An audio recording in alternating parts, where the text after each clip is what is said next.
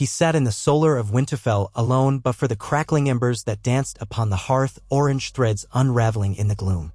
Eddard Stark, Ned to his friends, was never a man to wear his heart upon his sleeve, but tonight the weight of his thoughts pressed heavily upon his brow. The letter that had arrived from King's Landing lay upon the tabletop, the wax seal crumbled beside it. The seal was the rampant stag of House Baratheon, black on gold. Over so many years, that symbol had been a reason for hope, for an end to Targaryen tyranny, for the glimmer of a better future. Now, in the hush of Winterfell's great keep, it felt like an accusation. An indictment. A betrayal. Ned read Robert's words again, quietly, not because he sought clarity, they were clear enough, but because he still couldn't believe them. Once upon a time, Robert Baratheon's concern for the realm had been fierce. Together, they had toppled the Mad King, freed the Seven Kingdoms from Aerys' monstrous rule, and crowned a new era. Yet in the years since the rebellion, Robert had grown complacent, drunk on victory, gold, and wine. His laughter still boomed through the halls, but beneath it lay a hollowness that Ned could no longer deny. The letter confirmed it. Word of petty lords raping the countryside did not move the king to act. The gold in the royal treasury was all but vanished. The small folk starved while merchants and unscrupulous lords profited in the shadows. Then there was the matter of unrest across the narrow sea and these rumors of a young Targaryen pup trying to stake a claim. Robert dismissed them all. What was it he had written? Ah, yes, by the seven, Ned, do you mean to have me fret over every rumor from Braavos to the Dothraki Sea? Let them try. My hammer was enough for the last Targaryen, and I'll crush any new ones that dare cross the water. His disregard for the broader troubles tightened Ned's jaw. It was not Robert's arrogance that worried him. Arrogance had always been part of Robert's nature. It was his indifference, his ease in ignoring the realm's pain. The boy man, now who had once sworn to defend the people, had turned away from them. He lived for the tourney grounds, the feasts, the hunts, the whores, the jests. Lord Arryn, Robert's old mentor and hand, had tried valiantly to maintain order, to keep the ship of state afloat on stormy seas. But Lord Arryn was long dead, and his replacement, that slippery council of sycophants and opportunists, had drained the crown's coffers. Ironically, the one man who had always refused such a position, Eddard Stark, was the one who might have been the realm's salvation. Ned sighed. He closed his eyes, remembering the day he'd parted ways with Robert after the rebellion, the day he'd chosen the peace of the North over politics in King's Landing. Robert had clasped Ned's shoulder and teased him, "Go on, you sour wolf. Hide in the snow. I'll see you soon enough." But with each year that passed, each letter that arrived bearing news of yet another slight to justice, another rash indulgence of the king's, Ned's patience had begun to fray. For a man of the North, with his father's teachings ever present in his heart, honor, duty, the well-being of those under his protection, there was only so much he could abide. He stared at the letter, Robert's words echoing in his mind. Let them starve if they can't fend for themselves. The small folk always whine. They'll learn to work harder when the winter comes. And so on. Familiar words that reminded Ned of the man Robert had become, a brawler in the yard, fearless yet heedless, too blind to see the wounds he inflicted by doing nothing. He rose from the table and stepped to the window. The courtyard glistened with freshly fallen snow, the ramparts dusted white. The howling wind carried with it an unspoken promise. Winter was coming. A true winter, one that might last years. How many small folk would starve if no one took steps now to protect them? With the realm's resources squandered, no alliances sealed, no wards or storehouses properly readied, the greatest danger to the kingdom was not dragons or foreign kings, it was the coming cold and the realm's own apathy. He thought of Catelyn, how she had always championed caution. She had known the burdens of rule and told Ned it was not his place to dispute Robert Baratheon, an anointed king. "We do our duty," she would say. "We keep the North safe. That is enough." But Ned found that it was no longer enough. Perhaps it should have been, but with each passing day, the Seven Kingdoms slid further into chaos. A lioness whispered poison in the king's ear, a cunning eunuch spun webs of secrets, a cunning spy master in a mockingbird sigil looked out only for himself. No, the realm had no father, no caretaker. And so the realm suffered. He pressed his forehead to the cold stone of the window frame. Duty. Honor. The words twined around him like a noose. He thought of the stark words again, that chilling refrain, "Winter is coming." It was not a threat but a warning of time, of change, of trials that demanded fierce resolve. The North remembered. Even in the South, they should remember. If the king had abdicated his responsibilities in all but name, then who would step forward? If not Ned Stark, then who? His heart pounded. The notion that had been simmering at the edge of his mind for months, perhaps years, finally burst into clarity. To protect the realm, he might have to oppose the very man he had once crowned. He might have to risk losing everything: Caitlin, Winterfell, the respect of lords and knights across the land. Could he truly commit treason against Robert Baratheon? The notion felt vile. They had fought side by side, had bled together. Robert was as close to a brother as Ned had left. But the realm came first. The realm came before friendships, before comfort, before even the memory of what had been. And though it pained him to the bone, Ned knew he could not stand by while Robert's negligence endangered millions of souls. There was no time to wait for the next cataclysm. The realm needed a leader who would treat kingship as a sacred duty, not a drunken pastime. Ned let out a long breath as if exhaling doubt from his lungs. In the flicker of the hearth's glow, he drew the parchment close, scribbled a single line in a firm hand, then sealed it with the dire wolf of House Stark. The line read simply, "Gather the bannermen at once." A scribe would see it delivered to every corner of the north. Ned would hold a great council in Winterfell under the dire wolf banners and present the truth of matters. He would not act alone. If his bannermen agreed to stand behind him, then the die would be cast. He would see it done.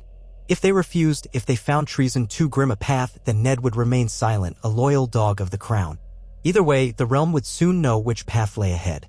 But Ned Stark's heart told him one thing clearly: he could not serve a king who refused to serve the realm. He rang the bell for Maester Luwin, and the old scholar padded into the solar in his gray robes, eyes keen behind his chain of many metals. Without explanation, Ned handed the sealed parchment to him. Maester Luwin's eyes flicked to Ned's face, searching for an explanation, but Ned's grim expression offered none. "See it delivered," was all he said. The Maester bowed and withdrew. Left alone in the solar, Ned ran his hand over the pommel of ice, the ancestral great sword of House Stark. He wondered if the blade would soon taste blood once again. If so, let it be done swiftly, for the sake of the living and for the sake of the future. War was not something he desired, but there were no easy choices left, and the cost of doing nothing was too high. He bent his head, the flames behind him painting his shadow upon the wall, a dire wolf overshadowing a stag. So be it. The die was cast. A fortnight later, the courtyard of Winterfell was transformed into a sea of banners. The white sunburst of House Karstark, the flayed man of the Boltons, the merman of House Manderly, the tall pine of House Tallheart, the clasped hands of House Glover. They came from across the north, hundreds of knights and lords, sworn swords and sworn shields, thronging the ancient keep. The great hall bustled with the weight of 1,000 men's whispers. Ned sat at the high table, flanked by his lady wife and Robb, his heir, though the boy was scarcely old enough to grasp the full import of what was happening. The lords of the north found their seats, each heavy cloak battered by the cold wind outside. Torches crackled, spitting orange sparks upon the vaulted rafters. When the last of them had settled, Ned stood and let his gaze wander. Lord Wyman Manderly, stout and red-faced, sat near the front, his 2 sons to his right. Roose Bolton sat further back, pale and unreadable as always. Lord Rickard Karstark, stoic as stone. The younger lords, Galbart Glover, Helman Tallheart, looked uncertain, their shoulders tense. Each of these men had pledged fealty to Ned in the past. Each had accepted Robert Baratheon's reign. And now they had come at Ned's command, wary but curious, uncertain but loyal. Ned took a moment to compose his thoughts. He knew how the magnitude of his words might roil these men to the core, might spark a civil war that would devour the realm. Yet the alternative was to permit a slow decay, a rot from within. No matter how the dice fell, blood would be spilled, but Ned believed that acting quickly might spare thousands, even millions of innocents from the horrors that inaction would unleash. So he stood, gripping the table's edge. "My lords," he began, his voice carrying over the hush. "You have come far at my summons. I thank you. Know that I do not take your presence lightly, nor the duties that we owe one another. You have questions, I am sure. You wonder why I have called for you in the middle of harvest, before the snows have fully settled. You wonder if there is war brewing. You wonder if there is some threat from beyond the wall." A ripple of tension coursed through the hall. These were the men of the north who took such matters seriously indeed. "My friends," Ned continued, "the threat I speak of is not beyond the wall. It is within our very realm. We have served King Robert faithfully since the rebellion that toppled the Mad King. We were promised a reign of justice and prosperity. We believed in the strength and honor of our new king. I have believed in it for many years, for Robert was my friend, my brother in arms. I loved him. But times have changed. I fear the king has forgotten his responsibilities." He paused and allowed the murmurs to die down. "Across the realm, the small folk suffer. Raiders pillage. Bandits grow bold. The crown's treasury is empty. The Lannisters whisper counsel for their own benefit while the king grows fat with drink. The realm decays. And with winter at our doorstep, we cannot afford a king who does nothing. A wave of shock passed over the crowd. Some bristled, others glanced at their neighbors. Accusing the king of negligence was perilously close to treason. They must have known that. Yet none spoke out immediately. Their loyalty to Ned, or perhaps their fear of him, stilled their tongues. "I called you here," Ned said, his voice firm, "because the North deserves better than to go hungry in the snows while the crown squanders what little gold remains. The realm deserves better than to be left at the mercy of foreign threats, spurned alliances, or the arrogance of a king too mired in his comforts to rule." A hush fell so complete that one could hear the crackle of the hearth. Roose Bolton's voice broke the silence, soft as a sigh. "My lord, these are grave matters." "Do you mean to depose his grace? Has it come to that?" His pale eyes flicked to Ned. A few heads nodded, a few gasps rippled. Ned swallowed. He had resolved himself to speak the words plainly. A king who does not serve his kingdom is no king at all. I have sent countless letters to King's Landing, urging action for the good of the realm, for the good of the North. Those pleas have fallen on deaf ears. The king dismisses them as trifles. He indulges his sycophants, ignores the small folk, and invites ruin. Therefore, and here he paused, letting the moment weigh upon every man in the hall, I would seek a new order for the realm. The Targaryens once grew mad with power, we rose to depose them. Now Robert Baratheon has grown indifferent. If we do not act, we are complicit in the realm's ruin. And so I propose we claim authority ourselves to preserve the peace and prosperity of these lands by forcing Robert Baratheon to abdicate if he will not do his duty. An uproar ensued. Voices clamored, some calling for calm, others for an immediate condemnation of such talk. Yet many wore faces of dawning comprehension. The harvests had been poor these past seasons, the royal demands had remained high, yet no relief was offered in return. The king had made few journeys north, and when he had, it was at the realm's expense. Rumors had abounded of the crown's debts, of the Lannisters growing ever more powerful. The lords of the North were not blind. Catelyn Stark's face was set, her lips pressed thin. She had tried to dissuade Ned from this path, but she stood at his side regardless.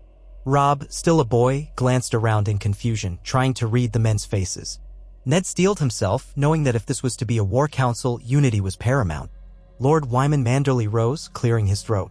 A broad man with a fierce loyalty to House Stark, he eyed the crowd. "Lord Stark," he said, "I have known you many years. My father knew your father. House Manderly has always followed the banner of the dire wolf. We have endured Targaryens, we have endured Robert's rule.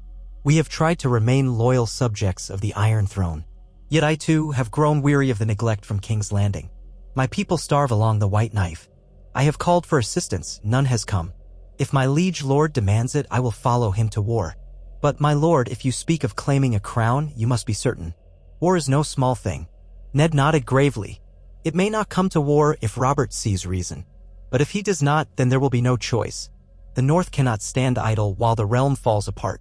We must unite, and if necessary, we must present a united threat strong enough to dethrone a king." A spate of anxious muttering followed. Then Lord Rickard Karstark spoke. "You propose we crown you, Lord Stark? Or do we simply force Robert's hand? If we are to do this, it must be decisive. Otherwise, we risk plunging the kingdom into chaos." Ned's voice was low but steady. "If Robert Baratheon will not rectify his reign, if he will not serve the realm, then I would claim the authority for the good of the Seven Kingdoms. Call it a crown if you must. But understand, this is not ambition or vanity. This is duty. I will assume the burden of rule only to spare the small folk further suffering. If Robert steps down and a new king, more fit, can be chosen by the realm's lords, so be it. But I fear that will not happen without bloodshed." Galbart Glover spoke next, in a hushed tone. "Lord Stark, the other great houses, House Lannister, House Tyrell, House Martell, how will they greet such a move? We may have war on all fronts." Ned acknowledged that with a nod. "We must be prepared for that. Yet I have reason to believe that not all houses would stand with the king in open conflict. Many are disillusioned. Some see the Lannisters' influence in court as a plague. We may find alliances among the Riverlands and the Vale. Jon Arryn was beloved there, and they may not appreciate how the king has neglected his memory. For now, we must decide our own course. The North must stand together. If we do, we are a force unmatched in Westeros. Winterfell has endured for thousands of years. We can endure this too if we stand united." More arguments broke out, but beneath the heated words, Ned could sense an underlying current of agreement. It was not euphoria or ambition that moved them, but resignation. The writing had been on the wall for some time. The king was not truly a king anymore. He was a drunkard, a puppet of Lannister gold, or perhaps simply a man who had lost his zest for true governance. The North had always prided itself on independence and resilience. And so, though the lords bickered and measured the risk, the tide turned as the hours passed. One by one, they rose to pledge their swords should the king refuse to meet the realm's needs. By nightfall, they had reached a consensus. Letters would be sent to King's Landing, demanding reforms, immediate restitution to the North for the crown's broken promises, a robust plan to deal with banditry and unrest, and a vow to address the realm's debt. If Robert Baratheon refused or responded with disdain, then the North would break from the Iron Throne. And if the rest of the realm joined them, Ned Stark would stand as the caretaker of a new monarchy, King Eddard of House Stark, if that was the will of the lords. The assembled men parted with heavy hearts, each understanding that this was no trifling matter, that the lines of loyalty would soon be tested in blood. That night, Ned lay awake, his wife's presence warm but tense by his side. He could feel Catelyn's heart racing in the darkness. "I wish it had not come to this," she whispered. "Jon Arryn would be heartbroken to see you and Robert at odds." Her voice was thick with sorrow. "So am I," Ned replied softly, closing his eyes. "But I cannot abide the realm's suffering any longer. Honor compels me, as does love for our people." "I am sorry, Cat." She exhaled a trembling breath and turned her cheek to his. "If this must be our path, let it be swift. May the gods have mercy on us all." The ravens flew south in a flurry, bearing the demands of the North. Ned penned them in a careful, respectful tone, yet the words contained an unmistakable ultimatum. "Reform your governance at once and fulfill your duty, or the North shall consider your oath broken and withhold its fealty." He doubted Robert would read more than the first line, for the king's temper was legendary. But Ned had to give him a chance. Robert deserved that much, for old love if nothing else. The North waited. In the gloom of early winter, courtyards emptied of traveling knights, while blacksmiths toiled to forge arms. Food was stockpiled, roads patrolled. The men of the North prepared for war, but they prayed for peace. Day after day, the ravens returned bearing no reply, until at last a raven arrived from the Red Keep. Its message was short, scrawled in Robert's wide, angry hand. "I'll have no man, especially not you, Ned, dictate to me how I should rule my own realm. You owe your fealty or you owe your head. Come south at once to explain yourself or be declared traitor." So it was to be war, then. Ned's jaw tightened as he read the note again. There was no mention of reforms, no mention of compromise, not even the faintest apology or attempt at diplomacy. Just a bald threat. Perhaps this was inevitable. Before dawn the next morning, Ned mustered his knights and men-at-arms in the bailey. Heavy clouds lay across the sky, promising another snowfall. Robb stood at his side, looking worried but trying to keep a stern face. Maester Luwin shuffled anxiously near the stables, clutching messages for other houses. War was on them, though no sword had yet been drawn. Word would spread like wildfire that the North had defied the king. The lines would be drawn across Westeros, and soon the ravens would bring rumors of new alliances, new betrayals. In that swirl of chaos, Ned had to remain calm. He was no eager conqueror. He was a reluctant caretaker. He turned to Roose Bolton, who had emerged from the keep's gatehouse. "Send word to the bannermen," Ned said, "that we march south in a fortnight. Let them gather their men. We will treat with any lords who still hold fast to justice, but we must be ready for open conflict. The king has made his threat." Bolton gave a measured bow, his face unreadable. "As you say, my lord." There was a curious glimmer in the man's eyes, but Ned ignored it. Bolton's allegiance was never simple, but for now he had pledged his support. That would have to suffice. Within days, outriders left Winterfell, riding to the far corners of the north to Bear Island and Carhold and White Harbor. Squires and stable hands readied the horses, blacksmiths hammered steel into shape, and House Stark's silver dire wolf banner was pulled out from dusty chests to be flown across each domain. Ned's children, Sansa, Arya, Bran, and baby Rickon, watched with wide eyes as the fortress came alive with the tension of a mustering army. Arya was fascinated by the sword drills in the courtyard, while Sansa looked on with horror, wishing for songs and peace. Bran climbed the walls to watch the knights ride in, banners snapping in the wind. The ancient walls of Winterfell had seen countless conflicts before. Perhaps they would see more to come. Ned prayed they would endure. Catelyn, for her part, did what she could to steady the hearts of the castle's inhabitants. She conferred with septas, arranged supplies for the families of the men who would march south, and prayed in the godwood each morning. Her watery eyes told Ned that she still dreaded what was to come. But she held her composure with stoic grace, the Lady of Winterfell as always. When at last the day came to march, she stood at the castle gates, holding baby Rickon in her arms with Sansa and Arya close by. Ned embraced them all in turn, lingering last with Catelyn, his forehead against hers. "May the gods keep you safe," she whispered. "I love you. Come back to us." Ned swallowed the lump in his throat. "I will do all I must. Pray for a quick resolution. Pray for reason in Robert's heart if any remains." With that, he swung into the saddle of his warhorse, the northern host arrayed behind him. War horns sounded. Hoofs clattered upon cobblestone. The gates of Winterfell yawned wide, and House Stark rode forth, an army forging through the crisp winter air. The time for half measures was gone. Eddard Stark, Warden of the North, marched south to challenge the crown he had once helped place on Robert Baratheon's head. The journey was grim and slow, for winter pressed upon them. Snowdrifts forced them to keep to the King's Road, which wound south through Moat Cailin, an ancient fortress that had once guarded the north against any southern invasion. Now, ironically, the same fortress would see the north leading a prospective invasion of the south. As they passed the half-ruined towers of Moat Cailin, Ned reflected on how strange it felt to be marching as a rebel again, though this time with the high banners of Stark proclaiming him as a champion of the realm. He had no illusions that many in the south would see this as a naked grab for power. They would whisper that Eddard Stark sought to become the second coming of Aegon the Conqueror, or the next Mad King. Yet Ned knew he must remain true to his purpose. Protecting the realm meant leaving behind all illusions that Robert might change. If the king wanted him as an enemy, so be it. Better that than to let the realm fall to ruin. They reached the Neck, that swamp-ridden tract of land presided over by the Crannogmen. Lords Reed of Greywater Watch pledged their quiet support.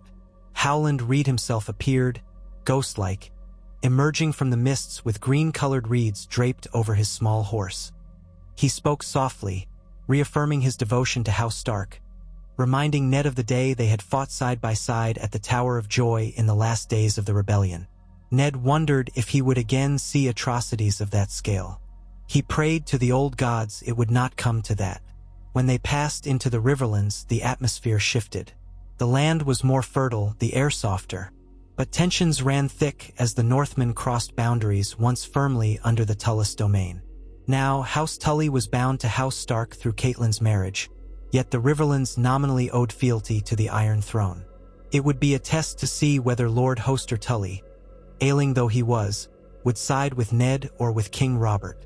That evening, Ned dispatched a raven to Riverrun, explaining his position, offering diplomacy, and appealing to the blood tie they shared. A few days passed, and riders approached under a flag of truce, the Tully fish upon a field of red and blue. Edmure Tully, Catelyn's brother, led the band. He greeted Ned with evident agitation. A proud man but often impulsive, Edmure wasted no time. "7 hells, Ned. You mean to drag us all into war? My father is sick, bedridden. The Riverlands were ravaged by the last war. Must we face yet another?" Ned regarded his brother-by-law with calm but unyielding eyes. "I have no wish to bring war, Edmure, but King Robert leaves us no choice. The crown's negligence grows worse, and if the realm starves while winter bears down, we'll see more suffering than you can imagine." Edmure glared. "So you would call yourself king?" He spat the word as if it tasted foul. Ned could not quite meet his gaze. It still seemed unreal in his own mouth, but he did not flinch. "If Robert abdicates and the realm's lords choose me to lead, then yes, I will bear the burden. But understand, Edmure, I do not hunger for the throne. I only hunger for justice." Edmure's jaw clenched.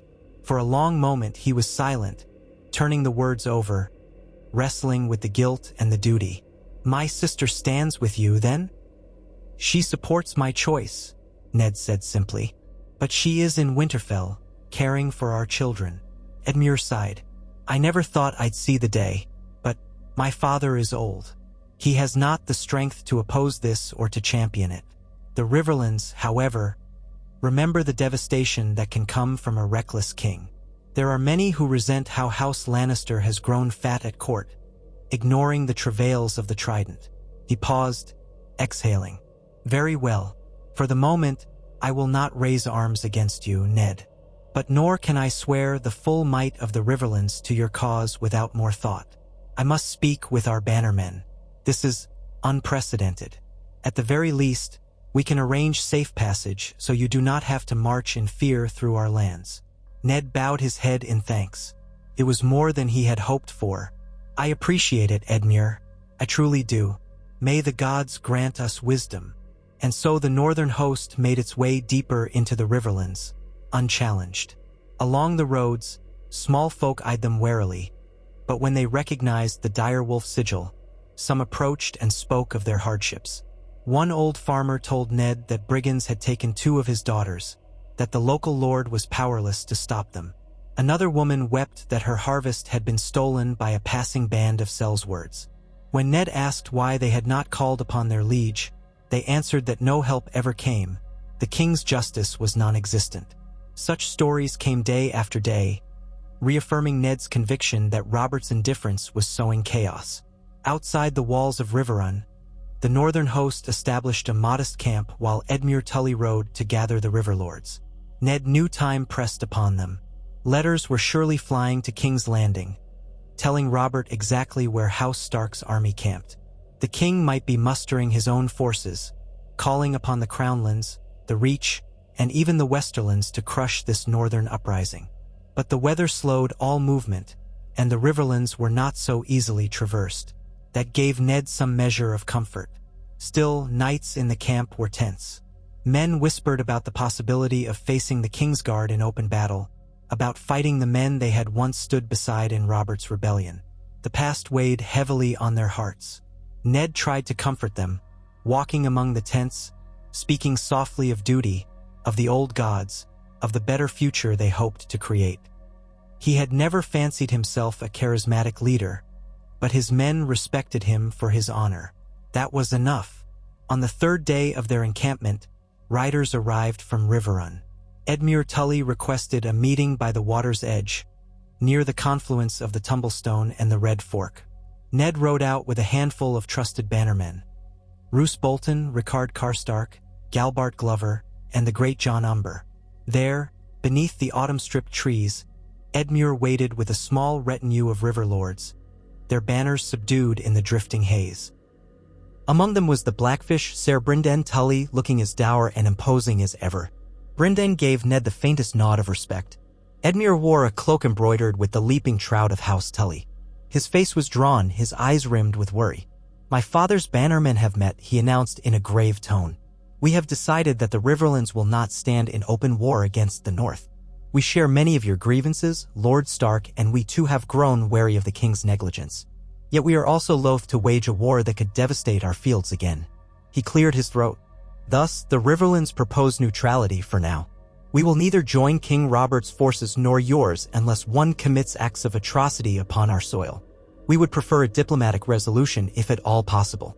Ned's mouth tightened. He had hoped for open support, but neutrality was still better than enmity. "I understand," he said quietly. "I will not press the point. I only hope that, should the king's men ride out to attack us, you do not allow them passage freely." Edmure exchanged glances with the Blackfish. Brynden Tully spoke up then, his voice coarse. "We will not close our borders to the king's forces, but neither will we close them to you. We have no wish to see the Trident become a battlefield again. If the fighting begins, we cannot stop it. We're too weak to stand up to the entire South. But you'll find no dagger in your back from the Riverlands either." Ned studied the Blackfish's face, the lines of regret and sorrow that told of too many years of conflict. "Thank you, Uncle Brynden," he said, using the familial term. He looked at Edmure. "You do what you believe is best for your people. If war does come, I only hope you'll see that our cause is just." Edmure gave a curt nod, though his eyes sparkled with conflicting emotions. "Then go, Lord Stark. We will not bar your path. The rest is up to you." Ned felt the tension in the air. Both sides knew that if King Robert mustered a southern alliance, the Riverlands would be pinned like a shield between them. Edmure was trying to spare his domain from the worst of it. Ned could not fault him. He offered a respectful bow, then turned to lead his men back to the northern camp. They would march again on the morrow.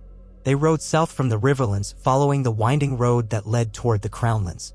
The chill of winter shadows lingered, but in some places the air was milder than in the north and the ground was less choked with frost. As they progressed, they encountered more refugees, small folk fleeing rumored armies massing near Harrenhal or King's Landing. Ned recognized fear in their eyes, a fear of disorganized war, of rapine and pillage. That spurred him onward, a grim determination in his heart to restore some semblance of order. When they reached an abandoned village, its huts burned, Ned saw the cost of chaos. The fields were scorched, the livestock gone. Bodies, too, though many had been devoured by crows. The stench turned men's stomachs. Galbart Glover spat in disgust, cursing the brigands who had done such a thing. Roose Bolton said nothing, only regarded the scene with icy detachment as though calculating how best to use it. Ned knelt by one of the charred huts, feeling a wave of sorrow. This was what a realm without justice looked like. He swore again to do what must be done, no matter the cost. Winter was approaching fast, and the roads grew muddy under intermittent snow and rain. Still, the northern host pressed on, with outriders scouting each side path. Eventually, news came that the king had assembled an army near King's Landing, with many forces from the Stormlands and the Crownlands rallying to him. The Gold Cloaks, King's Landing's city watch, might bolster his ranks as well. Men whispered about House Lannister. Would they join the king's cause, or hold back and see how events unfolded? Ned suspected that Tywin Lannister would bide his time, letting his potential enemies weaken one another. Such was Tywin's way. To avoid immediate confrontation, Ned called a council among his leading lords in a half-crumbled holdfast they had secured for shelter. A cold wind rattled the roofless walls, and the men huddled around a hastily built fire. The question, should they continue south or halt and attempt further diplomacy? Roose Bolton urged a decisive march on King's Landing, claiming that the shock of such boldness might topple Robert's rule quickly. Others, more cautious, argued that the city's walls were formidable, its defenders numerous. An assault on the capital could plunge the realm into a savage bloodbath. Ned listened to every argument in silence, then spoke, voice low and clear. We did not march south to ravage and burn. We marched to force the king to see reason. If we lay siege to the city, innocent folk will starve. Robert's men will be forced to sally out, or else the Gold Cloaks might turn on us. The city is known for its unrest. If we provoke a riot or open warfare in King's Landing, thousands could perish in the streets. Galbart Glover nodded. Then what do we do, my lord? Ned pressed his hands together. We will send another envoy to parley with the king. We will offer him one last chance to heed our demands: reform, distribution of grain for the hungry, re-establishment of the realm's treasury with transparent oversight, cessation of Lannister dominance on the small council. If Robert refuses, then we must prepare for open battle. Perhaps we can draw his forces into the field, away from the city where the risk to small folk is less. There we might defeat him, or at least force a stalemate. Some of the men murmured grudging acceptance. Roose Bolton's face remained opaque. And if he simply holds the city walls and refuses to sally out? Ned's lips thinned. Then we must blockade supplies. That alone may turn the small folk against him. But I would do so as a last resort. I want no wanton suffering. We are not the Lannisters to starve a city for greed. At dawn, they dispatched a small envoy led by Helman Tallheart, a man with a cool head and the ability to speak plainly. He was accompanied by a few score men for protection, bearing flags of truce. Meanwhile, the bulk of the northern host encamped near a bend in the Blackwater Rush, a few days' ride from King's Landing. There, they awaited Robert's response, though the tension was thick as chilled tar. Scouts reported sightings of the king's outriders, but no direct confrontation yet. A night passed in uneasy waiting. The land around them was mostly farmland, dotted with small hamlets. The northern men did what they could to keep discipline, forbidding pillaging or theft. Ned knew every step they took in these crownlands was scrutinized, that the people would judge them based on how they treated the local inhabitants.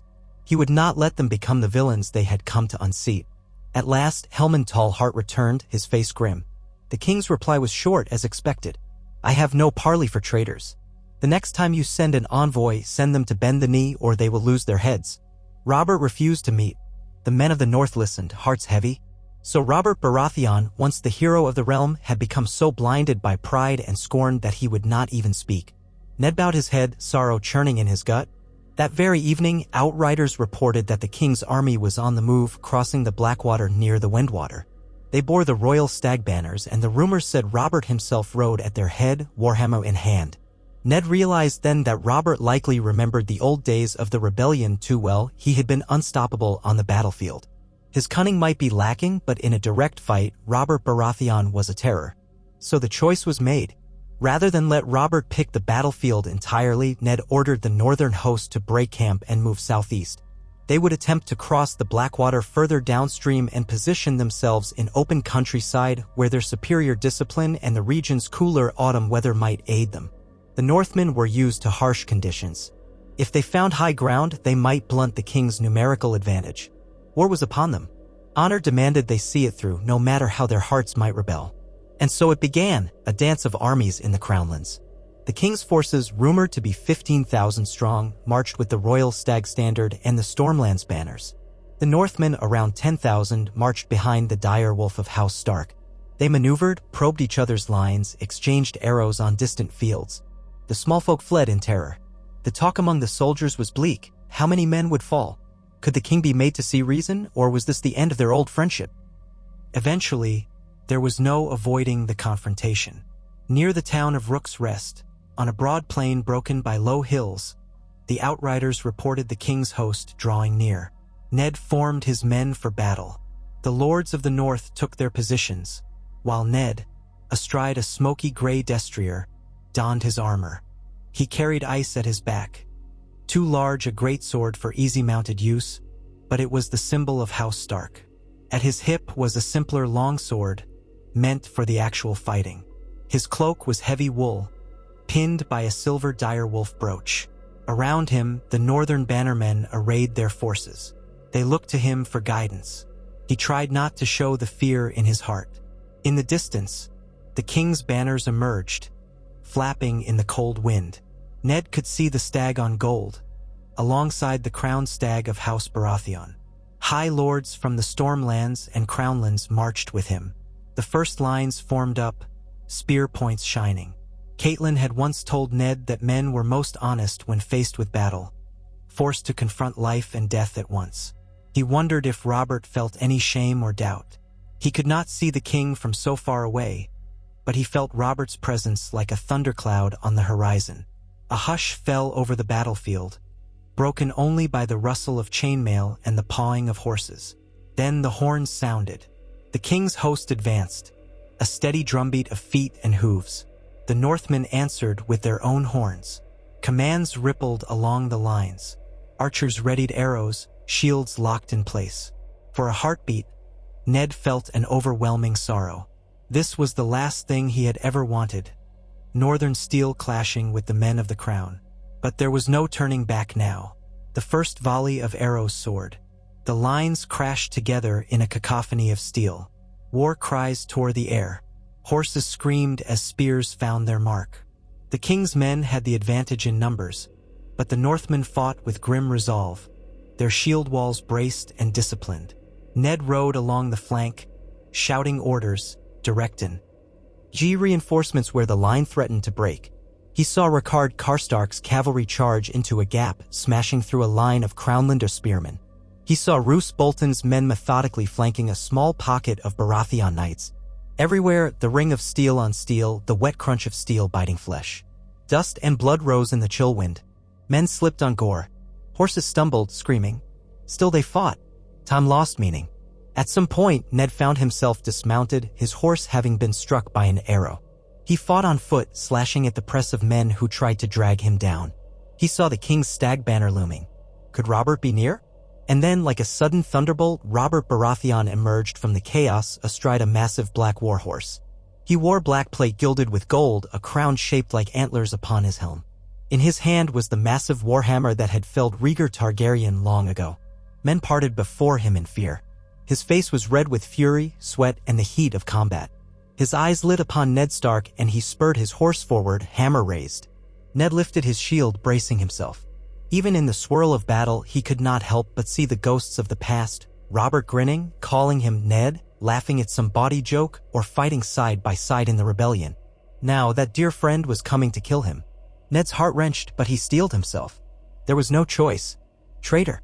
Robert bellowed, his voice booming across the din. He swung the hammer down in a deadly arc. Ned sidestepped, raising his shield.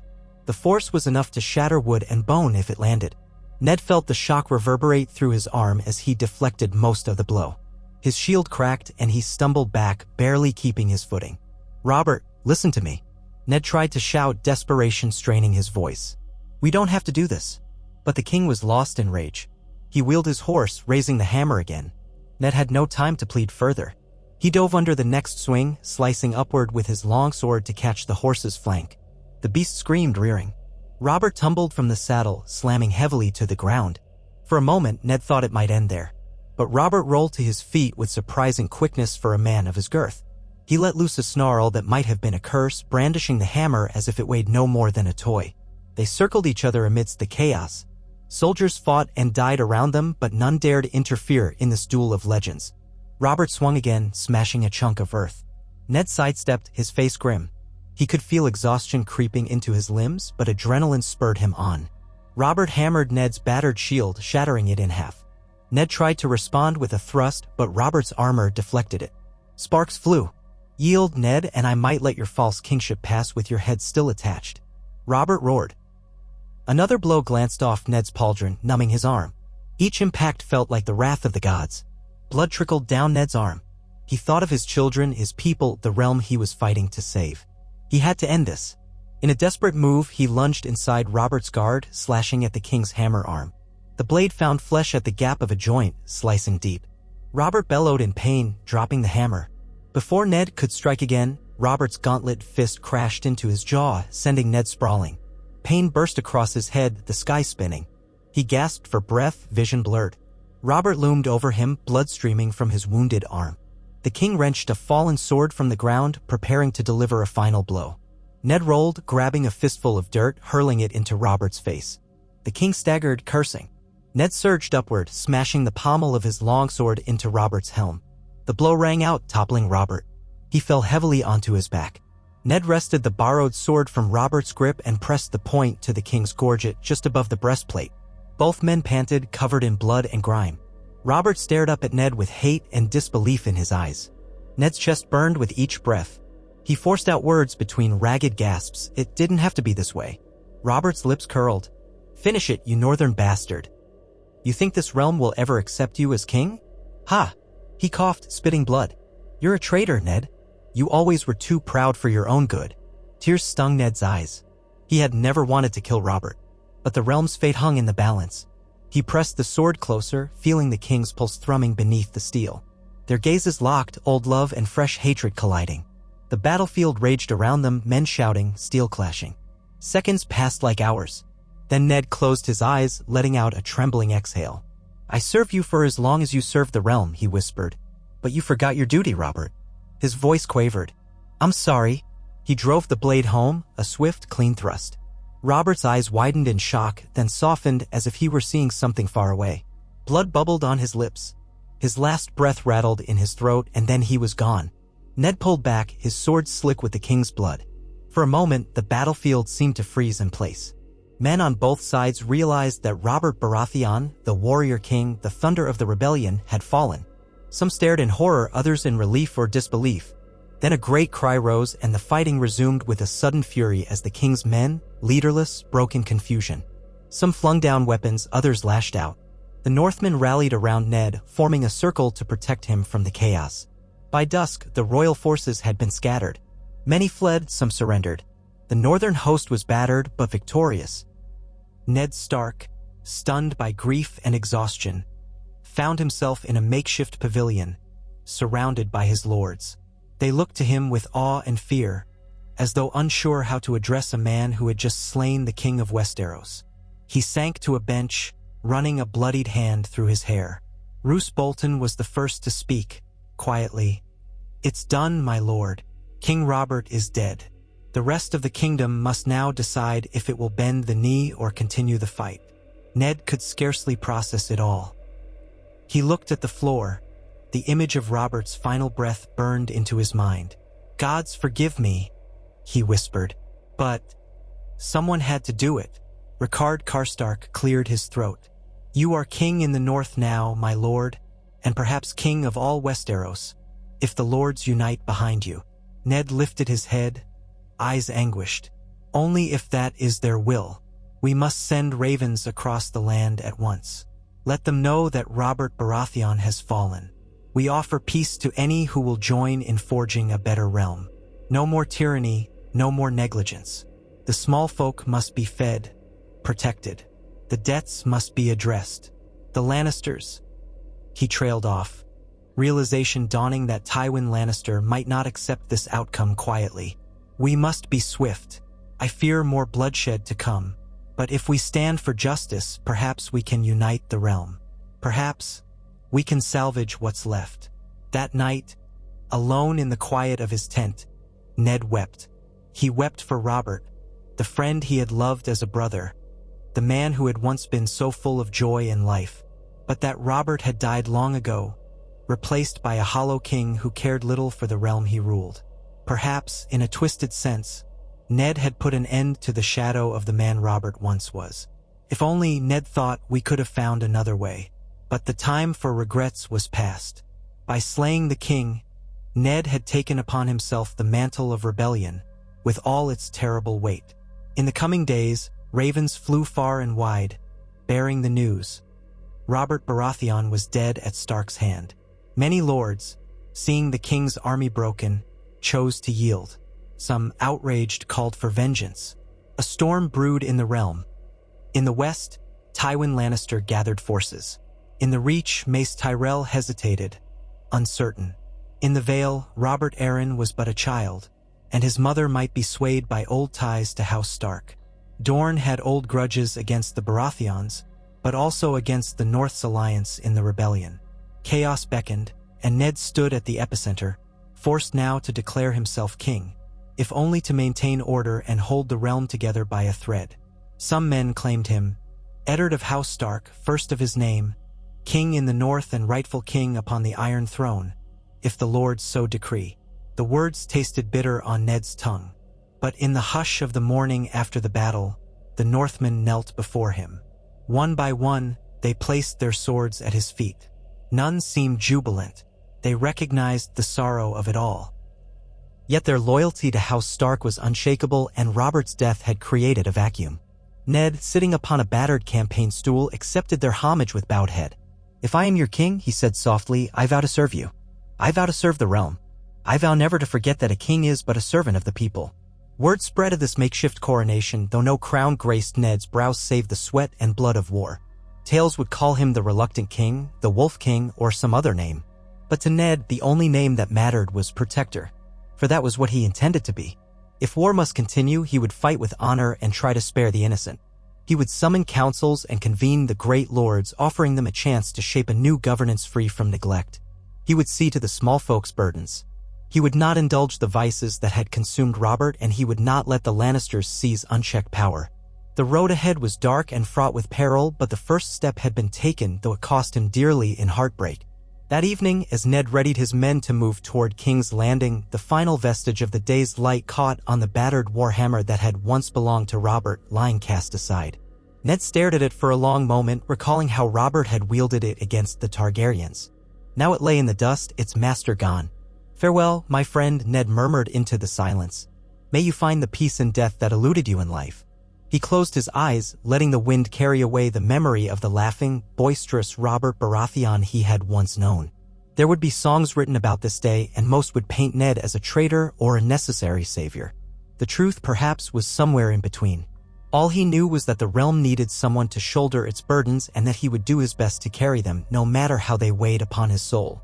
In the distance, thunder rolled. Or perhaps it was only the rumble of men marching. The Northmen parted, forming ranks once more, the direwolf banners rising. Ned Stark stepped among them, sorrow etched into his features, resolve in his spine. If this was what it took to save the realm from a king's indifference, then he would not falter. Winter was coming, but so long as he drew breath, he would make certain the realm stood ready. And so, under a gray sky flecked with dying sunlight, the reluctant new King Eddard Stark led his men onward, bracing himself for the trials yet to come. The march on King's Landing carried a grim weight that pressed on everyone's spirits, as if the very clouds overhead were reflecting the realm's sorrow. Ned Stark, now hailed by his northern lords as the new king, whether he liked it or not, rode at the head of the host, cloak flapping in a chill wind that smelled faintly of smoke and wet leaves. Autumn was nearing its end, and winter's promise loomed closer each day. In the aftermath of that bloody battle near Rook's Rest, the Northmen had gathered up their wounded and given honorable burial to the dead. Robert Baratheon's body, draped in simple cloth, had been borne away under guard until a proper tomb could be found. Few dared speak of him in Ned's presence. Some whispered that the king's shade would haunt the battlefield, that the thunder of his warhammer might echo in the distance at night. Others whispered that no man had ever looked so heartsick as Ned Stark when he'd lifted the blood-stained blade from Robert's still chest. No horns announced their arrival as they cut across the crownlands. No fanfare from local villages greeted them, only frightened eyes peering from shuttered windows and hedges. The realm was trembling. The King Robert was dead and Ned Stark was claimed as king by thousands of swords. No official coronation had taken place, but men called him Your Grace now, or My King, and he felt each word land like a blow of its own. This was the same Eddard Stark who had once found more comfort cleaning out stables than standing on a dais to receive empty flattery.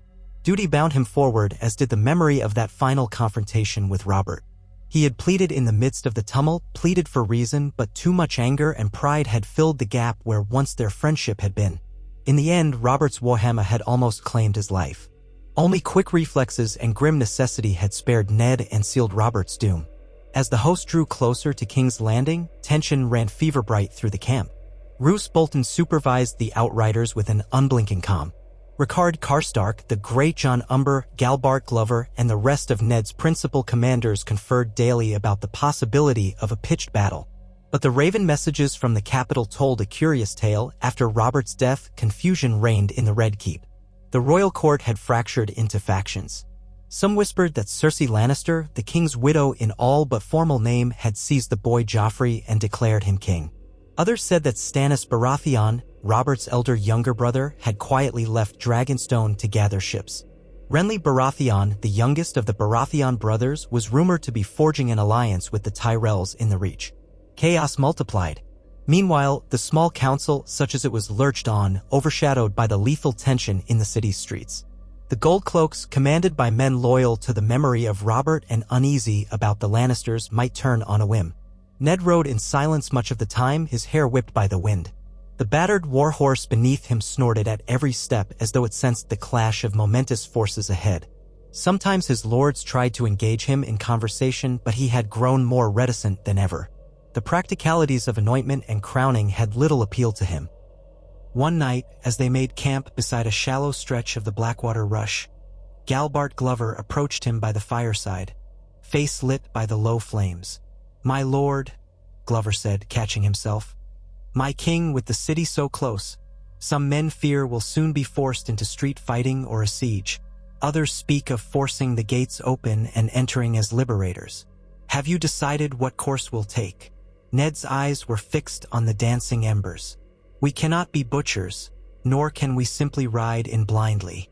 If the Lannisters have seized control within, they might barricade themselves behind the walls. Or the Goldcloaks might open the gates if they believe we offer a better hope for peace. Even so, I won't risk a massacre of the small folk. We will send envoys one last time, this time to the City Watch, to the key lords in King's Landing, to any who might prefer negotiation over slaughter." "We're with you," Glover said quietly. "Whatever happens." That loyalty was no small comfort. Night after night, Ned wrestled with the question of how to proceed. As king, if indeed that was what fate demanded he be, his first duty was to preserve the realm. Attacking a city of 500,000 souls risked devastation on a monstrous scale. Yet if the Lannisters were entrenched, or if Joffrey was proclaimed king by enough southern lords, bloodshed might be unavoidable. Each time Ned thought of Joffrey, he recalled the boy's petulant sneer and the rumors that he was no Baratheon at all, but born of incest. That vile possibility chilled Ned. It felt like another link in the chain of duty that had forced him onto this path. Yet the proof would be needed before the realm might accept the boy's illegitimacy. And even then, would that proof matter to Tywin Lannister's legions? On the following day, the northern host spread across a line of gentle hills. The roads leading to King's Landing were clogged with refugees. Many had heard that a wolf king was marching with a northern army, that Robert was dead, that war was coming. Wagons creaked under the weight of entire families fleeing for the countryside, though there was scarcely any safety to be found there. Ned ordered his men to let the small folk pass unmolested, offering them what meager assistance the army could spare. Each time he saw a child clutching a ragged bundle, or a mother cradling an infant, Ned felt his resolve deepen. If no one else would safeguard these people, he must. It was the duty that had guided him since the moment he first realized that Robert would do nothing to help them. They found a vantage point on a ridge. Through the drifting haze, Ned glimpsed the outline of King's Landing in the distance. The tall towers of the Red Keep perched on Aegon's high hill, the city walls sprawling in a vast ring, and beyond them, the waters of Blackwater Bay. The air was thick with a metallic tang, as if the city itself exhaled tension. It had been many years since Ned last set foot there, back when Jon Arryn had summoned him to be Robert's hand and Ned had refused. Memories of the city flooded back, the endless noise and squalor, the labyrinth of streets, the suspicious eyes of courtiers who whispered behind his back. Now he was returning in armed defiance of the very crown he had once helped Robert Baratheon claim. How strange fate could be. On the outskirts of the city, near the mouth of the Rosby Road, the Northmen established a fortified camp.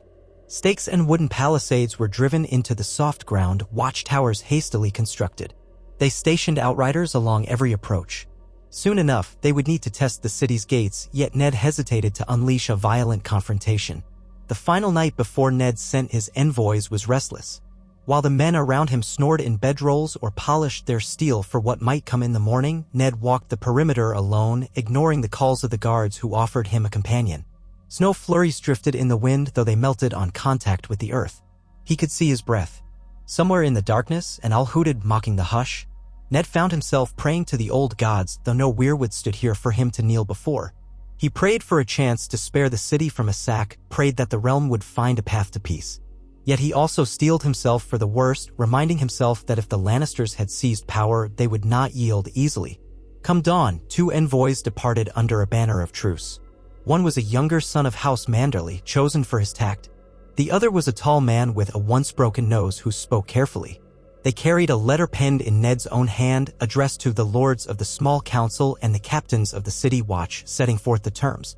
The city would be guaranteed peace and fair treatment if it opened its gates and recognized Eddard Stark as protector of the realm, pending a great council of the lords of Westeros to confirm or deny the claim. Any who stood in open defiance would be treated as rebels.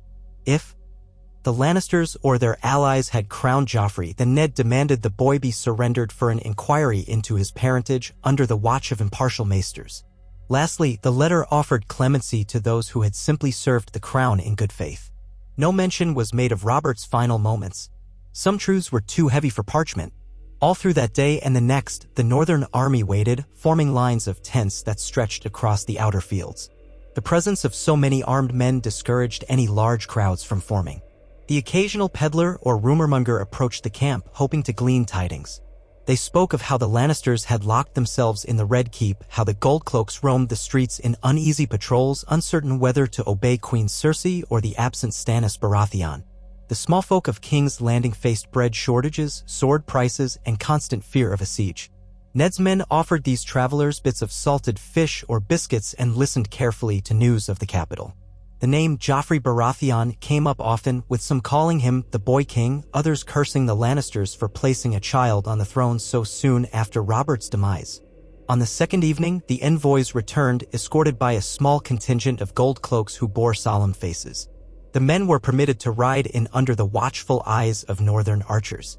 Inside Ned's tent, a large command pavilion set up near a line of torches, the envoys reported that Queen Cersei refused to parley. Joffrey was declared king by the red-haired boy himself, who had appeared on a balcony to sneer at them, calling them traitors. The small council was in disarray, some had fled, others stood by Joffrey, and yet others, like the eunuch Lord Varys, had simply vanished.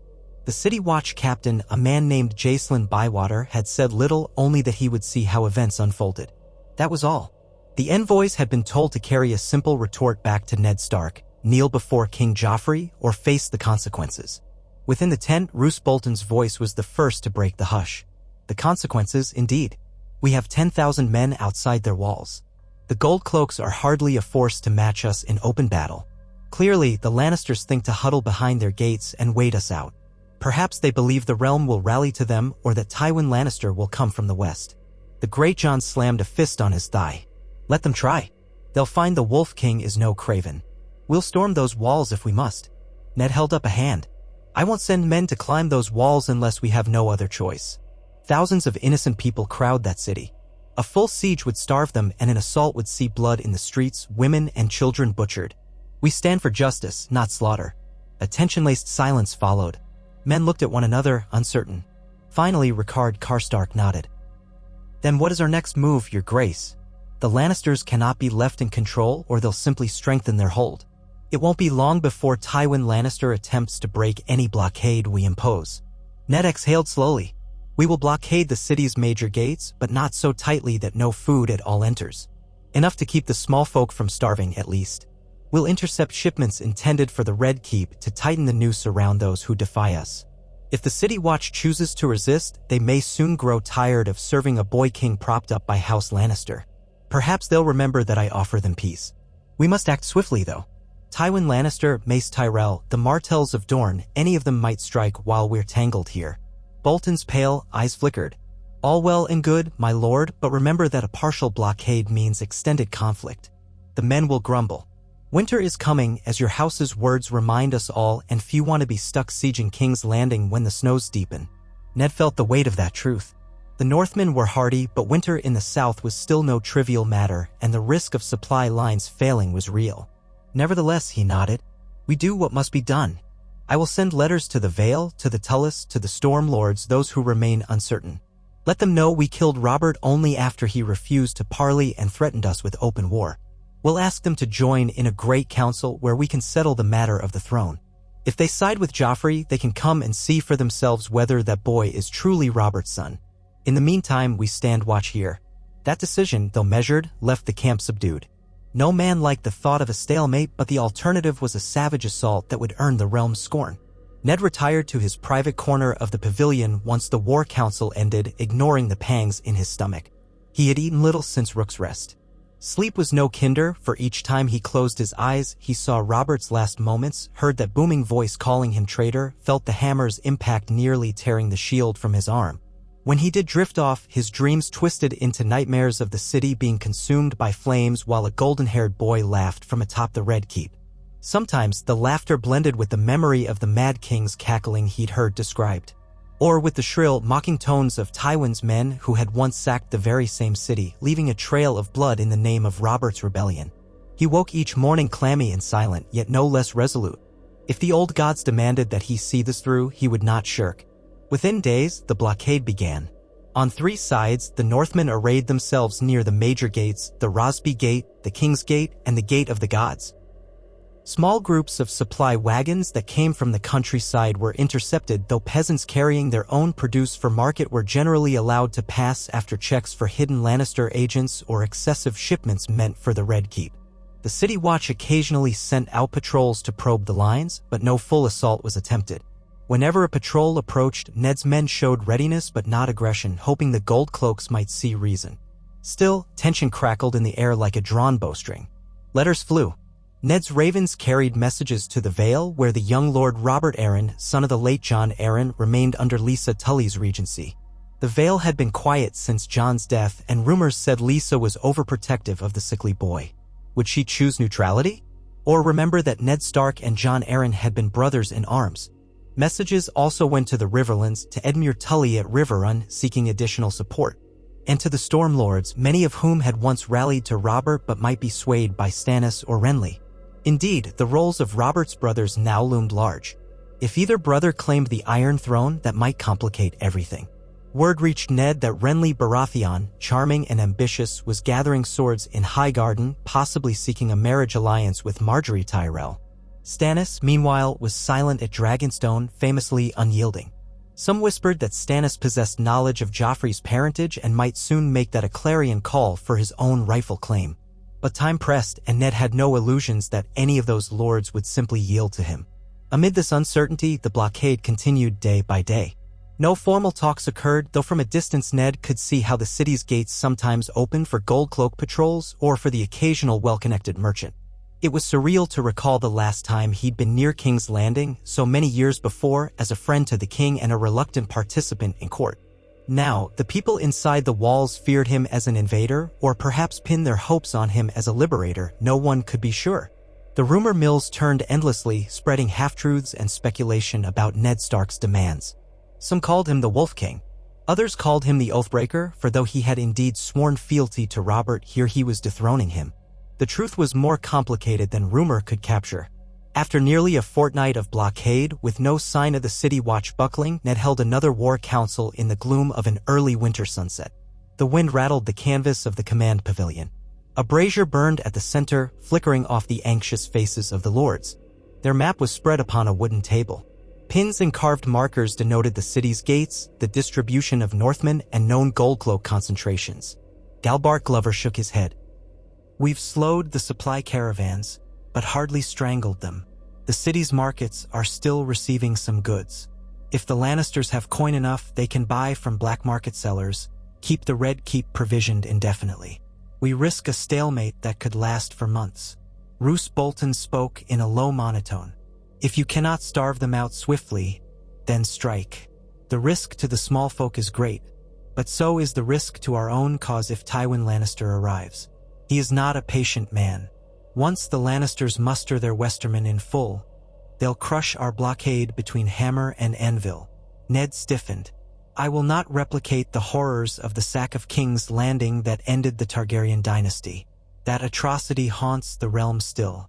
The small folk should not suffer for the arrogance of their rulers. We must hold off on any savage assault." Bolton's pale gaze flicked across Ned's face.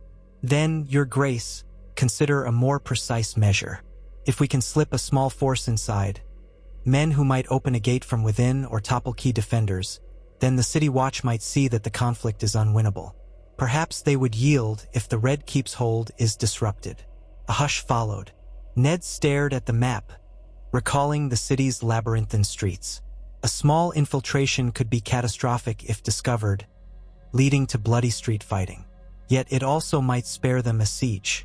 "A bold plan," he murmured. "But who would lead it? And how would we ensure they open the gates without igniting mass chaos?" Bolton shrugged. "I leave the details to your judgment. But it's a path that spares the brunt of the populace while targeting those who cling to power, Cersei, Joffrey, and their loyal captains." Ned mulled over that strategy long into the night. The next day, circumstances took a strange turn. A band of Goldcloaks approached the blockade at the Gate of the Gods, carrying a white flag. They asked for an audience with King Eddard Stark. Ned rode out to meet them, a small escort at his back. The Goldcloaks, perhaps 30 in number, looked tired and nervous. Their leader, a sergeant, removed his helm to show a sweaty brow and receding hairline. "We bring a message from Lord Bywater," the man said. "He asks that you meet him alone at the ruins of the old Septri by the roadside, at dusk. He says it concerns the City Watch's stance in this conflict." Ned's men bristled at the request for him to go alone. It smelled like a trap, but if the City Watch truly meant to negotiate, this could be the chance Ned had prayed for. He told the sergeant he would consider the offer. Later that afternoon, with an anxious hush among his lords, Ned decided to accept. He would not go alone. He would bring a small retinue, though discreet enough not to alarm the Goldcloaks. If Jacelyn Bywater was sincere, perhaps a compromise could be forged. If it was a ruse, Ned would trust in his loyal men to protect him. They rode out at dusk, Ned and 5 companions. Roose Bolton, Rickard Karstark, and 3 trusted guards. The old Septri lay in crumbling stone near a copse of oak trees, just off the main road. The last of the daylight glimmered along the horizon, painting the sky with streaks of orange and purple. They dismounted in silence, the wind moaning through the half-collapsed arches. Ned's boots scuffed against scattered rubble. His breath came in low, measured exhales, his senses keen for any sign of ambush. Footsteps echoed. From behind a pillar emerged Lord Jacelyn Bywater, still in partial armor but without his gold cloak. He was a tall man, with a trimmed beard and a face set in stern lines. With him stood only 3 men of the City Watch, each armed but keeping distance. Lord Bywater gave a curt bow of respect, though not quite a kneel. His gaze flicked to Ned's face. "My lord, or should I say, your grace?" Bywater's voice echoed softly in the Septri's ruins. I have served the city watch for many years under Robert and even before his reign. I value the city's peace above all else. But now I find myself at odds with the Lannisters' hold on the Red Keep, and I know many of my men feel the same." Ned glanced at Bolton and Karstark. Both stood ready, eyes scanning the shadows for trouble. Then Ned returned Bywater's look. "If that is so, I welcome it. What does your lordship propose?" Bywater's mouth tightened. "Queen Cersei has no love for the Watch. She sees us as fodder to shield her hold on power. The boy Joffrey is frightened, lashing out, ordering punishments for trifles, ignoring the dire reality we face. The talk in the Red Keep is that Lord Tywin must be summoned with a great host, that the Watch must buy time until the Westermen arrive. Meanwhile, the cost of bread doubles each week and anger grows among the small folk. We stand on the brink of chaos." Ned's voice was steady. "I do not wish to see King's Landing suffer. If the Watch were to stand aside, or indeed stand with me, we could restore peace quickly. I promise a fair hearing for any who served Robert in good faith. But the Lannisters must relinquish the throne. Joffrey's claim is questionable." Bywater inclined his head. "And if we do stand with you, how do you mean to handle the Lannisters in the Red Keep? Are we to storm the castle from within?" Ned hesitated. Memories of how Tywin Lannister's men once took the city, slaughtering the children of the Mad King, rose in his mind. He would not repeat that horror. "If you can persuade them to surrender, do so. If Cersei and Joffrey refuse, you might indeed have to open the gates from within. But I beg you, keep casualties to a minimum. The realm has known enough slaughter." Bywater's face showed relief, as though he'd feared a more brutal answer. "I have perhaps half the Watch on my side, though I cannot be certain how the others would act in the moment. There is also the King's Guard to consider.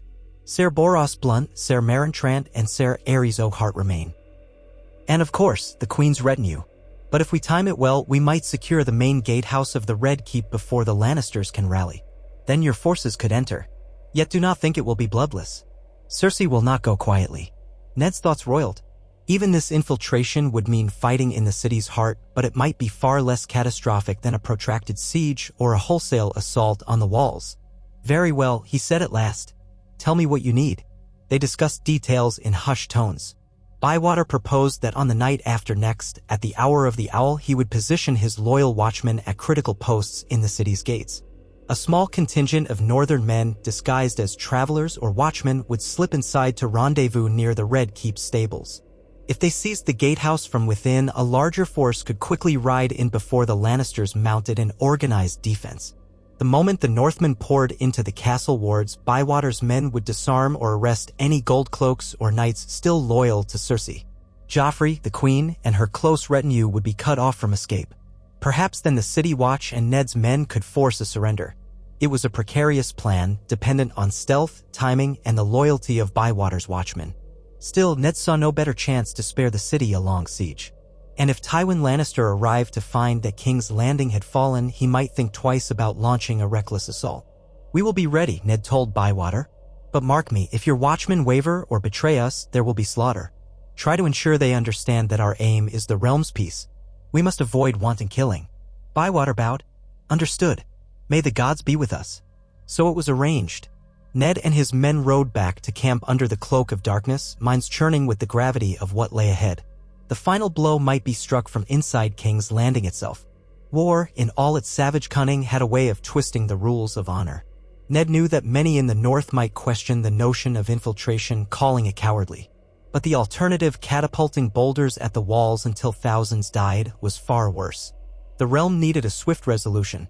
The Lannisters needed to be disarmed before Tywin's armies arrived. If that meant slipping in under false pretenses, he would do it. The day leading up to that midnight infiltration was thick with tension. Ned selected men he trusted deeply for the mission, men who could remain calm under pressure, who would not butcher innocents, who understood the difference between cunning and cruelty. Roose Bolton volunteered himself, his pale eyes glittering with an unreadable expression. Ned was uneasy about Bolton's presence, for the man's methods had always seemed too cold. But Bolton was cunning indeed, and perhaps that would be needed. Rickard Karstark, the Great John, and others would command the main blockade while Ned led the infiltration. Though his lords insisted that their king should remain safe in the rear, Ned shook his head. If men were to risk their lives inside the city, their leader would risk his as well. He would not hide behind his rank. Under cover of twilight, a group of about 50 Northmen departed camp on foot, clad in a mismatched assortment of cloaks, helms, and leathers. The aim was to pass as small pockets of travelers or else watchmen returning from an outlying patrol. Jacelyn Bywater had arranged for them to slip through a lesser-known gate at intervals. Once inside, they were to regroup near a humble stable in Flea Bottom. Bolton accompanied Ned, wearing simpler armor than usual. The man's unblinking calm disturbed some, but Ned put aside the feeling. They needed everyone's nerve tonight. They spread out, taking separate paths toward the city. Ned traveled with a handful of men, the hood of his cloak drawn low. The night air was damp with the threat of rain or snowfall. The roads were mostly deserted, though from time to time they passed a cluster of poor folk trying to gain entry before curfew. The gold cloaks at the gate looked harried and exhausted. A bribe of a few silver stags, discreetly passed by one of Bywater's men, saw Ned's group admitted. The city walls rose looming, the portcullis rattling overhead. Once inside, the stench of King's Landing enveloped them, a pungent blend of waste, sweat, and rotting refuse.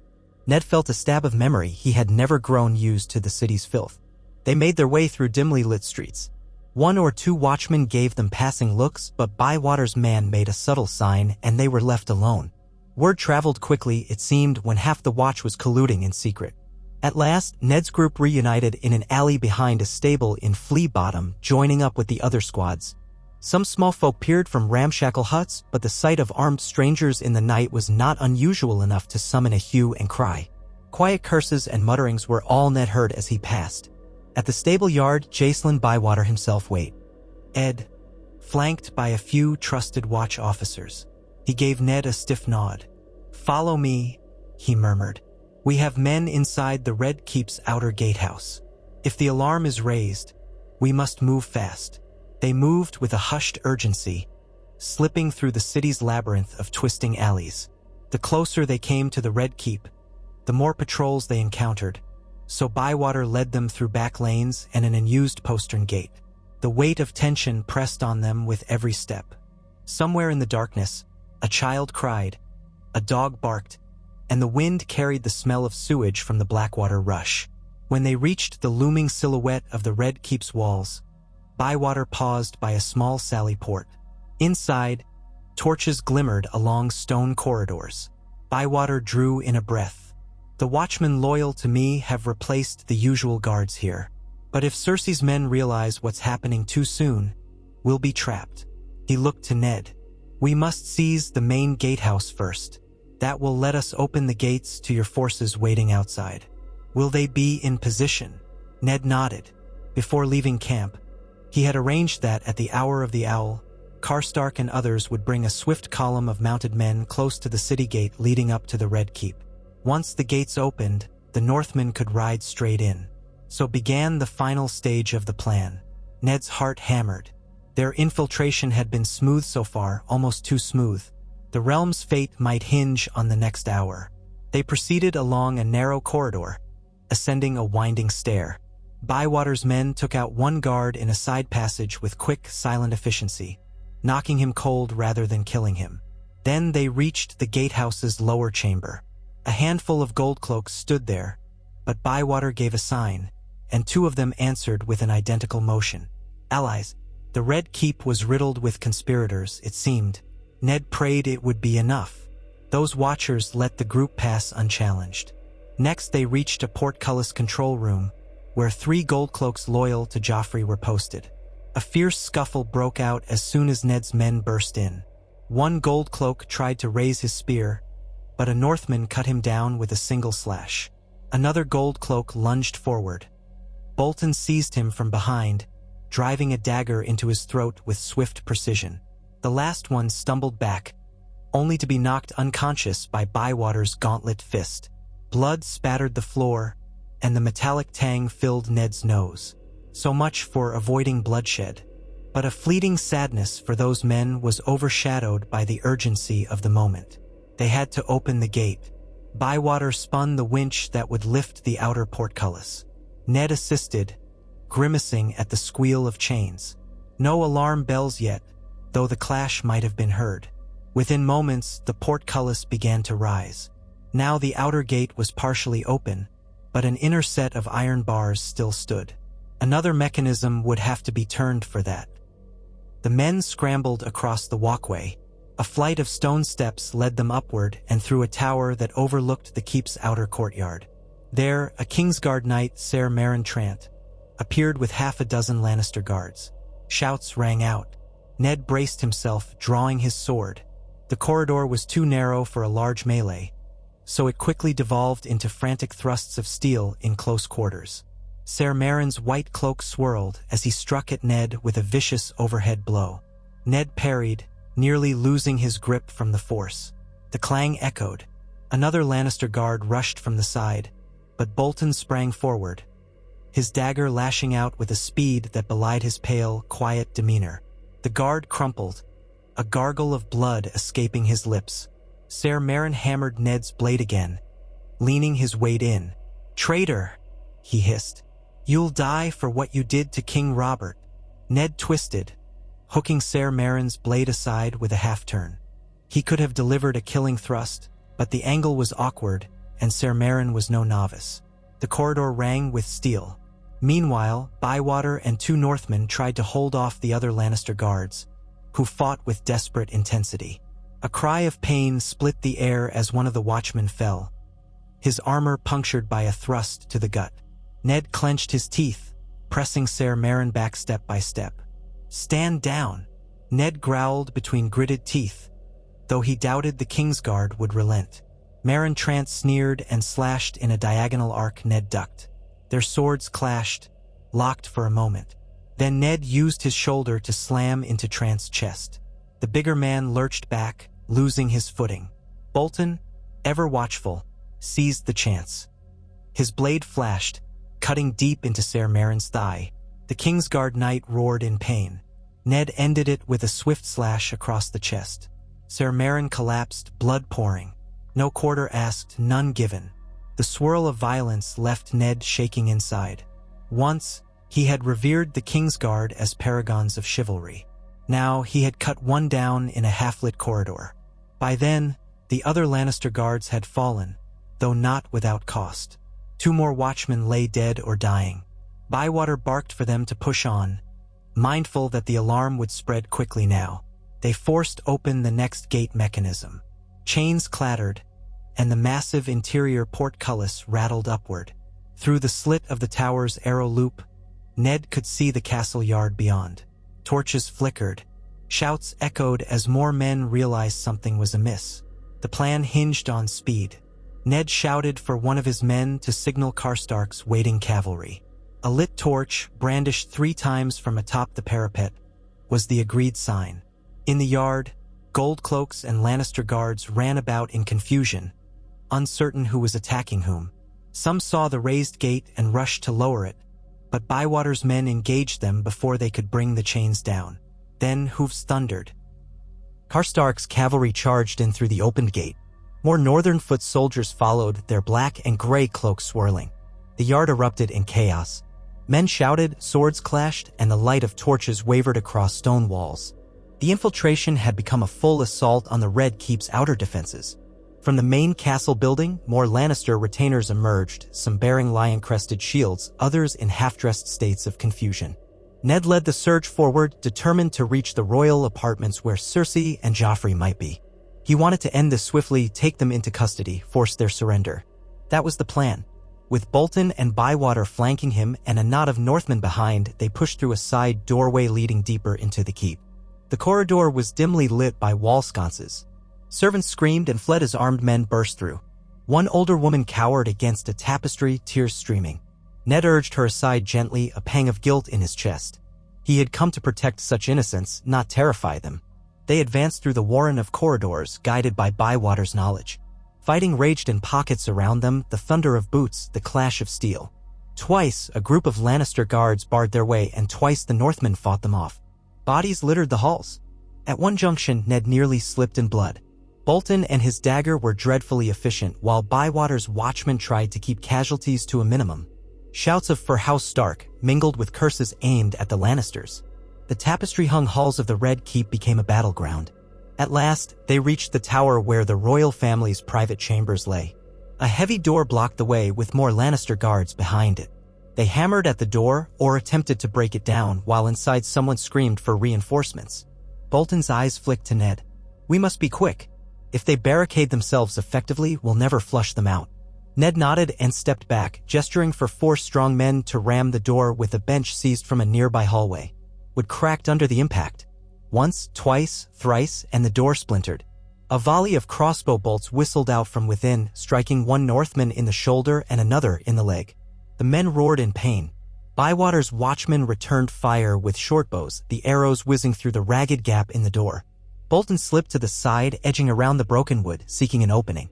Ned crouched, heart pounding. Another crossbow bolt clattered off the stone near him. One of Bywater's men kicked the shattered remains of the door, opening a wide enough gap to rush in. And so they did, flooding the royal antechamber with steel bared. Lannister retainers fought, cornered, while a tall man in fancy garb flailed with a sword. He wore no armor, looking more lordling than soldier. He lasted only moments against the Northman's onslaught before he crumpled with a cry, the sword tumbling from his hand. Then, in the back corner of the chambers, Ned saw Cersei Lannister. Her golden hair was disheveled, her eyes wild with fear and fury. She stood behind 3 Kingsguard knights, all in white cloaks. Joffrey was there too, the boy's face pale, his lips drawn back in a silent snarl. He clutched a dagger, though his hand shook. Next to him stood his siblings, Myrcella and Tommen, clinging to each other. The sight of them, so young and terrified, twisted Ned's heart. Another figure was present, the pale-haired Pycelle, trembling in the corner as if unsure whether to run or beg. The Kingguard, Ser Boros Blunt, Ser Aerys O'Hart, and the wounded but still conscious Ser Meryn Trant, clinging to a bandaged leg, formed a defensive line, swords drawn, eyes flickering with desperation. A standoff ensued, with Northmen and watchmen fanning out to surround them. Cersei's voice hissed, hot with rage. "You dare attack the Red Keep? I'll have your heads on spikes, all of you." Ned leveled his sword, blood still dripping from the steel. "Lay down your arms. No harm need come to you if you surrender." Cersei laughed bitterly, though tears glistened in her eyes. "Surrender to a traitor who slew my husband? You think I trust your mercy?" Ned's jaw clenched. He felt the stares of Bolton, Bywater, and his men upon him. "Robert was my friend once," he said, voice thick with emotion. "I gave him every chance. He forced the battle. I do not wish to harm you or your children. I only seek justice for the realm." Joffrey tried to push forward, brandishing the dagger. "I am the king," he spat, voice cracking. "I'll have you flayed, you filthy traitor, eh?" Cersei yanked him back. "Quiet, Joff. Not another word." Ned looked to the Kingsguard knights. "Think carefully," he warned. "You serve the crown, but if Joffrey is not Robert's trueborn son, then he is no rightful king. There is no point in defending a false claim. Surrender, and I'll see you are treated honorably." The knights did not budge. Ser Boros snarled, "A vow is a vow. We do not yield." His gaze flicked to Joffrey, to Cersei, and it was clear that whatever the truth of the rumors, the Kingsguard had chosen their side. Honor, stubbornness, or fear might have guided them. They held their ground. A tense moment followed. The entire group stood in the wide antechamber, surrounded by broken furniture and shattered door fragments, each side weighing the cost of a final clash. Bolton's dagger glinted in the torchlight, and Bywater's men knocked arrows, but they hesitated to shoot at a woman and children so plainly unarmed, especially with the Kingsguard in front of them. Then Joffrey let out a shrill scream, "Kill them! Kill them all! I am the king, do as I say!" Aerys Targaryen's madness might have sounded not so different, Ned thought. He felt a pang of dread for the boy, who in another life might have been guided better. But the moment for pity was short. Ser Boros lunged forward with a savage cry, slashing at the nearest Northman. Then Ser Aerys and Ser Meryn also leapt into combat, steel flashing. Bywater's watchmen loosed arrows. One struck Ser Aerys in the arm, but he fought on, fury fueling his every move. The next seconds were chaos. Screams erupted as men clashed. Bolton slid sideways, always quick with that cruel dagger. A Northman reeled back, blood spraying from a cut across his face. Ned stepped in, sword at the ready, parrying a blow from Ser Meryn's battered sword. Meryn grimaced in pain from his wounded leg, but fought with dogged ferocity. Joffrey shouted wild curses, while Myrcella and Tommen huddled behind their mother. Cersei seized the moment to grab the children and try to slip past the melee. Ned saw her skirt around the far side of the fight, heading toward a side door. One watchman moved to block her path. She struck him with a candelabrum she'd snatched from a table, screeching like a cornered animal. The watchman tried to grab her arm, but Tommen broke free, darting past them. Myrcella wailed. Ned realized the scene might devolve into children being harmed in the chaos. He felt his stomach churn. In the swirling melee, Ser Boros hammered his blade at a Northman's shield, splintering it. An arrow from Bywater's bow hissed through the air, catching Boros in the shoulder, but failing to stop him. The Kingsguard were formidable. Ser Ares, pinned by 2 men, lashed out with an armored fist, knocking one watchman unconscious. Ned himself had to defend against Ser Marin's dogged attack, blocking a downward slash that forced him back a step. He twisted aside, letting Marin's blade bite into the floor, and delivered a clean thrust to the gap in the knight's armor below the ribs. Ser Marin gasped, eyes bulging, then collapsed as Ned pulled his sword free. Ser Boros saw Marin fall and let out a guttural roar. He swung wildly at Bolton, who ducked under the arc and rammed his dagger up under the knight's chin in a single fluid motion. Blood streamed. Ser Boros collapsed with a choked rattle.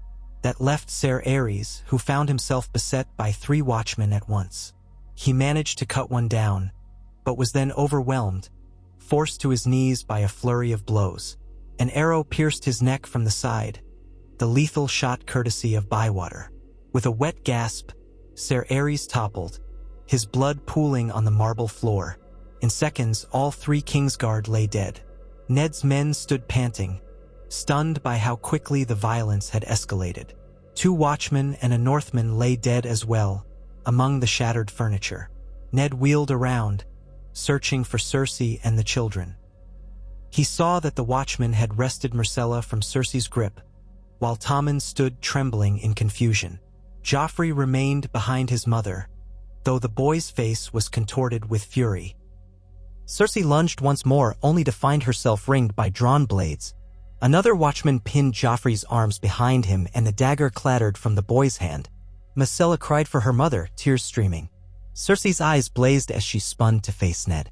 "Kill me if you must," she spat, "but let my children go. Let them leave this place." Ned held up a hand to stay the watchman. He felt hollow, exhausted by the violence. "I won't kill them. You have my word. We are not beasts." He nodded to the watchman restraining Joffrey. "Release the boy. Keep watch, but do him no harm." The watchman hesitated, but obeyed. Joffrey yanked free, glaring venom at Ned. "You'll burn," he raged. "Grandfather will come, and you'll all burn for this." Cersei gripped her children close, her posture that of a trapped lioness. Her eyes flicked from Ned's face to the bodies of the Kingsguard to the watchmen with drawn bows. "You think you've won," she whispered. "You've only just lit the flame. Tywin will burn this city down before letting it slip from our grasp." Ned's voice was rough.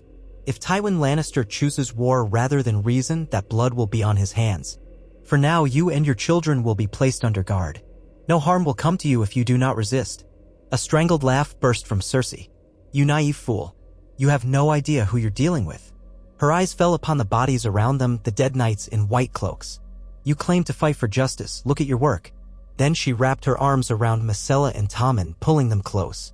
Joffrey stood at her side, face twisted in bitterness. None of them tried to resist further as the watchmen ringed them with spears and swords. Ned motioned for Bywater's men to secure them gently. The sorrow in the children's eyes cut at him, but the realm's fate was bigger than them all. Outside, in the courtyard, the fighting had mostly died down. Shouts of the Wolf King and for Stark echoed among the flicker of torches. The Red Keep was in Northman hands, though scattered pockets of resistance might remain. Ned walked through the corridors, stepping over bodies and broken glass. He ordered immediate attention to the wounded, both friend and foe. If they tended the Lannister wounded fairly, perhaps it would reduce future bitterness. As dawn broke, a grim hush settled over the castle. Many had died, but the seat of power was now claimed by Eddard Stark. From the high battlements, the direwolf banner of House Stark was hoisted, snapping in the cold morning breeze. The red and gold Lannister banners were pulled down, and Joffrey's Staglion standard was cast aside. Ned stood on the rampart, gazing over the city. The rising sun bathed the rooftops in gold. From here, King's Landing looked almost peaceful, but he knew the day ahead would be fraught. He had to calm the city, quell any riots, and declare an end to the blockade. If the Watch was now under his command, the city gates could reopen with new leadership. He would have to address the realm, explaining that the Lannisters were deposed, that a great council would convene to settle the matter of succession. He felt as if he were balancing on a razor's edge.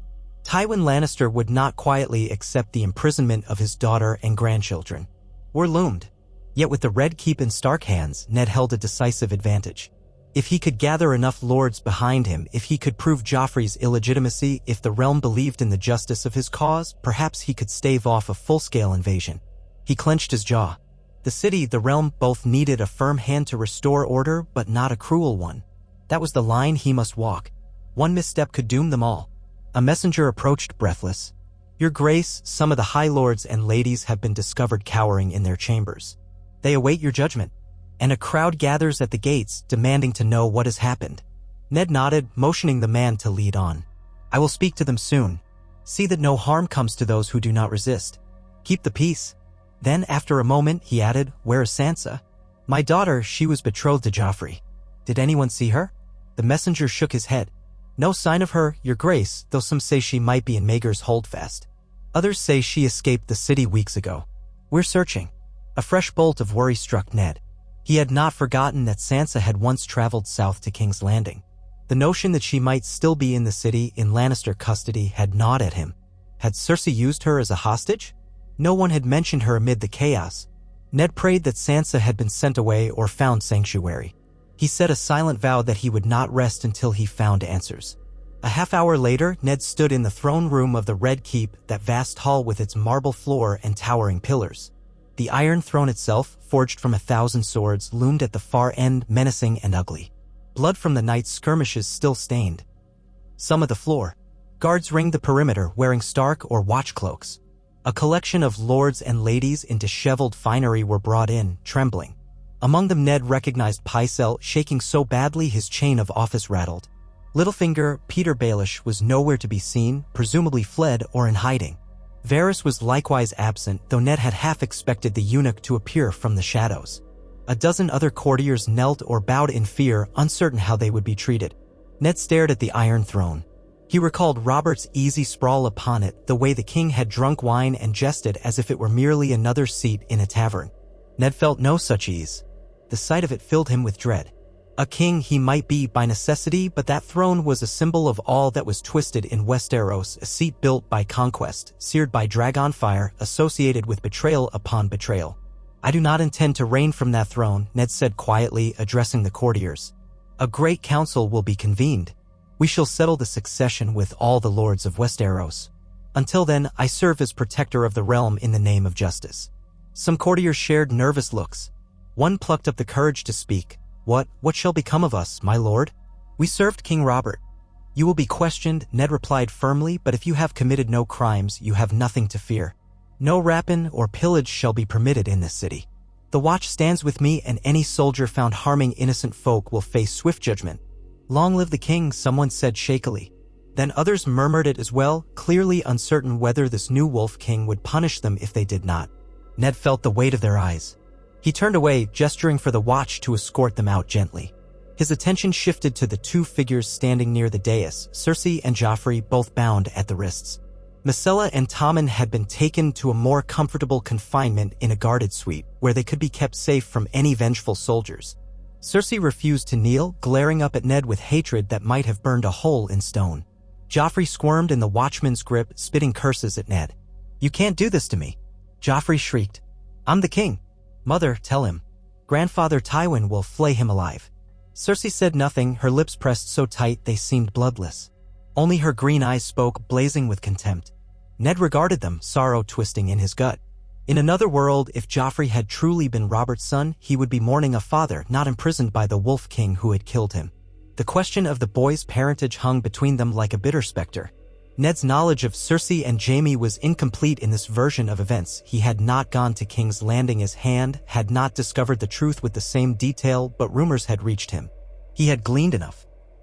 Proof might come from cunning or from a maester's records of lineage and hair color, but for now, the realm only had Ned Stark's word that Joffrey had no right to the throne. Well, that would have to suffice until the Great Council examined the evidence. "You and your son will be held under guard in comfortable quarters," Ned told Cersei. "I do not condemn children for the sins of their parents. You will answer to the lords of this realm, not just to me. Once we have established the truth of the succession, your fates will be decided." Cersei's laugh was mirthless. "Is that the mercy you spoke of, Stark?" A gilded cage before the headsman's block? Don't pretend to be better than Tywin or Robert. You'll do what every victor does: reward your friends and destroy your enemies.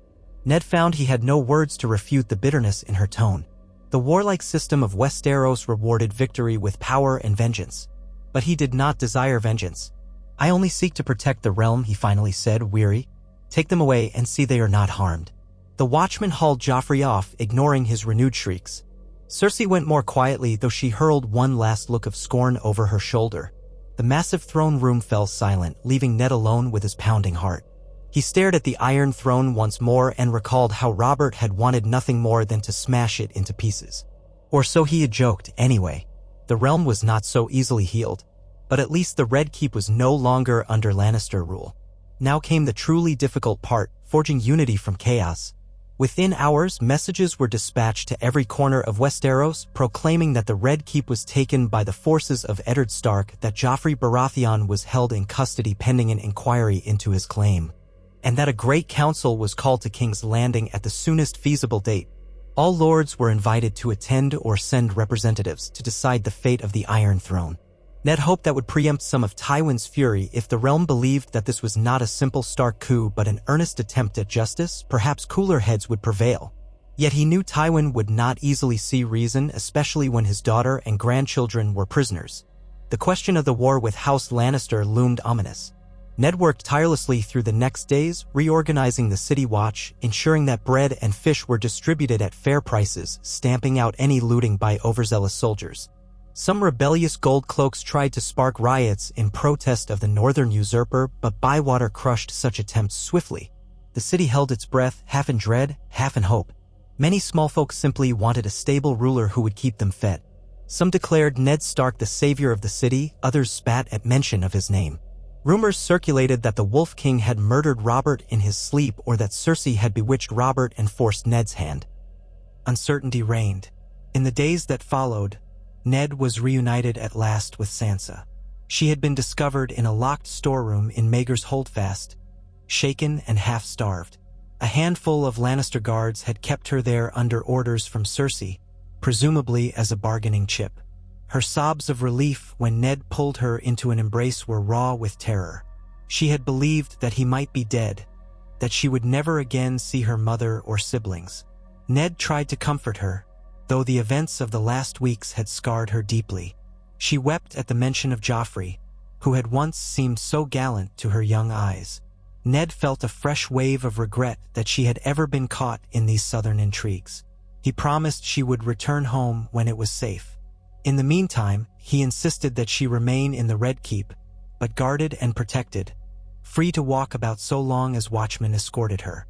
She had grown as pale as snow under the ordeal, but her relief at being saved was evident. Each night, Ned sat with her in the solar that had once been Robert's, speaking gently, reminding her that the North waited for her, that her mother and siblings would rejoice to see her again. Sansa clung to those words as if they were a lifeline. Elsewhere, the city murmured with rumors of war. Ravens carried word from the west. Tywin Lannister was raising a great host, calling banners from Casterly Rock to the Golden Tooth, with Kevan Lannister by his side. Tywin demanded the release of Cersei and the royal children, threatening to march on King's Landing if his demands were not met. The letter ended with a curt condemnation of Ned Stark as a regicide, oathbreaker, and pretender. Ned read that letter in silence, his knuckles whitening on the parchment. He had expected no less. Another letter came from Dorne. Prince Doran Martell expressed no immediate hostility, but neither did he endorse Ned's cause. The Martells had their own grudges against the Lannisters, yet they might not trust the man who had dethroned King Robert. The Tyrells in Highgarden gave no clear response, rumored to be quietly supporting Renly Baratheon's designs. The Vale, under Lisa Tully, remained maddeningly aloof, with only vague assurances of neutrality. The Tullis of Riverrun, though friendly, would not commit fully without seeing how the Great Council shaped up. And Dragonstone, seat of Stannis Baratheon, remained silent, as if the stony-faced lord was brooding on his next move. Ned realized that to truly secure peace, He needed to prove Joffrey's illegitimacy and rally enough major houses to his side that Tywin Lannister's aggression would be viewed by all as an unlawful rebellion. Only then could they avert a devastating civil war. And so the days turned to a fortnight, and the city took halting steps back to a kind of normalcy, albeit overshadowed by northern soldiers occupying the Red Keep. Ned's men patrolled the streets in conjunction with the city watch, maintaining order. Merchants reopened stalls, albeit cautiously, and the lingering blockade had ended, so more goods arrived from the countryside. Some minor lords trickled into King's Landing, curious or fearful to see this Wolf King and weigh which side to take in the brewing conflict. Ned held open court in the throne room, listening to petitions about stolen property, lost loved ones, and the many ills that had beset the capital in the final days of Robert's reign. He offered fair judgments as best he could, but the shadow of war lay heavy on every decision. One crisp morning, as Ned walked the battlements with Roose Bolton, they looked out over the city. The cold wind tugged at Ned's cloak. He was thankful for any chill that kept him awake, for sleep had been a fleeting companion of late. Down below, a queue of peasants formed outside the gates, carrying produce, hoping to sell in the city markets. Bolton's voice was quiet in Ned's ear. "My king, the men grow restless, especially those from the Dreadfort. They did not travel all this way merely to stand guard and hand out bread. Word of Tywin Lannister's mobilization spreads. If we do not strike soon, we may find ourselves besieged in the city." The roles reversed. Ned fixed his gaze on the distant horizon, imagining Lannister banners swarming toward them. It was a nightmare scenario. "I know," he said softly, "but I will not march on Casterly Rock like an invader. If Tywin means war, let him make the first move. Then the realm will see who is the aggressor. We stand behind our offer of a great council. Let him spurn that at his peril." Bolton gave a measured nod. "As you will. Just be aware that if Tywin encircles us, it may be too late for cunning. We'll be forced into a battle that could shatter the city." Ned knew it all too well. That night, as he attempted to find rest, his mind swirled with uneasy visions. Tywin's legions on the march, the people of King's Landing cowering behind battered walls, and the ghosts of Robert Baratheon and Rhaegar Targaryen locked in some eternal struggle above the Trident. Perhaps the gods found it amusing, the cyclical nature of these wars. Ned prayed that he might break the cycle, restore unity, and spare his children, or any children, from inheriting an endless feud. Yet the next day brought fresh challenges. A raven arrived with news from the Westerlands. Tywin Lannister had dispatched riders with an ultimatum.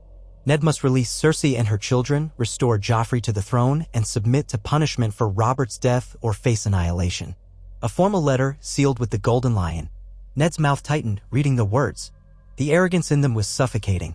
He penned a reply that reiterated his own stance. Joffrey's claim would be ruled on by a great council, the Lannisters would answer for their crimes, and Robert's death had been forced upon him in self-defense on the battlefield. Tywin's refusal to negotiate only confirmed the realm's worst fears about Lannister ambition. Even as that letter went out, more lords arrived at King's Landing, drawn by rumor or hope of a swift settlement. Some came from the Crownlands, uncertain which side to take, others from the Riverlands, swearing cautious loyalty to House Stark for now. A few came from the Reach, expressing ambiguous messages from Mace Tyrell, carefully hedging to see which way the wind would blow. Ned called them to a gathering in the Red Keep's Great Hall. He stood at the base of the Iron Throne. He would not climb those twisted steps, and spoke plainly, recounting how Robert's negligence had driven the North to rebellion, how Robert had refused parley, how the king's death had occurred in battle. He emphasized that he took no joy in it, that he sought to spare the realm from further ruin. He urged them to consider that if Joffrey was proven illegitimate, then Robert's rightful heir would be one of his brothers, Stannis or Renly, unless the realm chose another solution entirely. Many lords seemed unsettled by the magnitude of what Ned proposed, truly letting a council decide rather than imposing his own will. Some saw it as weakness, others as justice. But most recognized that at least Ned Stark was no tyrant. Tywin Lannister, by contrast, was known for a fearsome retribution that could scorch the lands of those who defied him. In the midst of these uncertain alliances, Ned received a surprise, an envoy from Stannis Baratheon. The man arrived under a banner with the flaming heart of the Lord of Light, but also bearing the crowned stag of House Baratheon. He brought a letter stating that Stannis recognized Eddard Stark's grievances, agreed that Joffrey was not Robert's lawful heir, and intended to press his own claim to the Iron Throne as the eldest surviving brother. Stannis demanded that Ned affirm him as the rightful king, surrender any claim to the throne, and serve as Warden of the North.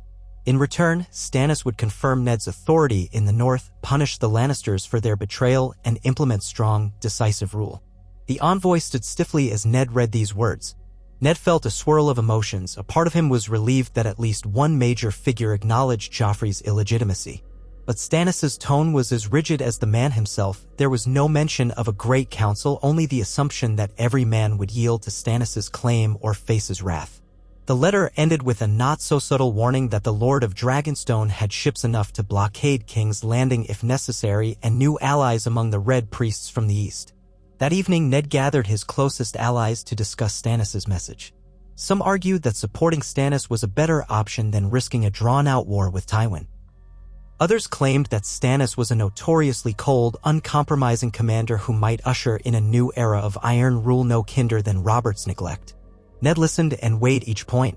The Great Jon said bluntly, "I'd sooner follow you as king, Ned, than bend the knee to another Baratheon. We marched south for your sake, not for some stiff-necked lord we've never met."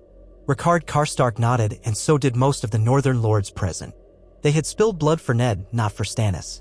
Roose Bolton merely watched with a calculating stare, offering little. Ned sensed that if a more advantageous alliance presented itself, Bolton might not hesitate to shift allegiances. But for now, House Bolton was sworn to the Stark cause. Ned wrote a reply to Stannis, thanking him for recognizing Joffrey's illegitimacy, reiterating that he had claimed the crown only to preserve the realm and intended to see a great council decide the matter. He invited Stannis to attend that council and present his claim. Privately, Ned doubted Stannis would accept anything but immediate acknowledgement of his kingship. Yet Ned's sense of honor would not let him simply surrender the fate of the realm to one man's demand, not after all the cost they had paid. He sealed the letter with the direwolf sigil, dispatching the messenger by sea. Meanwhile, events beyond the city continued to churn toward war. Tywin's host grew, rumored to be marching east toward the Blackwater. The small folk along the roads feared a repeat of the Targaryen sack or the savage raids Tywin had once unleashed during the War of the Nine Penny Kings. Some river lords loyal to House Tully assembled men along the borders of the Riverlands, prepared to resist any incursion. The tension soared. A single spark could set the entire kingdom aflame. Through it all, Ned tried to guide King's Landing with as light a touch as possible. He met daily with the City Watch, ensuring fairness in law enforcement. He sat in the council chamber with those lords who would speak, listening to disputes. He walked the streets in disguise on occasion, seeing firsthand how the people fared. And he visited the Godwood in the Red Keep, a small, pale imitation of the ancient groves in the north, lacking a weirwood. Still, in that quiet place of green grass and hidden corners, Ned knelt to pray. Once, Sansa accompanied him, trembling from nightmares of her captivity. He held her hand as they knelt together, father and daughter, seeking comfort from whatever gods might still listen. Word came that lords were beginning to answer the call of the Great Council. A few from the Stormlands, uncertain without Robert's leadership. A smattering from the Reach, wanting to see if Mace Tyrell or Renly Baratheon would show up in force. The Tully bannermen arrived in modest numbers, led by Edmure Tully himself, who found Ned in the throne room and embraced him. Edmure was haggard, his father Lord Hoster gravely ill. He gave no illusions that the Riverlands would wholeheartedly support Ned, only that they would wait to see if the realm might unify behind him or behind another. At least it was not outright defiance. Yet the approach of Tywin Lannister's armies loomed closer every day. Scouts reported the Lion banners now flying near Harrenhal, Tywin's men taking that formidable fortress as a forward base. The old ruin would serve as a staging ground, from which Lannister outriders could threaten both King's Landing and the Riverlands. Ned grimly prepared the city for a possible siege. Food stores were replenished as best they could be, armaments reinforced, and the watch drilled daily with the northern men.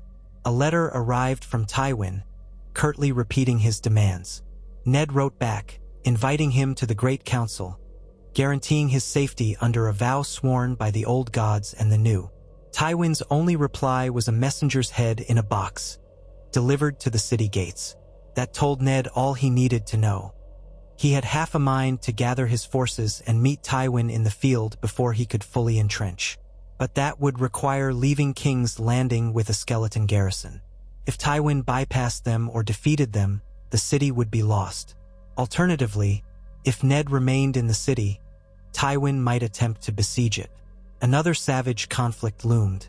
4 hours each day, Ned met with his commanders to strategize. Bolton urged a quick strike. Karstark advised caution. The Great John clamored for battle. Bywater reminded them of the City Watch's limitations. They argued in circles. Ned's heart grew heavier with each passing day, longing for some sign from the gods that a bloodbath could still be averted. Then, one evening, a new visitor arrived at the gates of the Red Keep. Lord Renly Baratheon himself, accompanied by a modest retinue of highborn knights in flower-crested armor. It seemed rumors of Renly's designs on the throne had been true, yet apparently he had not mustered a large enough force to challenge Ned's claim outright. Instead, he appeared in King's Landing with a flourish, demanding an audience with the Wolf King. Ned received him in the throne room, where the flick. Hearing torchlight cast long shadows across the etched floor, Renly entered wearing fine green and gold silks, a jeweled stag pinned to his collar. He bowed with a smile that did not reach his eyes. "Greetings, Lord Stark," Renly said, drawing out the words carefully. "Or should I call you your grace? I must say you wear power differently than Robert did. This city has changed much since I left." Ned offered a measured bow of his head. "Welcome, Lord Renly. You come at a tense time, but if you bring peace, I welcome it."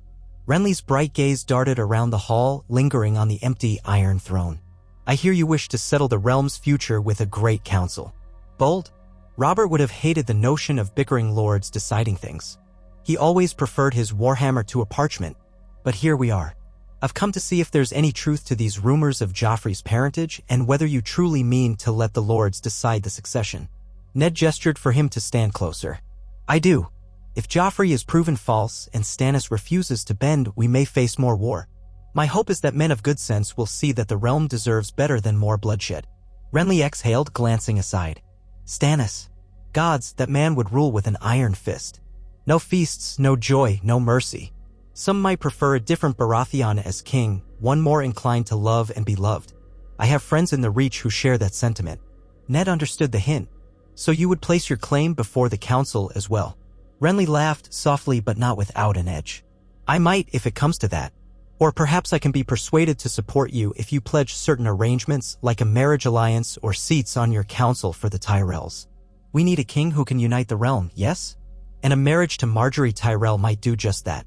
Might be that the North, the Reach, and the Stormlands together would overshadow Tywin's host.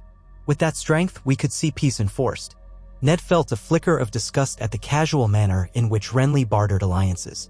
Yet it was the way of Southern politics. "If you're proposing I set aside my lady wife, that I will not do," Ned said firmly.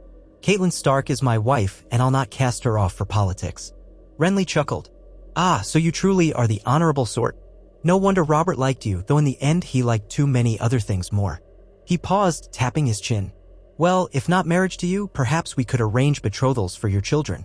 Sansa or Arya, or in time your younger ones, to House Tyrell. The possibilities abound. War is a costly business. An alliance may serve us all better."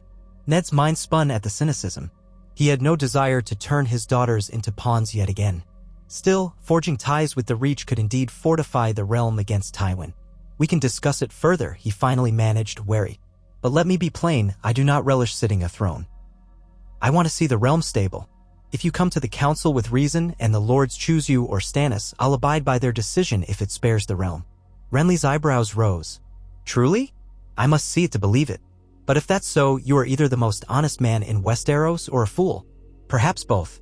He laughed lightly, though behind his eyes flickered an ambition that Ned did not trust.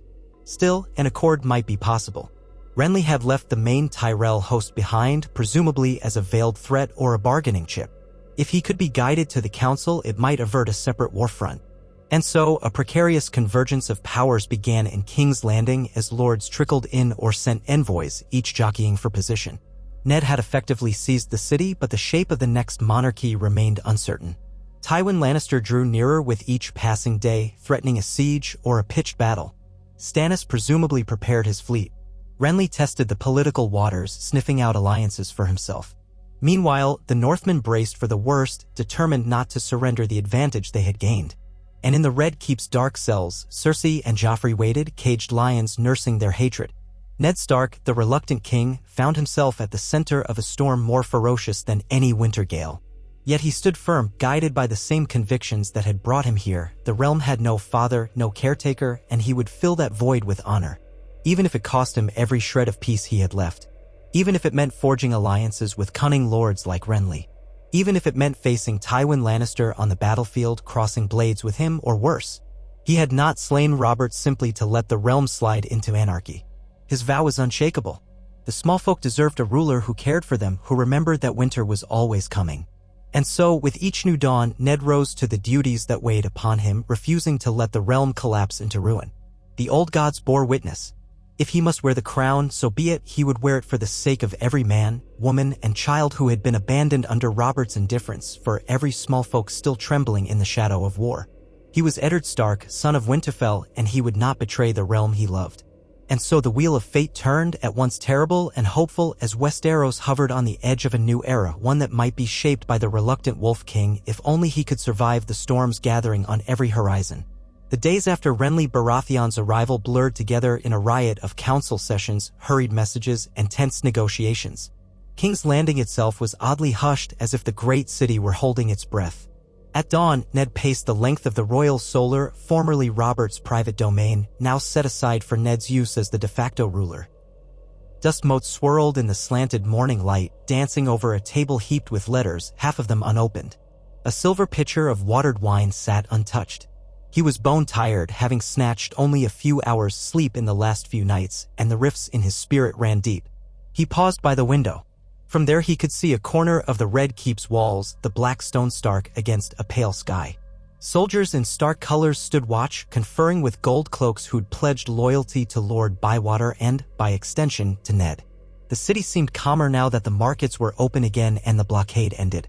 But just beyond the walls lay the rest of Westeros, and the realm's fate balanced on a dagger's edge. Tywin Lannister's threat rose in the west, Stannis Baratheon brooded at Dragonstone, and Renly had come in person to gauge how easily he might press his own claim to the throne.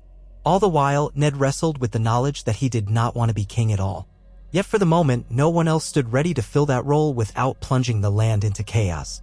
A gentle knock sounded at the door. Ned turned as one of his guards let in Sansa. The girl looked pale but composed, dressed in a sky-blue gown that Catelyn had once packed for her. She had tried to smooth her hair into the neat styles favored at court, but the bruise along her cheek, faint and yellowing now, reminded Ned of her captivity. She was mending slowly.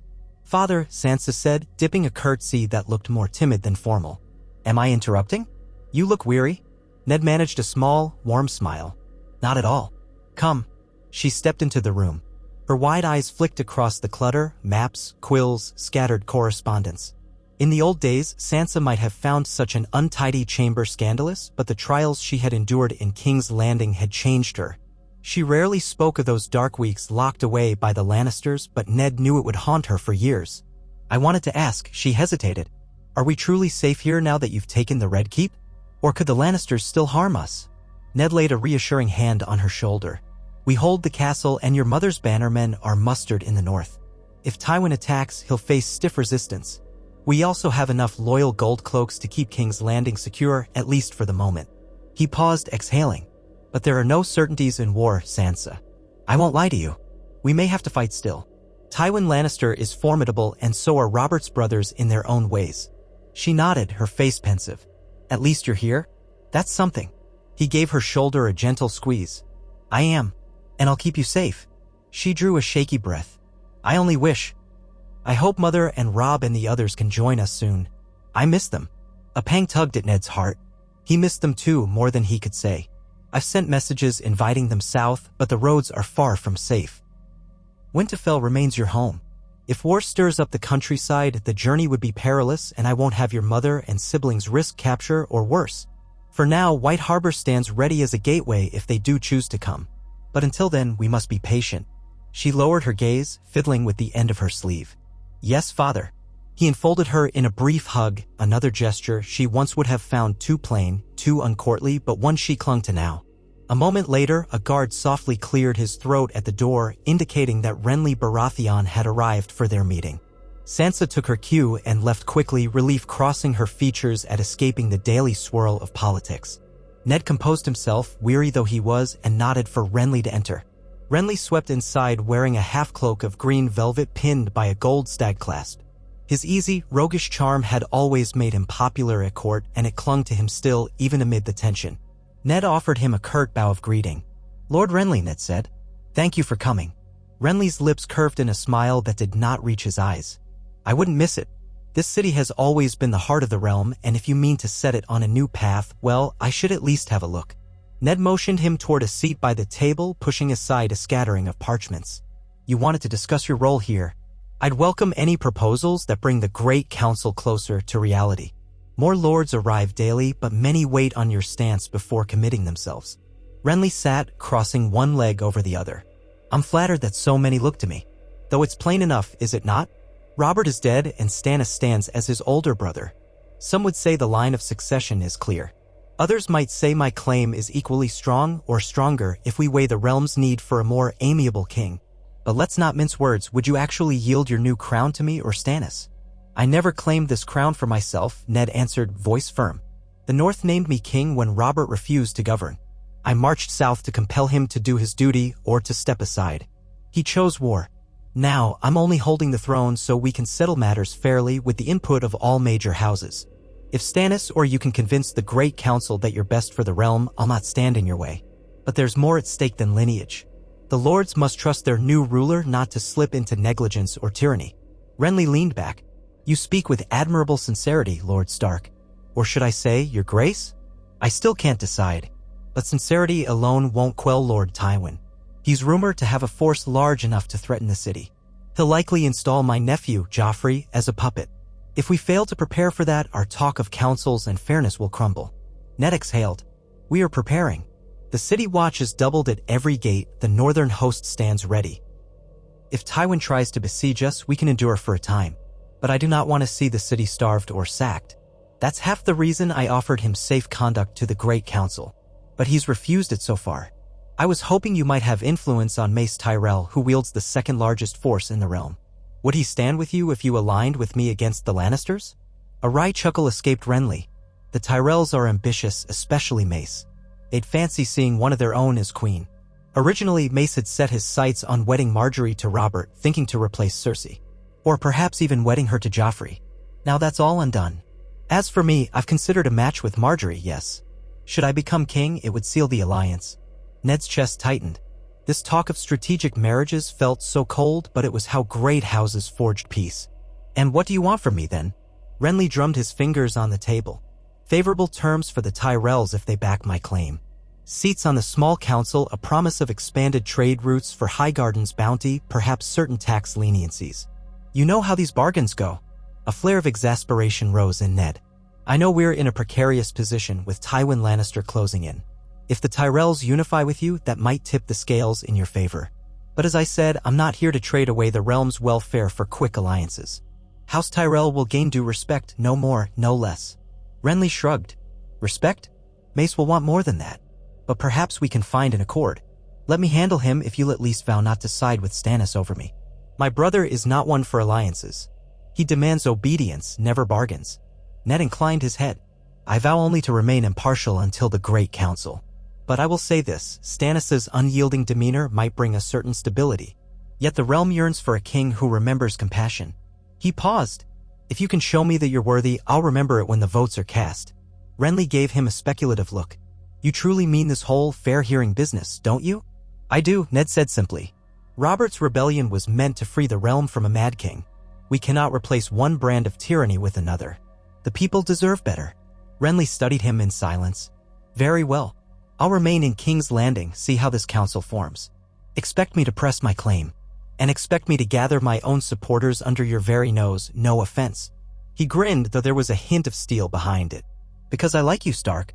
I do. But I also like having a crown on my head." Ned withheld a sigh. So be it. If Renly's presence gave them a stronger front against Tywin, perhaps it was worth the political wrangling. At least he was more open to negotiation than Stannis seemed. Ned concluded the meeting with brief courtesies, then walked Renly to the door. Outside, a swirl of courtiers waited, eager for any scrap of information about what had been discussed. Renly flashed them all a winning smile, making some eyes light up with interest and others flicker with suspicion. Once Renly was gone, Ned returned to the table to sift through the remaining parchments. A letter from Stannis' envoy lay near the top, delivered earlier that morning, restating that Stannis would arrive in King's Landing within a moon's turn, escorted by a fleet of war galleys. The words read like a thinly veiled threat. If the Great Council did not immediately acknowledge his claim, he would enforce it by arms. Ned rubbed his temples. The city might soon be surrounded by enemies on land and sea, or allies on both sides, so many moving pieces, their allegiances swayed by pride, fear, or ambition. A polite cough sounded. Ned glanced up. Maester Tobin, a spare, long-nosed man sent from Winterfell after Lewin's health began to fail, waited with fresh correspondence in hand. "Pardon, your grace, but a raven just arrived from Riverrun. It bears Lord Edmure Tully's seal." Ned motioned him forward. Maester Tobin approached, careful in his steps, and offered the rolled parchment. Ned cracked the wax with a knife. Reading quickly, he found that Edmure had discovered an unsettling piece of news. Small skirmishes near the Golden Tooth indicated that Tywin's outriders had begun testing the Riverland's defenses. So far, Edmure's men had held them off, but it was a sign that Tywin might soon commit to a full march eastward. If Harrenhal had become Tywin's staging ground, the route to King's Landing would cut across the Riverlands. That region would be the first to bleed. Edmure requested immediate reinforcements if Ned truly wished to keep the Lannisters from besieging the capital. Ned muttered a curse under his breath. Their timetable was shrinking. He thanked Maester Tobin, then beckoned a guard at the door. "Summon the lords Bolton, Karstark, Glover, Bywater, and the Great John. I'll need them in the council chamber at once." The guard bowed and hurried off. Ned clenched his hands into fists, pressing them against the table's edge. This was not how he'd wanted to rule. He'd hoped for quiet negotiations, for a measured approach. But Tywin Lannister's war machine never hesitated. He closed his eyes, recalling Robert's laughter the day they'd stood together after toppling the Mad King. The realm had known fleeting peace under Robert's reign, only to watch it corrode under the king's own indifference. Now they teetered on the brink of another wide-scale war. Moments later, the core of Ned's war council assembled in a large chamber off the throne room. Bolton arrived first, gliding in with that unnervingly placid expression. Rickard Karstark followed, his square jaw set in grim lines. The Great John, Lord Umber, stomped in, broad-shouldered, already scowling at the news that some confrontation might be brewing. Galbart Glover lingered by the door, quietly pensive, and Lord Bywater, clad in the half-armor of the City Watch, stood at attention with a handful of his captains. Ned greeted them curtly and relayed Edmure's warning. If Tywin commits to crossing the Red Fork or striking at Riverrun, the Riverlands will be in chaos. Edmure expects us to send men to help. But if we march out of King's Landing, we risk leaving the city vulnerable to Stannis or Renly if they choose to press a claim right away. Bolton's pale eyes flicked around the room. Tywin is the greater threat for now. Renly, at least, is inside these walls and presumably does not want the city sacked. Stannis still sits at Dragonstone, months away from a major siege. If Tywin gains a foothold in the Riverlands, he can threaten our supply lines and cut the roads. Then we'd be forced to rely solely on the port for food. A blockade by sea would starve us eventually. Rickard Karstark nodded agreement. We can't let Tywin devastate the Riverlands. That would be an insult to your wife's kin. And we'd lose face among the lords who are on the fence. They'd say the Wolf King abandons his allies. The Great John scratched his bearded chin. I say we march out and meet the lions in open country. Better a clean fight on the field than letting them pick us apart. Ned interlaced his fingers. But how many men can we spare? We have 10,000 in the city. If we split them, we could dispatch half to the Riverlands. Yet if we take too few, Tywin will overrun them. If we take too many, we leave King's Landing ripe for a coup. Renly might not openly betray us, but he'll see the advantage if we weaken the garrison. Bywater cleared his throat. We also rely on local recruits for the City Watch, many of whom are not fully trained. We need at least a few thousand northern soldiers to keep order should the city become restless. My men alone cannot hold the walls if a separate threat emerges. Glover folded his arms. I fear we can't wait for the Great Council to convene at its own pace. We must force Tywin to table or defeat him in the field. Ned's gaze swept across them. They were all correct in their own way. A half measure might end in ruin. He breathed out. Then here is the best course I can see. We'll gather 4,000 men to send under a capable commander, someone who can coordinate with Edmure Tully's forces to hold the Riverlands and keep Tywin from advancing. Meanwhile, the rest remain here to secure King's Landing. If Tywin commits his whole army west of the Trident, we might hold him there. If he tries to swing south around Duskendale, we'll adjust. The Greyjohn's eyes gleamed. I'll lead them if you like. I've a taste for a real scrap. But Rickard Karstark objected. We need someone with more cunning, not just brute strength. Forgive me, Umber, but we can't risk fielding a vanguard that might be baited into a trap. The Greyjohn bristled. Are you calling me a fool? Ned stepped in. Peace, my lords. Greyjohn, no one doubts your bravery. But cunning is indeed vital. We face Tywin Lannister, who's known to strike where least expected. Perhaps we should pick someone who can balance both ferocity and calculation. He glanced at Bolton, who wore a hint of a small smile. You, Lord Bolton, have a reputation for guile. Would you lead this force? Bolton gave a mild bow of his head. I would be honored. But do you trust me to command so many men beyond your immediate supervision? Ned felt a stir of unease, yet time was pressing. Bolton was among his higher lords, had served thus far without overt treachery, and was indeed cunning. I do, for I must. You will coordinate with Edmure Tully.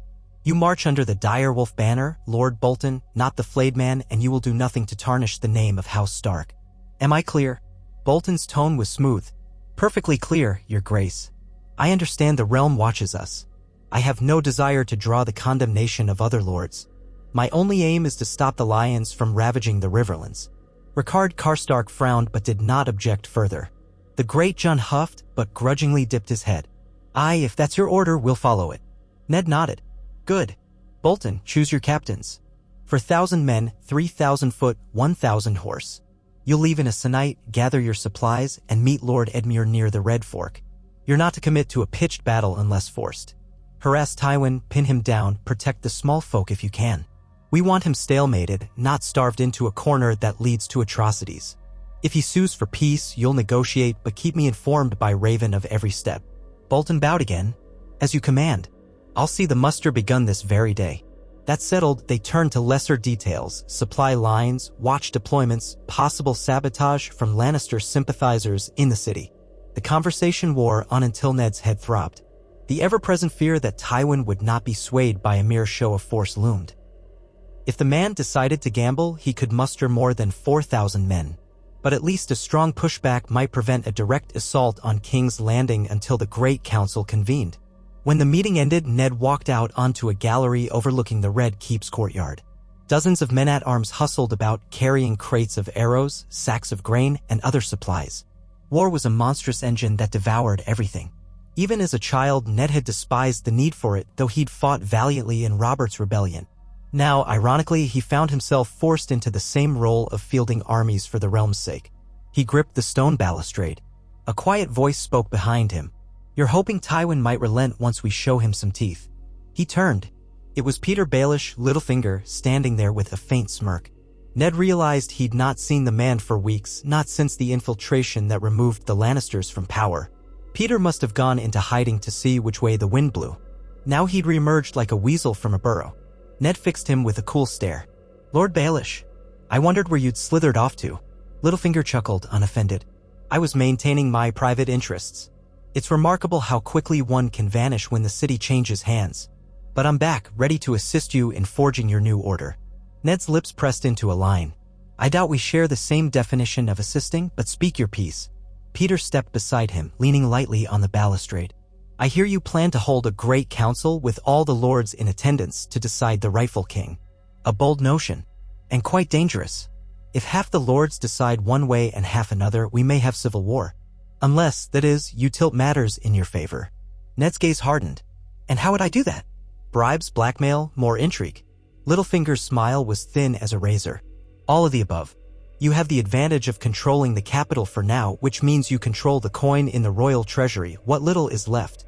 You control the city watch, the seat of power. A few discreet offers of gold or positions at court might sway uncertain lords. Or, if you prefer a more direct approach, certain revelations can be made about the Lannisters. Proof of Joffrey's parentage, for instance, or about Tywin's role in past atrocities. Then there's Renly. He'll want the throne, but perhaps you can promise him a handsome position if he stands aside. Likewise with Stannis, though he's harder to woo. Ned frowned. I'll not bribe or blackmail. I want the realm to see that this transition is just. If I stoop to such methods, we're no better than the Lannisters. Littlefinger's eyebrows rose. Then prepare to lose. The Game of Thrones is rarely won by men who keep their hands clean, Lord Stark. Honor is a fine notion, but your enemies will not share it. Ned let out a slow breath, turning his gaze back to the courtyard. I'll do what I must to protect the realm within reason. If the Great Council fails or if Tywin storms the city, it might not matter what we prefer. But I won't become another Tywin Lannister. Peter shrugged. Well, if you change your mind about employing cunning, you know where to find me. I am, as ever, a devoted servant of the realm. He chuckled at his own joke, then withdrew, footsteps echoing along the gallery. Ned watched him go, a bitter taste in his mouth. The man was a snake, no doubt, yet cunning in ways that might prove useful. Could Ned afford to dismiss every unsavory tool, given the threats he faced? He wrestled with the question in silence, the press of duty stifling. If the realm truly was as rotten as Robert's disregard had allowed it to become, perhaps some measure of cunning was required just to keep the peace. But the moment he stooped to Littlefinger's level, he risked losing the moral high ground that had guided him so far. He rubbed his temples again. Outside the castle, the city churned with rumor. Men whispered that Tywin's vanguard had already put certain outlying villages to the torch. Others claimed the gold cloaks were turning on each other. The closer to open war they slid, the more the realm trembled. Only Ned's personal presence, along with a strong northern host, kept the city from boiling over. He must remain resolute. That evening, he took a rare respite in the godwood behind the Red Keep. Though it was small and lacked a heart tree, it offered a patch of greenery and stillness in a city of brick and noise. The fountain at the center trickled gently into a shallow pool. Ned knelt on the grass, letting the day's tension drain from him. He pictured the old gods of the north, the face carved into weirwood. He closed his eyes and prayed for a path to peace, for the strength to resist easy corruption. He prayed for Catelyn's wisdom, for Robb's potential as a leader, for Arya's fierce spirit, for Bran's thirst for adventure, for baby Rickon's innocence. And for Sansa, who had already seen too many horrors. May the old gods keep them all safe, no matter what storms raged in the south. He wasn't sure how long he stayed there, lost in quiet reflection. Footsteps disturbed him eventually. A watchman approached, apologizing for the intrusion, but Lord Renly was requesting an immediate audience. Ned sighed, pushing upright. Whatever fresh development had come, he would face it head-on.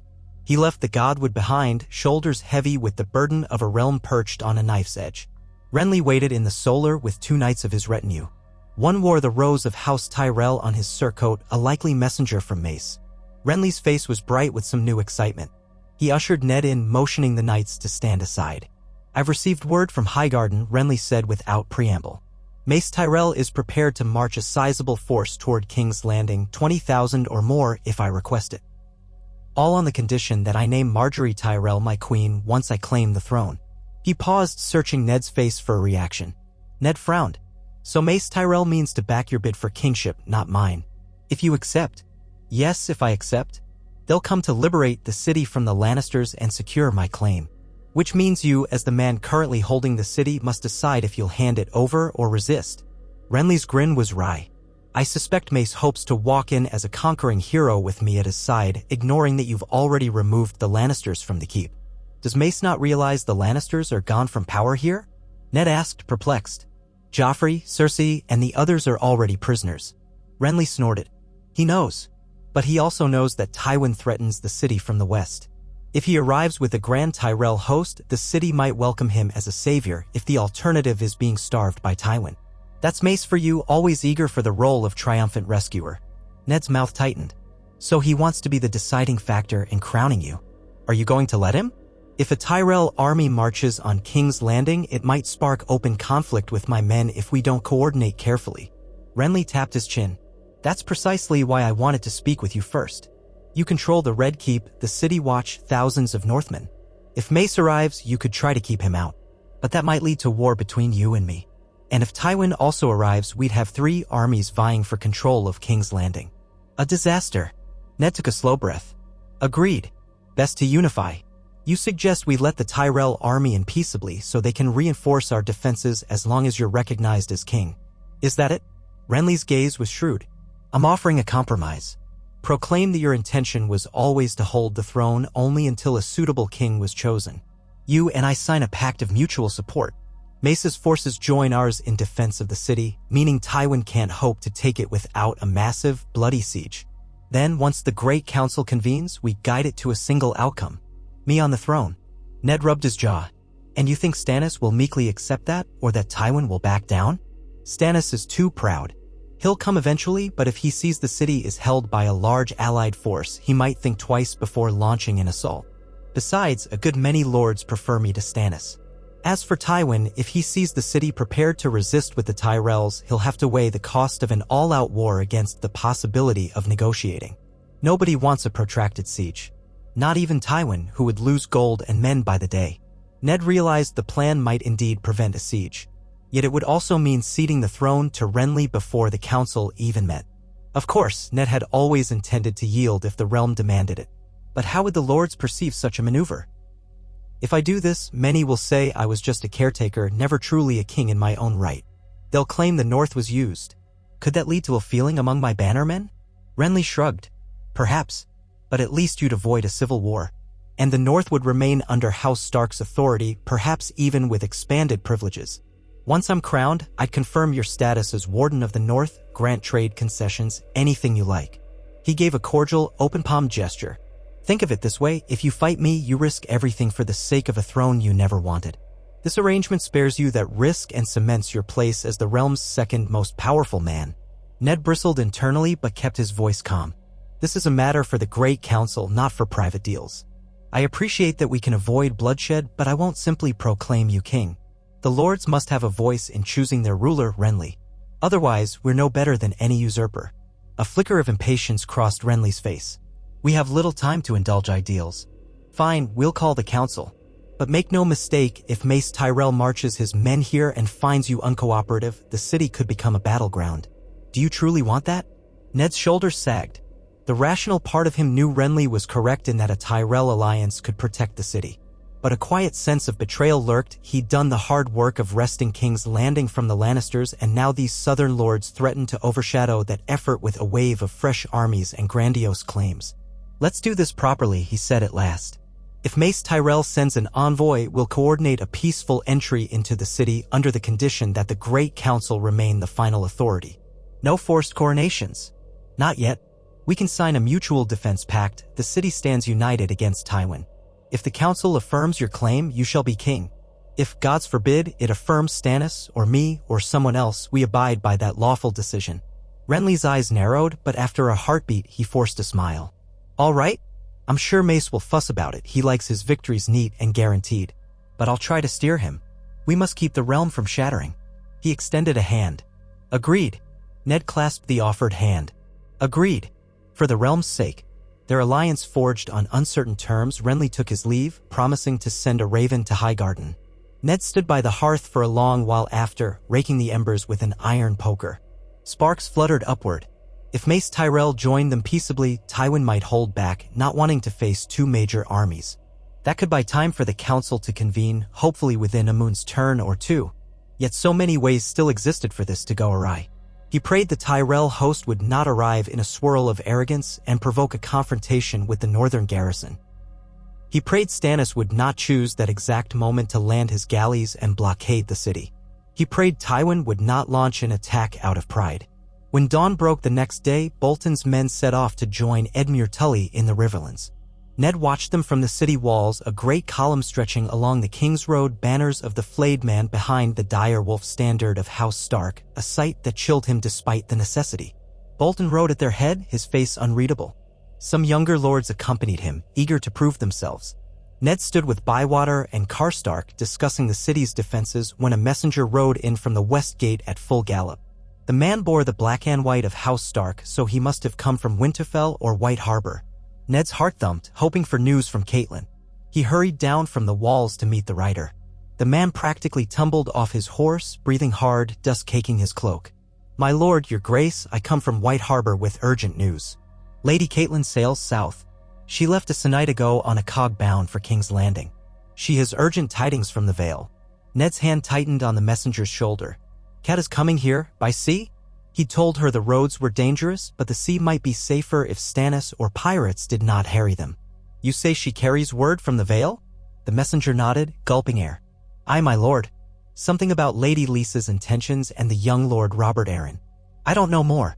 She said she must speak to you at once." Ned's mind spun. Lysa Arryn had declared neutrality, refusing to commit the Knights of the Vale to any cause. Was there a new development? If the Vale threw in with Ned, that could shift the balance again. Or if they joined Tywin? He banished the thought. Surely Lisa would not side with the Lannisters, not after they had effectively imprisoned Ned's daughter. Still, Lisa's unpredictability was legend. He squeezed the messenger's arm. You've done well. Get yourself food and rest. I'll expect a full report in an hour. The man bowed gratefully, stumbling away with the help of a guard. Ned's chest brimmed with relief, worry, and anticipation. He had not seen Catelyn in what felt like an age, not since the moment he'd marched south. She must have decided the city was safe enough now, safe enough to risk traveling? Or perhaps her news was so urgent that caution was cast aside. Either way, he yearned to see her again, to share this burden that had grown heavier by the day. He returned to the castle's interior, instructing the servants to prepare suitable chambers for the Lady of Winterfell. Sansa was thrilled at the news, tears welling in her eyes. Ned told her not to get her hopes too high. The sea was unpredictable and war lay thick on every horizon, but the girl's excitement was impossible to quell. She rushed off to help the servants arrange flowers and linens, a spark of joy returning to her that Ned had not seen since before her captivity. 2 days later, word arrived that Catelyn's ship had been spotted in Blackwater Bay, nearing the quay outside King's Landing. Ned rode out with a small escort to greet her. Dawn's light shimmered on the water, gilding the ships anchored near the harbor. The city stank of brine, fish, and refuse, as always, but Ned's excitement overrode the unpleasant smell. He stood at the dock as the cog approached, its sails flapping, the banner of House Stark visible near the foremast. When the plank dropped, Catelyn Stark stepped off in a swirl of travel-stained cloak and auburn hair pinned back. Ned felt an overwhelming rush of warmth and sorrow. She looked thinner, the lines around her eyes deeper, but the moment she saw him, her face softened with relief. They embraced fiercely, as though neither could believe the other was real. "You fool," Catelyn murmured against his ear, her voice trembling with unshed tears. "I prayed every day for the gods to keep you safe. When I heard rumors that you'd killed Robert in battle, she broke off, pulling back to stare at his face as if searching for the boy she'd married. You've grown so worn, Ned. Are you truly all right?" He brushed her hair lightly. "I am alive and I hold the city. But every hour has been a test. And you, why risk sailing south when war brews on every side?" Her jaw set with quiet determination. "Because Lisa has taken a dangerous path in the Vale, and I had to warn you personally. Besides, I couldn't bear to stand idle in the north, not when you and Sansa were in such peril." She lowered her voice. "Is our daughter well?" "She is," Ned said, guiding Catelyn off the dock, where guards parted the throng of dock workers. "We found her locked away by Cersei's men. She's shaken but unharmed." Catelyn nodded, tears in her eyes. "Thank the gods." She glanced at the soldier escort, then leaned closer. "Robert is truly gone?" Ned's throat felt tight. He left me no choice in the end." Her hand found his, squeezing it. "I know you never wanted that. We'll speak more privately. For now, we must go somewhere safe to talk." They rode back to the Red Keep, drawing stares from the city folk. Many recognized Catelyn as the Lady of Winterfell and bowed or murmured blessings. Others glared with suspicion, uncertain how to feel about House Stark's rule in the capital. Catelyn rode with her head high, determined, her cloak pinned by a silver wolf brooch. By the time they climbed to the upper corridors of the keep, Ned sensed her weariness. She traveled with only a small retinue of armed men from White Harbor, unfit for a pitched fight but enough to repel bandits. He brought her to the solar, letting her wash and change into a fresh gown. When she re-emerged, Catelyn found Ned waiting with a simple meal of bread, cheese, and salted beef. She ate quickly, though her hands trembled from exhaustion. Only once the servants had withdrawn did she speak her piece. "First, the Vale." She gathered herself. "Lisa is pulling away from any involvement with the Iron Throne. She's turned the area into a fortress, refusing all entreaties. She claims neutrality is the only way to protect young Robert. But that's not all. Word reached me from a loyal retainer inside the Vale that Lisa's begun negotiations with Tywin Lannister, exploring a possible betrothal between Robert Arryn and a Lannister girl, perhaps Myrcella or someone else from a cadet branch. She aims to keep the Vale out of direct conflict in exchange for a marriage alliance." Ned's jaw clenched. "She's gone mad. Aligning with Tywin after everything the Lannisters have done? Does she not remember how Robert was left to rot under the crown's neglect?" Catelyn sighed. "She remembers only her fear. She's convinced that you, as king, will drag the Vale into war with half the kingdom, and she wants no part of that. She'd rather bargain with Tywin for safety." Anger flared in Ned. "So the Vale might stand aside or even side with Tywin. That complicates everything." If the Knights of the Vale joined the West, the blockade around King's Landing could be unstoppable. Caitlin reached for his hand. I came as soon as I heard. I thought if I speak to Lisa, I might dissuade her. But traveling to the Vale is risky now that Tywin's men roam the Riverlands. Perhaps we can send an envoy? Or invite her to the Great Council under safe conduct. Ned rubbed his temples, exhaustion washing over him anew. We'll try. But if Tywin offers her a better deal, who knows which way she'll turn? Caitlin inhaled, steadying herself. There's more. News from Winterfell. Robb has been training diligently, learning to shoulder more responsibilities. He's effectively stewarding the North in your absence, with counsel from Maester Luwin and Ser Roderick. So far, the Bannermen remain loyal. But I fear that if this war drags on, or if your alliance with Renly or the Tyrells looks shaky, some might question our stance. They wonder if we're embroiling the North in a southern quagmire yet again. Ned nodded grimly. I can't blame them. The North seldom gains from these southern wars. That's half the reason I wanted no part in ruling. But we had no choice. Caitlin set her jaw. We must end this swiftly, Ned, or at least secure peace with enough houses that the North can return to its rightful place. I love you, but the North needs its liege back, this time as more than just a battered caretaker. He stroked her hand, feeling the calluses from her journey. You speak truth. We'll push for the Great Council as soon as possible. If we can bring Stannis and Renly to the table, show them that Tywin stands as the real threat, maybe we can unify the realm. Then I'll resign this damned crown, once and for all. She leaned into him, her voice softer. Gods, yes? Let that day come swiftly. A knock at the door interrupted them. Sansa peeked in, face alight when she saw her mother. She rushed forward, and Caitlin stood, arms wide, tears slipping free. My sweet girl, she whispered. They embraced tightly, Sansa sobbing into her mother's shoulder. It was a moment of raw relief that brought Ned to the brink of tears as well. So much heartbreak had filled these walls, but at least mother and daughter were together again. They spent the next hour in quiet conversation, letting Sansa recount the terror of her captivity. Caitlin soothed her, promising that she would never again be left alone at the mercy of the Lannisters. Sansa voiced some fear for Joffrey, who had once seemed her gallant prince, but who had proven cruel and monstrous. She asked if they would kill him now. Ned hesitated. The boy remained a prisoner, but the realm's lords might yet decide his fate. He couldn't comfort his daughter with lies, so he merely said that justice would be served. That was enough for Sansa, who shuddered at the thought of more bloodshed. Finally, Sansa went to see the new rooms prepared for her mother, promising to help arrange them. Ned and Caitlin exchanged a look of shared sorrow and love. When she was gone, Caitlin turned back to Ned, voice hushed. I'm glad she's safe. What of Arya? She was still at Winterfell when I left. Thank the gods for that. And the boys, all of them. I missed them so. Ned brushed a thumb across her cheek, wiping away a stray tear. We'll make this right, Cat. Somehow we'll see peace in our time. But even as he said the words, a clamor rose from the courtyard below, the shouts of soldiers running, horns sounding. Ned and Caitlin sprang to their feet, alarmed. They hurried to the nearest window, scanning the yard. Goldcloaks and Stark men were flooding in from the gates, dragging a ragged cluster of prisoners in chains. At the head of the procession, Ned recognized one of Bolton's outriders. The man's face looked grim. Ned descended with Caitlin at his side.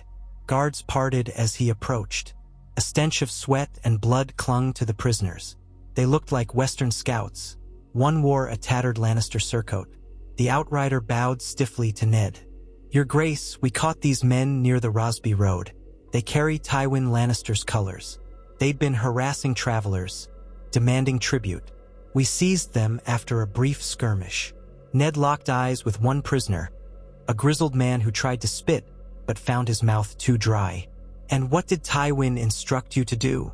Ned asked quietly. The man sneered. He told us to find supplies for the host. We take what we want. The realm belongs to House Lannister.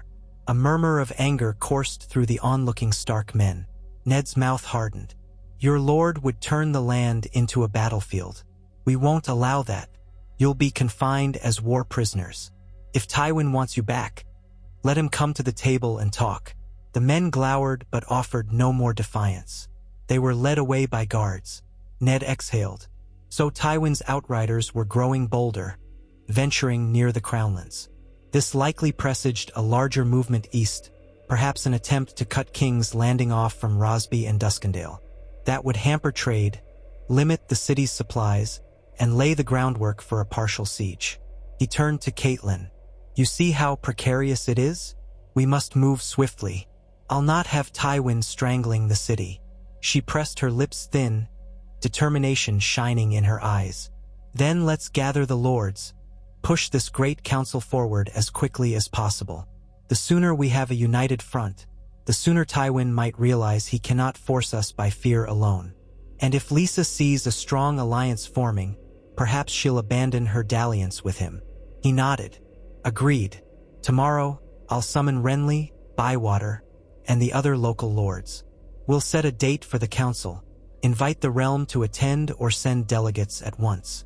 Thus resolved, Ned tried to calm the swirl in his chest. With Catelyn by his side, he felt steadier, more certain. That night, he found a small measure of rest, though images of Tywin's armies and Lisa's betrayal haunted him. Catelyn's warmth was the only solace. In the days that followed, letters flew to every corner of Westeros, bearing the official summons. All High Lords were to gather in King's Landing within 6 weeks for a great council to determine the rightful monarch of the Seven Kingdoms. Meanwhile, Mace Tyrell confirmed through Renly that he would march a protective host to secure the capital from Lannister aggression, though the exact date of his arrival was unclear. Stannis Baratheon's envoy returned with a terse acknowledgement. Stannis would come by sea, at the appointed time, prepared to lay his claim before the council. He stated that if the council conspired against his rightful inheritance, he would do his duty to the realm by removing any pretenders. A threat wrapped in righteous language, but at least he was coming rather than attacking outright. Rumors abounded that Tywin's main force was now massing around Harrenhal, with lesser detachments scouting the roads and ravaging border villages. Lord Bolton's smaller force joined Edmure Tully near Riverrun, hoping to harry Tywin's flanks or force him into a stalemate.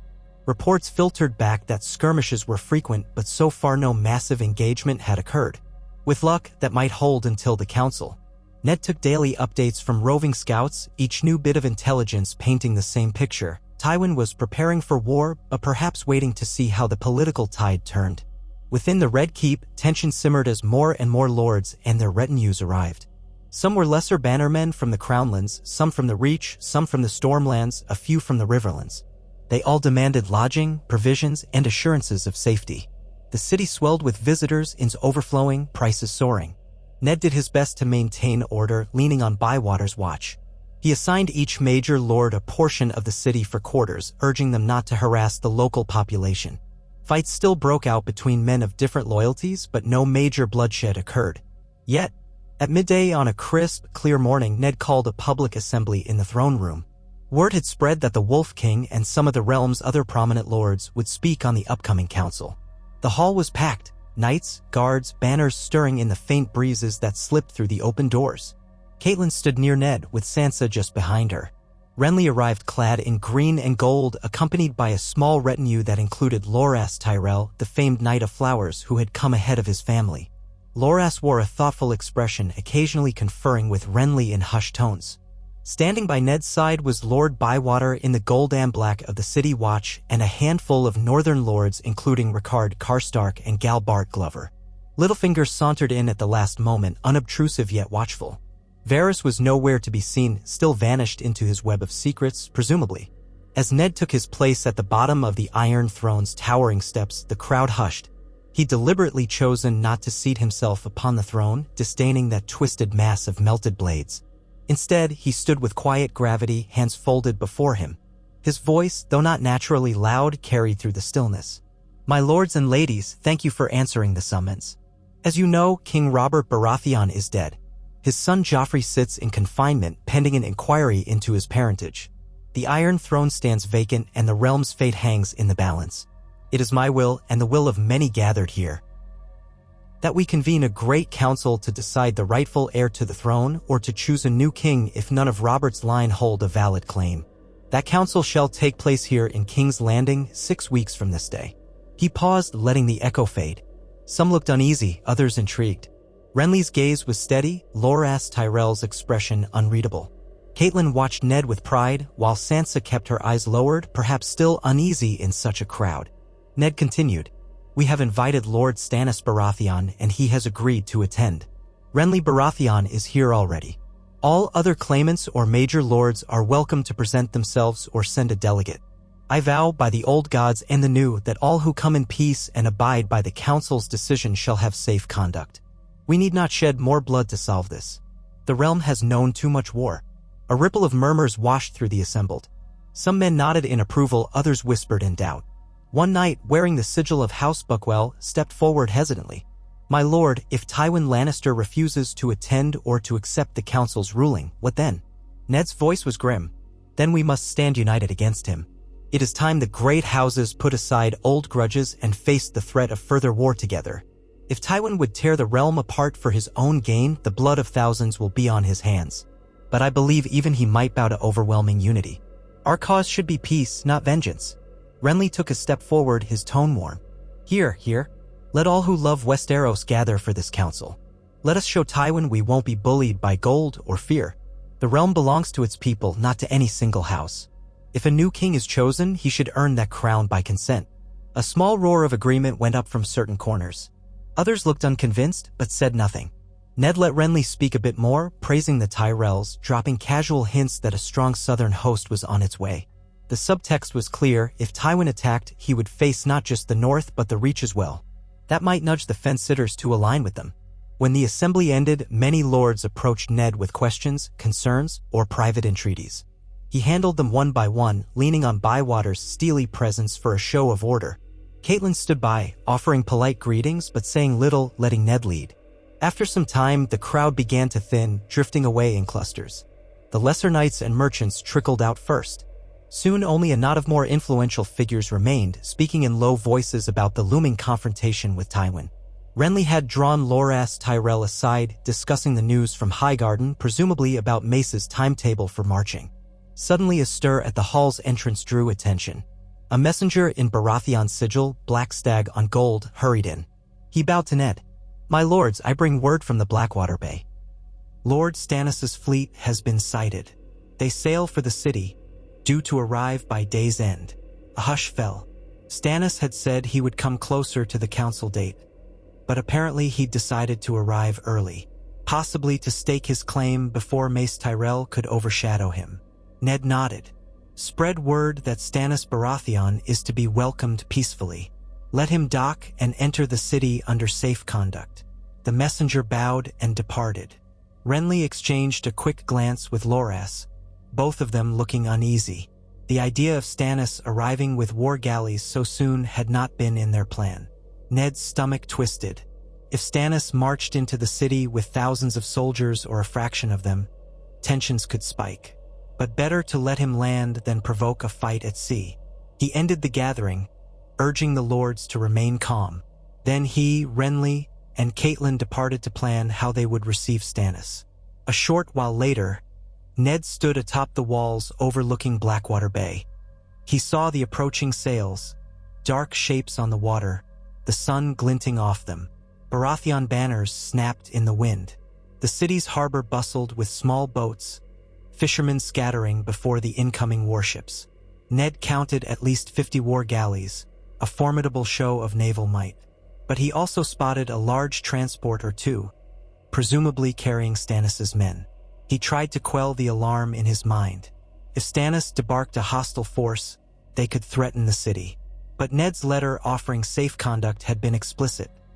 If Stannis came in peace, the gates would open. If he made a move to seize King's Landing by force, the Northmen and Goldcloaks would be ready. Catelyn joined him on the battlements, wind blowing strands of auburn hair around her face. She gazed at the ships with a mixture of awe and trepidation. He's not half-hearted, she murmured. So many war galleys. He must mean to demonstrate strength. Ned nodded. He's always been the most unyielding of Robert's brothers. If he believes the throne is his by right, he'll do whatever it takes to claim it. By late afternoon, the first of Stannis' ships docked at the main quay. Ned rode down with Catelyn, Renly, and a contingent of guards to greet them. A mass of curious onlookers lined the streets. City watchmen formed a corridor, keeping the throng back. Renly looked noticeably tense, though he tried to keep a confident smile. He cast Ned a sidelong glance. Let's see if my good brother means to talk or to fight. Ned said nothing, scanning the waterfront. The largest galley, bearing a flaming heart banner entwined with the crowned stag, came to rest. A wide plank extended. Soldiers in dark plate armor disembarked first, forming ranks. Many wore the sigil of a heart on fire, the new symbol Stannis had adopted with the help of the Red Priests from overseas. That unnerved Ned. Rumor said Stannis had embraced a foreign god. Then, striding down the plank, came Stannis Baratheon himself. Tall and gaunt, with a heavy brow and tightly clenched jaw. He wore black and crimson, the crowned stag emblazoned on his breastplate. But behind it Ned glimpsed the faint lines of that fiery heart. A woman with red hair trailed him. Melisandre, no doubt, the so-called Red Woman, rumored to possess strange powers. Her scarlet robes stood out against the dull color of the quay, and her eyes gleamed with unsettling confidence. Stannis halted a short distance from Ned. The two men regarded each other. Memories flickered in Ned's mind of how Stannis had fought valiantly under Robert in the rebellion, how he had endured the siege of Storm's End. Yet they'd rarely been close. Stannis was known for sternness, a sense of rigid justice that bordered on severity. Ned inclined his head, polite but not deferential. "Lord Stannis, welcome to King's Landing." Stannis's lips pressed together. "Lord Stark or King Eddard, as some style you. I find these titles confusing." His tone was brusque, neither warm nor openly hostile. His gaze flicked to Renly. "And you, younger brother, I see you stand at the Wolf King's side." Renly lifted his chin. "I do, as might you if your mood allowed. Our realm needs unity, not old grudges." Stannis ignored him, turning back to Ned. "I came because you promised a great council. I do not recognize your kingship, nor Renly's. The throne is mine by right of blood. Nevertheless, I will abide by this council if it proves just. If it's a sham, I will take the city by force. Is that clear?" Ned met his gaze levelly. "Clear. I pledged safe conduct so long as you do no harm here. Once the council meets, you may present your claim. Until then, your men will remain outside the city walls, on the ships or in designated camps. We won't allow a full army inside. That's my condition." Stannis bristled.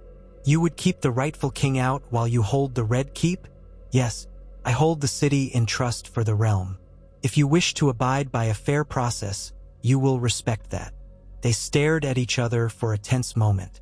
Then Melisandre, the red-haired priestess, spoke in a soft, resonant voice. "The Lord of Light has shown me a vis. Ion of darkness devouring this land if men do not follow the one true king.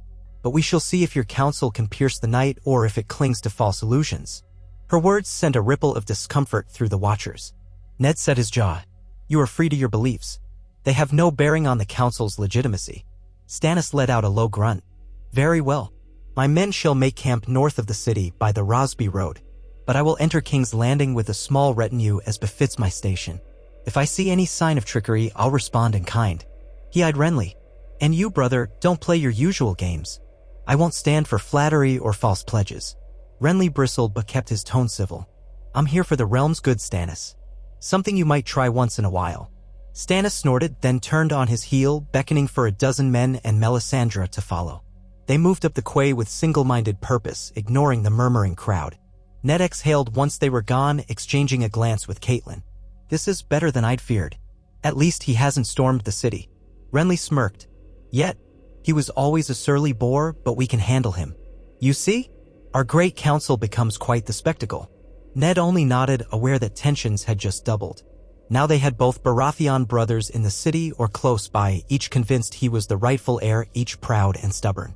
Throw Tywin Lannister into the mix, plus the uncertain moves of the Vale, and they had all the makings of a conflagration if the council failed. The next few days saw Stannis settle in a walled compound near the city's northeastern edge with a small personal guard inside the walls. The bulk of his force camped beyond, ringed by trenches and watchfires. Renly made a show of ignoring him, though Ned sensed tension whenever they were in the same hall. Occasionally, they met with Ned in the Red Keep to plan the council's logistics, where the lords would gather, how the voting would proceed. Stannis insisted it be done by strict seniority of rank with no chance for lesser lords to overshadow older, greater houses. Renly argued for a more open approach, citing the old precedent from the Great Council that had chosen King Viserys long ago. Ned stood in the middle, trying to keep them from hurling insults. Meanwhile, more lords trickled in, including a modest representation from the Stormlands and the Reach. Word came that Mace Tyrell was on the march, though more slowly than expected, trailing a massive baggage train. Some suggested he was deliberately dragging his feet, waiting to see which brother, Stannis or Renly, seemed likely to triumph so he could back the winning side. If so, Ned thought grimly the arrival of both might prompt him to keep delaying. But that was speculation. Catelyn observed it all with a keen eye, occasionally offering suggestions to Ned in private. She advocated forging as many small alliances as possible, pulling the uncertain houses into a coalition that would overshadow the Lannisters. Ned disliked politicking but understood the need. He used what resources he had to reassure the Crownlands that they would be treated fairly if they did not bend to Tywin. He also circulated evidence of Joffrey's questionable parentage, hinting that the boy's blonde hair, so different from Robert's, was more than coincidence. He did so in a measured way, not wanting to provoke the Lannisters still in the city, especially not the captive Cersei, who grew more furious by the day in her confinement. Now and then Ned spoke with Joffrey himself, not out of pity but out of a sense of grim responsibility.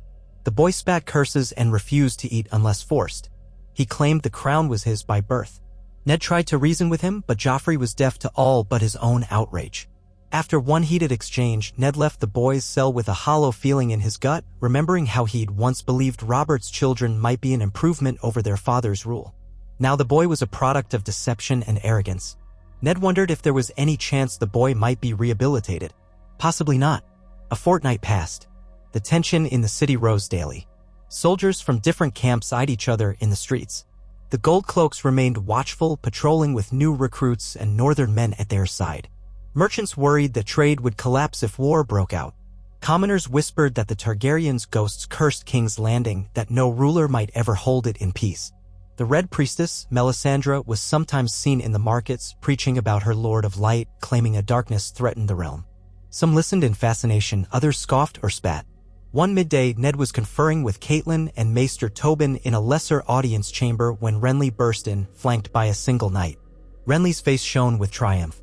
He brandished a parchment bearing Mace Tyrell's seal. "Mace will be here within 2 weeks," he announced. "He brings 20,000 men. This city will be safe from Tywin." Ned studied him. "Will they come peacefully, as we agreed?" Renly nodded. "Mace states he comes in amicable alliance with the rightful powers in King's Landing. That means me, though he didn't say so openly.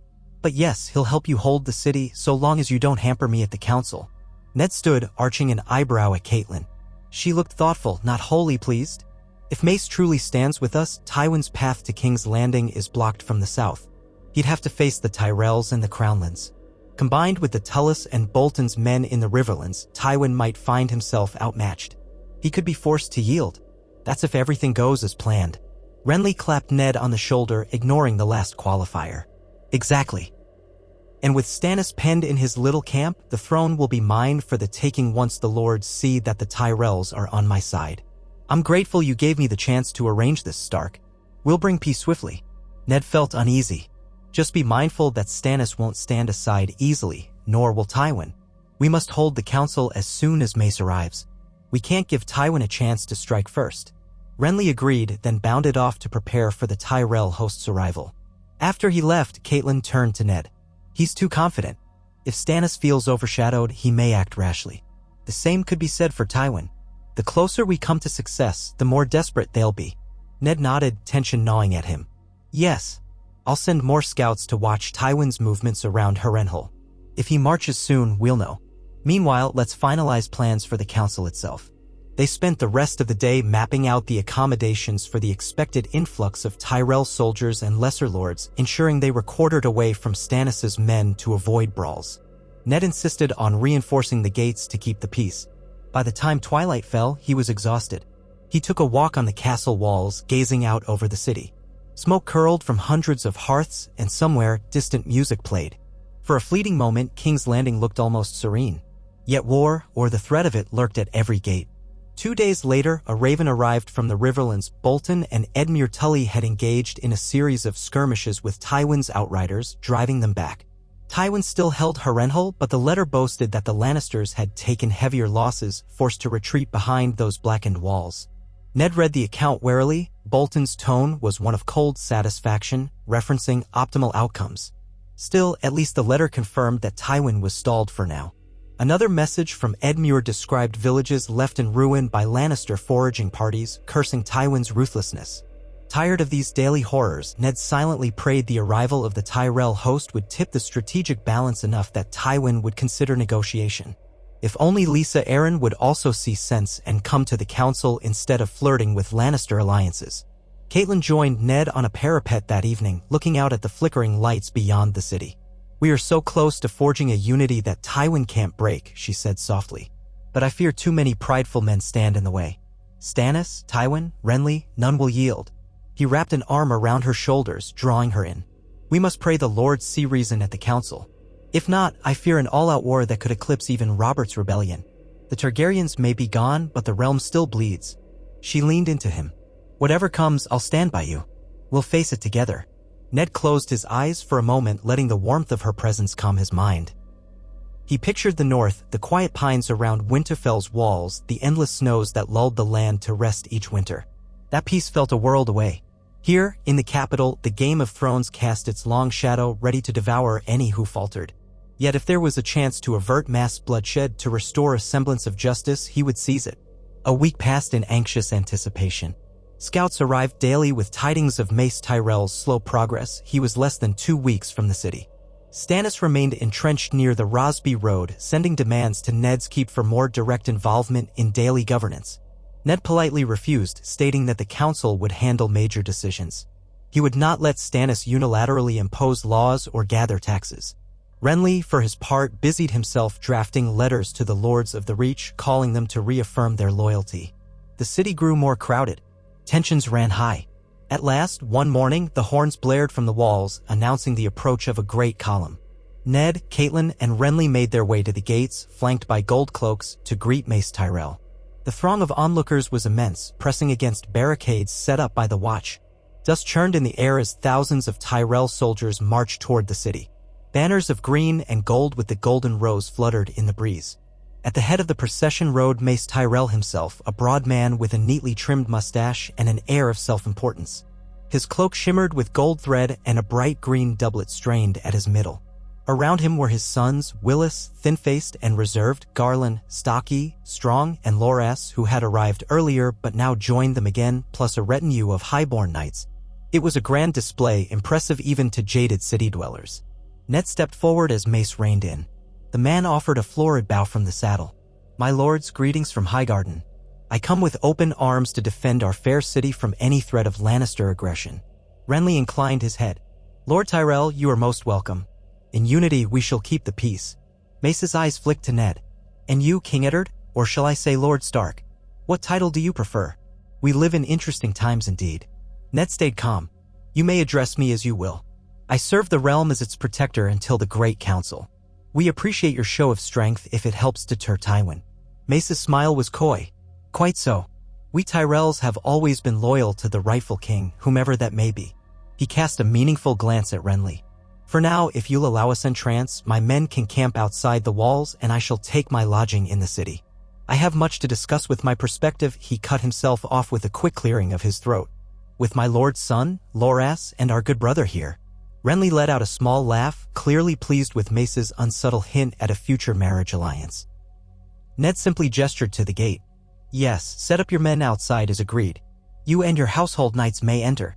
The city is crowded already, so we'll guide you to your quarters. The Great Council is but a week away. We must be prepared." Mace nodded, beckoning for Willis to follow him in. Garland and Loras parted ways, some heading to find stables for the horses, others coordinating with gold cloaks about the camp. The city roared with curiosity, thousands of voices rising in a clamor. The Tyrell soldiers marched past, forming neat ranks outside the walls. Ned caught sight of row upon row of pikes and bright banners, a host that indeed could rival the Lannisters or Stannis if it came to open war.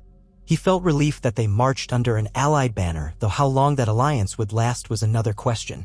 In the coming days, the city nearly burst at the seams. With the Tyrell host just beyond the walls, the Northmen and Gold Cloaks patrolling inside, and Stannis' men camped not far off, King's Landing found itself ringed by armies on all sides. Only an increasingly delicate balance of truces and the promise of the Great Council kept the peace. Vendors sold overpriced wares, taverns overflowed, and rumors ran rampant that Tywin was on the move, that the Targaryens had returned with dragons, that the gods themselves would descend to choose the next king. Ned ignored the chatter, focusing on finalizing the council's procedures. Finally, the appointed day arrived.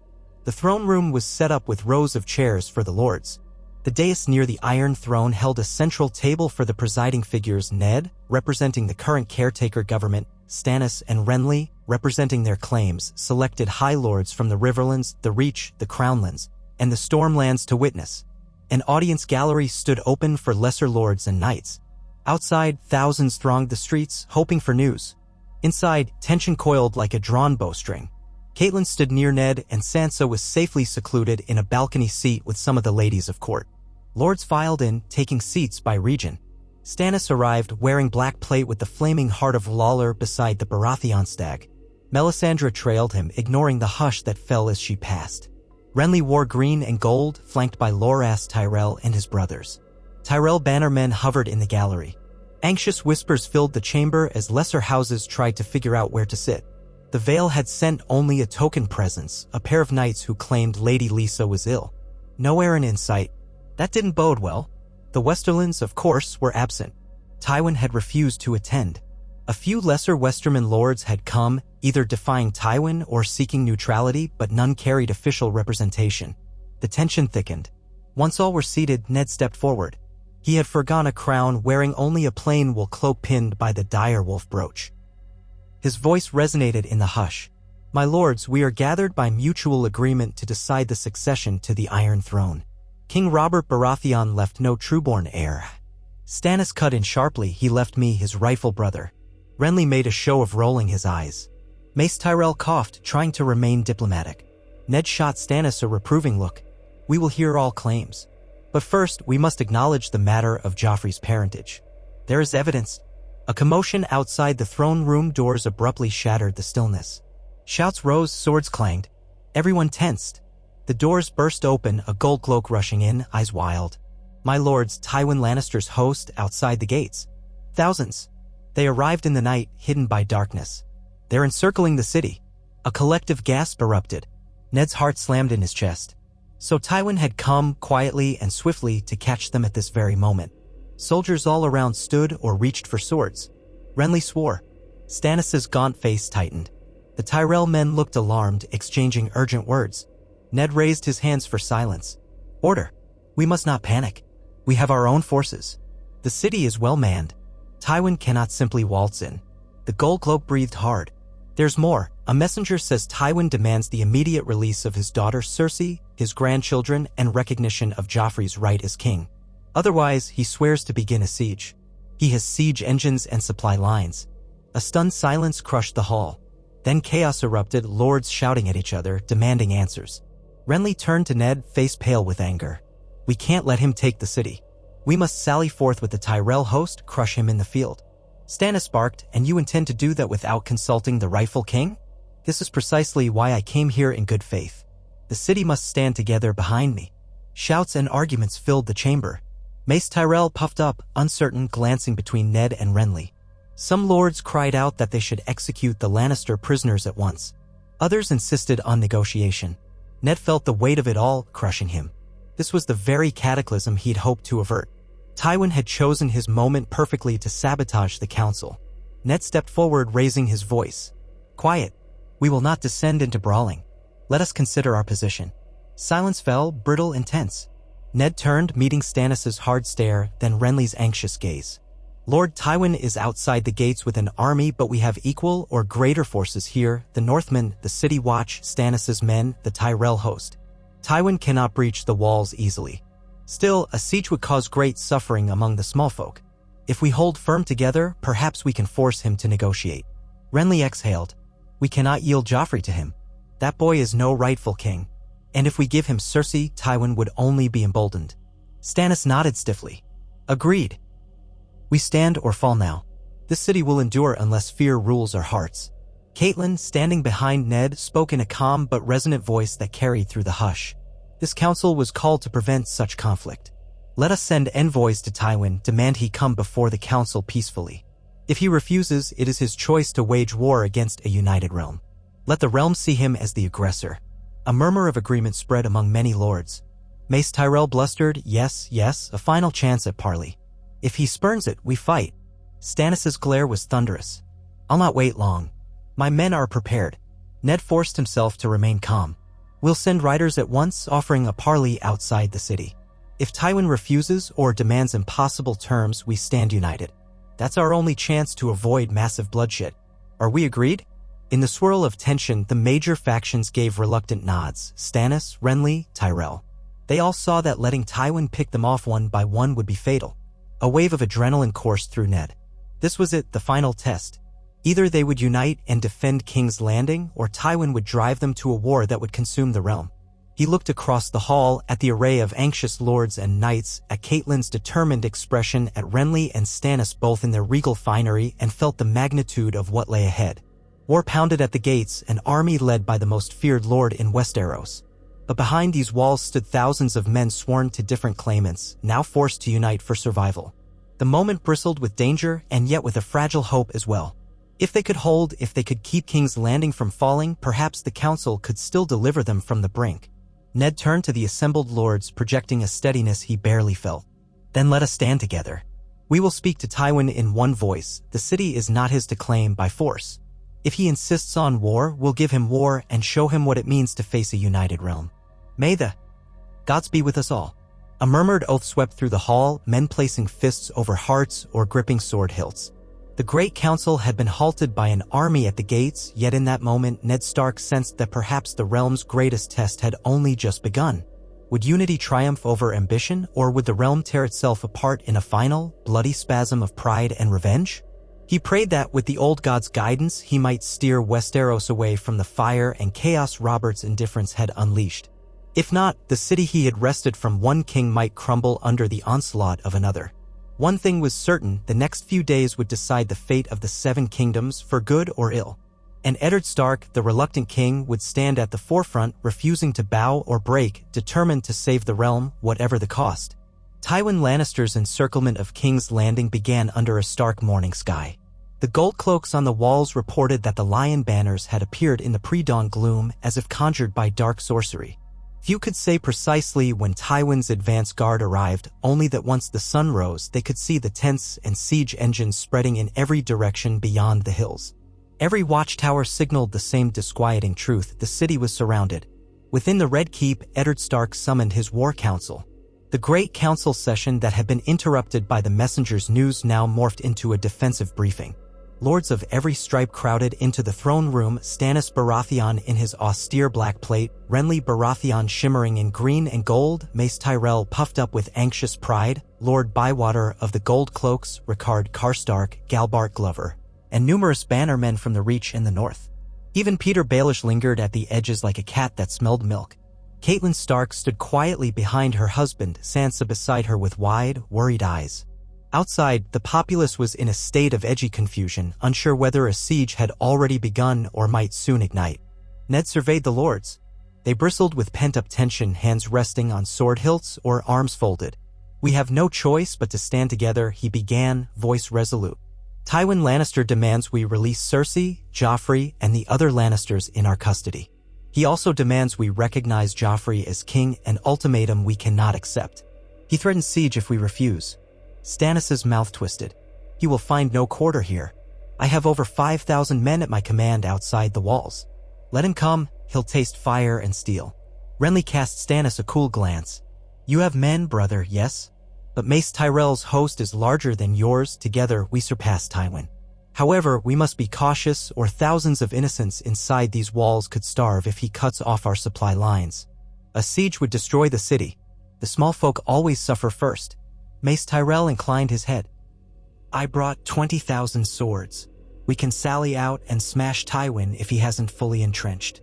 But if we do, we must coordinate with Stannis's force. Otherwise, we risk splitting our strength and letting Tywin strike in detail.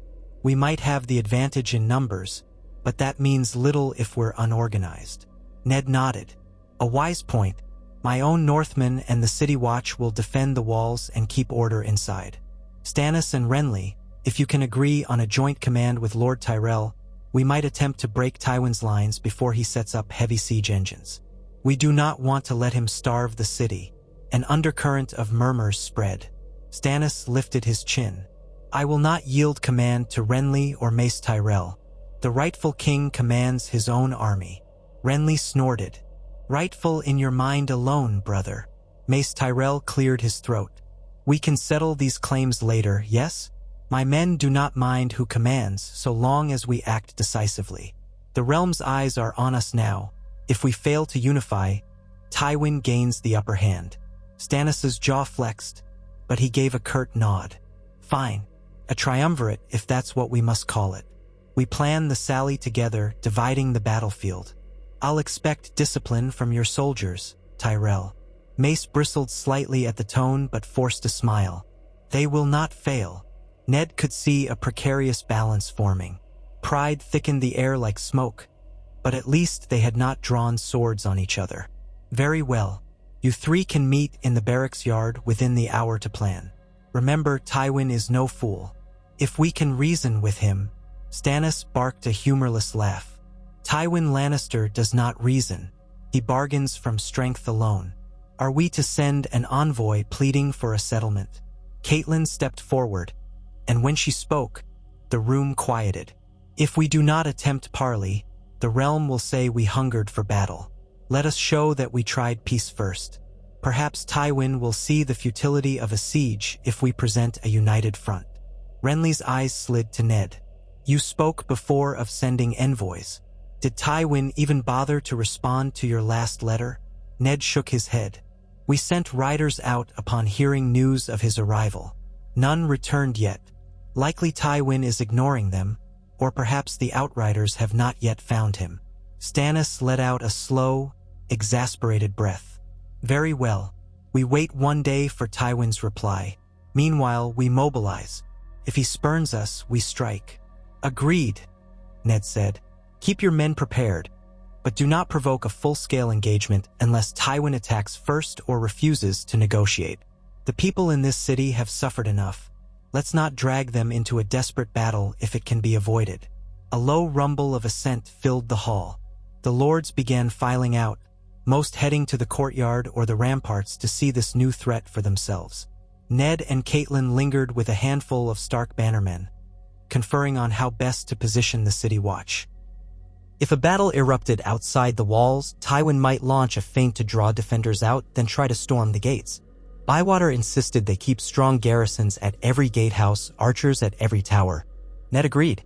They had the advantage of the city's walls, which were stout and well-maintained, but a cunning foe could breach them if the main host was lured away.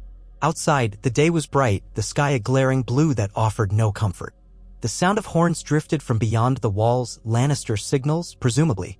Runners came and went, describing how lines of red and gold-clad soldiers had set up palisades across several roads, turning back farmers and merchants.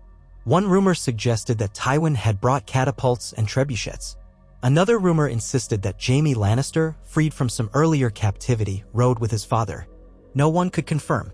Only the watchers on the ramparts could see that the ring of tents and supply wagons was steadily expanding so that soon every major approach to King's Landing might be cut off. Ned walked the battlements near the Iron Gate in the eastern section of the city, flanked by 2 gold cloaks, while Catelyn followed a step behind. The wind tugged at her auburn hair, and though she was calm, Ned felt her tension. She was never a timid woman, but the weight of looming battle pressed on all. The hush that fell over the ramparts when they gazed beyond the walls was eerie. In the distance, banners flapped and the metallic glint of arms flickered in the sun. He could almost taste the realm's fear. Catelyn touched his arm. Do you see them, pitched behind those small hills? I count at least 20 siege machines. He squinted, his eyes sharp despite the glare. Aye. He means to blockade us thoroughly. If he invests the roads, trade will stop. The city's food stores are decent, but not infinite. Tywin has come prepared. Catelyn gave him a grim nod. And he must know we have a formidable force here. So he either believes he can starve us or expects some advantage we do not see. Ned's thoughts flicked to Lisa Arryn. Perhaps that was Tywin's hidden card, the Veil, or part of it offering him passage or additional men. Or perhaps he was gambling that the factions inside the city, Stannis, Renly, the Tyrells, would break down and turn on each other. If the defenders quarreled among themselves, Tywin could pick apart their alliances. Whatever his plan, Ned said quietly, we must remain steadfast. If we shatter from within, we lose. They walked on, descending at last into the courtyard. Stannis and Renly were nowhere to be seen. Presumably they had gone to confer with Mace Tyrell. The courtyard bustled with men arming up, squires hauling crates of spears, knights adjusting saddles. Sansa watched from a distance, perched on a low wall near the keep, flanked by 2 Stark guards. Ned longed to send her back to Winterfell away from this madness, but the roads were sealed now. The only possible route out was by ship, and the waters might not be safe either. Not with Tywin's possible allies or with the threat of sea raiders if war spread. Sansa was stuck in King's Landing, like a flower in a storm. He approached her, forcing a smile. All is well, my sweet. Stay near your mother. If a messenger brings news, we will know soon. In the meantime, the city watch will keep the peace. She tried to put on a brave face, but her eyes gave away her fear. Will there be a battle, father? In the streets. He pressed her hand gently. That is what we seek to avoid. We have enough men to defend the city.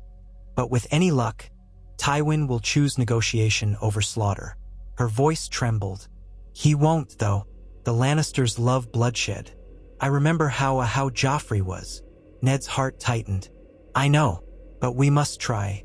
Courage, Sansa. Catelyn joined them, touching Sansa's cheek. Come, child. Help me gather the ladies of the court. They are frightened too, and might find comfort if we speak with them. We can keep them occupied with tasks. Bandages for wounded, or meal distribution, so they don't sit idle in terror. Sansa swallowed. Yes, mother. She followed Catelyn, though she glanced back at Ned with worry. He mustered another reassuring nod, then turned to rejoin the men at arms. An hour later, a horn blast at the main gate drew Ned's attention. He hurried through the corridors and out onto a high walkway overlooking the Gate of the Gods. A small party approached from outside, bearing a white banner of truce. Ned recognized Lannister colors behind that banner. Red and gold, the golden lion rampant. The city watch parted at the gate, and a small group of Lannister knights rode in, helmets off, swords sheathed. At their head was a tall, weathered man with iron-gray hair and a short beard. Not Tywin Lannister, someone older, perhaps. Ned felt tension coil. Finally, they had a direct messenger from Tywin. At the gatehouse courtyard, the watchers gathered. Ned and a contingent of Goldcloaks stepped forward to meet the Lannister envoy, while archers stood ready on the walls in case of treachery. Stannis arrived in a swirl of black cloak. Renly not far behind, wearing a cloak of deep green. Mace Tyrell, bulky in fine armor, approached with some of his knights. Tension bristled among the defenders, for no one trusted the Lannisters. But the white banner had been raised. The older knight, his hair receding, jaw set in stern lines, dismounted. I come on behalf of Lord Tywin Lannister, Warden of the West. His voice carried surprisingly well. He offers a chance for peace if you comply with his terms.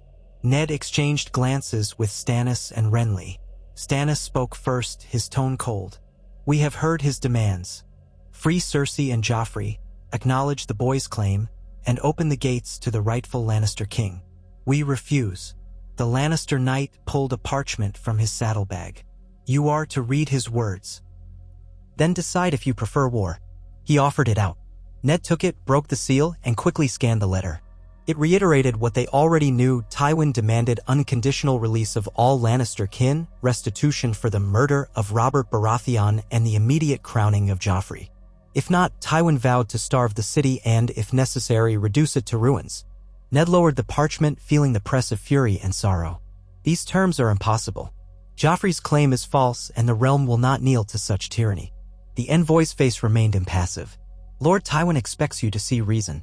The city is surrounded. You cannot hope to outlast him. Mace Tyrell bristled. We are not so easily threatened. Our own host more than matches his. If he tries to starve us, we'll break his lines from within. The Lannister knight's gaze flicked over the masked defenders. Will you indeed? You may have numbers, but Lord Tywin has greater discipline and the advantage of supply lines to the Westerlands. Should it come to a pitched battle, many will die on both sides. We do not fear it. Your small folk, though, may not be so eager for war. Renly stepped forward, voice tense. Enough. If Tywin wants to negotiate a real truce, let him come in person or send someone who can speak on more moderate terms. We hold the city and we have the rightful council. This usurpation is madness. The envoy bowed faintly. I will convey your words, though I suspect they fall on deaf ears. He turned back to Ned. Lord Tywin gives you until sunrise tomorrow to respond. If you do not yield, the siege begins in earnest. Stannis' knuckles whitened around his sword hilt. We do not yield to threats. Go back and tell Tywin, if he tries to tighten this noose, we will cut through it with steel. The envoy gave a curt nod, then mounted his horse. His small retinue turned, the white banner fluttering in the breeze, and they departed as calmly as they had arrived. The gate slammed shut behind them. In the courtyard, a hush lingered until Mace Tyrell broke it with a frustrated exhale. We cannot let that man place us under siege. The city is not well stocked for a long blockade. Winter is coming and harvests were not as bountiful as rumored. Ned frowned. We've gleaned enough supplies to last a few months, but no more. Tywin's counting on desperation to break us. Unless we break him first. Renly made a disgusted noise. He wants us to sally out, no doubt, so he can choose the battlefield. We could do it, though. If we coordinate carefully with Stannis' men, along with Tyrell Knights, we might smash through his lines near the Rosby Road or another flank. Stannis pursed his lips. Or we might play into his hands. Tywin often sets traps. A direct assault on his strongest lines could cost us. Yet if we remain behind the walls, he starves us. So we must find a third path, some cunning ploy or an alliance. Ned recalled Bolton's force in the Riverlands. If they could coordinate from behind Tywin's lines, maybe they could pinch him. Roose Bolton and Lord Edmure Tully hold Tywin at Harrenhal, but they cannot storm that fortress easily. If we send riders urging them to harass Tywin's rear, he might be forced to split his host or abandon the siege. Mace Tyrell looked intrigued. A two-front tactic. Yes, that might force Tywin to retreat or risk being surrounded. Renly nodded in agreement. We can do that. Send swift riders out by sea. Let them land north of Harrenhal, carry the message to Bolton. If he receives it in time, he can pressure Tywin's supply routes. Stannis grimaced. Assuming Bolton agrees. He's not the most conventional ally, but it's better than waiting to starve. Ned's mind raced. We'll try. Meanwhile, we stand firm here, prepare for any immediate assault. If tomorrow at dawn Tywin initiates the siege, we do not yield. With luck, Bolton will soon harass him from behind. The men voiced agreement, though none looked pleased. The siege was all but declared. People in the city would panic, commerce would freeze, and the Great Council had effectively been halted by the ring of Lannister steel. Ned felt his heart tighten. So much for a swift, bloodless transition. Tywin was making them pay for dethroning Robert's putative heirs. They broke apart to marshal their forces. That night, Ned and Catelyn convened the top captains of the Watch, ensuring that every gate was doubly guarded, that no infiltration could occur. The city's mood turned grim. Small folk huddled indoors, shops closed early. Whispers claimed that Tywin's men would hurl diseased corpses over the walls or set the outskirts ablaze. Some families tried to flee only to find the gates barred. Word spread that the Wolf King had ordered no one in or out for fear of spies. Ned had to accept that measure to maintain security, though it hurt him to deny people free passage. Before midnight, a half-dozen swift riders were dispatched by ship from the harbor, aiming to skirt Tywin's blockade under cover of darkness and make landfall upriver where they could slip into the Riverlands. If they succeeded, Roose Bolton would learn of Tywin's bold move and might coordinate. Or so they hoped. Sunrise approached with grim inevitability. From the Red Keep's highest battlements, Ned watched the horizon lighten, the sky tinted with pink and gold.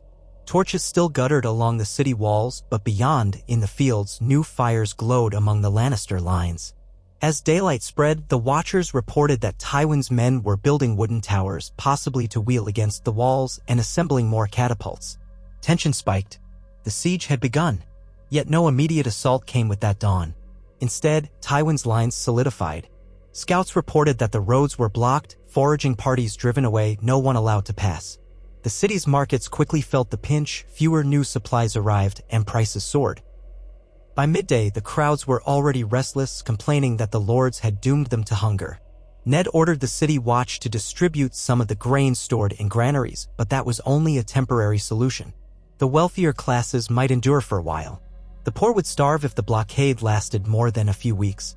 The day passed in uneasy stasis. Stannis, Renly, and Mace Tyrell squabbled over whether to attempt an immediate breakout. Ultimately, they agreed to wait for more intelligence on Tywin's deployments. No sense galloping straight into a Lannister trap. Meanwhile, the mood in the Red Keep curdled with each passing hour. Sansa wandered the halls with a lost look, seldom speaking. Catelyn kept busy organizing a rudimentary hospital for possible casualties, anticipating that an attack might come at any time. Stannis' Red Priestess, Melisandre, was seen on the walls, staring out at Tywin's lines as though she could burn them with her gaze alone. Some whispered she was conjuring a curse. Others avoided her like a plague. On the second day of the siege, the first casualties trickled in, some foolhardy peasants who'd tried to sneak past the lines, only to be shot by Lannister archers. Their bodies were dumped near the gate in a grisly warning. An outrider from Stannis' force attempted to probe the southwestern approach, but disappeared, presumably captured or killed. That evening, a squad of Tyrell knights proposed a small-scale sortie, but Mace Tyrell rejected the plan. He refused to risk open battle without a clear strategy. Grumbling spread in the ranks. Through it all, Ned struggled to maintain unity. Stannis chafed at inaction, muttering that a proper king would sally forth and crush the foe. Renly insisted the city must remain stable, that a reckless battle could see half their forces lost. Mace Tyrell vacillated, uncertain whether to commit to an offensive. Ned himself favored caution. Tywin wanted them to break lines under poor conditions. A mad dash could lead to slaughter. Yet time was not on their side. Inside the walls, each day that passed drained precious resources and frayed morale. On the third day, a fresh blow landed. One of the newly arrived lords from the Crownlands, Lord Rosby, quietly defected. He slipped out by boat under cover of darkness, presumably to join Tywin. The next morning, a Lannister herald shouted from beyond the gate that Lord Rosby had pledged loyalty to King Joffrey. Ned seethed at the mention of that name, but the defection was an omen of more to come if they could not feed the city. Other minor lords, seeing no immediate victory, might switch sides. That same day, tensions flared in Flea Bottom, where peasants fought over scraps of bread. The Goldcloaks managed to quell the riot, but it was a dire sign. Fear was taking hold. In the midst of this gloom, a ray of hope arrived on the afternoon of the fourth day. One of the riders they had sent by ship returned, battered and exhausted, but alive. Ned rushed to meet the man in the courtyard. Blood crusted the rider's left arm, and his cloak was torn, but he still clutched a scroll. "My lord," he rasped, sliding off his horse. "I found Lord Bolton's camp near the Upper Trident. He sends word." Ned helped steady the man, then broke the seal on the scroll. Bolton's hand was neat, the letter short. "Your Grace, I have conferred with Lord Edmure Tully. We march on Harrenhal within 5 days. If we can force Lord Tywin to abandon his fortress to relieve that stronghold, the siege on King's Landing may be weakened. Prepare to strike him from your side at the same moment. If the lion does not move, we shall lay waste to his supply lines. Our success hinges on simultaneous pressure. Signed, Roose Bolton." Ned felt a surge of grim satisfaction. If Bolton and Tully threatened Harrenhal, Tywin would be forced to choose between holding the siege or reinforcing the castle. Perhaps that would break his stranglehold.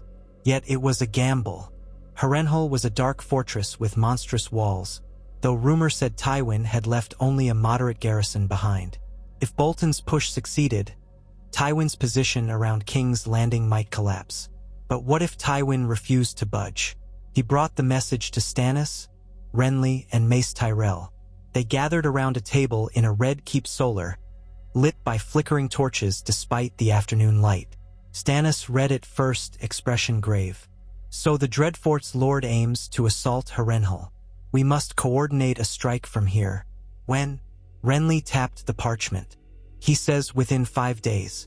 If we wait for Tywin to react, we might lose the element of surprise. Perhaps on the morning of the 6th day, we sally out in force. Tywin may not expect a double blow. Harrenhal in the west, King's Landing in the east. It could be our best chance to break the siege before it fully solidifies. Mace Tyrell nodded slowly. We must plan carefully. The roads to the north are blocked. We might strike south or southwestern lines, aiming to roll up Tywin's flank. My scouts say that's where the ground is less fortified.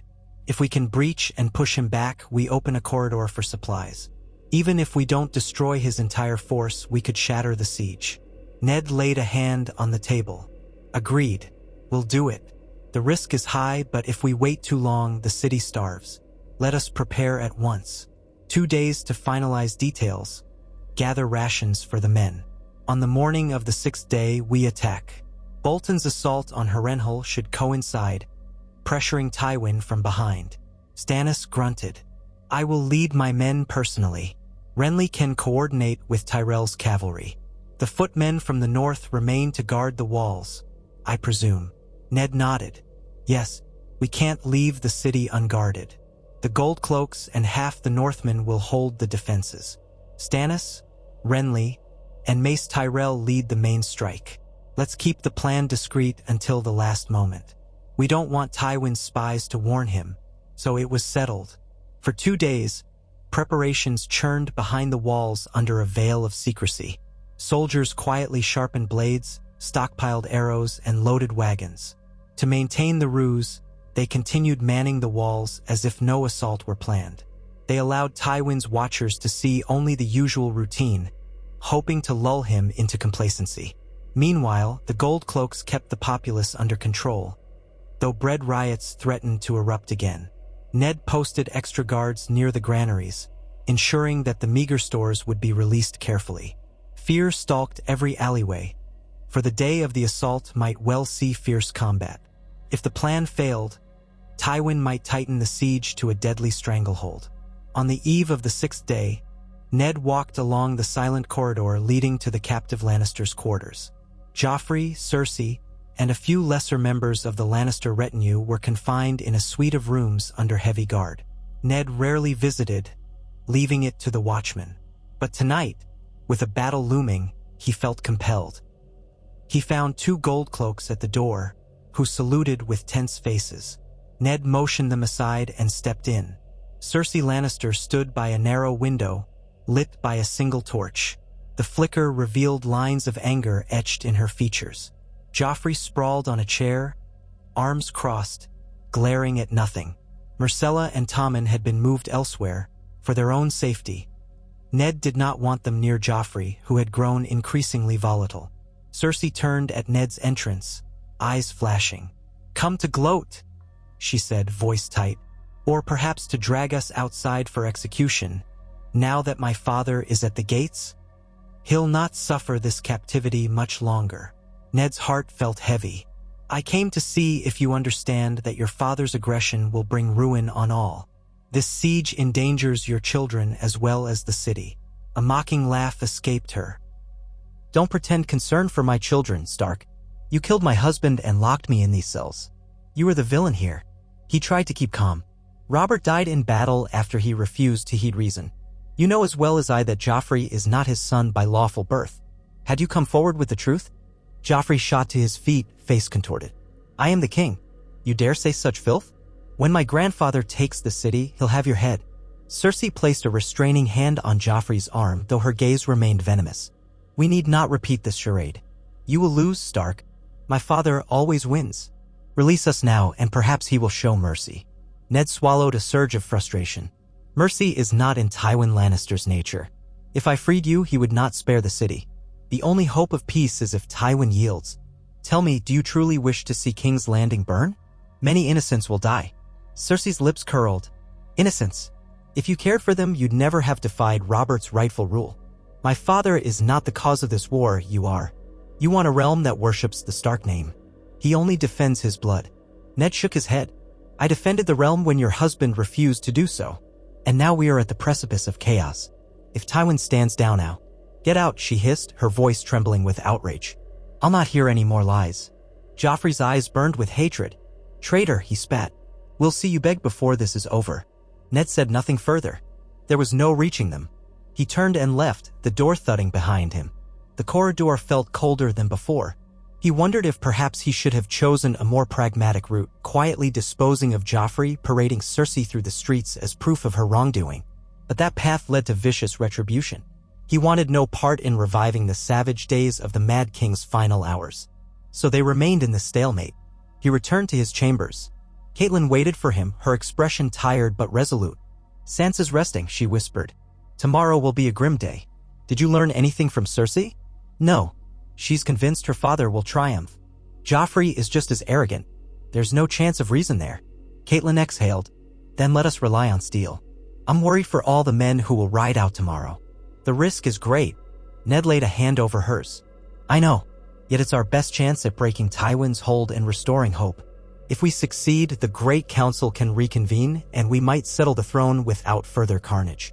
She held his gaze, sorrow flickering in her eyes. "I pray it works, Ned." In the chill before dawn, the city stirred with quiet urgency. Soldiers rose from makeshift bedrolls, harnessed horses, checked weapons. Ned stood in the yard, cloaked in gray wool, overseeing the final preparations. Thousands of men under Stannis, Renly, and Mace Tyrell gathered near the King's Gate, ready to march out. Archers formed ranks, footmen clutched pikes, cavalry readied in the side streets. If the plan was to remain secret until the last moment, they were cutting it close. But by the time the sky lightened, the columns were formed. Stannis took the vanguard with his disciplined knights, face grim as stone.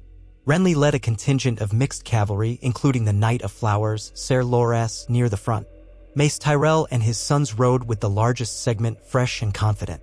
Ned waited by the gates, flanked by 100 gold cloaks and northern swords. He would not be joining the main sally. He dared not leave the city unprotected. Instead, he would coordinate from the walls, sending signals if Tywin launched a counterthrust. By mid-morning, horns blew. The gates were unbarred, the portcullis lifted. In tight formation, Stannis' men led the way out, creeping through the gatehouse tunnel. It was not a mass gallop but a steady, disciplined march, hoping to keep momentum on their side. If Tywin's sentries spotted them too late, perhaps they could breach one flank. The watchers on the walls tensed, scanning the countryside. It looked quiet, but that was an illusion. Lannister lines lay beyond the rolling fields, behind earthen ramparts and sharpened stakes. With banners unfurled, Stark dire wolf, Baratheon stag, Tyrell rose, the columns emerged into the open. Ned climbed a nearby tower for a better vantage.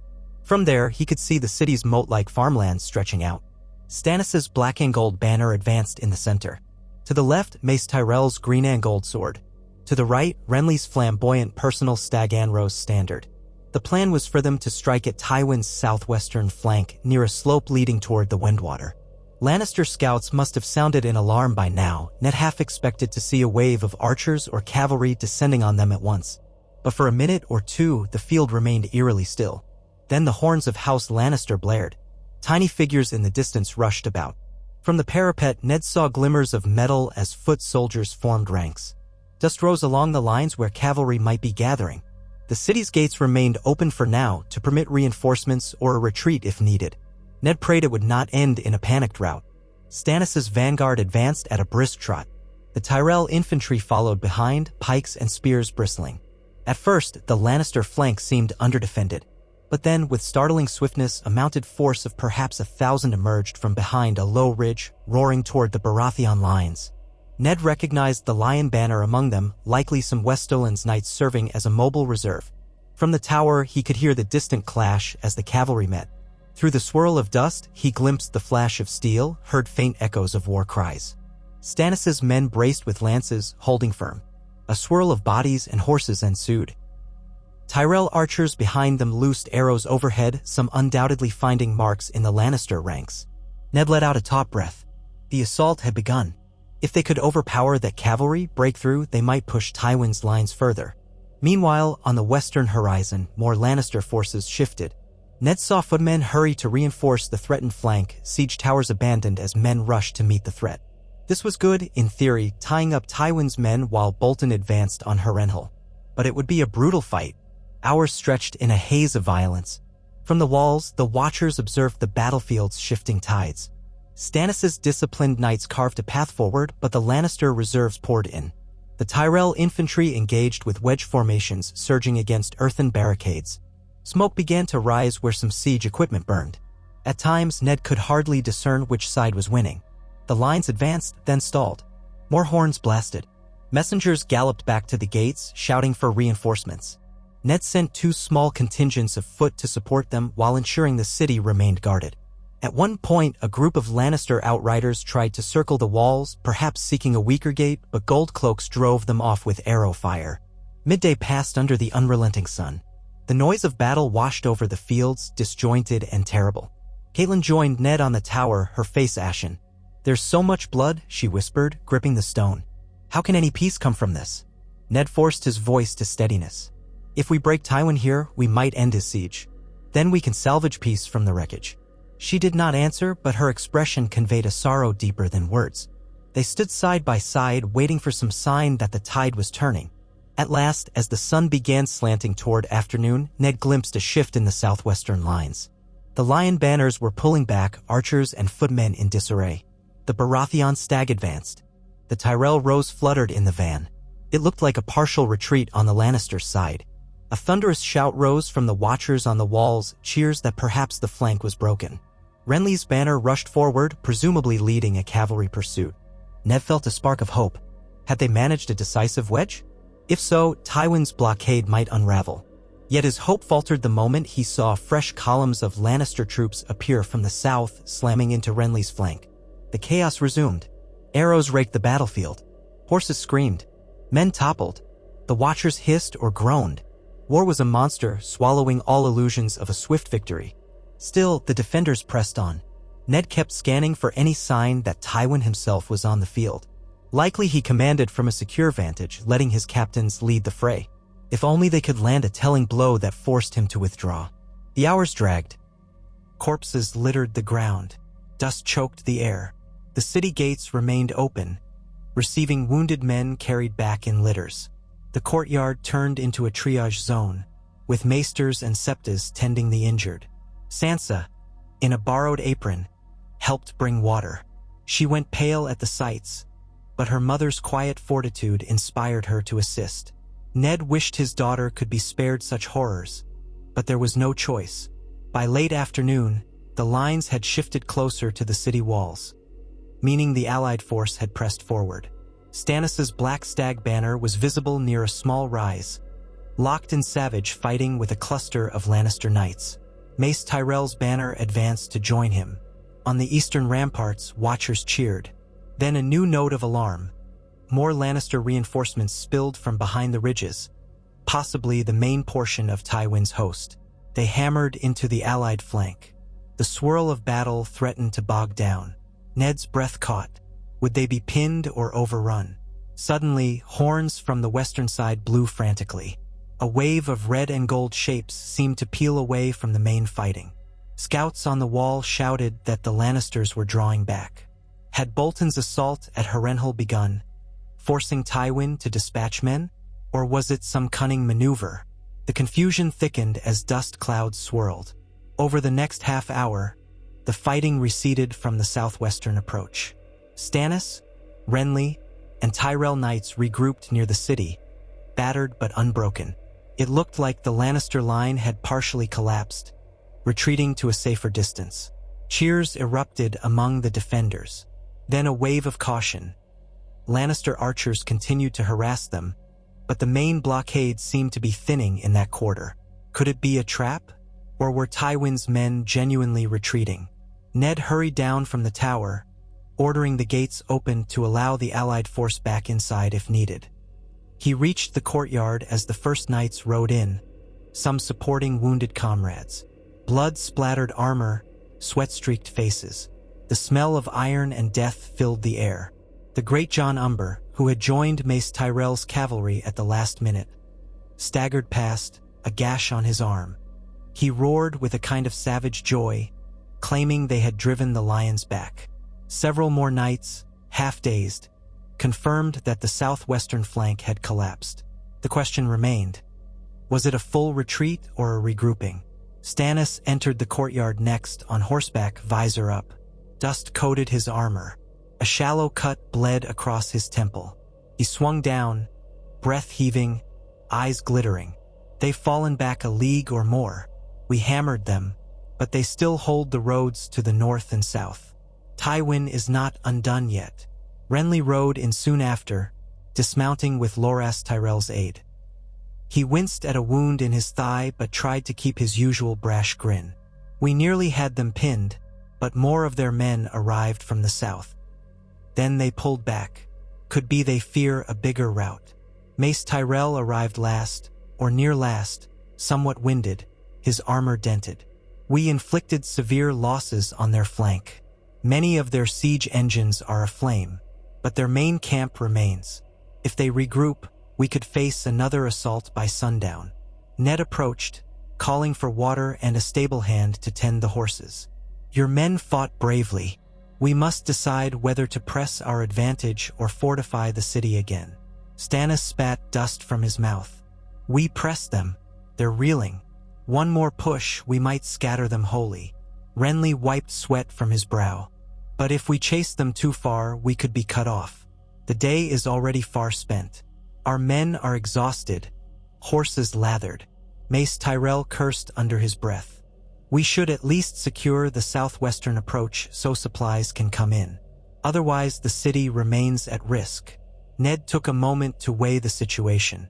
Their men were battered, but still in the field.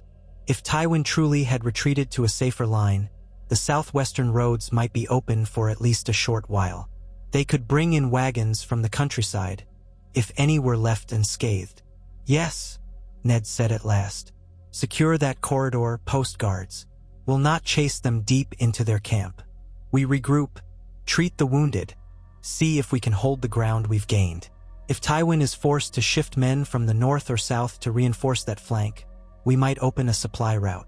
Stannis gave a curt nod. Very well. I'll lead half my knights to hold the ground. Renly, Tyrell, gather the wounded and reorganize. We can press further in the morning if they do not renew the fight. He glanced at Ned. Your city watch can help escort supply caravans, if any farmers are still willing to deliver. Ned's shoulders sagged in relief.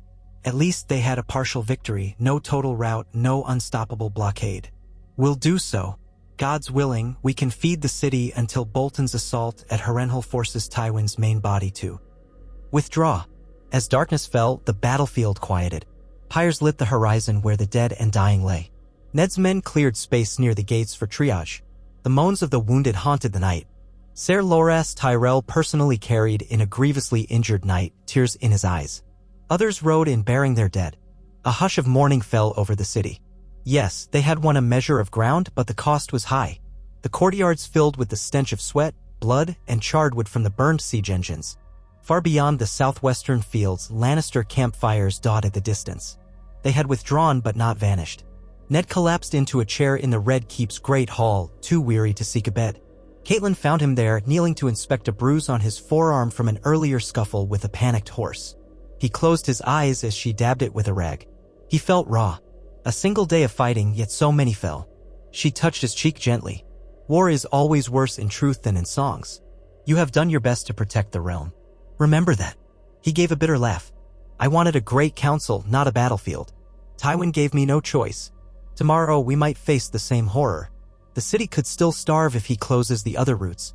We can't truly celebrate until he's forced away from these walls. Catelyn's eyes glistened. One step at a time. You've managed to loosen his grip, at least. That's something. He pulled her into a weary embrace. I only pray that Bolton's push at Harrenhal succeeds. Then Tywin will have to choose, lose his fortress in the west or keep strangling the city. By the next dawn, scouts confirmed that the southwestern route remained tenuously open. Mace Tyrell sent riders to gather any supplies from farmland not yet pillaged. Some scattered villagers answered the call, driving wagons of grain or casks of salted fish to the city gates. For the first time in nearly a week, real food arrived. The sight of it stirred hope among the small folk. Lines formed in the markets. Goldcloaks supervised distribution to prevent riots. The city still felt stifled by the siege, but at least the southwestern flank was not wholly sealed. Meanwhile, Lannister outriders patrolled the south, apparently trying to reorganize. Tywin's main camp hunkered behind palisades further west, out of direct sight. That day was tense but saw little open combat. Both sides licked their wounds, presumably preparing for more. Ned held councils with Stannis, Renly, and Mace Tyrell in the Red Keep. Reports from the southwestern corridor indicated some foraging wagons were being cut off by roving Lannister bands. They still had partial control in that direction, but it was hardly safe. By midday, the realm's uneasy stalemate resumed. Then, near sunset, a rider under a white banner approached the southwestern pickets, escorted in by Tyrell men. He carried a sealed letter addressed to Eddard Stark, protector of the realm. Ned gathered the leading lords again to read it in the presence of witnesses. The letter bore Tywin's seal and stated, "You have won a minor skirmish at my flank, nothing more. I remain in force about your city. My supply lines are secure, your roads are not. The people inside your walls will starve if war continues. If you release my daughter, my grandchildren, and acknowledge Joffrey as the rightful king, though he may spare you in mercy, this siege can end. If you persist in defiance, we shall see your streets run red, your fields laid waste. I offer this chance for you to yield. Do not squander it." Renly snorted. He dares speak of mercy while ignoring his own battered lines? Stannis' eyes narrowed. He still claims to hold the advantage. Let's see how he fares if Harrenhal falls. Mace Tyrell shook his head at the parchment. He's relentless. Even after we bloodied him, we can't trust any promise from him. Ned's lips thinned. Agreed. We will not release Joffrey or Cersei. We will not acknowledge that boy is king. We wait for news from Bolton. If Tywin tries to retighten the siege or mount a direct assault, we fight again. They penned a brief reply, refusing Tywin's demands and inviting him once more to parley in good faith. The Lannister courier left without comment, his expression grim. The shadows of evening lengthened and Ned braced for the possibility of a night attack, but none came. Tywin's lines remained ominously quiet, save for the occasional flicker of torches in the distance. On the following day, word arrived that soared through the city like a breath of fresh air. Bolton and Edmure Tully had indeed attacked Harrenhal. The fortress was under heavy siege. Rumors suggested that the Lannister garrison inside was already running low on provisions. Tywin's best commander left behind there, Ser Amory Lorch, some said, could not hold for long unless Tywin sent reinforcements. Whether Tywin would do so or not was the pressing question. If he recalled part of his army from King's Landing, the blockade here would weaken further. That might open more roads, maybe even the north. The Watchers eagerly scanned the horizon for any sign that large segments of Tywin's force were pulling back. But as the sun rose higher, no mass exodus was seen. Instead, Lannister tents remained, though scattered reports indicated some cavalry might be moving west. By afternoon, a new wave of fighting erupted in the southwestern fields as Lannister detachments sought to harass the Tyrell lines. Stannis led a quick counterstrike, forcing them to withdraw again. The day wore on, more blood spilled. Ned felt the tension ratchet up. If Tywin refused to budge from King's Landing while Harrenhal was threatened, then he must have some alternative plan. Perhaps Lysa Arryn was sending reinforcements. Or perhaps Tywin believed he could crush the city swiftly. Late that night, Ned found himself too restless to sleep. He wandered the halls, pausing by the open windows to peer at the distant Lannister fires. The city's hush was deceptive. Beneath it lay fear, anger, grief. He paused at the window overlooking the yard, remembering how Robert had once bested Rhaegar at the Trident, how they'd ended the Targaryen reign. Now Ned was the caretaker of a realm threatened by that same Baratheon's inaction and a Lannister's ambition. He wondered if Aegon the Conqueror's shade was laughing somewhere, mocking the ephemeral nature of power. The weight of it pressed on him until he could scarcely breathe. In the corridor, a soft voice startled him. It was Sansa, wrapped in a cloak, her hair undone. "Father," she whispered. "I couldn't sleep." He gently guided her back toward her room. "It's all right, sweetling. The city is safe for now." She looked up with haunted eyes. What if tomorrow they break through the walls? All those men shouting for blood. Ned tried for reassurance he barely felt. "We have strong defenses and many allies. Even if they breach one gate, we'll repel them. This city will not fall easily." She let him lead her to her chamber, where Catelyn was just stirring, awakened by the sound of voices. Sansa sank onto her bed, eyes rimmed with tears. "I had a dream that Joffrey got free and stabbed you. I can't." Catelyn embraced her tightly, murmuring gentle words. Ned stood aside, heart aching. War had robbed her of any illusions about gallant princes and heroic tournaments.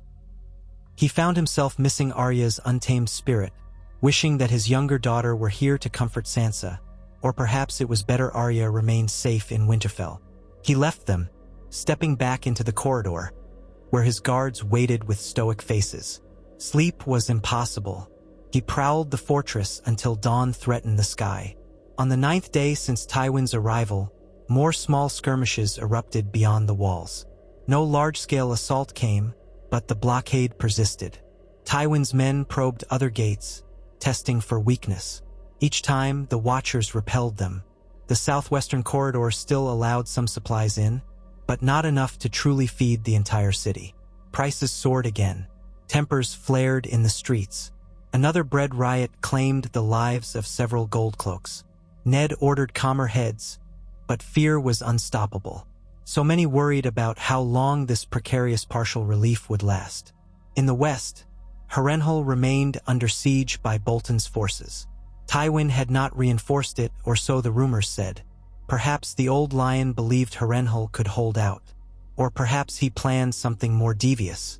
That evening, Ned summoned Stannis, Renly, and Mace Tyrell for one more council. They clustered in the small council chamber that once belonged to the king's advisors. A single candle flickered, revealing weary faces. Mace Tyrell had lost weight from stress and battle. Renly's usual wit was muted, and Stannis looked more haggard than ever. Each man had command duties that demanded endless vigilance. "We cannot continue at half measures," Stannis said grimly. "We either mount a full offensive against Tywin's camp or try some trick to lure him away. With Harrenhal besieged, if he still won't budge, that means he's confident of victory here." Renly leaned on the table. "Full offensive? We risk devastation if we fail. Tywin has more men than we do, even with the Tyrell host. Not to mention cavalry advantage. Our only success so far came from hitting his flank." Mace Tyrell pressed a hand to his brow. "I have no interest in a pitched battle that might cost thousands more lives. We must keep the southwestern route open. If Harrenhal falls, Tywin's position might collapse. So perhaps we wait longer. Another sally might only provoke him to escalate." Stannis made a dismissive motion. "How long do you propose we wait? A moon's turn? By then, the city might starve or rebel. The bread riots worsen each day." Ned considered them all. "We need to show the small folk we are not idle. If Tywin senses weakness, he'll tighten the grip. Perhaps we can attempt a targeted strike at his supply wagons, send out a force at night, burn them. If we hamper his food lines, his siege army grows restless." Renly's eyes lit up. "A raiding party. That could be feasible. We have rangers and cunning knights who might slip past his outposts." Stannis frowned but nodded. "Yes, though it's risky. If discovered, the raiders will be slaughtered. Still, it might sow confusion in Tywin's camp." Mace Tyrell exhaled. "Better than committing our full force." "Very well, let's plan it. A nocturnal raid on his supply lines. Meanwhile, we hold the southwestern approach by day. He can't be strong everywhere at once." They agreed on the plan. By the following night, a hand-picked group of 200 riders and stealthy footmen would slip out, circle around to strike Tywin's supply encampment. If successful, they might burn wagons, free or kill livestock, and vanish. Another blow to the siege. Ned prayed it would not end in disaster. Midnight came, and the raiders departed, a mix of Riverlanders, Stormlanders, and some Tyrell outriders familiar with infiltration. They carried torches in oilskin wraps, intending to light them only at the last moment. The city gates opened just long enough to let them slip into the darkness. Ned watched from the battlements as they vanished into the fields, heart in his throat. If they succeeded, perhaps Tywin would be forced to retreat or commit men to chase them. If they failed, Tywin might unleash fury. Hours ticked by. Dawn approached, pale light creeping over the eastern sky. Still no sign of the raiders. Then, as the sun's rim showed itself, watchers at the top of the main gate shouted. A group of riders emerged from the darkness, disordered and fewer in number than had left. Ned rushed down, his gut twisting. By the time he reached the courtyard, the survivors had arrived. One was an older knight with a bleeding scalp wound, leading a horse that carried a limp shape across its saddle. The shape was a younger man, eyes wide in death. "They were waiting," the older knight gasped, nearly falling from his saddle. Somehow Tywin knew. "We got close, but Lannister outriders fell upon us. We managed to burn a few wagons, but half our men are lost. We barely escaped." A hush fell. Ned's stomach churned. Tywin's camp had not been caught unawares, meaning a spy or infiltration in King's Landing had likely warned them. The raid had caused some minor damage, but at a tragic cost. Sansa, who had come running with Catelyn, paled at the sight of the bloodied survivors. Ned gently ushered her away, telling her to help fetch the maesters. He turned to the wounded knight. "We'll tend you. Rest now." The news that the raid had failed to disrupt Tywin's supplies spread quickly, souring the city's mood. Any illusions of a quick resolution faded. That same day, Tywin's outriders closed in on the southwestern approach, burning farmsteads that had aided the city. They recaptured some of the ground lost after the previous battles. Alarm rose among the defenders, the noose tightened again. Ned dispatched more men, leading to another clash that ended inconclusively. The city's hopes of a swift end to the siege bled away. Despite everything, Harrenhal still held out. Each new raven from Bolton's camp said they were breaching walls, but the fortress was enormous. A day might come soon when it fell, but for now it lingered in stalemate. Tywin was gambling that he could outlast or outmaneuver the allied forces at King's Landing. And so the dreadful cycle of small skirmishes, partial blockades, and deepening fear continued. More bread riots erupted. Ned's men tried to keep order, but the masses grew frantic as the days passed. People cursed him in the streets, calling him the Wolf King who had brought war upon them. Some spat that the Lannisters would at least feed them if allowed into the city. Anger flared like brush fire. On the 13th day of the siege, disaster nearly struck from an unexpected corner, the Gate of the Gods. Early that morning, a group of Lannister loyalists within the city, perhaps Rosby's men left behind or others bribed by Tywin, attempted to open the gate from inside. They slew 2 watchmen on duty, raised the portcullis partway. A company of Lannister knights outside rushed for the opening. But fortunately, a quick-thinking Goldcloak jammed the mechanism. Reinforcements arrived, cutting down the conspirators. The Lannister knights were forced back by arrow fire. After that fiasco, Ned ordered triple guards at every gate, stationing loyal Northmen among the Goldcloaks. Tension soared. If traitors lurked inside, how many more attempts would be made? That night, Ned lay awake in the Red Keep's bedchamber, arms folded behind his head. Catelyn dozed nearby, exhausted from caring for the wounded and quelling panic among the ladies of court. He stared at the rafters, mind spinning. If Tywin persisted, the city might tear itself apart from within. Perhaps he should lead a personal sally, confront Tywin directly and parley, though that risked capture or death. The realm teetered on the brink, undone by a single man's iron will. Just before dawn, in the hush when men's spirits waver, a crashing knock sounded on the chamber door. Ned bolted upright, hand on the dagger by his bedside. Catelyn stirred, eyes wide. The muffled voice of a guard called, "My lord, urgent news from the southwestern gate." Ned threw on a cloak, heart pounding. The corridors were dimly lit by wall torches sputtering in the pre-dawn gloom. He hurried down the winding stairs, guards at his heels, until he burst into the courtyard. He found a ring of watchers around a single rider who knelt on the ground, cradling his side as though injured. The man wore the sigil of the Riverlands, perhaps one of Edmure Tully's scouts. Blood stained his tunic. He looked up at Ned with desperate eyes. "What is it?" Ned asked, breath tight. The man gasped for breath. "My lord. I come from Harrenhal. We rode hard to slip around Tywin's lines. Harrenhal has fallen." A hush of shock swept the courtyard. Catelyn arrived behind Ned, pressing a hand to her mouth. The man swallowed painfully. Lord Bolton's men forced an entry on the eastern wall. The Lannister garrison surrendered. Ser Amory Lorch was slain. Harrenhal belongs to House Stark and Tully now.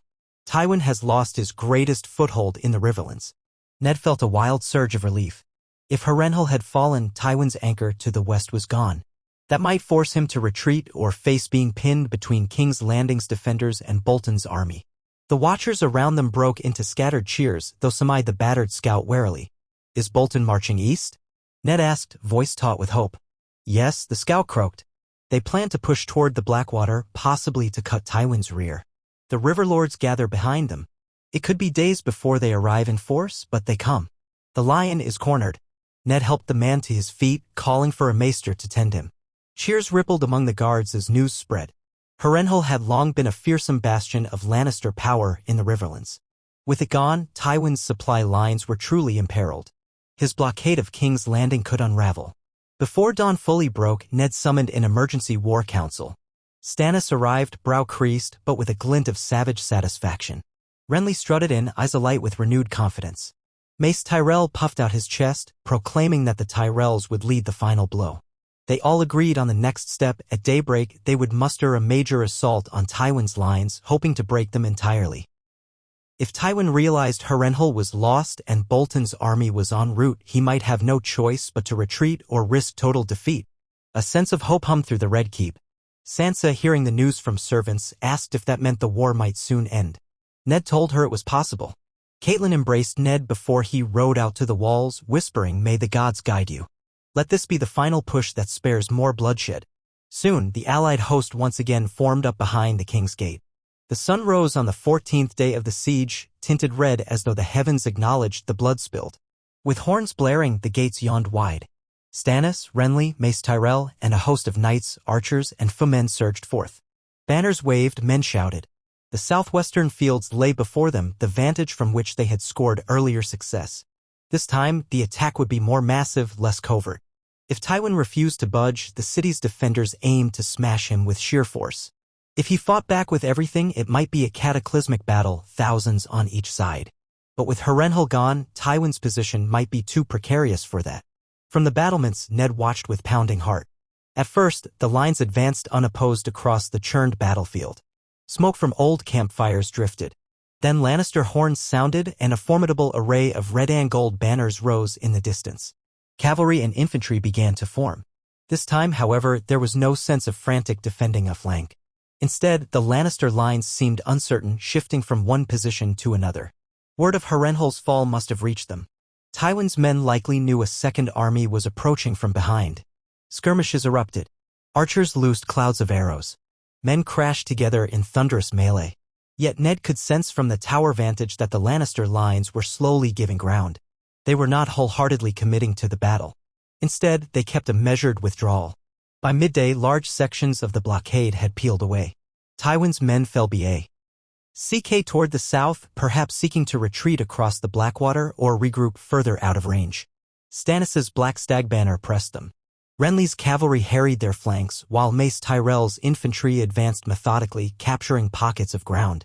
By late afternoon, the watchers on the walls were cheering wildly. The Lannister siege lines had collapsed. Palisades were abandoned, the earthen ramparts left behind. Tywin's main body seemed to be in orderly retreat toward the southeast, either hoping to circle the city at a distance or perhaps heading for the Rose Road. Stannis, Renly, and Tyrell forces kept up the pressure, though they had to guard against a sudden counterattack. More and more, it looked like Tywin was conceding the siege. Indeed, near dusk, scouts returned with excited tidings. The Lannister host was withdrawing from King's Landing. No one had seen Tywin himself, but presumably the Old Lion had recognized that Harrenhal's fall rendered his blockade untenable. Ned descended from the tower with shaky relief. Guards and small folk alike were shouting that the siege was broken. The southwestern approach, the northern roads, everything was open if the Lannisters were pulling back. The gatehouses reported seeing entire columns of Lannister soldiers on the march away from the city, presumably to avoid being crushed between Bolton's approach and the city's defenders. They left behind scorch marks, broken siege towers, and thousands of dead from the prior skirmishes. At nightfall, Stannis's vanguard returned in triumph, having pursued the Lannisters for miles. Renly's cavalry trotted in behind them. Men chanted or waved swords overhead, though the cost in lives had been steep. Mace Tyrell arrived last, claiming the day's victory with boisterous pride. Ned found him in the courtyard, hearing him boast to a circle of knights, "We have driven Tywin from these walls. The city is ours to protect and feed. Let the lion scurry back to the west. He cannot best the reach in open battle." Renly rolled his eyes good-naturedly, but let Mace have his moment of glory. Stannis looked more stoic, as if tasting ashes even in victory. Ned approached them, echoing a small smile. "Well done, my lords. The siege is lifted." Renly gave a flourish. "Indeed. Now we might truly gather for the Great Council. That is, unless Tywin tries to circle around and strike again." Stannis shook his head. He's no fool. With Harrenhal gone, no secure line of retreat to the west, and Bolton marching in, Tywin would be crushed if he lingered. He'll retreat to the Westerlands, fortify near the Golden Tooth, and lick his wounds. Ned nodded. "Which gives us the chance to restore order in the city and reconvene the council. We must do it swiftly while we have the momentum." Mace Tyrell puffed up his chest. "Yes, and the Tyrells stand ready to ensure we have enough provisions. The southwestern roads are ours once more. Trade with the Reach can flow. The people will see that we liberated them from starvation." Stannis's lip curled slightly, but he said nothing. It was not a moment to bicker. Ned gently placed a hand on Mace's shoulder. "We are grateful for your help, Lord Tyrell. Let us keep the peace and feed the hungry, then host this council so the realm may see an end to the question of succession." That night, the city exhaled a collective sigh of relief. Small folk poured onto the streets to celebrate, cheering the retreat of the Lannisters. Bread was distributed freely from Tyrell wagons along with salted fish from Stannis's reserves. Men lit bonfires, singing half-ragged songs about the Wolf King and the new alliance that saved them. Most did not know or care about the deeper politics. They only knew they would not starve, that the threat of a fiery sack had passed for now. Ned walked the streets with a handful of guards urging calm. He saw battered men from the allied armies mingling with grateful townsfolk. For a moment it was almost a joyous scene, though sorrow lingered for the many who had died in the fields. If not for the nightmares of the siege just ended, one might have thought this a festival. At the door of the Red Keep, Catelyn met Ned with tears in her eyes, relief shining through. "You did it," she whispered, embracing him. Or the god smiled, or both. "Tywin is gone." He held her close. "He might return, but yes, for now the city is free." Up on the ramparts, Sansa stood in the cool night air, gazing out at the flickering torches of the receding Lannister columns. She turned as Ned climbed the stone steps, her face a mixture of lingering fear and cautious hope. "Father," she said softly, "do you think it's truly over?" He touched her arm. "Over for the moment. Now we must gather the lords to confirm a rightful ruler. Once that is done, I pray the realm may know peace." Sansa nodded, swallowing. "I hope so." Below them, the city glowed with bonfires and torches, an uneven patchwork of light. Men laughed, wept, or prayed. The cost of the siege was etched in every street, every battered face. But the immediate threat had passed. Ned inhaled the night air, letting the tension ease from his body. Tomorrow, he would rally the Great Council once more. Stannis, Renly, Mace Tyrell, and the other lords would finally decide the future of the throne, whether they chose Ned as caretaker or a Baratheon as king. The city's survival gave that council its chance. War might flare again if Tywin launched another invasion, but for now the city was unchained from his stranglehold. Ned shut his eyes briefly, recalling Robert's face, both the young, boisterous warrior he'd once cherished and the bloated, drunken king he had become. He prayed that the realm would never again suffer such neglect, that the small folk would not be pawns in a game of pride and greed. It was a fragile hope, like a candle flame in the wind. But in that moment, standing on the walls with his daughter's hand in his, Eddard Stark allowed himself to believe that Westeros might find a better path. They had defied Robert's indifference and broken Tywin's siege. Now it was time to see if the realm could be bound by something stronger than fear, something that might endure, even as winter crept ever closer and new storms brewed on the horizon. Sunrise cast its first pale light over the city walls, rousing weary men from bedrolls and cots in the bailey. A lingering hush blanketed King's Landing, as if the entire city was suspended between relief that Tywin Lannister had broken off his siege and apprehension over what might come next. Eddard Stark, Ned to the north, and to those who loved him, stood atop a high balcony of the Red Keep, gazing out across the jumble of roofs and winding streets. The rising sun revealed the scars left by nearly 2 weeks of blockade and bloody skirmishes, smoke-stained facades, half-burnt outlying barns, and battered battlements. Yet the city still stood.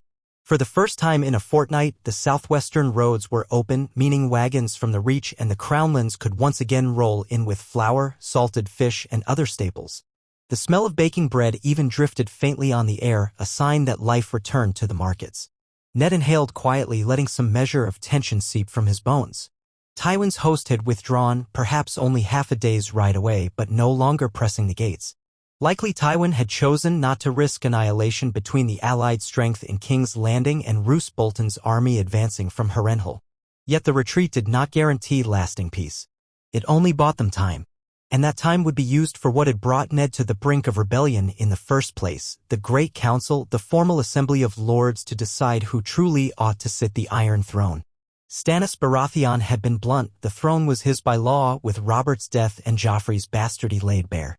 Renly Baratheon maintained that if the kingdom wanted a king who understood people's hearts, or so he styled it, he would be the better choice. And the lords of the realm, wearied by chaos, might prefer either Baratheon or might look to Ned himself or some other path entirely. Mace Tyrell, riding high on his perceived victory in pushing back Tywin, would throw his weight behind whichever claimant promised the best alliance with Highgarden. The Vale under Lysa Arryn was conspicuously absent, and the Martells had sent only an envoy with vague statements about waiting to see how justice would be served. The Lannisters remained adversaries outside the city's walls, though a smattering of minor Westerlands lords had dared come east to observe. And overshadowing it all, the captivity of Cersei and Joffrey Baratheon Lannister lingered like a tinderbox that might spark further war if handled poorly. Ned turned from the balcony when a soft step sounded behind him. It was Catelyn. auburn hair braided back, looking as though she had slept little. She carried a small tray of bread, cheese, and watered wine. Her gaze flicked to the horizon. "You're up early," she said quietly, offering him a slice of bread. "Or did you ever sleep?" He took the bread with a grim smile. "A few hours off and on. My mind won't rest." He looked down at the courtyard, where gold cloaks mingled with House Stark men, preparing to keep the peace for another day of delicate politics. "We have the city, and Tywin's blockade is lifted, but the realm's future depends on what we do now." She set the tray on a low wooden table by the window. "We hold the Great Council tomorrow, yes? Stannis, Renly, Mace Tyrell, the River Lords, the Crownlanders. Everyone is calling it the gathering that might end or begin another war." Ned drew a long breath. "Yes, we've readied the throne room. Lords from 100 smaller houses have crowded into the city, each wanting a voice, or at least an ear in the hall. Our tasks today are to ensure no fresh violence erupts, feed those we can, and keep watch for saboteurs. Tywin may be gone, but his spies remain." Catelyn leaned on the balcony's rail, scanning the city. "What will we do with Joffrey and Cersei?" Ned pictured the captive pair in their guarded suite, seething with bitterness. "They will remain under guard until the council rules on their fate. I've no intention of letting them slip away and rejoin Tywin, but I want no cruelty. I told the guards to keep them fed, treat them decently." He paused. "For Myrcella and Tommen, too. Their innocence in all this, no matter who their father truly is." Catelyn nodded. "At least the children are separated from Joffrey's temper. I pray the council can show them mercy. This realm has had enough blood." Their quiet conversation ended when a steward knocked to announce that Stannis had summoned Ned for a meeting about tomorrow's proceedings. Ned squeezed Catelyn's hand in parting and left the tower, descending the Red Keep's corridors. Along the way, he passed battered knights in tabards bearing stags, roses, direwolves, some newly minted sigils from lesser lords who had flocked to the city since the siege lifted. The sense of tension was still there, but so was a thread of hope. He found Stannis in a small solar off the main gallery. The table there was strewn with parchments and a detailed plan for seating in the throne room, which lords would be closest, which would have the right to speak first, how the dais would be arranged. Renly was already present, sprawled in a chair, arms crossed. Mace Tyrell stood near the table, tapping a finger against the chart. When Ned entered, Stannis looked up with that grave, haggard expression he always wore, as if the entire kingdom's woes weighed upon his shoulders personally. "You're late," Stannis said without preamble. "We were discussing how to manage the throng of lesser lords. We can't have them all clamoring at once." Renly lifted an eyebrow. "I've been telling him we should replicate the earlier great councils, each great house in the front, lesser lords behind them. The major claimants speak first, including me, of course. Then the rest voice opinions or cast votes. Stannis wants only the greatest houses to cast an actual vote, ignoring half the realm." Stannis bristled. "Those with the highest rank deserve the greatest say. We cannot let a swarm of hedge knights and upstart barons tip the succession with ill-considered votes. The Targaryens always recognized that the greatest lords carry the realm's future." Renly gave an exasperated sigh. "That might have worked centuries ago, but times change. The realm has grown. The War of the Five Penny Kings taught us that smaller houses can swing fortunes too, unless you aim to bully them into obedience." Stannis opened his mouth to retort, but Mace Tyrell cleared his throat loudly. "Gentlemen, let us not bicker. The Tyrell perspective is that we should adhere to the precedent from the Great Council of 101 AC, which admitted both great and lesser lords but gave more weight to the greatest houses. A compromise." His tone suggested he considered himself wise for bridging a gap, though Ned sensed him eyeing each brother as if deciding which horse to back. Ned raised a hand for calm. "We can abide that compromise. Each great house, plus major bannermen, has a voice. Each lesser house can speak as well, but perhaps we group them in regional delegations. That way they do not overwhelm the floor with dozens of identical positions." Renly nodded slowly. "A workable approach. Just ensure the Vale has some representation. We can't act as if the Eyrie doesn't exist." Stannis's mouth tightened. Lady Lisa Arryn remains absent, refusing to come out of her mountain perch. She cites her child's frailties. "So be it. If she spurns the council, she spurns her own voice. Ned felt a pang of frustration, recalling how Catelyn's sister had once been so eager to protect the realm from conspiracies, yet now cowered behind the Vale's gates. We'll leave a seat for her envoy, if any appears. So we agree, then? The front row for the High Lords, Tully, Tyrell, Aaron's seat if they come, Greyjoy if they appear, though we've heard little from Pike. The Martell envoy from Dorne will be seated there as well.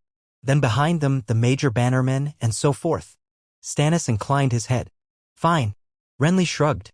I suppose it will have to do. Mace Tyrell rapped the table. One more matter, Joffrey's presence. Do we allow him in the hall at all? He is, after all, one of the claimants, if only by his mother's insistence. Ned's jaw set. He is not a true claimant, but I'll not deny him a chance to speak in his own defense if the council wishes to hear him. We cannot appear to gag a boy simply because we know his claim is false. Let the lords see him for who he is. That might well undermine him more than anything else. Stannis sniffed. You are too generous, Stark, but very well. Let him speak if the council desires it. He shall not do so from a position of freedom, though I demand guards remain close. The boy could be volatile. Renly let out a small laugh. Volatile is one word. An utter little monster from what I hear of his time lording over Sansa Stark. But do as you see fit. Ned set his hands on the table. Agreed, then. Tomorrow, the Great Council meets in the throne room at midday. Lords shall be admitted from the outer yard in order of precedence. The City Watch will maintain discipline. The major claimants, Stannis, Renly, and, well, if the council calls for me to stand as an option, I'll not deny it, though it was never my ambition, will each speak. Then the lords will debate, hopefully short of violence. Mace Tyrell nodded, satisfied. We Tyrells will keep the southwestern roads open for any latecomers. My men will also reinforce the gold cloaks should trouble spark among the crowd. Stannis gave him a curt, approving nod, while Renly merely shrugged as if none of this was new.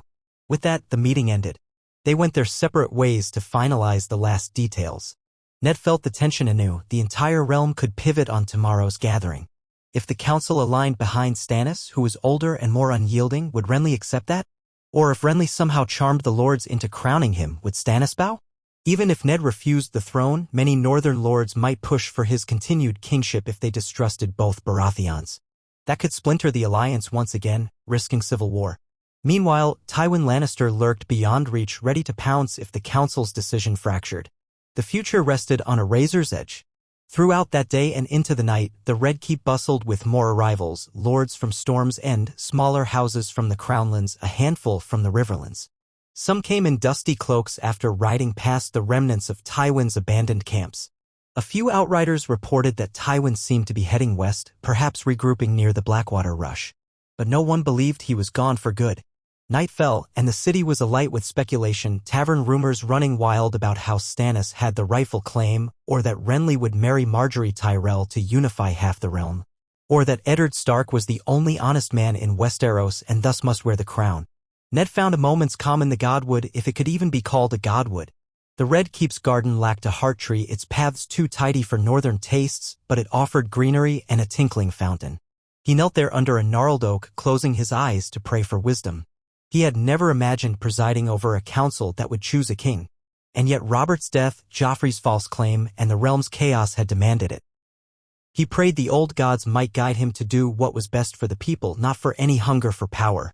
That was the difference between him and the Lannisters, or so he told himself. In the hush of that garden, footsteps approached. He opened his eyes to see Peter Baelish, Littlefinger, slipping around the trunk of a small elm. Ned tensed, recalling how the man had largely vanished during the siege, reappearing only once or twice with cryptic remarks. Now he wore a subdued gray doublet, though his mockingbird pin remained in place. You choose odd hours for solitary reflection, Lord Stark, Peter said, voice low and smooth. Or perhaps you were waiting for me? Ned rose, not bothering to hide his distaste. I wait for no one in such moments.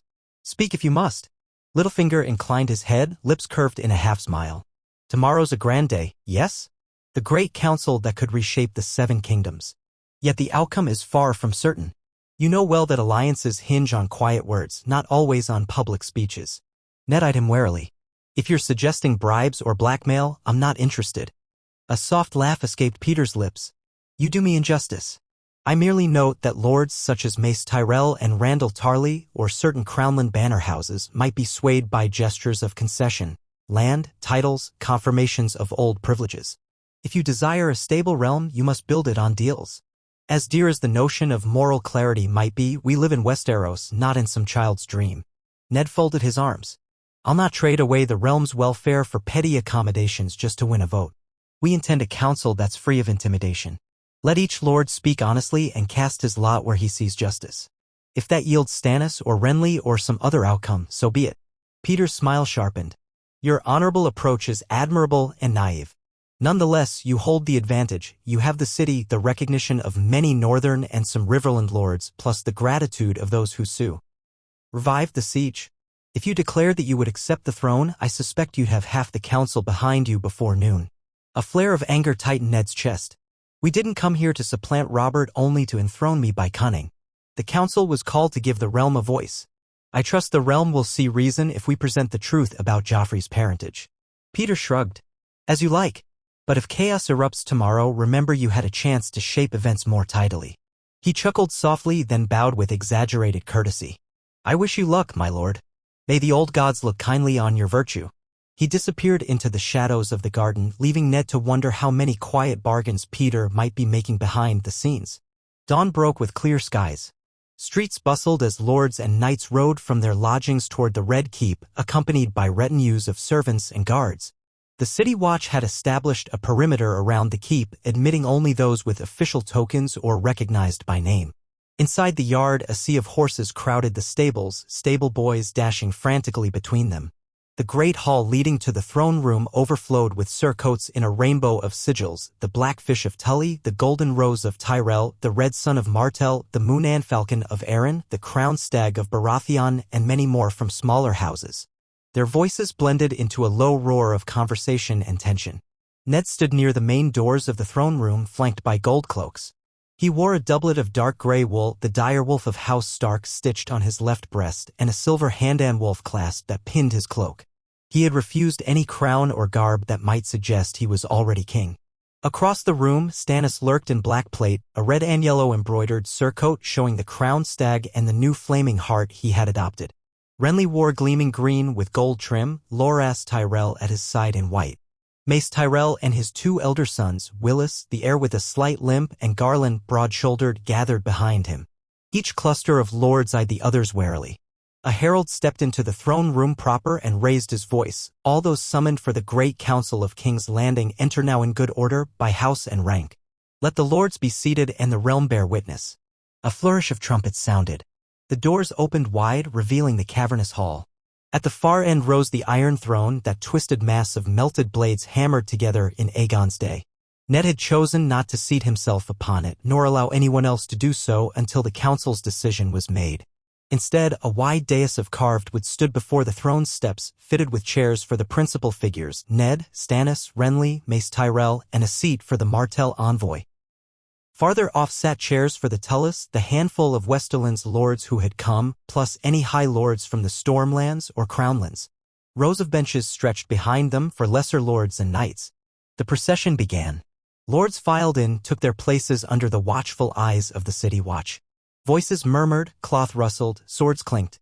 Ned felt the pounding of his heart as each region's delegates were announced. From the Riverlands came Edmure Tully, newly returned from Harrenhal. His father Lord Hoster Tully lay ill at Riverrun, so Edmure took the seat. Next came a spindly Arryn knight who claimed to speak for Lady Lysa, though no sign of Lysa herself. Then Dorne's tall envoy, a lean man with tanned features called Ser Ryan Jourdain, wearing the blazing Sunanspear badge of Martell. He inclined his head politely to Ned and the dais. A handful of men from the Westerlands looked uneasy, likely fearing they might be branded traitors for attending without Tywin's approval. The Crownlands lords, many relieved to see the blockade gone, filled benches. The Stormlands contingent was considerable given that both Stannis and Renly hailed from there. And the Northmen, led by Rickard Karstark, the great John Umber, Galbart Glover, and others, stood near the dais in support of House Stark. Among them stood the slender shadow of Roose Bolton himself, who had arrived 2 days earlier from Harrenhal to brief Ned, leaving a portion of his forces behind to maintain order in the Riverlands. The hall was soon packed with an air of monumental significance. The herald slammed his staff thrice. Silence fell, broken only by the shifting of feet and the distant cry of gulls from the harbor. Ned stepped forward, mustering the calm authority he had never truly desired. His voice echoed, "Lords of Westeros, we gather in this great council to decide the rightful succession of the Iron Throne, left vacant by the death of King Robert Baratheon. As many of you know, Robert fathered no trueborn heirs. The boy called Joffrey is of questionable parentage." Murmurs rippled at the bluntness, "and thus the throne stands empty, awaiting your judgment. We come here to speak honestly, weigh the rightful claims, and restore peace to the realm. Let no man draw steel in this hall, or he shall face the realm's united wrath." He stepped back, and the herald nodded. Next, Stannis Baratheon strode to the front. He stood like an iron rod, face set. "I am Stannis of House Baratheon, brother to Robert, Lord of Dragonstone. By law and blood, I inherit my brother's throne in the absence of a trueborn son. I ask this council to confirm what the gods and men know to be my right. Should you do so, I promise a stern but fair reign guided by justice and duty. Robert's drunken ways and my younger brother's frivolities will have no place in my court. I have fought for this realm, bled for it, and will uphold its laws." He stopped, hands clasped behind his back, face cold. Brief quiet held the chamber until a few storm lords offered supportive murmurs. Then Renly took his turn, smiling in that affable way that had made him so popular at Robert's court. "My brother Stannis is correct on one point. Robert left no trueborn heir. Yet we gather to choose more than a letter of law figure. We choose a king the realm can love. Stannis is older, yes, but he is unyielding. The lords know me to be open-hearted. I have alliances with House Tyrell." He gestured to Mace Tyrell, who inclined his head and would gladly forge bonds with other great houses to ensure the realm's prosperity. "If you name me king, I will see that we do not repeat Robert's mistakes. I will hold strong councils, share power, and keep the peace. The realm needs a king who understands hearts, not just rules." His words drew more murmurs, some applause from the southern benches. Stannis's mouth tightened. Mace Tyrell offered a gracious nod, but Ned could see the calculations dancing behind the Tyrell lord's eyes. If Renly took the throne, the Tyrells would dominate. If Stannis did, they might worry he would be less indulgent. All politics swirling about. The herald opened the floor to any other claims. For a moment, no one stepped forward. Then a lone voice, what of Eddard Stark, called a deep-bellied man from the back. It might have been the great Jon Umber. "We marched behind him once. Let him keep the crown." A handful of northern men cheered, though less vigorously than they might have earlier. Some saw the sense in supporting Stannis or Renly for the sake of peace. Still, the cry echoed. Ned felt heat rise in his face. He raised a hand. "My lords, I never desired the throne. I served Robert Baratheon in the rebellion to free this realm from a mad king. I marched south again only because Robert had abandoned his duties. I stand here as protector, but that does not mean I would supplant the rightful heir. Still, if the council deemed it just, I would not shrink from duty. But I say to you, weigh carefully what is best for the realm, not who's friendliest or who has the oldest claim, but who will protect the people and the laws." A thoughtful hush followed. Then the herald, after a glance around, banged his staff again. "Does any speak for Joffrey Baratheon?" The question set off a flurry of side glances. No one moved at first. Then, from a side entrance, guarded by gold cloaks, emerged two watchmen escorting the boy King Joffrey, followed by Cersei Lannister, her chin lifted in defiance. Gasps rippled through the crowd. Cersei's hair was disheveled, her gown plain. Joffrey wore a simple tunic of Lannister crimson. He glared around with undisguised hostility. The watchers parted, some hissed curses. Yet no one drew steel, abiding by Ned's command. The guards halted near the dais. Joffrey's voice rang out, shrill with anger. "I am King Joffrey Baratheon, first of my name. My father was Robert, the heroic rebel who toppled the Targaryens. You have no right to deny me my throne. This meeting is treason." He looked around, face red, as though expecting men to leap to his side. But the silence was thick with unease. Cersei, standing behind him, locked eyes with Ned. "This council is a farce. My son is the rightful heir, Robert's recognized heir. Your so-called proofs of illegitimacy come from traitors' lies." Some men muttered at that, but none rose to defend her claims. Ned forced his tone to remain calm. "We have ample evidence that Joffrey is not Robert's seed. Old records kept by the maesters at Storm's End, the hair colors and lineage that deviate from every Baratheon line for centuries. Even Robert's own private doubts were known to some. The question is whether this council wishes to weigh that evidence or accept a claim that has no foundation." Joffrey's face twisted. "Lies? All of it. I'll have your head, Stark. My grandfather will rip your city to pieces." One gold cloak reached as if to silence him, but Ned lifted a hand in caution. The boy's outburst spoke for itself. Let the council see who they'd have for a king if they believed the Lannister line. Cersei seemed on the verge of hissing another retort, but no one invited her to speak further. The hush was nearly suffocating. Stannis broke it, voice cold. Let the council judge. I declare the boy false. If any man has evidence to the contrary, let him speak. Not a soul stirred. Only the distant caw of gulls intruded. Renly's lips curved slightly as if to say the boy had sealed his own doom with that raging display. Mace Tyrell avoided meeting Cersei's eyes. The Westerland's lords present kept silent, likely fearing retribution from either side. The herald, after a strained pause, said, Does Lady Cersei Lannister wish to present further proof that Joffrey is indeed Robert's lawful son? Cersei folded her arms, eyes blazing. The father's word was enough. He recognized Joffrey in life, made him a prince. That cannot be undone by scribbles in some maester's book. A voice from the benches near House Tully snapped, But the father is dead and Joffrey's very hair confesses the truth. More voices chimed in, recalling the Baratheon black hair that had bred true for centuries, while Joffrey was golden blonde. All glances drifted to Cersei, who had been rumored to share a bed with her twin brother Jaime. The scandal was an open secret by now, whispered across the city. Cersei's expression hardened as she realized she stood in a hall of enemies with no allies to champion her. Only the memory of Tywin's power hung over them. Joffrey fumed, clenching fists at his side, but no one rose to help him. Ned inclined his head to the herald. I believe the council has heard all it needs regarding Joffrey's claim. The herald nodded stiffly. Very well. Lady Cersei and Joffrey shall be seated under guard to await the council's verdict. 2 gold cloaks gently guided them to a side bench, flanked by men with spears. Joffrey tried to spit a curse, but one guard hissed at him to hold his tongue, or else be gagged. The boy's eyes glittered with hatred. Now the main question remained, who, then, should the realm choose as king, if not Joffrey? Stannis, Renly, or someone else entirely like Eddard Stark? The hall bristled with tension as the herald conferred with Ned and the dais. Then he stepped forward, staff in hand. We call upon the lords assembled. Present your council. Who among these claimants shall you support, and on what grounds? For a moment, silence gripped the chamber, each faction waiting for another to speak first. Then, from the front row of benches, Edmure Tully rose. Younger than some, still bearing signs of his recent campaigning, Edmure cleared his throat. I speak for Riverrun, and indeed for the Riverlands that have endured Lannister aggression. My father, Lord Hoster, cannot be here. But we Tullys believe the rightful king must be of Robert's true blood, if such exists, or else chosen by the great houses if no Baratheon line remains valid. Joffrey is proven false. That leaves Stannis and Renly.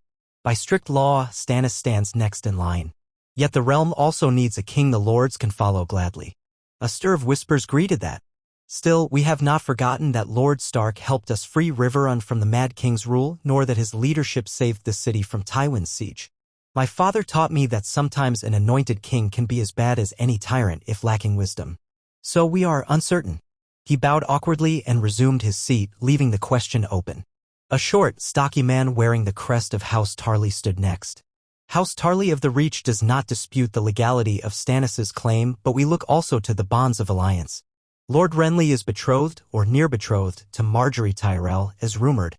That union would unify the Reach and Stormlands. We have fought too long. We want a king who can inspire loyalty, not fear. We lean toward Renly. Mace Tyrell nodded but did not speak yet. Then a cluster of Storm Lords rose in turn, some championed Stannis, reminding the hall of his heroic defense of Storm's End during the rebellion. Others preferred Renly, who was known to them personally, younger and warmer. The Crownlands lords mostly muttered that they would follow whomever the council chose so long as peace was restored. The Martell envoy, Ser Ryan Jourdain, declared that Dorne would judge by how justice was served, referencing the old grievances from Robert's rebellion. They demanded reassurance that no tyranny would follow. A mild debate ensued as each faction weighed their stances. The Westerland's lords present sat silent, uneasy. The Northmen listened as well, with a handful of them occasionally calling for Ned to remain on the throne, or if not that, to name Stannis, on the principle that the older brother's right was indisputable. This swirl of arguments continued for the better part of an hour, with each side politely outlining its reasons. The tension gradually mounted, for it became clear that the council might split. Stannis' supporters cited law and honor. Renly's supporters cited stability and alliances. Some, particularly those from the north or Riverlands, looked to Ned or spoke of possibly crowning him if the Baratheons could not agree. Ned stood quietly on the dais, exchanging rare glances with Caitlin, who observed from a side area tension in her posture. Finally, Mace Tyrell cleared his throat and swept forward, drawing the hall's gaze. He wore a sumptuous green and gold doublet, his chest puffed out. "My lords," he began, voice carrying. "We all desire a stable realm free of Lannister tyranny. The siege is ended, Harrenhal taken. Now is the time to unify. It's no secret House Tyrell has ties to Lord Renly. Yet we do not wish to discard law. So I propose a compromise. Let Stannis be recognized as Robert's elder brother, yes, but let him grant wide powers to Renly as a sort of co-ruler or heir. If Stannis refuses, then many houses will shift to Renly. Why not form a joint rule, bridging the differences?" A clamor rose in the hall, some lords intrigued, others scoffing. A handful of older men barked that the realm had never had two kings. Stannis bristled, face dark. Renly looked momentarily taken aback. At length, Stannis snarled, "Nonsense. The throne is mine by right, not to be shared like a tavern bench. If my younger brother wants a seat at my council, so be it, but I will not split the crown." Renly let out a half-smile. "Of course you'd say that, brother. You'd have me kneel, then stifle me with that stony presence of yours. Not the alliance the realm hopes for." Discontented murmurs thickened. Mace Tyrell tried to interject again, but Stannis cut him off. "You ask me to break centuries of inheritance law? No. I alone will be king. If Renly kneels, I will confirm him as Lord of Storm's End and possibly name him Hand if I see fit. That should suffice." Renly's jaw clenched. "I have no desire to be your underling. You never listened to me before, you won't start now." At that point, a shout came from the northern benches, and what of Lord Stark, who's proven himself more fit to rule than any Baratheon? "If these two cannot agree, let the realm have the Wolf King." Another cheer went up from some northern men. Ned felt heat flush his cheeks. He stepped forward again, raising a hand. "I ask for calm," he said firmly. "I respect the laws of inheritance. My father, Lord Rickard, taught me that honor demands we not set aside rightful claims lightly. If the lords believe the law should hold, Stannis is Robert's rightful heir. If the lords believe the realm's well-being demands a younger brother who fosters alliances, they might choose Renly. Or if they find both wanting, they may choose another, be it me or someone else. But let us not descend into threats." A pensive hush followed. Then a voice from the front row, Rickard Karstark, gaunt and severe, rose. "We of the North do not want more war. If the council chooses Stannis or Renly fairly, we will abide. But we will not tolerate a tyranny nor a mere change of figurehead. We march south to end Robert's neglect. The next king must vow genuine reforms, protecting the small folk, balancing the realm's treasury, ensuring justice is done."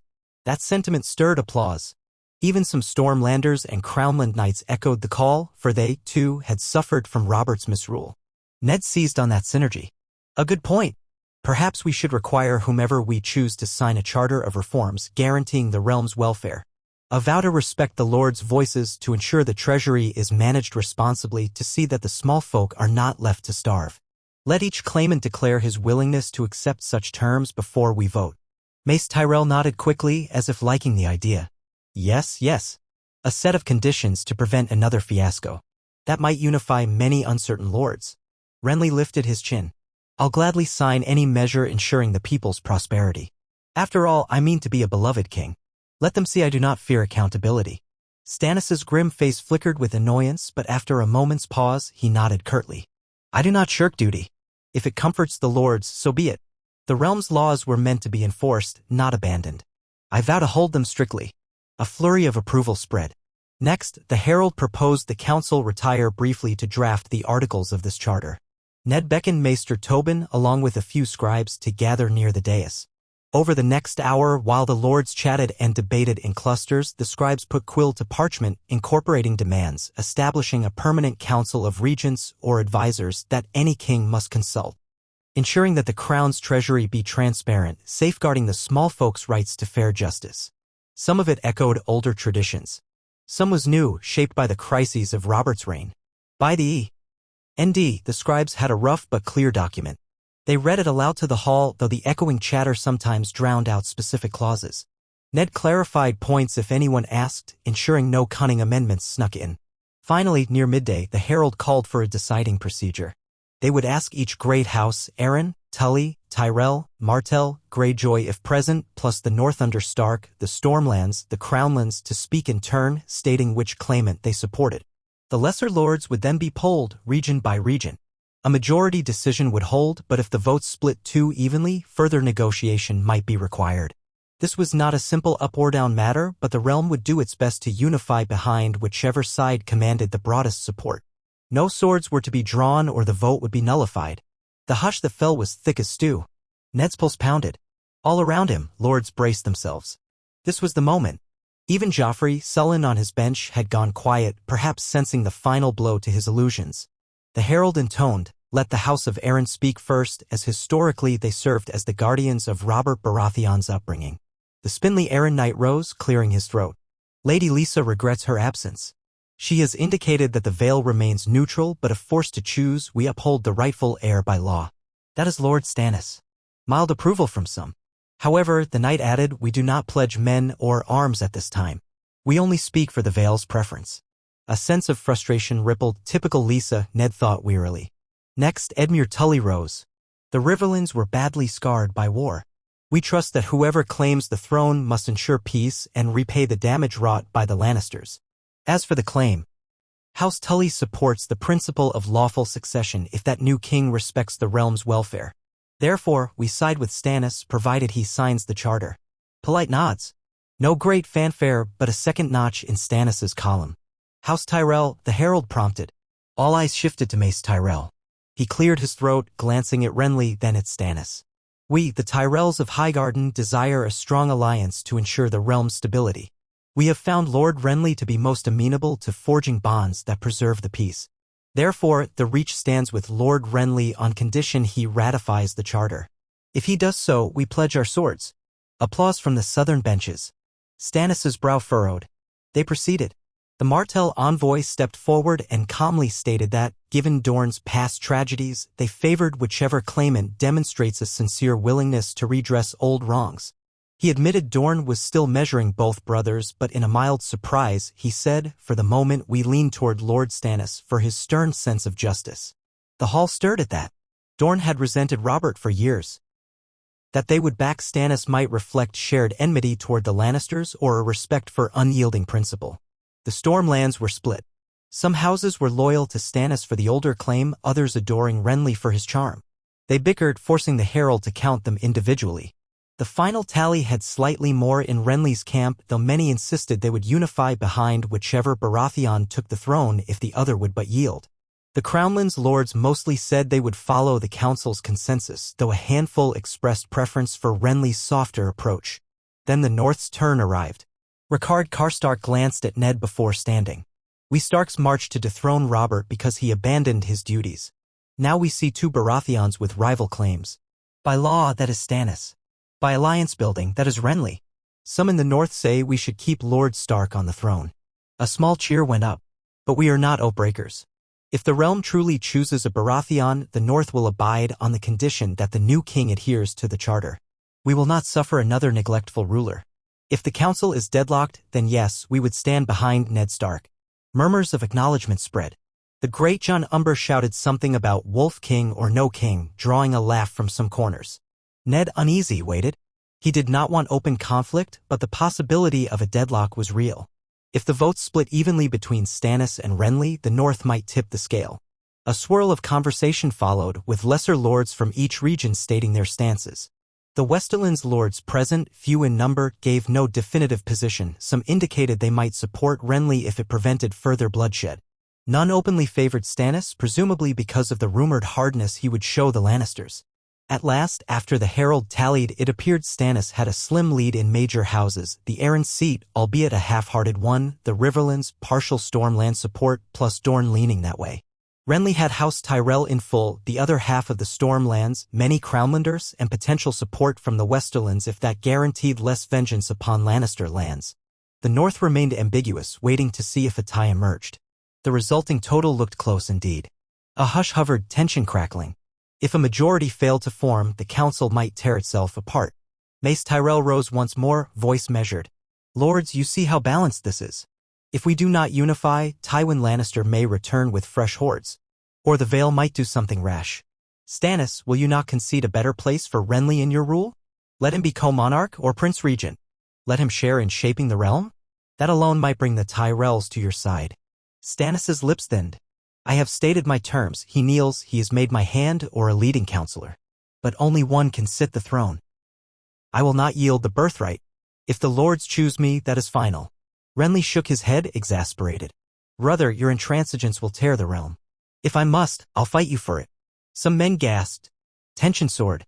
Swords were not drawn, but the threat cut deep. A new voice rose from behind the Martell envoy, a question for each brother will either vow to call a new great council in a year's time to assess the realm's condition, ensuring you fulfill your charter commitments? If so, that might quell many doubts. Renly blinked, then said, yes, I'll vow that. Let there be no illusions. If I fail, let the lords judge me again. He seemed confident that once crowned, he could charm them indefinitely. Stannis hesitated, face like granite. I vow to hold such a council if it placates you. My justice need fear no scrutiny. The watchers exchanged glances, some encouraged. The herald cleared his throat, preparing to call for a final tally when a new stir rippled at the back of the hall. Heads turned. A short, barrel-chested man in Lannister colors stepped forward, flanked by gold cloaks who looked uncertain whether to restrain him. He wore no weapon, but his tabard bore the golden lion. The man's craggy face was set in anxious lines. The hall bristled. One of the City Watch officers said, he claims to speak for Tywin Lannister, come under a banner of truce. Should we eject him, my lord? Ned raised a hand. Let him speak. The council should hear all voices, even that of House Lannister. But if he incites violence, escort him out. The man bowed stiffly. I am Ser Harry's SWIFT, sworn to Casterly Rock. Lord Tywin regrets being absent, but circumstances demanded he withdraw. He bids me say that the Lannisters will recognize whichever king this council anoints, provided certain concessions are made. A wave of astonishment rippled. Was Tywin truly offering to bend if the outcome was acceptable? Ser Harry's continued voice wavering under the weight of 1,000 eyes. We require the immediate release of Lady Cersei and her children, safe passage west. Also an assurance that the new king will not seize Lannister lands in reprisal. If these demands are met, Lord Tywin will acknowledge the council's chosen king. Otherwise, he trailed off, letting the threat hang. A dozen men shouted at once. Some demanded Cersei's head for the chaos she caused. Others argued the realm needed no new war with the West. Stannis's glare could have pierced steel. He barked, Lannister insolence. They wage war, lose, then demand terms? If I am king, I will judge Cersei for her crimes. Unless the council entreats mercy. Renly's brow rose. I'm not keen on letting the Lannisters roam free to conspire again. But perhaps a promise of no blanket attainder is wise if it cements unity. The hall erupted in competing opinions. Ned rubbed his temples, fighting a swirl of unease. Letting Cersei go might reawaken Tywin's wrath later. Yet holding her indefinitely risked never-ending conflict. The realm was on the brink of forging a new government. Did they want a renewed Lannister rebellion? At length, Ned raised his voice over the tumult. Enough. The council will decide. If the chosen king wishes to negotiate terms with House Lannister, so be it. But we do not yield to blackmail. For now, Ser Harry's, stand aside. Goldcloaks led the man away from the dais, letting him remain in the hall but not granting him the floor again. Focus returned to the immediate question of who would sit the throne. The herald called for a final clarifying vote. A hush fell so profound that Ned heard the shuffle of boots on stone. Each region's main representatives would announce their choice again, with the lesser lords behind them. When the roll call began, Ned's pulse hammered. Aaron's seat reaffirmed Stannis. Tully reaffirmed Stannis. The Stormlands split. Tyrell strongly declared for Renly. Martell, after a pointed pause, stuck with Stannis. The Crownlands were mostly for Renly, but some wanted Stannis. The Westerlands lords present refused to vote, deferring to Tywin. The North, the herald turned to Rickard Karstark, who conferred with the great Jon and others. It was a moment of pregnant silence. If the North cast its entire weight behind Stannis, he would have a slender but clear majority. If they stayed out or went for Renly, the council might be deadlocked. Ned watched, heart in his throat. Karstark inhaled. In the name of House Stark, we remember how Robert Baratheon once demanded loyalty but gave us neglect. We desire a just king. Yet the old laws cannot be lightly set aside. House Stark stands behind Stannis Baratheon, provided he swears to uphold the charter, to hold the next council, and to punish the Lannisters who orchestrated these wars.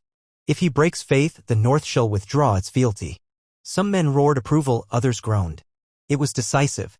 By the final tally, Stannis held a narrow majority of great houses and major bannermen. Grudgingly, men turned to Renly to see if he would yield or contest the result violently. Renly's face tightened, seeing that the sum of Stormland partial support plus Tyrell plus Crownland sympathy still fell short. He stared at his older brother. Stannis stared back, brows knitted. Another hush choked the hall. If Renly refused to accept it, blood might be spilled in the throne room itself. Mace Tyrell hissed something to Renly about not starting a war here. Loras Tyrell placed a hand on Renly's shoulder, murmuring quietly. Renly's expression darkened, then shifted to forced calm. He gestured for silence. Very well, Renly said, voice tight. I see the council's will. If Stannis truly stands recognized by the majority, I will not plunge the realm into further chaos. Let it be known I yield my claim in exchange for assurances. Namely that my brother upholds the reforms, does not punish those who supported me in good faith, and grants me a high station so I can watch him. Should he fail, I reserve the right to challenge him anew.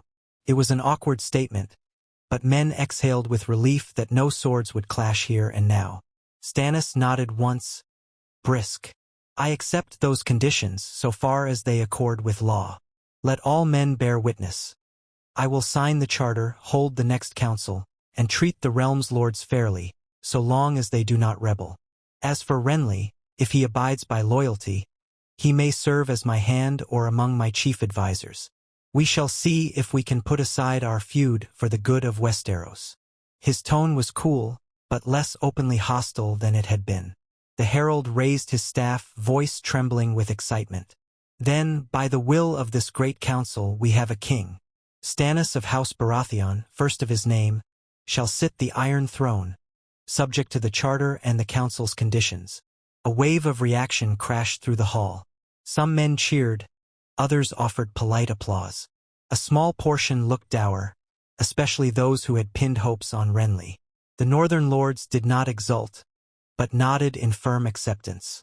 The Stormlanders were divided, but many seemed willing to follow if Renly would. Tyrell's face was taut. He glanced at Renly as if to confirm they had not lost everything. Dorne's envoy said nothing, but dipped his head with a faint smile. Ned permitted himself a small sigh of relief. The realm had chosen. No single faction had forced its will by sword. Perhaps that counted for something. The hall parted around the dais, clearing a path to the Iron Throne. Stannis walked forward, flanked by a pair of Stormlords, his steps echoing on the marble floor. The monstrous seat loomed, all jagged metal and half-melted blades. Stannis paused, resting a gauntlet hand on a twisted rail. He gazed upon it with an unreadable expression. Then he turned to the mass of lords. I accept this burden, he said, voice carrying. Know that I do not covet finery. I rule out of duty, as I've always done my duty. May the gods help me keep it, for the realm's sake. With that, he ascended the steep iron steps and settled upon the seat, stiff and uncomfortable. It was not the lavish crowning one might imagine. No cheers of universal acclaim, no elaborate coronation vestments, only the hush of a battered kingdom hoping for a future. But in that hush, Ned sensed a moment of monumental importance. When Stannis looked over the chamber, the swirl of emotions on his face was subtle but real. Pride, anxiety, severity. He signaled for the herald to bring the charter. Maester Tobin approached with the parchment, and in front of the entire council, Stannis took a quill, scratched his name, and pressed a ring into the heated wax to affix a seal. The new king rose briefly from the throne to let the scribes place the document on a stand for all to see, then sat again. The watchers exhaled collectively. A wave of cautious applause and cheering began, building in pockets. For a moment, Ned felt that maybe, just maybe, the realm could find unity behind a man who at least believed in law and order. Yet the path ahead bristled with hazards. Tywin Lannister would not meekly accept a King Stannis who might want to punish House Lannister for its transgressions. The Iron Islands might see chaos as an opportunity. The Vale was still aloof. Targaryen exiles might yet lurk across the narrow sea. And the smallfolk desperately needed wise governance to heal from war. But at least they had made a choice, not drowned themselves in more war. That was a start. The herald turned to Ned, saying quietly, Lord Stark, as protector of the realm in these last weeks, do you yield to King Stannis? The question resonated in the hush. Ned stepped forward. I do. May he keep the vows he has sworn and guard the realm well. He bent his knee not with the flourish of a courtier but with the dignity of a soldier. A faint tension lifted in the hall as many realized Ned Stark was not about to claim the throne after all. Another wave of relief passed among the onlookers. Some lords, seeing Ned's gesture, knelt as well. Before long, many in the hall bent knee, though a portion remained stiff or uncertain. Renly, standing near the dais, hesitated, then sank to one knee with careful deliberation. A murmur flicked through the watchers. Renly's acceptance of Stannis sealed the day's decision. King Stannis regarded them, face-taut. He beckoned Ned to rise. You, Lord Stark, have borne a heavy load. By law, your role as protector ends with my coronation. But your service is not done. Will you remain in King's Landing to assist me in shaping the new council? Or do you wish to return north? Ned stood, meeting Stannis's gaze. If your grace commands it, I will remain until the realm's governance is firmly established and the winter preparations are secured. After that, I must look to the north. Many hardships loom. Stannis nodded. You speak truly of winter. We shall not linger in complacency. Once the council is formed, you may return with my blessing. For now, serve me here as an honest voice among the many flatterers. The corner of Ned's mouth edged upward at that. He bowed. As you will, your grace. Stannis then glanced at Renly, who had risen. The younger Baratheon's expression was carefully schooled. Brother, Stannis said, I would have you remain as well. Perhaps as master of laws or master of coin, if you can handle the latter's headaches. And the Tyrells, if they remain loyal, we can find a path to that betrothal or some arrangement. Renly forced a slight grin. I stand ready to serve so long as you remember the realm's joys, not just its burdens. Stannis looked nonplussed, but let it pass. Mace Tyrell gave a low bow, seemingly content that Renly retained influence. With that, the herald declared the Great Council concluded.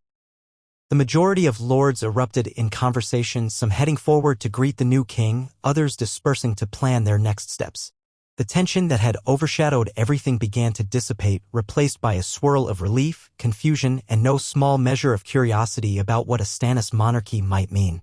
Ned stepped down from the dais, forging through the crowd to reach Catelyn. She looked weary but let out a small laugh of relief when she saw him. It's done then.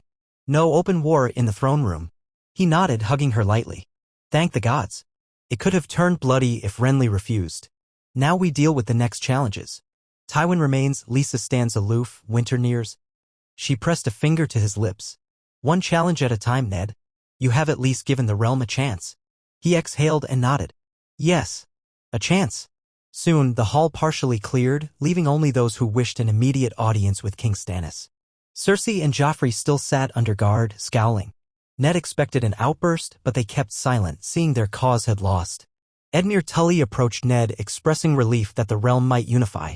Roose Bolton hung back, a half-smile on his pale lips, telling Ned softly that he would remain in the Riverlands to watch for Tywin's next move. One by one, men offered short words of thanks or caution. By evening, the city was abuzz with the news, Stannis Baratheon crowned by the Great Council with his older brother's sins and the Lannisters' deception laid bare. Some small folk cheered, others grumbled that Stannis was stern. But after the horrors of the siege, many welcomed any stable rule. Taverns brimmed with talk, half in wonder that Renly had submitted so calmly, half suspecting more intrigue might unfold soon. The Goldcloaks patrolled, cautious that not all men would rejoice.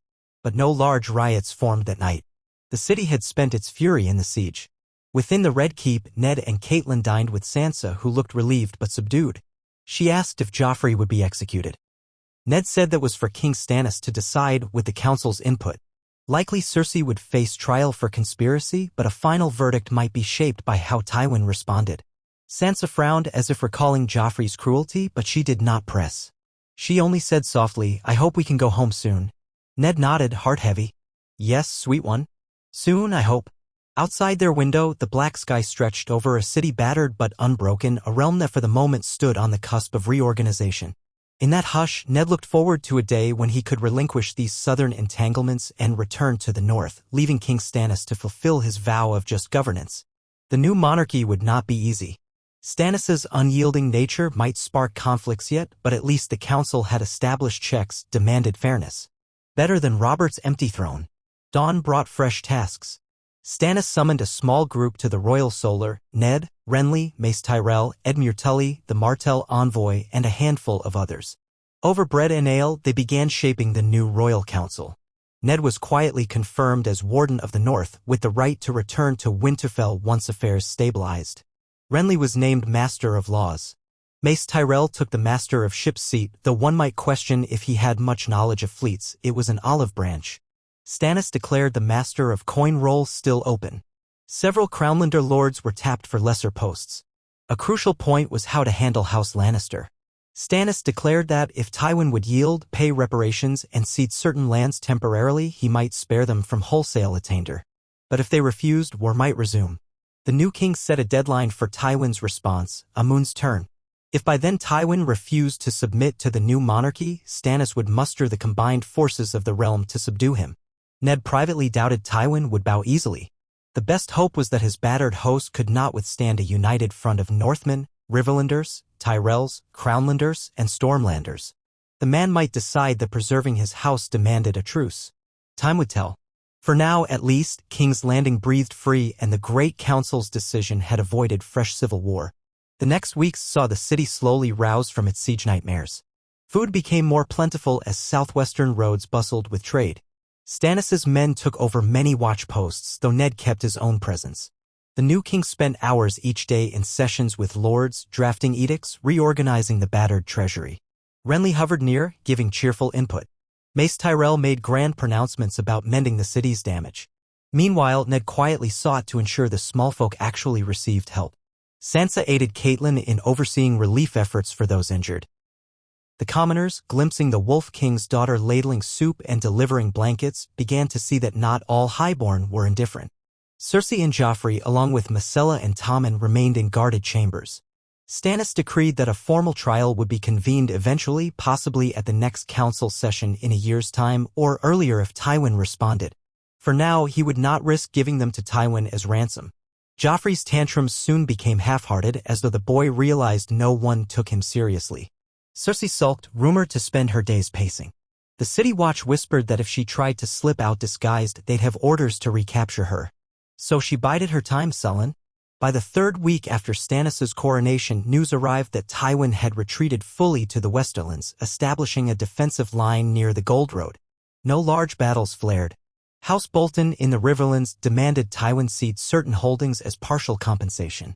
Tywin refused, but neither side advanced.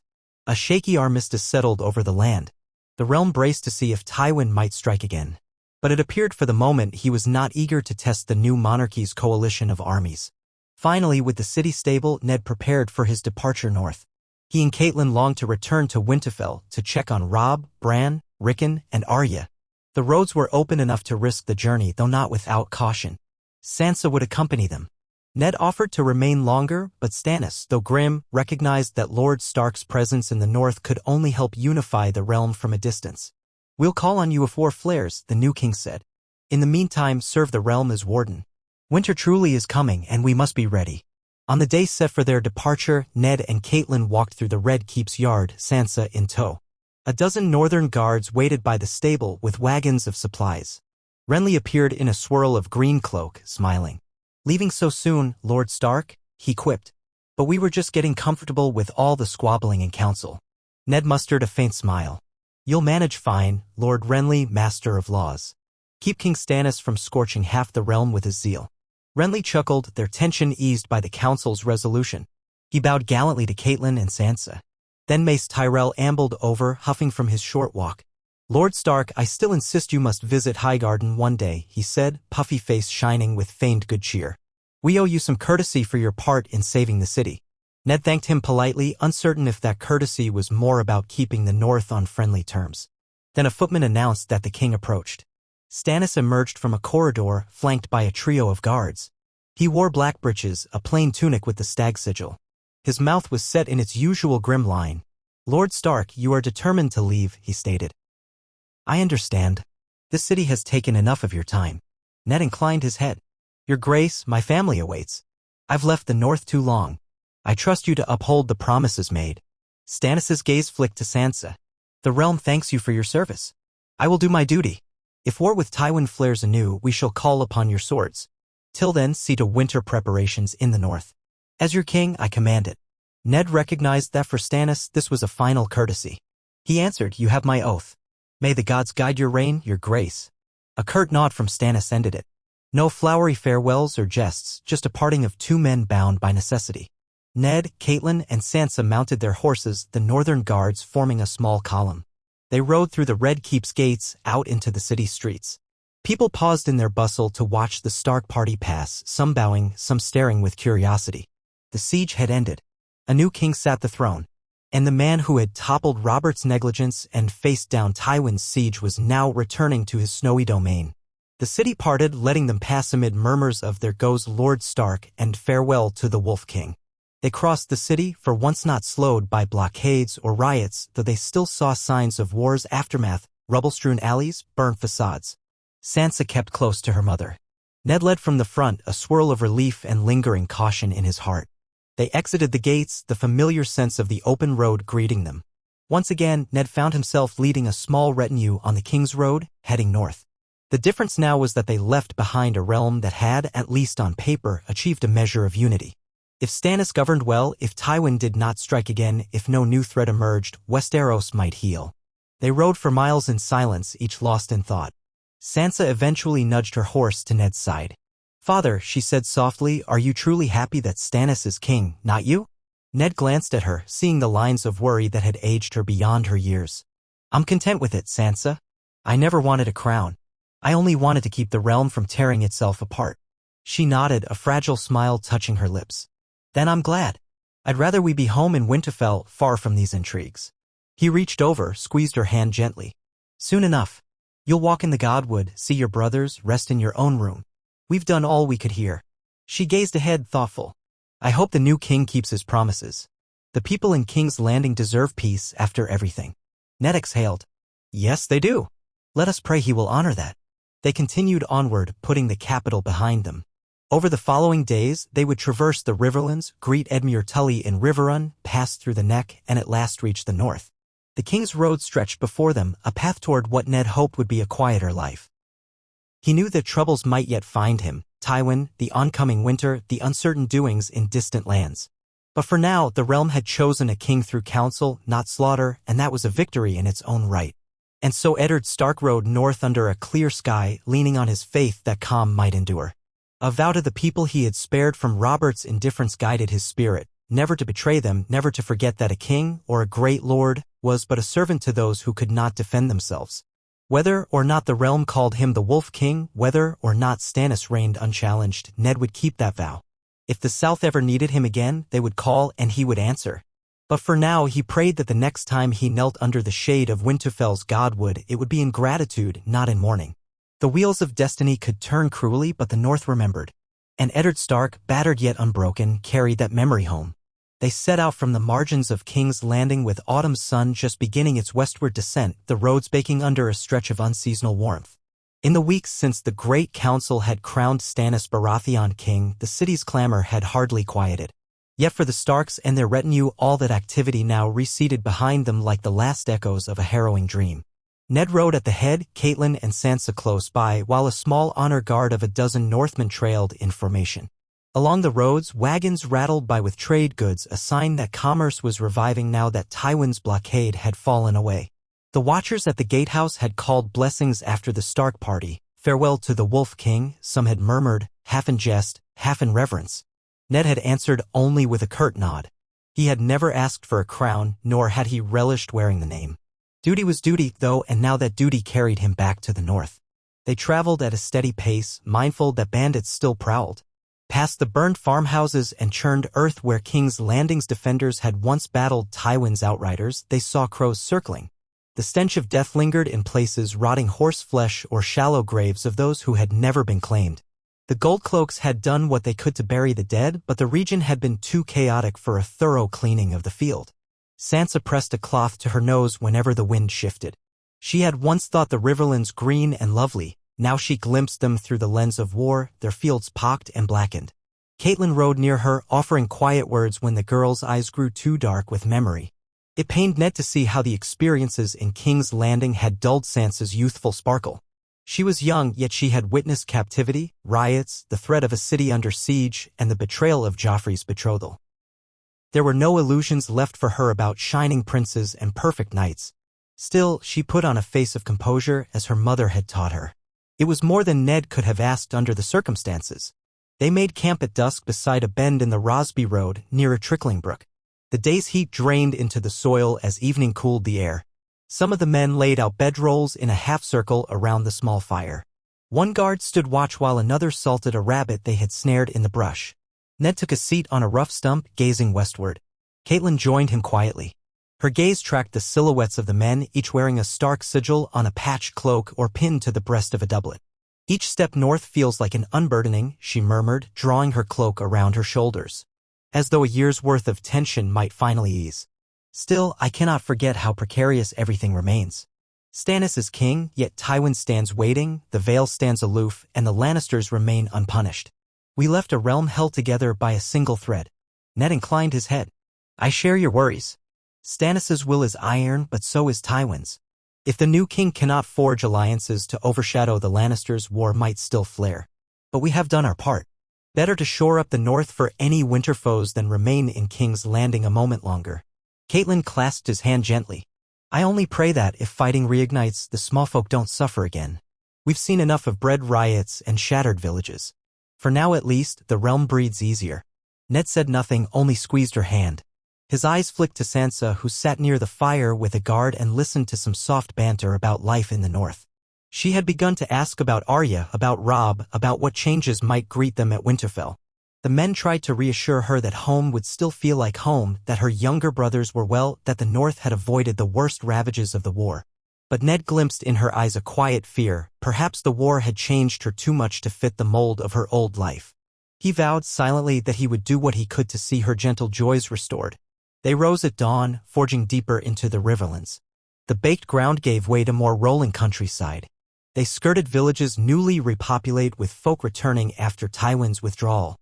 Children peered from doorways, uncertain whether these travelers were friend or foe. Sometimes the travelers recognized the stark sigils and ventured out to wave or beg for news. Ned's men offered tidings that the war had halted, that King's Landing was no longer under siege. Some parted with watery smiles. Others spat that they would believe peace only when the next harvest came unspoiled. The memory of past heartbreak ran deep here. Caitlin, though born a Tully, met them with understanding words, urging them to be strong. Their uncertain, hopeful expressions weighed on Ned's mind. The realm's wounds ran broad, not easily healed by a single coronation. On the 5th day of travel, they approached the Trident near the spot where the Tumblestone and the Red Fork merged to flow east.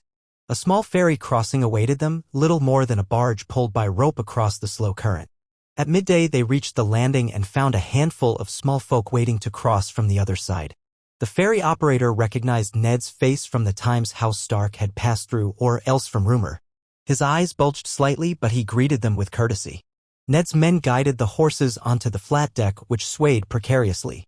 Sansa took a breath and tried not to look at the water swirling beneath the boards. One of the ferrymen offered a steadying hand. Slowly they were pulled across, the barge rocking under the weight of the riders and beasts. By the time they clopped onto the opposite bank, drizzle had begun to fall, turning the dusty track into a muddy wash. They pressed on, mindful that if the weather worsened, the roads could become treacherous.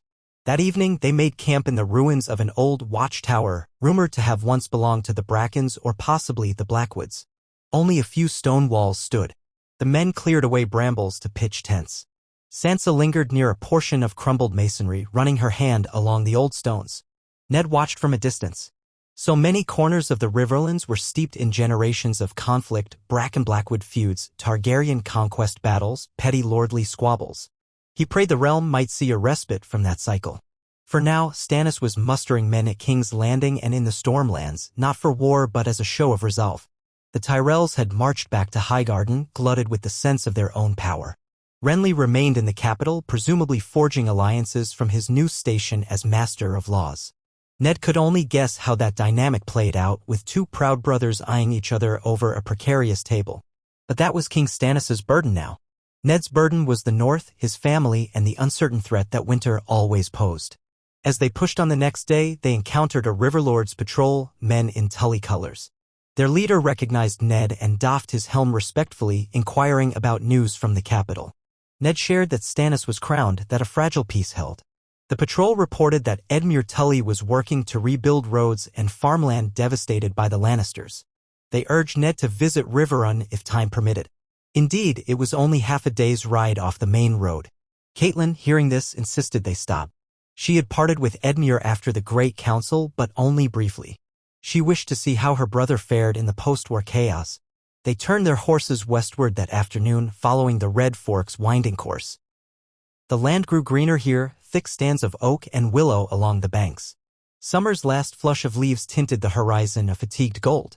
As evening approached, they sighted River Run perched on its tri-river confluence, flags of the leaping trout snapping in the breeze. The thick walls and water moat had once withstood siege in Robert's rebellion, then again under the threat of Tywin's men. Smoke drifted from the chimneys, a sign of life returning to the fortress.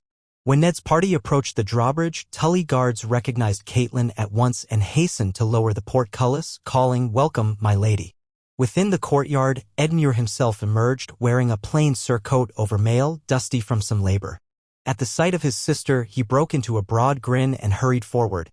"Cat," he called, voice echoing off the stone. Caitlin dismounted swiftly, clasping her younger brother in a fierce embrace. For a moment, the tensions of the war faded from both of them, replaced by the comfort of old family ties. Sansa stood by, smiling shyly at her uncle, who she had rarely seen in recent years. Edmure parted from Caitlin to greet her warmly. "My, how you've grown, my niece. You'll be a beauty fit for any hall, I've no doubt." Sansa curtsied with practiced grace, though a faint sadness lurked behind her polite expression. Ned approached, offering his hand. Edmure shook it. "Lord Stark," he said, "or do I still call you King Eddard? The realm's tongues wag about you, you know. They say you nearly took the throne from those Baratheon brothers." Ned managed a small, patient smile. "No, King. My role was only to ensure the realm found a rightful heir. Stannis sits in King's Landing now." Edmure nodded, a hint of relief in his eyes. "Then we can hope the fighting ends for good. Gods know the Riverlands have had enough. Please come inside. Sup with me, rest the night. You've a ways yet to travel, and we'd be grateful for your company." They accepted. The courtyard was bustling with stable hands who came to take the horses. Many recognized Caitlin and offered welcomes. A subdued mood, yes, but warmer than the battered villages outside.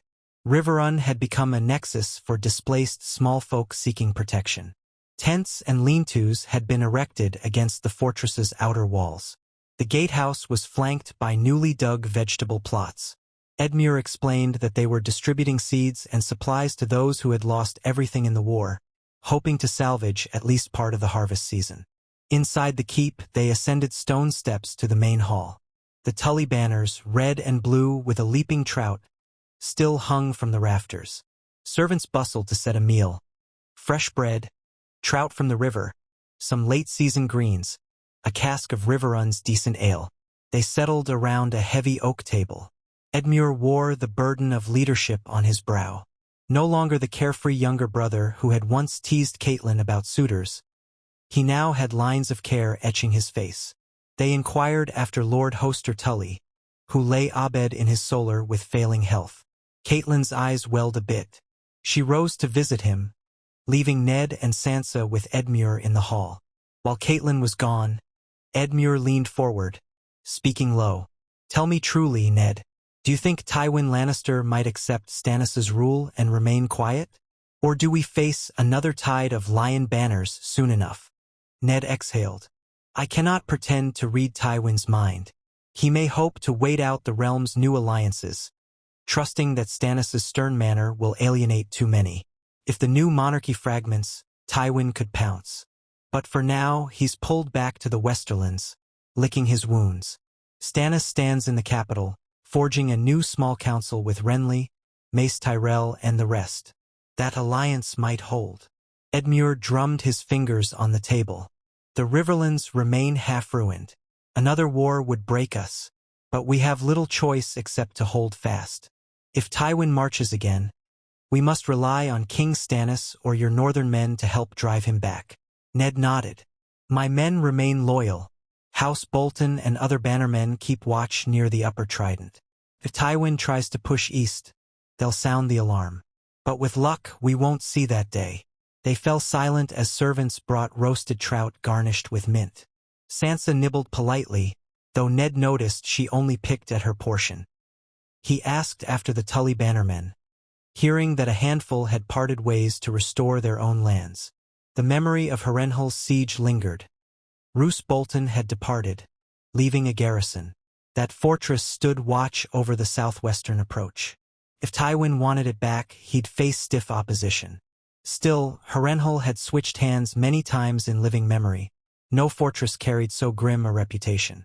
Catelyn returned an hour later, eyes red. She sank beside Ned, took a sip of wine. Father recognized me. He was awake enough to say my name. The maesters do what they can, but it's mostly palliatives. He asks after you, Edmure, and about the war. He doesn't fully grasp it's over. She pressed her lips tight. He needs peace in his final days if the gods are merciful. Edmure nodded. I'll see it done, Cat. Riverrun stands with King Stannis for now, so long as we see no cause to regret it. Let the realm move on from Lannister tyranny. He turned to Sansa with a softer gaze. And you, dear niece. Will you remain in Winterfell for good, or do you mean to return south again someday? Sansa blinked. I'm not certain. If the realm holds peace, I suppose Father might let me come back for visits. Or if King Stannis arranges new betrothals. She trailed off, glancing at Ned with a mixture of longing and dread. The memory of her betrothal to Joffrey was too raw, its betrayal too keen. She hardly knew how to speak of such matters now. Ned gently placed a hand on her arm. One day we can discuss all that, but not yet. For now, I want you safe at home. The North has missed you. Edmure offered a kind smile. Winterfell will do you good. The strong walls, the quiet of the Godwood, the closeness of your family. Sometimes we Tullus forget how large the North is and how different its pace. A respite from southern courts might be the best tonic. She nodded, lips curving in faint gratitude. Ned thought to himself that perhaps, in time, Sansa would find a new sense of belonging. For all the sorrow that had befallen them, the sturdy foundation of Winterfell might still offer some peace. He prayed so. They passed the night in Riverrun's guest chambers, the stone walls thick with memories for Catelyn. She walked Ned through corridors she had roamed as a girl, pointing to old tapestries that depicted Tully ancestors. Sansa followed in subdued fascination, the Grand Keep reminding her a little of King's Landing's labyrinth but without the heavy gloom of the Red Keep. The Tully guards roamed in twos, watchful for stray brigands, but the fortress felt safer than anywhere they'd been in months. At dawn, they took leave of Edmure and set out again. Catelyn parted tearfully from her brother, promising to return if time allowed. Their retinue continued north along the winding roads. Rain threatened again, but the gods only unleashed a gentle drizzle for part of the morning. The land was lush, dotted with farmland recovering from the war's worst ravages. Now and then they saw small folk sowing seeds for a second planting, hoping to salvage a meager harvest before the cold. Sansa sometimes asked Ned if these people would truly be safe from Lannister raids. He answered as honestly as he could, for the moment, yes. Tywin had no appetite to reinvade unless provoked, but the realm's long-term future was not guaranteed. She frowned, her illusions gone for good. They crossed the Twins on the 10th day out of Riverrun, two identical keeps anchored by a massive bridge over the Green Fork, seat of House Frey. Ned had dreaded encountering Walder Frey and his brood, but the old man remained ensconced behind his gates, suspicious as ever. Instead, a handful of Frey men-at-arms questioned them politely at the drawbridge, recognized Lord Stark, and let them pass with minimal trouble. The crossing offered a vantage of the wide, fast-flowing river below. Sansa leaned over the bridge's parapet, eyes wide at the swirling green waters. Ned kept a hand near her elbow. The phrase demanded a small toll, which Ned paid willingly to avoid hassle. The men parted, letting them continue into the northernmost stretch of the riverlands, nearing the neck. Every day on the road reminded Ned how vast the realm truly was. A raven might bring tidings from King's Landing in days, but those tidings meant little to remote hamlets scraping a living from peat or fishing. The lines of fealty were threads in a giant tapestry, easily tangled if tension built. Robert's rebellion had taught Ned that alliances must be nurtured or the realm fell into disrepair. Now, they stood at another turning point, with a new king in place, half the lords cautious, and winter looming on the horizon. Yet Ned allowed himself a measure of guarded optimism. If Stannis took his responsibilities seriously and no man doubted his seriousness, perhaps the realm would hold. They advanced through the neck, that swampy region of bogs and winding causeways. Biting insects descended the moment they left the drier highlands.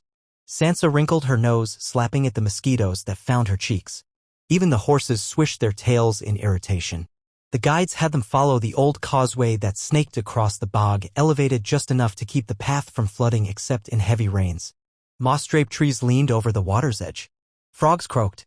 Now and then a splash betrayed something sliding into the murk, an alligator or some lesser reptile. The men kept swords near in case of brigands or giant lizards. But the only watchers seemed to be crannogmen, those secretive swamp dwellers under House Reed's banner.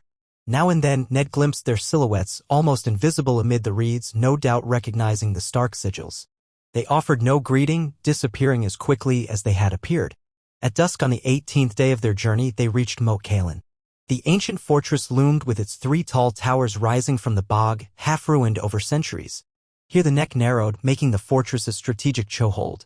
House Reed garrisoned it with a small contingent, ever vigilant for invaders from the south. Ned gazed upon the battered walls with a pang of memory. This was the spot that had once guarded the entire north from the armies of the south, still formidable despite time's ravages. A chill wind blew from the north, carrying the tang of colder days. The men stationed there recognized Ned and flung open the battered gates with calls of Lord Stark returns. Clear the path. They passed inside the walls. Sansa stared up at the dark towers. She had visited this place as a child, but the memory was dim. Soldiers in patchwork leathers doffed caps or bowed as the Starks dismounted. Ned heard them murmuring about the events in King's Landing, hungry for news. He gave them a brief account, how Stannis Baratheon wore the crown, how the siege had ended. The men nodded, relief shining in their eyes. They offered salted fish and coarse bread as a meal. Ned sat with them in a corner of the courtyard, exchanging tales. Sansa retreated to a quiet spot with Catelyn, tired from the day's ride. The gloom of Moat Cailin's courtyard felt haunted by old battles, but no threat lurked here for them. Come morning, the road stretched north. The men of Moat Cailin parted with well wishes. Send our regards to Winterfell, my lord. Ned left them a small supply of southern provisions, a token of gratitude. Then onward they went, forging across the lower edge of the north. The land changed quickly, turning to rolling hills covered in pine and hardy brush. The roads grew less traveled, though they met a few merchant wagons hauling salted cod from White Harbor. Most travelers paused at the sight of Ned's party, startled to see the Lord of Winterfell in person. Some recognized Sansa or Catelyn. They bowed or bobbed courtesy, excitement in their eyes. Word had not yet spread that the Wolf King had left King's Landing, so a few gasped to learn Ned was returning for good. The North will be glad to have you, my lord, said one old man, adjusting a crate of fish. Over the next days, the air cooled further. No more drenching heat. The nights brought a crispness that reminded Ned of the looming winter. Sansa shivered sometimes in the mornings, and Ned gave her a heavier cloak. The horses seemed to perk up in the cooler weather. Catelyn breathed easier, too. It smells like home, she whispered as they passed through a stand of tall pines, the forest floor thick with needles. Even after years in the north, I never quite adjusted to the southern humidity. This is simpler. At last, they crested a low rise and sighted the farmland that fed the south edges of Winterfell's domain. Shepherds roamed the meadows with flocks, though the grasses had grown dull from the approaching cold. A few watchtowers rose in the distance. The men who recognized Ned's banners hurried to ring the nearest holdfast bell in welcome. By midday, the gray outline of Winterfell's walls came into view, sturdy as stone and steeped in centuries of Stark lineage. Smoke drifted lazily from the castle's chimneys, and the banners with the direwolf sigil flew over the battlements. Ned felt a stirring in his chest, an almost painful wave of relief, like a pilgrim returning from a dangerous pilgrimage. A watchman on the outer gate spotted them, shouting, "Open the gates! Lord Stark returns." The portcullis rattled up. A handful of guard captains rushed out, anxious to confirm. Then the courtyard beyond filled with a swirl of motion as stable hands and men-at-arms hurried forth. Ned glimpsed a cluster of familiar faces. Maester Luwin, stooped with age, leaning on a staff. Ser Roderick Castle, white whiskers bristling. And standing just behind them was Robb, grown taller since Ned had left. His auburn hair reminiscent of Catelyn's, a serious cast to his youthful features. Arya was not in sight, nor was Bran or Rickon. But Ned guessed they would appear soon enough. Robb came forward, a grin breaking through his carefully schooled expression. "Father," he said, voice rough with emotion. He made as if to kneel, but Ned would have none of that. He embraced his son, patting Robb's broad shoulders. The boy, no, the young man, smelled of leather and stable dust, the sense of a working lord in a practical keep. "You've grown," Ned said softly, stepping back to Robb. He must have shot up a hand's breadth at least. The lad's face was losing its last traces of boyish roundness, replaced by the angles of near adulthood. "I trust you've kept Winterfell well in my absence?" Robb nodded, cheeks coloring. I did my best. Ser Roderick and Maester Luwin advised me. We heard tidings of the war, how you dethroned King Robert, or so the rumors said. Ned's lips quirked. Rumors exaggerate. Robert died in battle and we crowned Stannis. I'll explain in detail later. For now, it's enough that the realm stands in tenuous peace. He turned to watch as Sansa dismounted behind Catelyn. Robb blinked in surprise. He hurried to greet his sister, hugging her gently. Sansa's face lit with relief at a friendly sibling. She clung to Robb longer than was typical, as if braced against the memories of King's Landing. Robb stroked her hair, looking worried. You've been through much, he murmured. Welcome home. Catelyn received her own greetings from Maester Luwin and Ser Roderick. The old Maester asked after King's Landing's outcome. Catelyn gave him a brief summary. Stannis named king, Tywin pushed back, Joffrey proven illegitimate. The Maester's brows rose. History unspools so swiftly. I feared half the realm might burn. Ser Roderick nodded agreement, mustache trembling as he asked if they might yet face Lannister aggression. Catelyn told him that for now, Tywin had retreated. The knight let out a breath, stroking his whiskers. Better for the small folk. God's willing, the North won't be drawn in again soon. The courtyard thronged with men and women eager to see the new arrivals. Among them, Ned spotted a blur of dark hair weaving through the bystanders. Arya. She rushed forward, a grin brightening her face, half tumbling into Ned's arms. He laughed, hugging her tight, heart-warming. She had grown leaner, her hair cropped in a half-tangle. He scolded her gently for that, but she only shrugged. It gets in the way, she said, then quickly turned to greet Sansa with a half-teasing grin. Sansa's eyes filled with tears, stepping into Arya's embrace.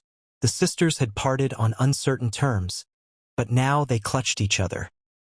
The courtyard watchers murmured with delight, seeing the Stark family reunited. Even Theon Greyjoy, who lingered near the stable, allowed a half-smile, though he did not step forward. Ned caught Theon's eye and gave a short nod in greeting. He would speak to him properly later. What of Bran? And Rickon? Sansa asked, brushing tears from her cheeks.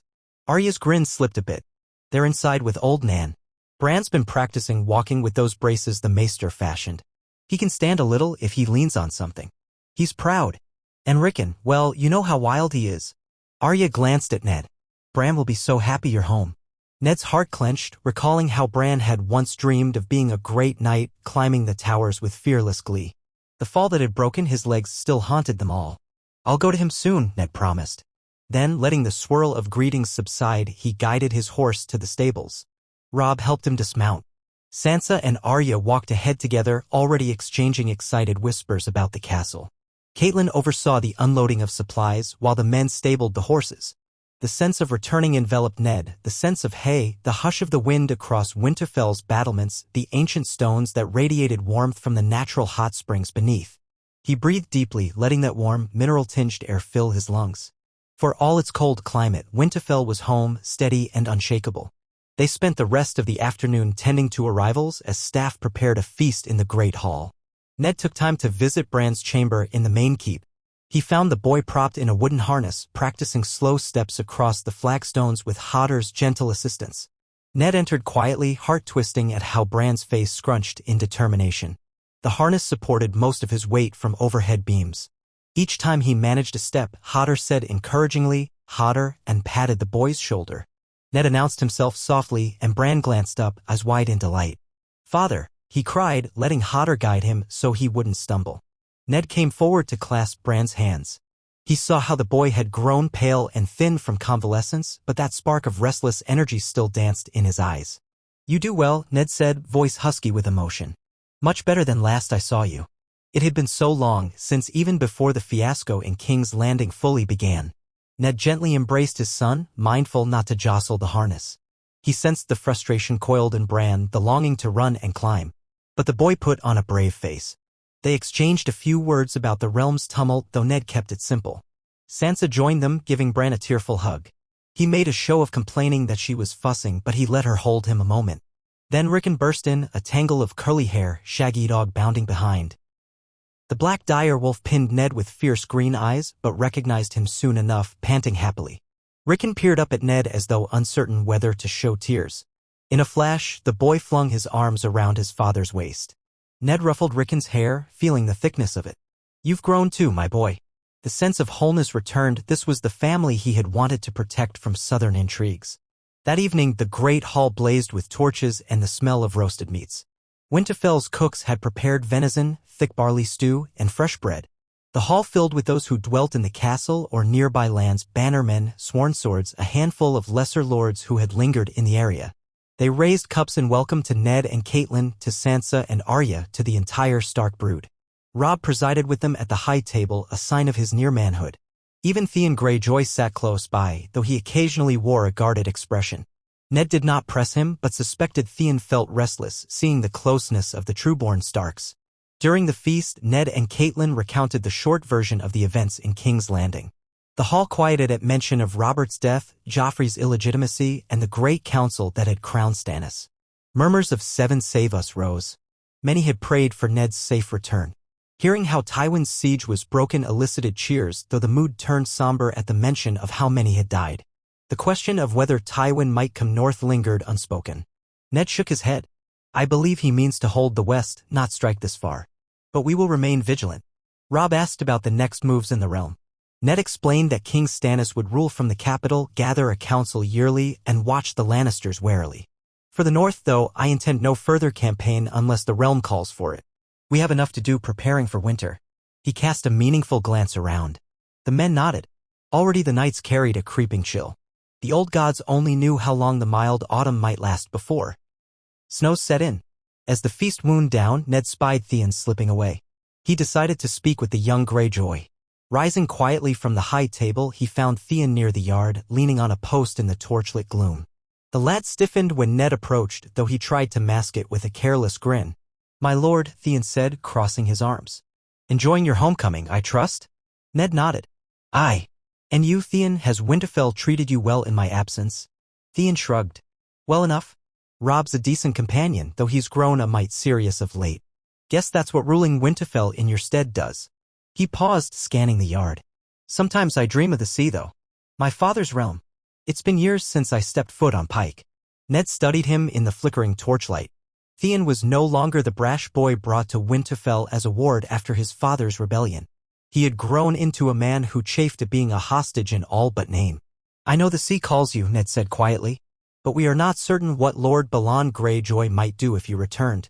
Has he shown any sign of loyalty to the new king?" A bitter laugh. "My father? Loyalty to a Baratheon or to any crowned head but himself? I doubt it. The Iron Islands follow their own tide. Perhaps I'm safer here. Even so, I wonder if I'll remain a hostage forever." Ned's jaw tightened. He had never relished using Theon as a hostage, but Balon's rebellion had left the realm no choice. "You are not ill-treated, I hope.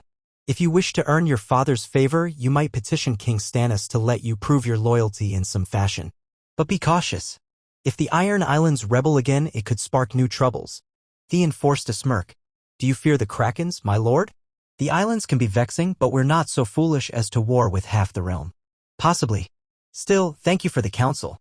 Ned inclined his head. "We do not fear, but we remain watchful. There is enough strife without stirring up more. If there comes a time you wish to visit Pike under safe conditions, I will not bar you.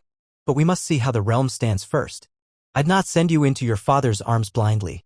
Theon offered a stilted grin. "Fair enough. Good night, my lord." He turned and sauntered away, posture stiff, leaving Ned uncertain whether his words had comforted or only reminded Theon of his captivity. Sometimes Ned wondered if letting Theon return might ease tensions with the Iron Islands.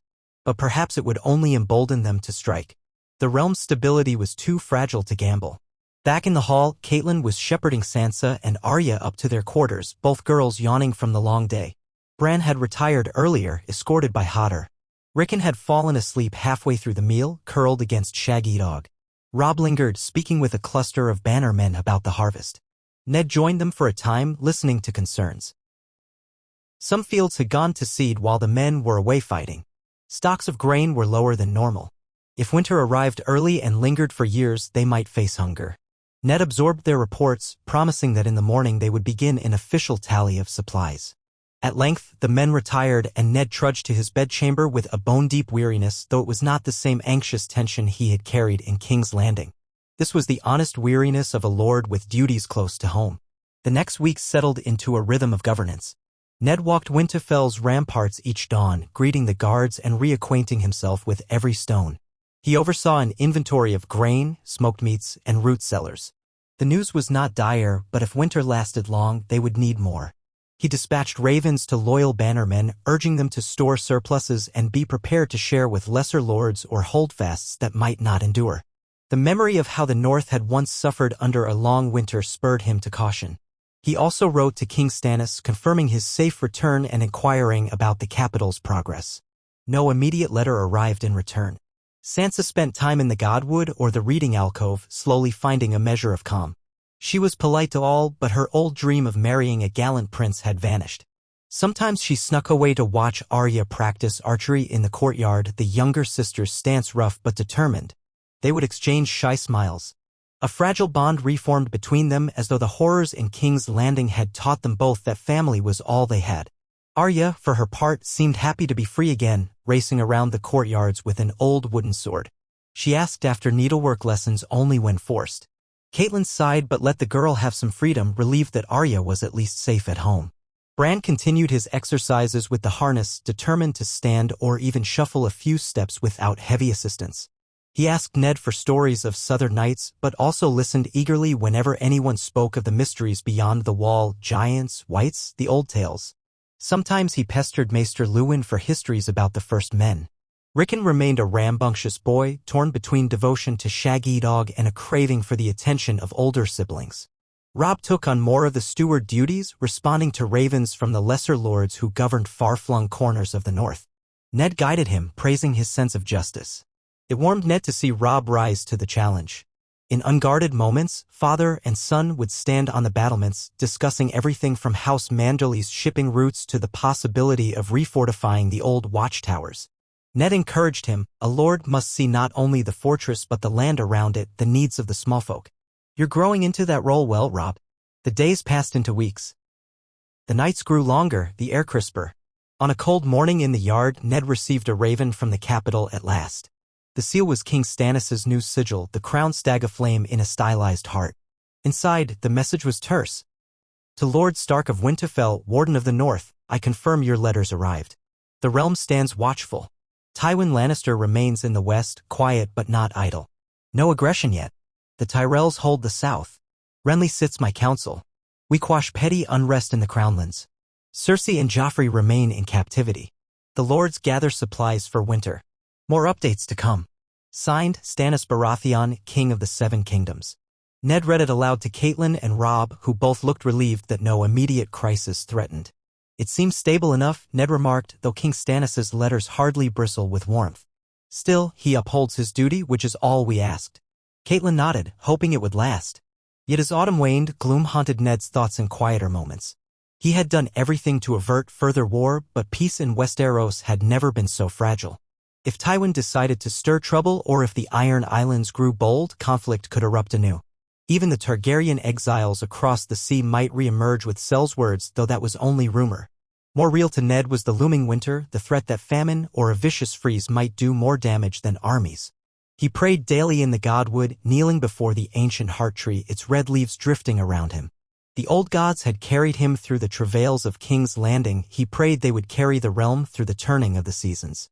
Near the winter's threshold, a visitor arrived unannounced. Howland Reed, Lord of Greywater Watch, led a small band of crannogmen into Winterfell. Quiet and soft-spoken, Howland had been Ned's companion in old battles, a man Ned trusted as few others. The courtyard watchers almost missed their approach, for the crannogmen traveled lightly on swamp ponies, moving with uncanny stealth. Ned welcomed them warmly, summoning them to the great hall for hot soup. Sansa and Arya peered with curiosity at these swamp warriors who wore distinctive frogskin jerkins. Many in the castle had seldom seen crannogmen up close. When they were settled by the hearth, Howland explained in hushed tones that he had come to discuss rumors from beyond the neck. There are travelers headed south, carrying strange tales from Eastwatch, reports that the Night's Watch glimpsed unnerving shapes in the snow far north of the wall. Ned's spine prickled. The old stories leaped to mind, the White Walkers, the others unstoppable in the darkness. But those had been mere legends, or so the realm had believed. Hallin's expression was serious. I do not claim the others walk again, only that the Black Brothers have grown uneasy. Something stirs in the far north. Some savage tribes vanish, others flee. The watch at Castle Black sends ravens that speak of this restlessness. But the south is too busy with its war to heed them. Ned's mouth felt dry. He glanced at Caitlin, who looked skeptical but grave. The Night's Watch is rarely alarmed without cause, Ned said slowly. I know Gior Mormont leads them now. He was a solid man. If he's worried, so am I. Howland nodded. I'd advise sending men, or at least gleaning more information. The Cranagmen see signs in the migrating birds, in the behavior of wolves. Something is off. Perhaps it's no more than a harsh winter approaching. But if it's more... Ned finished the thought in his head. If it's more, we might be facing a threat the realm hasn't seen in thousands of years. He took a measured breath. I'll dispatch word to King Stannis about these rumors. The Night's Watch is sworn to guard the realm from all threats, but they're too few. They need support. If something truly stirs beyond the wall, ignoring it would be folly. Caitlin frowned. We can ill afford a new terror. And many lords will scoff at ghost stories. Hallin's expression never wavered. You saw how they scoffed at news of dragons returning or exiled Targaryens. Yet the world is wide. Old powers might wake. He sipped the broth slowly as though to calm himself. We Cranagmen prefer to stay out of politics. But this is bigger. If the old tales hold a kernel of truth, we must remain vigilant. So it fell to Ned to weigh yet another precarious threat. He wrote to the Night's Watch by Raven asking for a full report. He also penned a letter to King Stannis summarizing the rumors. That done, he called upon certain northern lords to consider sending small scouting parties beyond the wall in cooperation with the Night's Watch. The men responded with varying degrees of caution. Some, like Lord Mormont of Bear Island, had kin in the Watch and took it seriously. Others grumbled that fables of ice monsters were children's tales. But Ned pressed the matter, better to prepare and be proven overcautious than to ignore a potential doom. Over the next fortnight, messages flew by Raven, gradually shaping a plan that a handful of volunteers, rangers from House Stark or allied houses, would travel to Castle Black to stand ready. Ned would have gone himself if he did not sense that Winterfell still needed him, that the realm might call him south again if Tywin made a move. Instead, he entrusted the mission to a known ranger along with some loyal men who had the skill for wilderness. If trouble brewed, they would send word swiftly. Amid these concerns, the household settled into winter routines, salting meats, packing root vegetables, ensuring the glass gardens were well tended so they could produce fresh greens as the cold deepened. Arya occasionally vanished for hours, exploring old tunnels under the castle, returning with dust on her boots. Sansa spent more time with Caitlin or Maester Luwin, brushing up on her reading and singing, though the Maester noticed a new seriousness in her. Robb oversaw training drills in the yard, joined by Theon, who teased but also respected Robb's growing authority. Bran and Rickon roamed the halls with their direwolves, chasing after each other's illusions of playing knights and squires. Ned found quiet joy each time he saw them laugh. Another year might see them all older, parted by duty or marriage. He clung to these small moments. One snowy morning, yes, the first snow had finally come in the small hours, Ned walked the ramparts alone. White flakes clung to the stone, the sky a cold gray. He gazed out over the courtyard where fresh footprints traced patterns in the new snow. In the distance, the forests looked dusted and white. He let out a frosty breath. Winter is coming, the Starks always said, and here it was creeping in after so many warnings. But it was just the beginning. Far to the north, the wall stood watch, and if there was truth to the old nightmares, they might need every sword. He could no longer be the Wolf King for the entire realm, not with King Stannis in King's Landing, but the north was his to protect. He had carried the realm's burden long enough, dethroning a negligent Robert, guiding a great council, forging a chance at peace. Now, Eddard Stark would turn his energies to safeguarding these lands and preparing for the deeper cold ahead. If the gods willed, the realm's unity would hold under Stannis's iron rule and the Lannisters would remain at bay. If not, Ned would do what must be done. Always, the realm demanded men to stand firm. He closed his eyes, recalling the tumult of King's Landing. Robert's booming laughter turned sour, Joffrey's cruelty, Tywin's siege lines, the great council's uncertain hush. That chapter was done. A new chapter lay here, beneath falling snow, with his family at his side and the old gods watching. He was not so foolish as to believe peace would last forever. But for this moment, the realm was not drowning in war and his children were safe. That was enough. He turned from the battlements, heading below to see about the day's tasks. Each step left footprints in the fresh powder.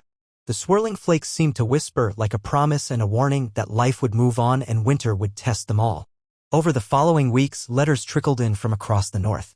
Some reported good yields from the last harvest, others spoke of light raiding by free folk near the upper Flint Cliffs, rumored to have scaled the wall or slipped around it by sea. Then came a raven from Castle Black. Lord Commander Georg Mormont confirmed unusual sightings beyond the Frostfangs, as if entire wildling villages had uprooted. No proof yet of darker forces, but the Night's Watch remained uneasy.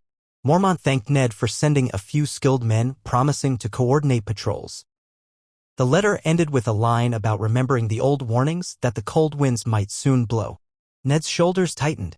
He folded the parchment, storing it carefully. He would keep King Stannis informed, though he doubted a southern monarch would dispatch help without firmer evidence. The new king had too many southern tangles to unravel.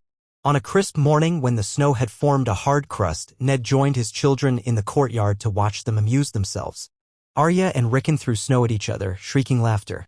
Bran sat in a wheeled chair that Hodder pushed, tossing bits of snow at passing stable hands. Sansa strolled by the edge, smiling faintly at their antics. Robb, arms folded, stood with Theon, joking about how they should stage a mock skirmish. Through it all, Ned felt a quiet contentment. This was how Winterfell was meant to be, alive with the presence of Starks, safe from the madness of the South. When midday came, Ned headed to the Solar to meet with Maester Luwin about the final tallies for the winter stores. On the way, he encountered Catelyn near the library. She seemed thoughtful, leafing through an old genealogical record. He paused, placing a hand on her arm. "You look pensive, my lady."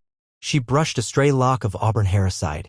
"I was just reminding myself how many generations have ruled from Winterfell. The line stretches back to the first men. And I recall how close we came to losing it all in the war. If Tywin had prevailed, or if the Great Council had turned bloody, gods. I can't help but wonder if we tempt fate by letting the matter of the Lannisters remain half-settled." Ned sighed. "Stannis will decide in time. For now, we do what we must. The realm cannot stomach another war so soon. Let Tywin brood in Casterly Rock. If he stirs, Stannis has the Tyrells, the Stormlands, the Riverlands, and hopefully the North. And we have to trust that alliance more than we trust Tywin's cunning." She nodded, though her eyes were shadowed with concern. "I trust you, Ned. That's enough for me. For now." Gently pressing his hand, she headed off to supervise the castle's housekeeping. Ned watched her go, gratitude mingling with the knowledge that their trials had bound them closer. She had stood by him through Robert's rebellion, through the fiasco in King's Landing, and would stand by him if any new storm arose. That night, as Ned climbed into bed beside her, he reflected on the thread that wove all his choices: duty. Duty to the realm had forced him to oppose Robert's negligence, to slay the man who had once been a brother in arms. Duty had drawn him into forging a new monarchy, enthroning Stannis with the council's backing. Duty had carried him home to Winterfell to guard the north. And it would continue to guide him if threats beyond the wall or from the Westerlands emerged. He felt the gentle warmth of Catelyn's presence, heard her breathing as she drifted off. He remembered the many nights he had lain awake in King's Landing, mind crowded with fear and regret. Now, the hush of Winterfell lulled him. He let himself sink into restful sleep for the first time in what felt like years. The next moon's turn brought both small joys and subtle portents. Joys, because the harvest proved better than they had feared, with enough grain to fill the castle's storerooms. Portents, because ravens from King's Landing indicated Tywin had begun forging some alliance with Walder Frey, or so rumor said. Another piece of news: a small group of Sel sails had landed on Pike, possibly in contact with Balon Greyjoy, though no open rebellion was declared. Ned took these tidings seriously, convening with Robb and the senior men for discussion. They concluded that all they could do was remain watchful. Let the new king handle large-scale diplomacy. The North had enough on its plate, protecting its borders, preparing for a harsh winter, and monitoring the uneasy hush beyond the wall. Word also arrived that Stannis had called for an official coronation ceremony in the capital, set for early spring if the weather permitted. He wanted lords from across the realm to attend. Ned read the summons with a thoughtful frown. "He's making an effort to legitimize his rule with pomp," he remarked to Catelyn, "and likely to overshadow any Lannister pretense. I suspect he wants me there." Catelyn pursed her lips. "Will you go?" Ned exhaled. "It's months away. If winter's grip eases, perhaps I should, to show the North's loyalty. But I'll not drag the entire family south again. Sansa has had enough of that city's intrigues. So has Arya. And the others are too young. I might take Robb as part of his training. We'll decide closer to the time."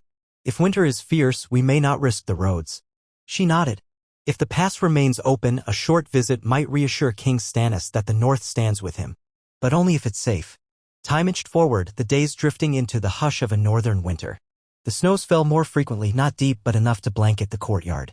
Bran continued his harness therapy in the Great Tower. Or sometimes in the Godwood, pushing to strengthen his arms and shoulders so he could move more freely.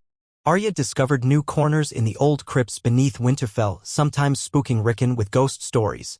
Sansa resumed some of the ladylike pursuits she had once loved, singing, sewing circles with local wives, yet her manners carried a subdued note. She seldom laughed the way she once had. Ned watched her with a father's worry, thinking that time might heal the wounds inflicted by Joffrey's cruelty. Perhaps a year or two of quiet in Winterfell would restore her bright spirit. One twilight found Ned in the Godswood, kneeling by the ancient weirwood. Red leaves fluttered around him in the swirling breeze. He touched the damp trunk, recalling how he had prayed here countless times. Today, the hush pressed on his ears. He closed his eyes, letting the swirl of half-formed thoughts float away. He prayed for the realm's peace, for his children's safety, for the new king's vigilance against threats. And though he spoke no words, he felt a tremor, as though the old gods were reminding him that the world was vast, full of dangers beyond mortal ken. When he rose, he found Robb standing nearby, watching respectfully. Ned beckoned him over. They walked the Godswood's path together, the snow crunching underfoot. "You've taken well to your duties, my son," Ned said. "I see how the men respect you. Your mother and I are proud." Robb's features lit briefly, but he kept his tone modest. "I only do as you taught me. Listen, judge fairly, stand by your word. Ser Roderick says we might need more patrols on the eastern coast, though. The Wolfswood remains full of game, but we see travelers complaining of bandits." Ned nodded. "Then address it. You have my authority. Theon might help, he has a hunter's eye. In time, you'll be fully Lord of Winterfell, and I want the men to trust your decisions." Robb's eyes flickered. "It's strange to think of that. But I will do my best. Is that what you prayed for, Father? That I succeed you soon?" He said it in a half-joking tone, but some anxiety underlay the jest. Ned squeezed the lad's shoulder. "Not soon, God's willing. But I prayed for your readiness, for the realm's safety. Ours is a house that must endure." They emerged from the Godwood, crossing the drawbridge over the hot pools, steam rising in ghostly wisps. In the courtyard, they parted ways, Robb to speak with Theon about those patrols, Ned heading to sup with Catelyn. Another day in Winterfell's slow, reassuring routine. No horn signaled an invading army. No frantic messenger brought news of a kingdom undone. Sometimes that simple calm was the greatest gift. As the year turned, the nights lengthened. A crisp freeze set in, forging icicles along the eaves of Winterfell. Inside the great hall, braziers blazed. The castle bustled with winter preparations. And yet, though many of the small folk muttered about a long, cruel season, Ned saw no sign of true, punishing winter just yet.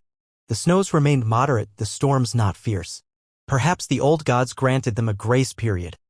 One day, a raven arrived from Castle Black with further updates. The wildlings in the far north seemed to be gathering under someone known as Mance Rayder, a turncloak from the Night's Watch. More curious were the handful of bizarre sightings, footprints in the snow that led nowhere, villagers claiming they glimpsed pale shapes that vanished at dawn. The letter insisted there was no proof of White Walkers, merely half-crazed rumor. But the undercurrent of dread was clear. Lord Commander Mormont politely requested that the realm keep an open ear for pleas from the Watch. Ned penned a sober reply, promising at least the North would not ignore them. The next time Ned prayed in the Godwood, Sansa joined him unexpectedly. She stood to the side, hands folded, cheeks reddened by the cold. After his prayer, he approached. She looked uncertain. "Father, might I speak with you?" He nodded gently. "Always." She released a trembling breath. "I wanted to ask about the future. Am I truly free from any southern betrothal? Or must I eventually marry to secure alliances? I've overheard some bannermen say that the Starks will need strong ties if more wars come." Ned's heart twisted. "My dear one, no father can promise that you'll never marry for alliances. But I will never again force you into a match you fear. Robert's arrangement with Joffrey was a lesson. If and when you wed, it shall be to a worthy man who respects you. If the realm demands alliances, we will weigh it carefully." She nodded, tears glimmering in her eyes. "Thank you. It's just. I can't bear the thought of being sent away like a bargaining chip again." He wrapped her in an embrace, ignoring the cold that bit at his cheeks. "You're not a bargaining chip. You are a Stark of Winterfell. That means something. And your mother and I will shield you from those who would treat you otherwise." She leaned into him, silent tears melting into the cloak's fur. After a moment, she pulled back, shoulders set in a newly determined posture. Then I'll do my best to be strong, father. Like Arya, in my own way. Ned kissed her brow. That is all I could ever ask. Days slipped into weeks. Another raven from Stannis arrived, acknowledging the rumors from the Night's Watch but stating that the crown's immediate focus was on finances and ensuring Tywin Lannister stayed in line. The king was dispatching a small party of investigators to the wall, though no large-scale assistance was planned. Ned read the letter with a mild sense of resignation. At least Stannis was doing something, albeit minimal. Snow continued to fall in dustings rather than storms. The nights grew steadily colder, creeping well below freezing. In that hush, Winterfell's routine took on a timeless quality. For all the realm's turmoil, the fortress stood as it always had, warmed by its hot springs, guarded by its loyal men. The Stark family's laughter once more echoed in corridors that had been too silent for too long. Even Sansa found reasons to smile, helping Arya feed the stable cats or listening to Rickon's excited chatter. Bran studied ancient tales, determined to know more of the old magic. Robb led hunts in the Wolfswood, returning with venison that fed the castle. One winter morning, Ned stood atop the gatehouse, surveying the white-blanketed courtyard. He saw the swirl of footprints as men came and went. The day was crisp, the sky clear. He felt a pang of pride at how well the castle functioned, how resilient it was in the face of gathering cold. He reflected on the journey that had brought him here, from dethroning Robert's negligence, to slaying him in reluctant self-defense, to enthroning Stannis, to bridging old divides, to facing Tywin's siege. All for the sake of a realm that now slumbered in tenuous peace. Perhaps that peace would not last forever. But for now he had done what he must. He thought of the vow he had made in the solar of Winterfell before riding south so many months past. That if the king would not serve the realm, Eddard Stark would see him replaced. And so he had.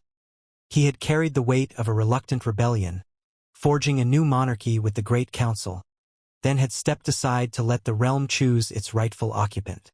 Robert was gone, Joffrey's claim disgraced, and Stannis now ruled with the realm's grudging acceptance. Small folk still prayed for no more wars. Tywin crouched in the west, quiet as a lion licking wounds. The future was uncertain, but at least Westeros breathed. Catelyn appeared behind him on the gatehouse. She had a fur-lined cloak clasped at her throat, her cheeks rosy. She slipped her arm through his. For a moment, they gazed out together, across Winterfell's walls, the white fields stretching beyond. In the distance, a faint line of black trees marked the Wolfswood. Overhead, a flock of crows drifted, cawing faintly. "I see them laughing below," Catelyn said, nodding to where Arya chased Rickon with a stick, Shaggy Dog bounding after. "It's good to hear children's laughter in these halls." Ned pressed her arm gently. "Better than any feast. We're together, with no immediate war to tear us apart. Some days I wonder if it's only a dream." She turned to him, eyes soft. "If it is, I'll cherish it while it lasts. Who knows what storms the next season brings. For now, let us be thankful." He leaned in, kissing her temple, a rare show of affection in public. Then he guided her down the steps, mindful of the icy stones. Each step felt symbolic, as though he descended from a watchtower vigil to the more comforting realm of family life. They entered the courtyard, where Arya's delighted shriek rang out. Rickon tried to pounce, only to slip on ice. The boy landed on his backside, unhurt but indignant. Sansa came from the hall, shaking her head in mock exasperation. Ned felt warmth bloom in his chest. The North had endured. House Stark was home, and though winter was coming, they were ready to face it. United, determined, hopeful in the quiet aftermath of a realm once again steered by a king who at least understood the weight of duty. For all the realm's tragedies, some portion of the old ideal yet lived. The small folk in the Riverlands were rebuilding, the Tyrells fed the south, the Vale might eventually rejoin the fold, and the Tullus tended the trident. Far north, the Night's Watch kept vigil, aided by what men Ned could spare. And in the heart of it all, Winterfell stood, an anchor, a promise that no matter how dark the nights might grow, the North remembered, and the North endured. If the realm should call upon him again, Eddard Stark would answer, for that was who he was. But for now, the footprints in the courtyard were those of his children, not an invading army. Perhaps that was the best reward a weary lord could hope for. So he allowed himself the simpler duties, the daily oversight of stewards, the reviewing of petty disputes among the small folk, the gentle counsel to his sons, the fatherly ear for his daughters. Life carried on. King Stannis might rule the realm from the south, forging alliances, stamping out Lannister plots, crowning an uncertain future. Ned would not forget the cost that had been paid to place Stannis on that throne. Robert's memory lingered, a friend turned adversary by fate. The sorrow of that final clash would never fully vanish. Yet Ned took solace in knowing he had acted for the good of Westeros, sparing millions from the folly of a negligent king. Sometimes the demands of honor were harsh. If Robert had recognized his own failings, none of it would have been needed. But that was the shape of history, as unyielding as the stones of Winterfell. When Ned thought of all that had happened, of the small folk who had starved in Tywin's path, of Joffrey's vicious rule that might have devoured King's Landing, of the great council that nearly descended into bloodshed, he felt both sorrow and relief. The realm had survived. Perhaps, in time, it would even flourish. If future threats loomed beyond the wall or across the seas, at least Westeros stood more united than it had in a generation. That unity was fragile, but it was more than they had known under Robert's decline. One dawn, as Ned took a solitary walk around the Godswood, fresh snow crunching underfoot, he paused at the heart tree. The carved face in the white bark seemed to watch him with ancient calm. He murmured a quiet prayer, thanking the old gods for guiding them through the darkest nights. Then he placed his palm on the trunk, feeling the faint warmth from the geothermal spring that ran beneath Winterfell's soil. As long as these waters ran hot and these walls stood firm, House Stark would hold. He bowed his head. A single red leaf drifted onto the snow before him, stark and vivid like a drop of crimson on a white field. Yes, the future might hold more storms, Tywin's cunning, the Ironborn's restlessness, or even the fabled terror beyond the wall. But for this hour, Ned Stark was home, with his family alive and gathered around him. That was worth all the cost he had paid. If the realm called him traitor, or savior, wolf king, or oathbreaker, so be it. He had chosen the realm over his old friend, an agonizing choice that would haunt him. Yet he knew in his bones it was right. Robert had once been a hero, but that hero had slipped away, leaving a drunken shell. The realm needed a caretaker who would not forget his duty. Now that caretaker was Stannis, grim but reliable. And Ned had done his part. He lifted his gaze to the swirling snow overhead, letting the hush settle into him. He thought of the child he had been, once running through these same woods, and how he had never dreamed life would lead him to rebellion, war, and half a kingdom's destiny. Perhaps the gods had a sense of irony. They had shaped Eddard Stark into a man who, without seeking power, had nonetheless changed the course of the Seven Kingdoms. If the price was regret and a few more scars on his heart, so be it. He would bear them. Another soft footstep behind him, Catelyn again. She wore a thick cloak, hair braided against the cold. Wordlessly, she slipped her hand into his, as she had done many times since the day they wed. Together, they looked upon the ancient face in the weirwood, red eyes and quiet judgment. Neither spoke. No words were needed. The old gods bore witness, winter was coming, but House Stark remained standing. If new horrors arose, they would face them as they had faced everything else, steadfast, unbowed, loyal to the realm even when the realm forgot itself. That was the vow that carried them forward, step by step, season by season, beyond all the songs and battles. And here, in the hush of falling snow, that vow glowed as warmly as any hearth fire, a promise to endure when lesser things fell away. A hush had fallen over Winterfell as autumn deepened into the early throes of true winter, a time of shorter days and sharpened winds. In the weeks since Eddard Stark's return from King's Landing, since the uneasy crowning of Stannis Baratheon, the retreat of Tywin Lannister, and the apparent close of that tumultuous chapter, Ned had settled into the rhythms of his home with a mixture of relief and lingering wariness. His presence filled the old halls anew. Northmen throughout the castle and the outlying lands seemed to breathe easier simply knowing their lord had come back, and that the realm, while still precarious, was at least not aflame in open war. But no one could pretend life had returned to a perfect calm. The nights felt darker. Storms threatened. And whispers persisted. Trouble in the Westerlands, rumors of seaborne raiders gathering near Pike, and far graver to Ned, unsettling tidings from beyond the wall. Through it all, Winterfell maintained its ancient poise, like a father standing guard over anxious children. Snow had fallen intermittently, leaving the courtyard speckled white. The day's light was thin when Ned stepped out from the castle's covered walkway, wrapped in a heavy cloak trimmed with wolf fur at the collar. He paused near a patch of freshly disturbed snow to watch his children. Arya was sparring with a pair of wooden swords against Rickon, who flailed with enthusiastic clumsiness. The boy's black dire wolf, Shaggy Dog, bounded around them in circles, tongue-lolling. Arya barked a mock challenge, calling Rickon a craven baby, only for him to swing and nearly catch her in the hip. She danced aside, laughing. Bran, seated in his special wheeled chair along the courtyard's edge, cheered them on. Hodder stood behind him, clapping slowly, chanting "Hodder" in approval whenever Rickon managed a halfway decent move. Sansa and Catelyn lingered by the steps, speaking quietly about the day's tasks. The sight warmed Ned's heart. This was the home he had fought for, had killed for, when no other choice remained.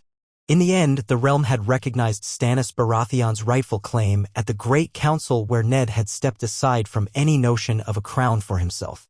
That had cost him dearly in old friendships. The memory of Robert Baratheon's final battle haunted him still, the clash that ended with Robert bleeding out on the field, calling Ned a traitor.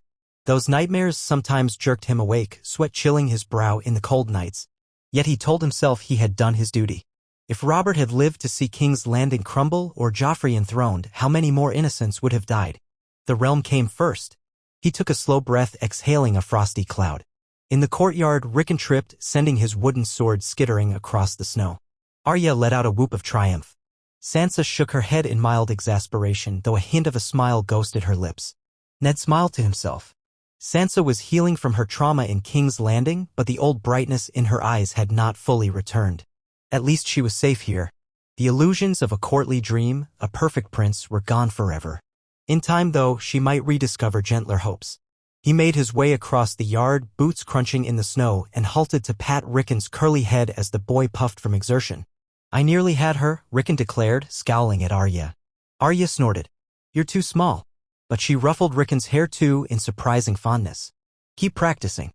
Ned chuckled. "I keep practicing indeed. And watch your footing. Snow can be slick."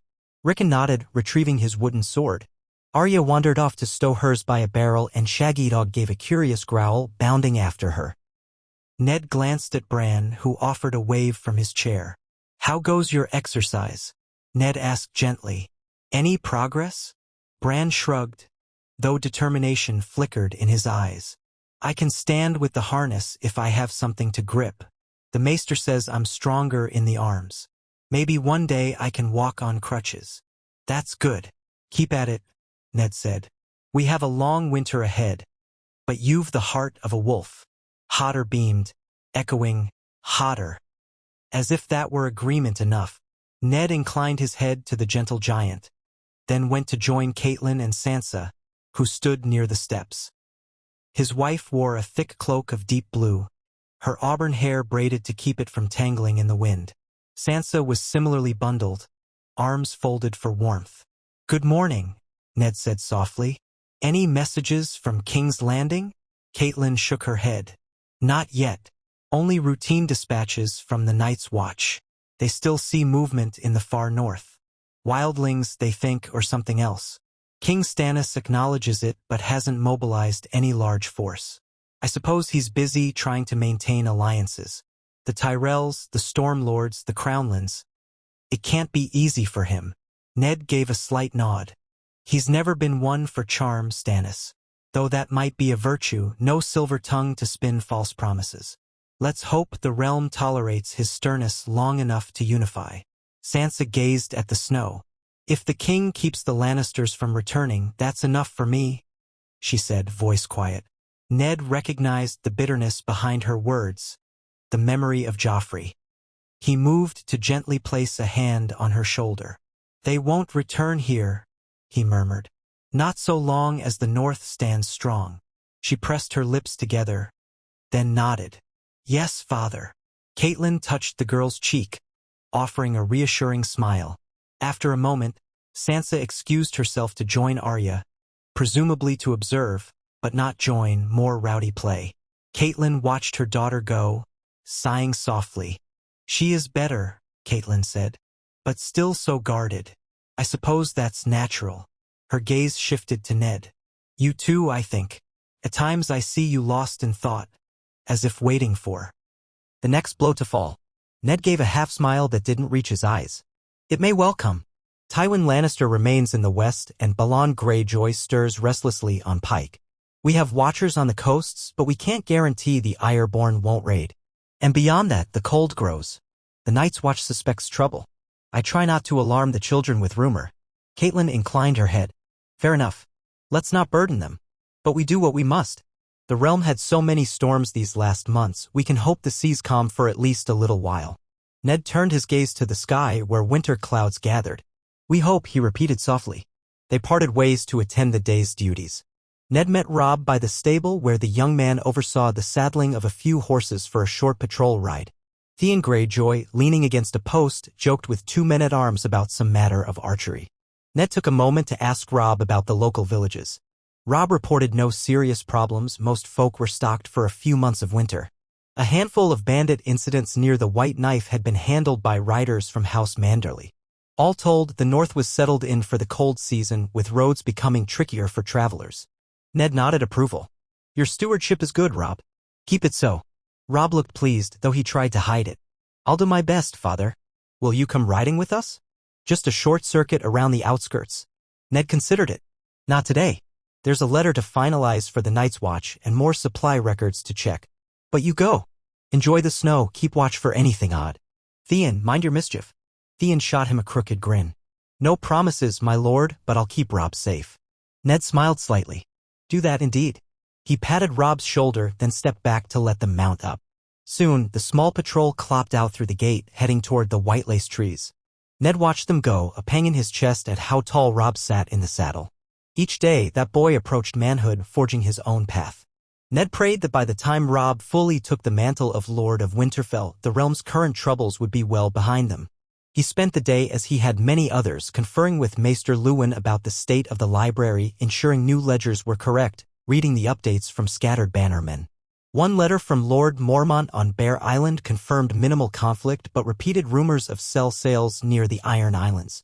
Another letter from Lady Barbary Dustin at Barrowton held little beyond mundane local issues. Ned wrote short replies to each, measured and calm, urging vigilance. In the late afternoon, an outrider arrived from the direction of the Neck, carrying tidings that Lord Howland Reed had returned to Greywater Watch. The Crannogmen had not seen anything too alarming, though they noted an uptick in wolves migrating south, a curious sign. Winter changed many animal patterns. No direct threat, though. Ned thanked the outrider and provided him warmth by the kitchen hearth. Twilight found Ned in the Godswood again, a habit he had developed to quiet the day's anxieties.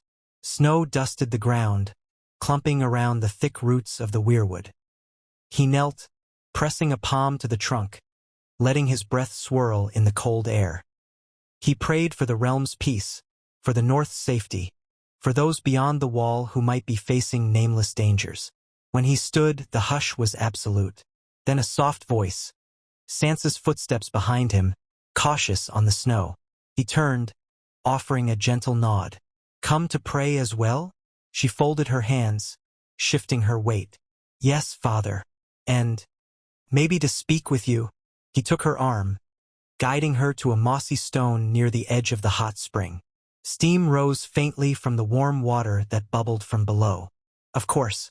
Tell me what troubles you." She lowered her gaze, the last daylight painting her hair with copper highlights. "I had a dream about Joffrey and the Lannisters. In it, they came back to the city with an army, and I was locked in a tower again. I know it's just a dream, but sometimes I worry it could still happen. King Stannis is so far away. Tywin is cunning. What if he raises a new army and seeks vengeance on us?" Ned listened patiently, recalling how nightmares of Robert's death had plagued him. He had no easy comfort, but he spoke as honestly as he could. Tywin might do many things, but for now he stands in the west, seemingly content to hold his lands. The cost of a second war so soon, he knows it would unite the realm against him. Stannis would call the banners, and Tyrell Steele would meet him. "We are not helpless, child. The alliances hammered out at the Great Council haven't dissolved overnight. Sansa nodded, chewing her lip. I suppose. It's just, I hate feeling so powerless. I used to dream of courtly life, and now the thought of it frightens me. He gently touched her hand. Remember, you are a Stark of Winterfell. Power isn't always about swords and armies. Can be in words, choices, alliances you forge. One day, you may negotiate treaties or hold courts to settle disputes. That too is power, and you need not fear being locked away again. Not so long as we stand watch. Her eyes shimmered. Thank you, Father. I'll try to be strong.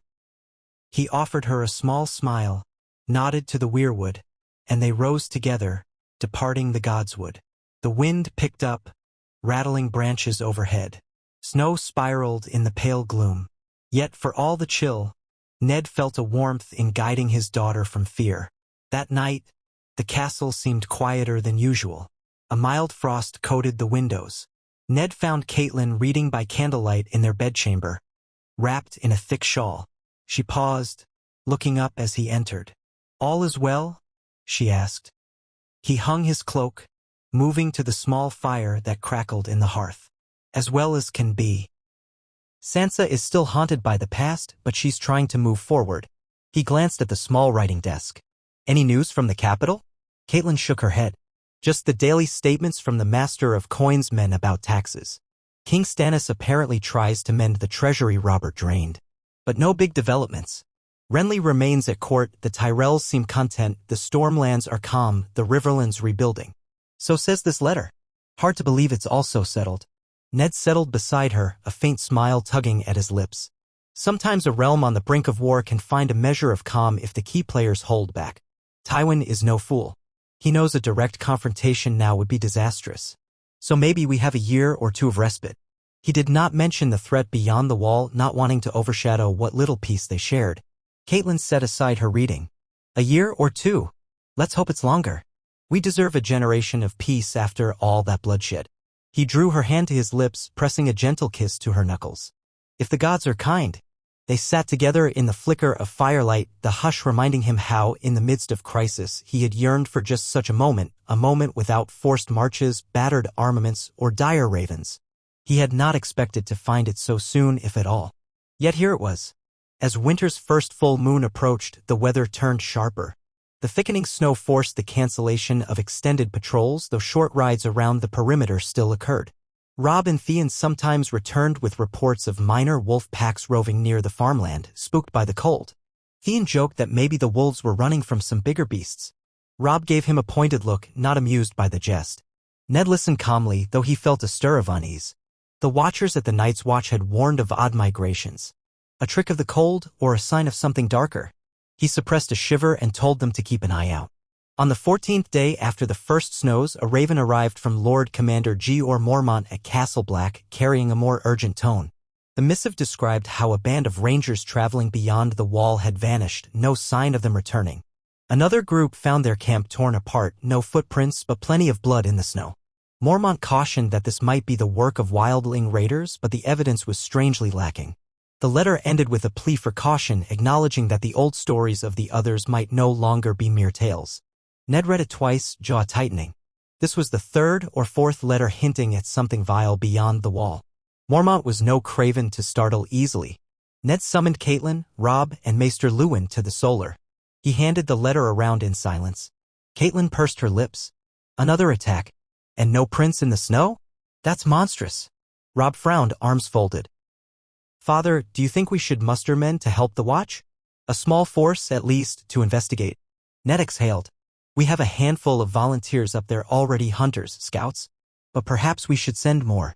The realm can ill afford to ignore dire warnings. Let me draft a letter to King Stannis, urging greater support. He might not heed it swiftly, but we must try. Maester Luwin stroked the chain around his neck. King Stannis has many concerns, but even he cannot dismiss repeated calls from the Night's Watch. The entire realm's safety depends on that northern barrier. If the old tales prove true, we must be prepared. Catelyn's expression grew tense. One war replaced by another threat. Gods help us. We can't handle an invasion of mythical horrors. But if the Watch truly believes it. Ned laid a reassuring hand on hers. We'll do what we can. I'll see about dispatching a contingent from among our best. They can be stationed at Castle Black through winter, help with patrols, gather proof if these threats are real. Rob nodded vigorously. I'll lead them if you wish. I've trained for winter conditions and we can take Theon or some men from the garrison. It might prove we're not ignoring the watch. Ned regarded his son carefully. The notion of Rob traveling so far into the cold wilderness worried him, but perhaps it was time. Rob was nearly of age, and the situation might demand leadership that the Watchers would respect. Consider it, but let me weigh the cost. Winterfell also needs you. We can't dispatch too many. The roads are harsh. Even so, you're right that a Stark leading might carry more weight. He paused. Give me a day to think on it. Meanwhile, we'll send the letter to King Stannis. We can at least ensure he can't say he never knew. They agreed. That night, Ned penned a careful message to the king, summarizing Mormont's dire concerns and urging immediate reinforcement of the watch. He tried to keep the tone measured. Stannis disliked theatrics. Ned ended with a respectful reminder that the old powers that once were rumored in the age of the First Men might not stay legends forever. He had Maester Luwin seal it and sent the Raven on its way. 3 days later, another message arrived from the west. Not from Tywin Lannister himself, but from a minor house that served under him, a polite inquiry about whether House Stark would open trade routes for certain metals in the upcoming year. Ned read between the lines, suspecting Tywin was testing how conciliatory the North might be. He drafted a neutral response, indicating willingness to trade if the new king's laws were upheld, implying that House Stark recognized King Stannis' authority. If Tywin wanted an alliance or a truce, let him seek it openly with the crown, not through back channels. Ned suspected the old lion was sniffing for weak points, but for now it seemed no threat was imminent. As the days stretched into deeper winter, an undercurrent of restlessness spread. Small folk reported hearing strange howls in the forest at night, louder than usual wolves. The wind often rattled shutters with a piercing moan. Ned occasionally woke in the pre-dawn hours to find himself inexplicably uneasy. Yet no crisis materialized, just that sense of something stirring at the edges. Arya teased Rickon that the others were coming, earning a scolding from Sansa. Bran read more about the long night of ancient times. Maester Luwin tried to calm them, saying no true sign had been proven. Ned tried to keep the castle in good cheer, hosting small gatherings in the hall with music from a traveling bard. The children enjoyed the tunes, though Sansa's smile flickered with faint sorrow, remembering King's Landing's grand feasts. Still, it helped. Then, on a windy morning near midwinter, a raven arrived from King Stannis at last, bearing the royal seal. Ned unrolled it in the presence of Catelyn, Robb, and Maester Luwin, scanning the neatly penned lines. Stannis acknowledged Ned's concerns about the watch, stating that he had dispatched a small band of knights and armed men to Castle Black, 50 in total, not a large force, but something. He also authorized the northern lords to do likewise if they saw fit. The letter's tone was brisk. As king, I must weigh threats on all fronts. Tywin Lannister remains sullen, the Greyjoys stir. If the Night's Watch faces more than wildlings, proof must be found. Our realm's resources are not infinite. Signed, Stannis Baratheon, King of the Seven Kingdoms. Ned released a breath he hadn't realized he'd been holding. At least he's done something, he said quietly. 50 knights to reinforce the watch. Not a grand army, but a sign he's taking it somewhat seriously. Robb rested a hand on the table, eyes shining with determination. Then perhaps we should follow suit. Let me take 100 men north. We can help patrol, see the situation ourselves. If it's wildlings or beasts, we quell it. If it's something darker, well, we bring back proof and the realm must heed us. Catelyn looked troubled. 100 men is a fair chunk of Winterfell's garrison. I don't like the idea of you venturing so far, Robb, especially if the snows worsen. But Robb's resolve showed on his face. If we wait for spring, the threat might grow. And father can't leave Winterfell. He's the lord here, we need him present. I'm eager to serve our house, mother. Let me do this. Ned weighed the pros and cons, remembering how many times he had tested his own mettle when he was barely older than Robb. Let me think a moment, he said. Silence settled in the solar. Catelyn's fingers twisted the edge of her cloak. Maester Luwin waited calmly, though Ned saw a flicker of approval in the old man's eyes for Robb's readiness. At length, Ned nodded slowly. All right, but not 100 men. That might overstrain our defenses. Take 50. The roads north of the wall are punishing, and feeding a large force in winter is no easy matter. The watch can supply you somewhat, but we can't burden them too much. Robb's grin blossomed. Thank you, father. I won't fail you. Ned raised a hand in caution. This isn't about me or success in some contest. It's about protecting the realm. Stay alert. Listen to Lord Commander Mormont's counsel. If you find anything truly dangerous, return word quickly. Don't chase illusions. Robb nodded earnestly. Caitlin frowned but said nothing, only placed a hand on Robb's arm. Return safely, she murmured, voice tight with maternal worry. They agreed that Robb would depart in a night, giving time to gather supplies, winter gear, enough provisions for at least a moon's turn, and hardy horses. Theon Greyjoy, hearing of the plan, volunteered to join, claiming he was bored with the quiet anyway. Ned permitted it, though he was never entirely sure of Theon's motivations. A few skilled hunters from the castle staff stepped forward too, men who had once ventured near the Shadow Tower or beyond. Ned personally selected each participant, ensuring a balanced mix of swordsmen and trackers. They would wear cloaks of thick fur, carry shortbows for hunting, and rely on the Watch's hospitality at Castle Black. The plan was for them to remain at the wall for some weeks, possibly venturing into the haunted forest under Mormont's direction. If it proved to be mere wildlings, they could handle it. If something worse. Ned tried not to dwell on that. The day of departure arrived in a swirl of snow and fretful goodbyes. In the courtyard, the small column of horses stood steaming in the cold morning air. Robb had donned layered mail beneath a heavy cloak, the Stark sigil embroidered on his surcoat. Theon wore a wolf's head cloak clasp, though he teased that maybe he should have a kraken on the other side. Some men chuckled. The wolves howled. Ghost, Jon Snow's dire wolf, might have once been here, but Jon was at the wall, another reminder that the realm had scattered many a child. Instead, Grey Wind, Robb's own dire wolf, paced by the horses with silent grace, large paws barely sinking in the snow. Ned clasped Robb's hand firmly. Remember what we discussed. Don't overextend yourself. Respect the cold. And if you encounter anything truly unnatural, do not fight it alone. Robb's eyes flickered with a mix of excitement and solemnity. I understand. He embraced his mother next. Caitlin whispered urgent pleas for caution, letting him go with reluctance. Arya lingered near, looking envious of the adventure. Sansa stood back with arms crossed, a pensive expression. Bran and Rickon called farewells from behind, with Hodder waving. Theon clapped Robb on the shoulder, ready to ride. At Ned's nod, the party mounted up, the gates opened, and they rode out in a crunch of hooves on icy ground. Some watchers cheered lightly, though the mood was subdued. The wide northern road lay before them, winding through the snow-laden trees. Ned stayed in the courtyard, heart heavy with paternal worry, until the last man disappeared into the white hush. In the days following Robb's departure, Winterfell felt emptier. The missing 50 men left certain corridors quieter, though the castle still held plenty of staff and guards. Sansa asked daily if there was any news from Robb, but ravens would take time to come from the wall. Arya and Rickon found the halls duller without Robb to spar with. Caitlin busied herself with overseeing the household, though Ned caught her often pausing at a window, gazing north as if she might catch a glimpse of her son returning. Ned threw himself into the routine, meeting with lesser lords who came to discuss winter trade, reviewing farmland conditions, ensuring that none of the outlying villages starved.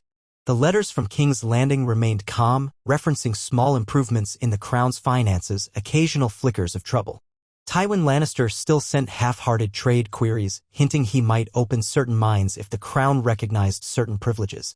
Ned forwarded them to the king's advisors, refusing to be drawn into back-channel deals. The notion that Tywin might be biding his time for a bigger move never left Ned's mind, but so far nothing. Life continued in uneasy quiet. A fortnight after Robb departed, the first raven arrived from Castle Black. The short note was signed by Lord Commander Mormont, indicating that Robb and his men had arrived safely, no major incidents on the road. They had joined the Watch's patrols, found no immediate sign of unnatural foes. Mormont welcomed their help but said the deeper forest beyond the wall remained treacherous. Mormont intended to send a scouting party soon, with Robb included, to examine an abandoned wildling settlement. Ned read it aloud to Caitlin, feeling both relief that Robb had made it and fresh anxiety at the mention of that scouting mission. At least they hadn't vanished. Ned wrote a quick reply, urging prudence, then resumed his waiting game. Then, 2 weeks beyond that, a second raven came. The letter was longer, penned by Mormont but evidently influenced by Robb's input. It described how the scouting party discovered a wildling village, indeed deserted. Signs of a struggle. Frozen corpses of some wildlings had been found, bodies torn apart in bizarre ways, with no footprints leading away. The Watchers believed it might have been wights or some foul sorcery. Several men felt a terrible cold presence at night, though nothing concrete had attacked them. Mormont asked Ned if the North had any ancient lore that might help identify these threats, or any rumored secrets of the first men. Rob was unhurt, though shaken. Ned's blood chilled reading that passage. He recalled old stories he had once dismissed as children's tales. The others with icy blades, the dead rising to kill the living. Could it truly be happening? He let the parchment slip from his hands onto the table. Caitlin swallowed, face pale. Maester Luwin looked grim. "This is no ordinary wildling raid," the maester said softly. "What do we do?" Ned pressed his palms flat on the table, gazing at the flickering candle. "We gather what knowledge we can. I know of no secret lore in the crypts that mentions how to fight such things, though some legends mention dragonglass or fire. But these might just be myths. Let's see if we can find references in the library. Meanwhile, I'll write to King Stannis again, stating the evidence we have. 50 knights isn't enough if we face an onslaught of the undead." The words sounded fantastical to his own ears, but the letter from Mormont left him little choice but to treat it earnestly. Caitlyn's mouth tightened. If the realm finds it too fantastical, they may do nothing until it's too late. Maester Luwin sighed. "We can only hope Stannis sees reason, or that the threat remains contained beyond the wall. The wall has stood for thousands of years, has it not?" They had no choice but to proceed. Ned wrote a stronger, more urgent letter to the king. "Lord Commander Mormont's men have witnessed horrors no living foe could have wrought. I implore you to send more reinforcements. The entire realm stands at stake if these nightmares prove real." He sealed it with the direwolf sigil, dispatching a raven that very hour, despite the gathering storm outside. He also instructed a few learned men among the staff to scour the library for any references to the long night or ways the first men had combated the others. Meanwhile, he prayed for Rob's safety. If the knights truly harbored whites, the watchers near the wall might be in mortal peril. Days trickled by. The snows thickened. Some nights, the wind howled so fiercely that shutters banged, and Sansa or Rickon woke frightened. Ned paced the corridors in the dark, recalling how in the rebellion they had faced mortal men, not terrors from beyond. War was savage, but it was familiar. This was new, a primal dread stirring from the realm's oldest myths. He found himself at the Godwood more often, kneeling in the swirling snow, beseeching the old gods to protect Rob and his men, to keep the horrors at bay. The carved face of the weirwood offered no answer except silent witness. At last, near the end of the moon's turn, another raven arrived, this one from Rob himself, his handwriting sure but tense. The scouting party had ventured farther into the forest, discovering more signs of ravaged camps, half-eaten corpses, unnatural quiet. They'd glimpsed shapes in the distance at twilight, shapes that moved without footprints or sound, sending men into a blind terror. One of their men was found dead, limbs twisted, eyes frozen in horror. Rob confessed he almost lost composure, but they retreated swiftly to the wall, taking no chances. Mormont believed they must call more forces if the threat advanced. So far, no open attack on Castle Black itself, but fear was growing among the Night's Watch. Ned read the letter to Caitlin in the privacy of their chamber. She was pale, clutching the bedpost. "He's alive, thank the gods," she whispered, "but it's monstrous." What does Stannis say? They had no new message from the king yet. Ned feared that the capital might dismiss or downplay these tales, or that Stannis had too many other issues. He recalled how men in the south had often scoffed at the old lore about White Walkers. Possibly even now, lords might dismiss the rumors as wildling trickery or inflated superstition. Yet Ned knew better. Mormont and Rob were not fools. Something was out there. If it pressed south, a new war might erupt that made mortal conflicts pale by comparison. He decided to gather the northern lords who could still travel in winter, Manderley, Umber, Karstark, Glover, for a council in Winterfell. Ravens were sent summoning them to discuss the possibility of reinforcing the Night's Watch in greater numbers. Let King Stannis mobilize or not, the North could not ignore this. Over the following fortnight, a handful of lords managed to arrive despite the snowdrifts. Wyman Manderley of White Harbor came with an escort, complaining of the roads but acknowledging the gravity of Ned's call. The great John Umber braved the cold with typical bluster, roaring that if any frost demons lurked, he'd cut them in half with his axe. Lord Karstark sent a son, Harrion Karstark, for he himself was ill. The Glovers, as well as some lesser lords from the Rills region, showed up too. They convened in Winterfell's great hall, a fire blazing to ward off the chill. Ned took the dais, flanked by Catelyn, Ser Roderick Castle, and Maester Luwin.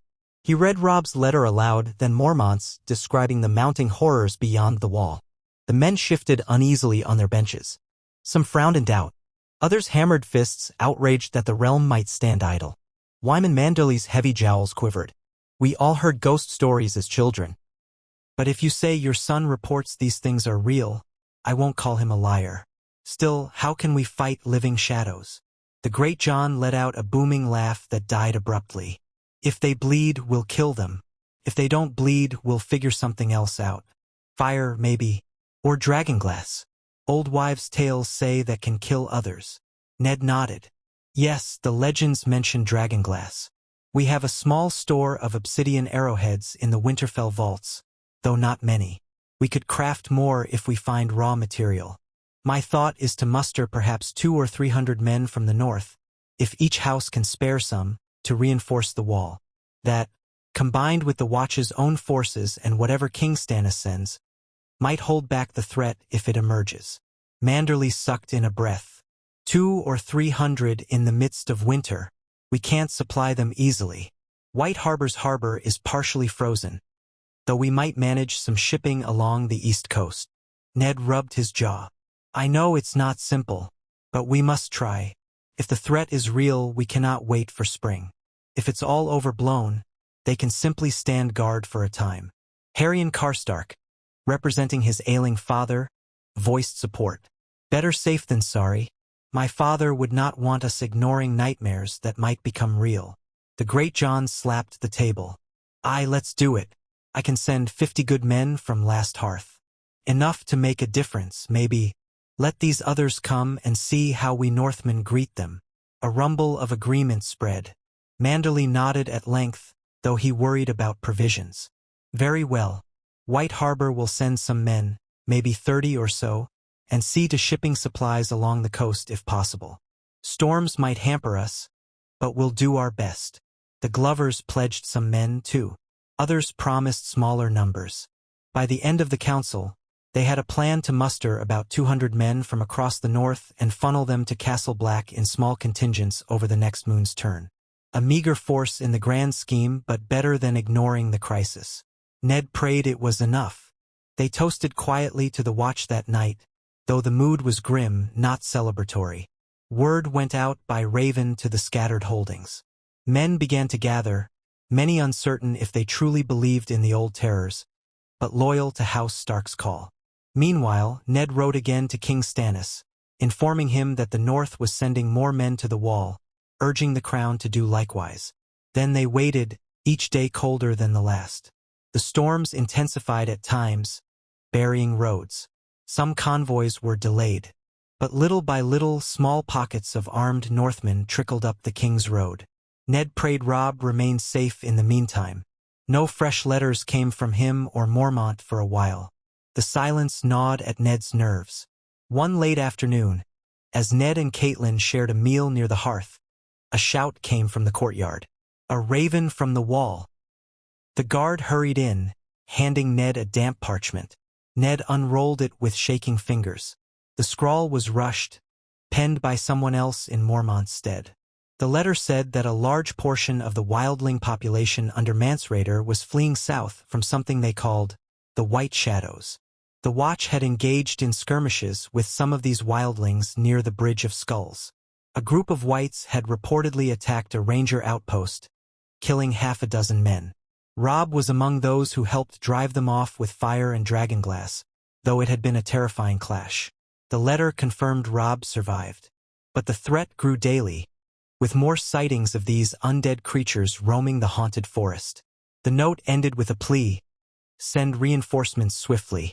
This may be the beginning of a nightmare we cannot contain alone. Ned let out a trembling breath, reading sections aloud to Catelyn. She went pale, eyes wide. Robb faced whites? The letter says he survived. But gods, this is real, Ned. How soon can we get those men up there? Within a fortnight, if the roads allow. Some are already en route. He rubbed his temples. I'll instruct them to hurry, and the others to follow as soon as possible. If the threat intensifies, we may need to raise even more. But the North can't expose itself entirely. Tywin or Greyjoy might seize the chance. This is the dilemma. Catelyn's face twisted with anxiety. We can't let our son or the Watch fight alone. But yes, if we empty our lands, we risk southern threats. The king must intervene with the whole realm. Has he responded to your pleas? Not yet. Another letter must be on the way, or the storms delayed it. Ned paced by the hearth, the heat doing little to soothe the chill in his bones. In the meantime, I'll do what I can.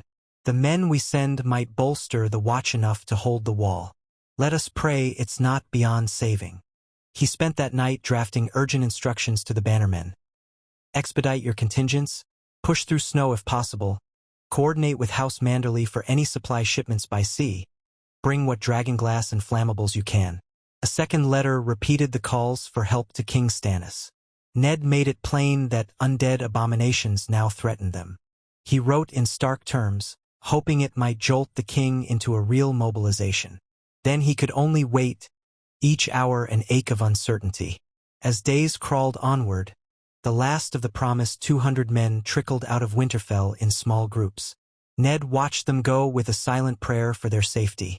The castle felt tense, especially among those who believed the old legends might be stirring. Arya asked direct questions about the others, about the chance they'd come south. Sansa avoided the topic altogether, focusing on chores. Catelyn wore worry like a shroud, though she tried to keep busy with logistics.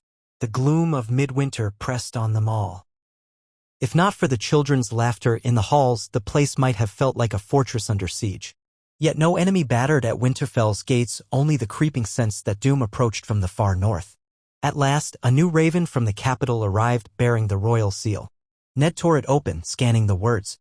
It was short, signed by King Stannis, acknowledging receipt of Ned's pleas, stating that the crown was dispatching another 100 knights to the wall, plus some volunteers from the Stormlands, as well as requesting the Vale to contribute. The letter ended with a caution that Tywin was making subtle moves, forging alliances with uncertain southern lords.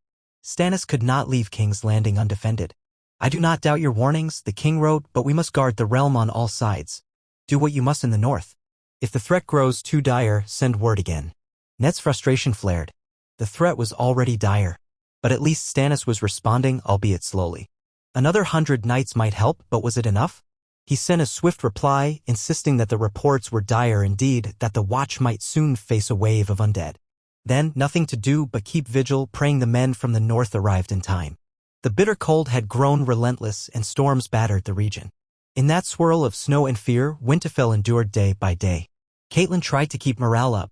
Arya trained with swords indoors in the Great Hall when the courtyard was too thick with drifts. Sansa occasionally sang to calm young Rickon. Bran spent hours reading about the age of heroes, perhaps seeking hope in the old stories. Ned circulated among them, quietly steady, though inside he felt the old dread. The realm might be on the cusp of a cataclysm no king had faced in thousands of years. Another moon's turn passed. Then, near what might have been early spring in a gentler year, a raven arrived from Robb himself, bearing the black wax of the Night's Watch. It was lengthy, written in haste. Ned read it alone first, heart-hammering. Robb wrote that more White Walkers or Whites had been sighted near a place called Whitetree. Several Watchers died. The new northern men who arrived had helped repel a small night assault using torches and dragonglass arrows. The Watchers believed the attacks were testing their defenses. Mance Rayda's wildlings were terrified, seeking sanctuary or surrender. Still no mass invasion had come, but the tension was near breaking. If a horde of undead advanced, the Watch might be overwhelmed. Robb said he was safe for now, resolved to stand with Mormont. He asked if more men might be coming, or if the king's help would arrive in time. Ned found himself shaking. This was war, but one fought in shadows and cold. He clutched the letter, overcame his tremors, then called Catelyn, Ser Roderick, and Maester Luwin to discuss. It's worse than we imagined, he said, voice low. They're not an idle threat. They're actively probing the wall's defenders. If the Watch breaks it, Ser Roderick's mustache trembled. Then the north is open to them. Gods, we cannot let that happen. Catelyn closed her eyes. We must do something more. But what? March the entire north? Risk Tywin or Greyjoy striking behind us? Ned rubbed his temples. I'll propose a partial mobilization. Another few hundred men if we can muster them to bolster the Watch. That might leave us vulnerable, but what choice do we have? If the others spill south in numbers, Winterfell itself could fall. We can't wait for Stannis. I'll write him again, but time is short. And so the final days of that winter's beginning saw House Stark forging frantic plans. Ravens flew to the loyal lords from Carhold to the Rills, from White Harbor to Last Hearth, urging them to send more men if they possibly could. Ned stressed the dire nature of the threat. The Great John pledged another 50, cursing the ice demons. Karstark promised 30 more. Lady Manderley balked at first, worried about White Harbor's port, but eventually offered another contingent. Many balked at traveling in the deep snows, but Ned insisted. By the old god's mercy, they might still hold the wall if they acted swiftly. The realm's mortal quarrels paled before such a cosmic threat. And if Tywin or the Greyjoys exploited it, well, Ned prayed King Stannis would have enough sense to deter them. Sleet battered Winterfell's walls as these musterings took shape. The courtyard churned with men preparing sledges and heavy-laden horses. Sansa and Arya watched from an overhang, quiet for once, as ranks of Northmen marched out in fresh-fallen snow, banners whipped by the wind. Some wore old cloaks patched a dozen times, a testament to the North's rugged economy. Others carried new forged dragonglass spear tips, courtesy of blacksmiths who had worked day and night after Ned found a small deposit of obsidian in a storeroom. Not a massive supply, but enough for a few hundred weapons. The men rode off, faces set, determined to meet a foe they only half believed in. Ned watched them depart with a heart heavy in pride and fear. When the last group departed, Winterfell's garrison was startlingly thin. Only essential watchmen remained, plus enough staff to keep the castle functional. Ned gazed over the quiet courtyard that evening, feeling the hush press in. They had played their hand.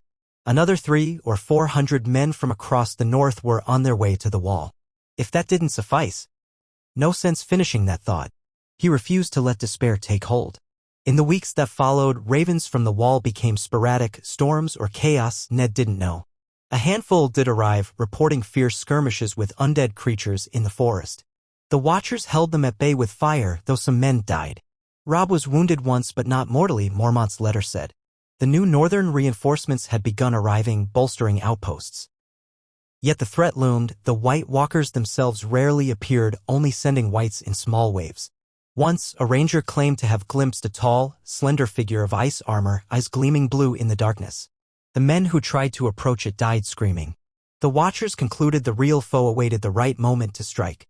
The uneasy stalemate deepened, neither side delivering a killing blow.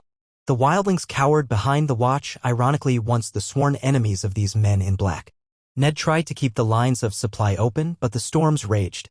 Manderley's shipping efforts mostly froze. Some caravans got through, aided by dog sleds. Enough, maybe, to sustain the Watchers. But the stories of undead attacks kept intensifying, if only in rumor. The southern realm was no help. King Stannis sent an occasional letter stating he had no more men to spare as Tywin's maneuvers grew more ominous. Some lords in the Westerlands were rumored to gather arms. The Greyjoys, too, remained restless. The king could not strip the crownlands or the reach of forces lest war break out again. Ned ground his teeth in frustration. So the North fought a hidden war almost alone, with only a token number of knights from the south. For all the realm's talk of unity at the Great Council, old politics overshadowed the unimaginable threat from beyond the wall. One final letter from Robb, weeks later, described how the Watchers had established a stronger perimeter near several key mountain passes. They encountered small groups of whites daily, some fresh corpses turned undead, others old, rotted remnants. Fire and obsidian arrows proved their best defense. The morale was strained, but they held. Robb reported that the White Walkers seemed to test them, rarely engaging in full force.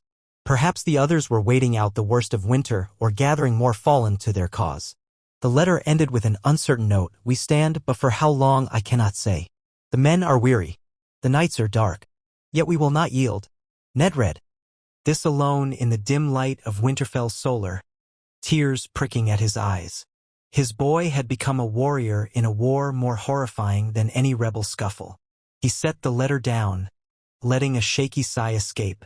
The realm had avoided a civil war only to flirt with an apocalypse from the frozen north. He recalled the vow he'd made to serve the realm, to do whatever was needed to protect innocent lives. If the wall fell, no single castle would suffice. Yet he could not desert Winterfell either. War from the south might strike if the north was found empty. The tension squeezed his chest. At length, he closed his eyes, remembering how it all began with Robert's indifference, Joffrey's cruelty, Tywin's siege. He had dethroned one king to seat another, thinking that was the worst crisis of their age. But no, perhaps the gods had tested him then, forging him into a man who could do what must be done even against the unimaginable. If a final confrontation came, if the others marched in unstoppable numbers, would the Southern Lords unify under Stannis quickly enough? Or would petty rivalries doom them all? He rose, stepping to the window. Snow drifted down, coating the courtyard in white. The sky was dark, late evening. Only the faint glow of hearthfires lit the windows below. He pictured Castle Black by night, watchers on the ramparts, scanning for blue-eyed terrors in the gloom. He pictured Robb among them, spine stiff, sword in hand, gray wind at his side, determined not to flinch. Pride and fear warred in Ned's heart. He wanted to be there, shielding his son, but the realm needed him here, holding the seat of House Stark. All he could do was trust. Trust that their combined efforts and the old god's mercy would hold the darkness at bay. From behind him came a soft knock, and Catelyn's voice. "Ned." He turned. She entered, wearing a heavy robe, her eyes anxious. "You've been here hours." He nodded, letting her see the letter from Robb. She skimmed it, lips tight. "He's alive. That's all that matters right now." "Yes," Ned said, voice heavy. "He's alive, fighting a nightmare we never truly believed in. And I wonder what more we can do." She went to him, slipping arms around his waist. "You've done all you can, my love. Sent men, supplies, warnings. The rest is in the hands of the Watchers and the gods. If the realm sees proof enough, maybe they'll unite. Perhaps Tywin will realize even his cunning can't outmaneuver living death." Ned doubted it, but he said nothing, drawing comfort from her presence. They stood together by the window, the snow drifting softly beyond the glass. The hush reminded him of the quiet after a final battle, uncertain whether the next blow would come. But it was a hush all the same. Winterfell was as still as it could be. Outside, a wolf howled, distant and lonely, echoing across the frosted land. Slowly, they left the solar, returning to their bedchamber. Tomorrow, more tasks awaited. Messages to carry, supply lines to check, men's morale to bolster.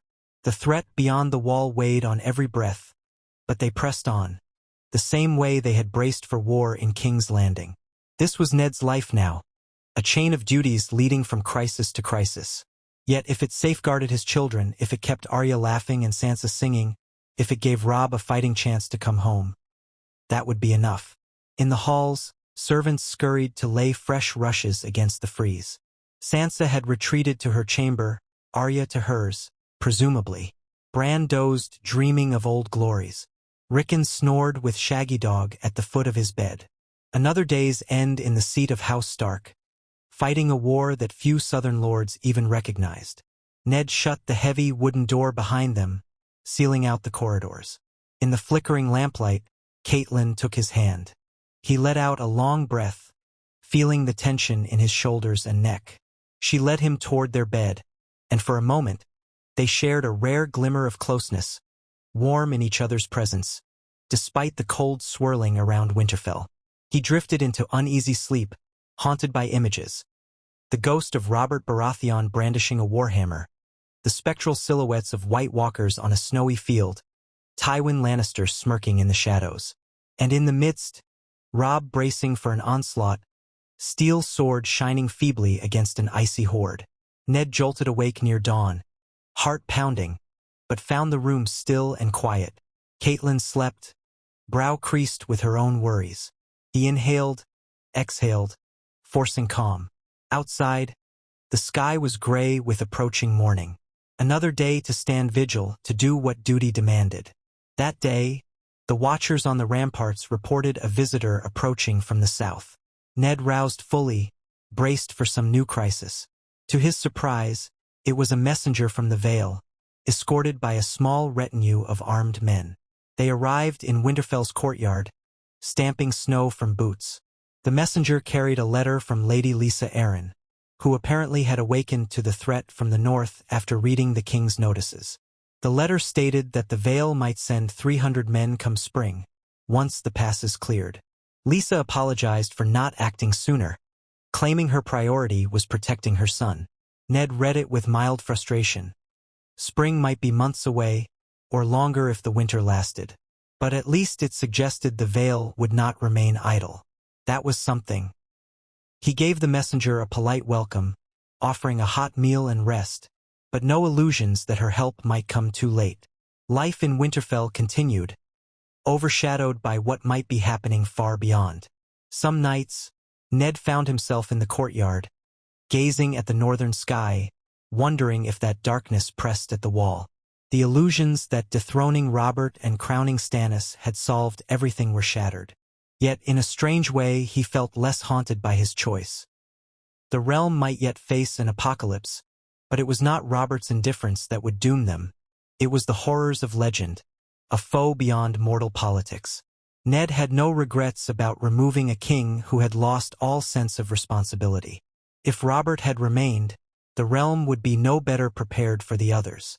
Possibly far worse, given the chaos that might have reigned in the capital. Thus the winter wore on. Another letter from Robb arrived, describing how some of the newly arrived northern men had scouted deeper with him, fending off small white attacks. The Watchers held firm. Supplies were tight, but they managed. The men took turns sleeping, never letting the fires die. Robb reported that he'd slain 2 whites himself, shattering them with a torch and an obsidian knife. He admitted to nightmares but swore not to yield. Ned read the letter aloud to Catelyn, tears in her eyes. She whispered gratitude that her son lived, admiration that he'd grown so brave. Ned wrote back, telling Robb how proud they were, urging caution always. And then another hush. Ravens came less frequently, storms intervened. The last letter said the undead activity had slowed, perhaps stalling out for now. Perhaps the White Walkers were waiting for deeper cold. Or so Mormont guessed. The Watchers remained on high alert. The new northern men had proven invaluable, stiffening the Black Brothers' lines. King Stannis's extra knights also contributed, though they grumbled about the conditions. For the moment, the dreaded tide had not swept south. A fragile standstill, like so many in Ned's life. He recognized the pattern. Crises flared, tensions soared, then an uneasy lull. The question was whether the final blow would come. But at least the realm's defenders had gained time. Perhaps time enough for the rest of Westeros to wake up. Or perhaps the others would fade again into legend, thwarted by the renewed vigilance at the wall. That was the best outcome Ned dared to imagine. Day by day, Catelyn and Ned resumed a semblance of normalcy. They walked the corridors, oversaw minor disputes, attended to the younger children, tried to keep their spirits from sinking into dread. Sansa occasionally read the more cheerful stories of heroic knights to Rickon at bedtime, while Arya practiced with a real steel sword gifted by Ned, carefully supervised by Ser Roderick. Bran studied old histories of the Night's Watch. This was life in Winterfell now. Half of it mundane chores, half overshadowed by the knowledge that beyond the horizon, Robb and the Watchers waged a quiet war with the dead. Eventually, the New Year's turn arrived, with slightly milder weather. Small breaks in the cloud cover let watery sunlight filter down. Rumor said King Stannis planned a grand ceremony to recrown himself come true spring, to solidify his legitimacy. Tywin Lannister remained in the west, rattling sabers but not marching. The Greyjoys had made no open move. So that corner of the realm seemed stable, or at least contained. Meanwhile, in the north, Watchers manned the wall with new fortifications of flame and obsidian. If the others advanced, they would face a stronger defense than had existed in generations. One late afternoon, near the time for supper, Ned stood atop Winterfell's battlements, gazing across the wind-blown fields. A dusting of new snow shimmered in the slanting sun. He felt a mixture of calm and tension. Calm because the North had come together to face an ancient threat. Tension because that threat had not ended. Down in the courtyard, Arya was tossing a snowball at Sansa, who shrieked in mock outrage. Bran watched from his wheeled chair, shaking his head at their antics. Rickon chased Shaggy Dog, laughter echoing against the stone walls. Catelyn oversaw a few stewards piling wood. The staff worked with patient efficiency as though they had found a new equilibrium. Ned inhaled the crisp air, letting the hush fill him. He recalled the first day he returned to Winterfell after dethroning Robert, how he had prayed for a chance at peace. He had known it might be fleeting. Peace had come, but overshadowed by a deeper peril. Still, he stood here, upholding House Stark's ancient vow to guard the North, to remember what others forgot. That vow had guided him through heartbreak, from killing a friend-turned-king to unmasking Joffrey's false claim, to seating Stannis on the throne, to sending men into the frozen unknown. He would not betray that vow now. He let out a slow breath. The wind caught it, swirling white flakes around him. If the old gods willed that the others truly marched in time, he and the realm's defenders would meet them. They had no illusions of an easy victory.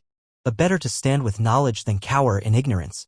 The events that dethroned Robert had proven one thing: when duty demanded, Ned Stark would act, no matter how impossible it seemed. He might not be a wolf king crowned by southern lords, but here in the north, he was a guardian in truth, and that was enough. He glanced down to see Sansa fling a final snowball, which Arya ducked. Both girls burst into laughter.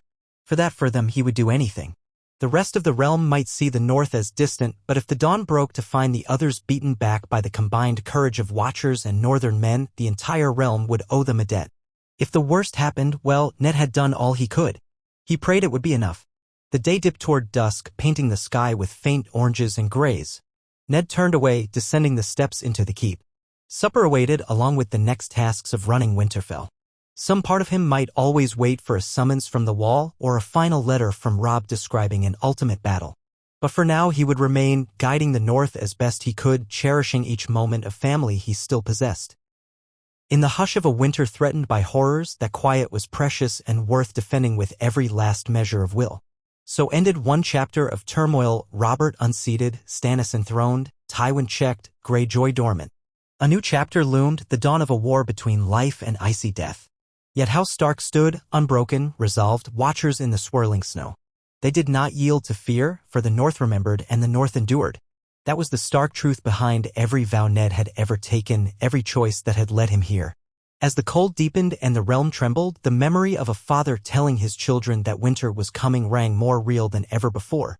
But if winter came, so did the wolves of House Stark, unbowed, unwavering, carrying the realm's last hope under a sky white with possibility and dread. The deepening of the northern winter was a slow tightening of the world, a hush of wind and gathering clouds, an intimation of a looming reckoning beyond the horizon. In Winterfell's courtyard, the snow lay thick upon the stones, tracked through by boots and dire wolf prints and the sledges used for hauling logs. The day had dawned in sullen gray, and by mid-afternoon a bone-cold gust rolled in, swirling snow in little eddies against the walls. Eddard Stark stood wrapped in a heavy fur cloak at the parapets, gazing out across the white-shrouded fields, half wishing he could see all the way to the wall. He had read Robb's most recent letter more than a dozen times, searching each word for hidden meaning. The watch stood firm. The White Walkers had not yet come in force, but the nightly skirmishes with whites hinted that a greater onslaught loomed. He did not like the uncertainty of it, nor did he like that so many of his bannermen were out in the frozen wilderness, their numbers only slowly augmented by more men from houses across the north. Yet if they sat idle behind their walls, that might doom everyone. It had begun with the dethroning of Robert Baratheon, who had once been Ned's closest friend. The realm had crowned Stannis in Robert's stead after Robert refused to govern and died in the final confrontation with Ned. At first, Ned had believed that toppling a negligent king would be the great ordeal of his life. The battered realm had nearly torn itself apart. Tywin Lannister laid siege to King's Landing, Joffrey was exposed as illegitimate, the Great Council had chosen Stannis. But compared to these living nightmares beyond the wall, the woes of mortal politics were a trifling affair. The living could be reasoned with or outmaneuvered. The dead were a different question altogether. Through the whirling gusts, he saw movement below in the courtyard. His wife, Catelyn, and daughter Sansa crossing from the great hall to the covered walkway, thick cloaks drawn tight. Sansa held an armful of old cloth, perhaps rags to be cut into new bandages. Of late, Sansa had busied herself with the practical tasks of a lady's household, and though her face still bore that seriousness she'd worn since her captivity in King's Landing, she had begun to show faint glimmers of an older gentleness. Arya had once teased her for such ladylike pursuits, but even Arya had softened since hearing stories of whites. Knowing that the world was dangerous in ways none had suspected could push them closer together in its own strange way. Ned turned away from the parapet, crunching over snow. His breath plumed in front of him. Overhead, the sky pressed with a leaden weight, promising fresh flurries before nightfall. By custom, the courtyard might be bustling with men training at arms, but so many had marched north to the wall that the yard felt half empty. Only a skeleton crew of winter garrison remained.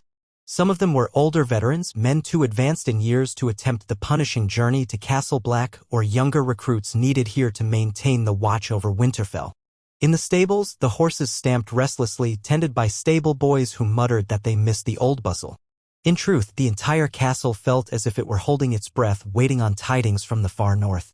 He descended the steps into the yard, footsteps echoing in the hush. Grey Wind was not here, Robb had taken the direwolf with him. Shaggy-Og roamed with Rickon.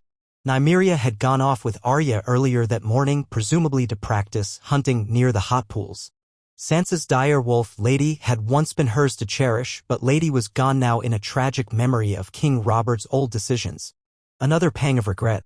So many losses had piled up across the years, not all at the hands of these new horrors. Catelyn spotted him from across the yard and walked over, Sansa pausing to greet Septa. Catelyn's cheeks were red from the chill, but her eyes were calm. In a quieter day, Ned might have admired how winter's color made her seem younger. But her face was drawn, lines of worry etched around her mouth. "The Maester wants to see us," she said softly, tucking her cloak tighter. "A raven from Lord Manderley, I believe. Possibly news of that second supply caravan we hope to send to the wall." He nodded. "Better than no news at all. Let's go." They crossed the yard. A flurry of swirling snow dusted them. Indoors, the castle's corridors offered a measure of warmth. Braziers were lit in intervals, though Ned was mindful to conserve wood. The day's gloom seemed to follow them inside, as though winter's chill had seeped into the very stones. Beyond the thick walls, the wind keened softly, like a faint lament. They reached the Maester's turret and found Maester Luwin bending over a table, peering through his reading lenses at a parchment. The glow of a single lamp accentuated the lines of concern on his face. "Lord Eddard, my lady," Luwin greeted. He set down the parchment, pressing his lips together. "Indeed, a missive from Lord Wyman Manderley at White Harbor. There's difficulty in getting enough ships out thanks to drifting ice near the coastline. They attempt to deliver food supplies to Eastwatch by the sea, but the storms hamper them. He says a partial shipment might have sailed, but the rest is delayed until the weather improves." Ned let out a slow breath, tension coiling in his neck. "That was our best hope for a supply route, short of caravans trudging the King's Road. With the passes near the Drevfort blocked by snow, caravans are stymied too." Catelyn placed a hand gently on Ned's arm. "So what do we do? Rely on the smaller shipments that can slip through the ice?" Maester Luwin nodded, solemn. "Lord Manderley says he'll keep trying. Perhaps a mild turn in weather might allow more ships to pass. If the men at the wall lack supplies, though, they might face shortages. The wildlings, too, some are allied with the Watch now, or at least huddling under their protection. All told, the Watchers are stretched." Ned exhaled. "We must trust them to ration carefully. Stannis was to send some supplies from the Stormlands as well, but that might require going around Dorne or making landings in uncertain ports." He frowned, thinking how complicated it was to feed an army in the teeth of winter, especially an army not all the realm believed in. "Very well. Write Lord Manderley that we appreciate his efforts. Remind him these shipments are vital, do anything possible." Luwin dipped his head. "I shall. There is one more matter." He hesitated, sorting through a small stack of parchments. "A letter from the west. It seems Tywin Lannister is quietly forging new ties with certain lords in the Riverlands, slightly beyond Edmure Tully's immediate circle. Not open hostility, but there's talk of marriage alliances, favorable trade. Some see it as a step toward reasserting Lannister influence." "Tywin never rests," Ned muttered. "He may sense that the realm's attention is turned north. He could be fortifying his position should the crown be forced to confront him. Or it might be a ploy to expand his reach peacefully." Catelyn looked troubled. "Edmure has done his best to rebuild, but the Riverlands are worn from war. If Tywin offers them gold, some might be tempted." Ned rubbed the bridge of his nose. "Let the king manage Tywin. Stannis must see these maneuvers for what they are. We'll keep an eye on it. We can't spread ourselves any thinner." He paused, then realized how that sounded, and forced a faint smile. "I thank you, Luwin, for bringing these to me. I'll consider how to respond." They left the turret, walking in silence through the corridors. Ned's mind was a churn of worry. Men starved of supplies at the wall, Tywin playing his old game in the south. No sign that the others had launched a massive assault yet, but the Watchers exhausted. If the White Walkers attacked in force, would a battered and half-frozen garrison hold? Or would the realm wake too late? Caitlin said quietly, "Have you prayed today?" She asked it not as an idle question, but because she knew how he had taken to the gods would, especially in times of strain. He gave a slight shrug. "Not yet. The day is not done." She nodded, understanding. "We could go together if you like. Or you might want solitude." He paused at a corner, glancing at her. In her eyes, he saw worry and longing, the desire to help bear his burdens. "Let's go," he said, offering a small smile. "But if you prefer the sept." "No," she said. "I'll stand with you among the heart trees." So they went, winding their way to the Godswood Gate. The yard beyond was hushed, snowy boughs overhead, the hot spring steaming in the center. The ancient weirwood tree stood with red leaves half buried in white. A soft swirl of flakes drifted in the breeze. The place felt timeless. Ned guided Caitlin to the spot by the trunk, where the face had been carved centuries ago, its eyes forever weeping red sap. He knelt on the cold, damp ground. She knelt beside him, one hand on his shoulder. For a long moment, neither spoke. The quiet was as solemn as a prayer. Ned closed his eyes, letting the tension flow from him, imagining he could send it into the old roots that twined beneath the earth. He prayed for Rob's survival, for the Watchers to hold, for the realm to unify rather than ignore the threat. He prayed for the North's future, for Sansa's healing, Arya's fierce spirit, Bran's resilience, Rickon's innocence. He remembered how, once upon a time, he had never expected to lead the entire realm's fate. He had marched in Robert's rebellion to free it from the Mad King, then sworn fealty to Robert, thinking that would be the end of great wars. The cycle of conflict had proven otherwise. But with the others, the game was different. No crown or title could save them if they lost. Caitlyn's voice broke the hush, so soft it barely stirred the air. "We do what we must. The old gods watch." Ned nodded, exhaling. "Yes, let them guide us. Let them guide me, at least. If we fail to unify, no mortal alliances will matter." They rose eventually, the chill biting at their knees. The castle's staff had begun lighting torches as the sky deepened to purple. Soon, the faint stars might show. Another day nearly done. The nights felt endless now, and with the threat from beyond the wall, night took on a more menacing significance. Yet he forced himself to find small comforts: Caitlyn's presence, the children's laughter, the loyalty of the North.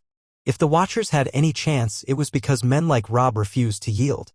They returned indoors, parted ways so that Caitlyn could see to an ailing servant. Ned continued to the great hall where a few men sat near the fire, swapping quiet stories. One of them, a gray-bearded watchman from the Rills, rose at Ned's approach, asking if he'd heard more from the far north. Ned shook his head. The man sighed, voice tight with worry for a cousin who had marched north. Ned offered what reassurance he could that the Watchers still held. There was no reason to believe an avalanche of undead had broken the line. The man nodded, uneasy, then resumed his seat. Eventually, Ned found Sansa in the corner, sorting through cloth bandages. She noticed him and gave a polite dip of her head. "Father, I was thinking about tomorrow's tasks. There's a small group from a nearby village with some grievances about missing sheep. The Reeve said wolves or maybe bandits took them. Do we have enough men to investigate?" Ned appreciated that she was learning the management of local affairs. "Yes, we'll send a small team in the morning to track. Wolves are more likely than bandits, but we'll see." She hesitated. "And will we have a letter from Rob soon, do you think? It's been a while since the last one." He caught the flicker of fear in her eyes. "We can hope so. The storms hamper the ravens. But I'm sure your brother is all right. Each time he's written, he's proven his courage. Let's trust him." She nodded slowly, fiddling with a strip of linen. "I do trust him. I worry." Ned placed a gentle hand on her shoulder. "So do I. But he's not alone up there. He has the watch, the men we sent, King Stannis' knights. Enough to defend the wall, I believe." He forced warmth into his tone. "Focus on your tasks. You're doing well, Sansa. The folks here in Winterfell respect you for your diligence." A shy smile tugged at her lips, the old grace shining briefly. "Thank you, Father. I only do what you and Mother taught me."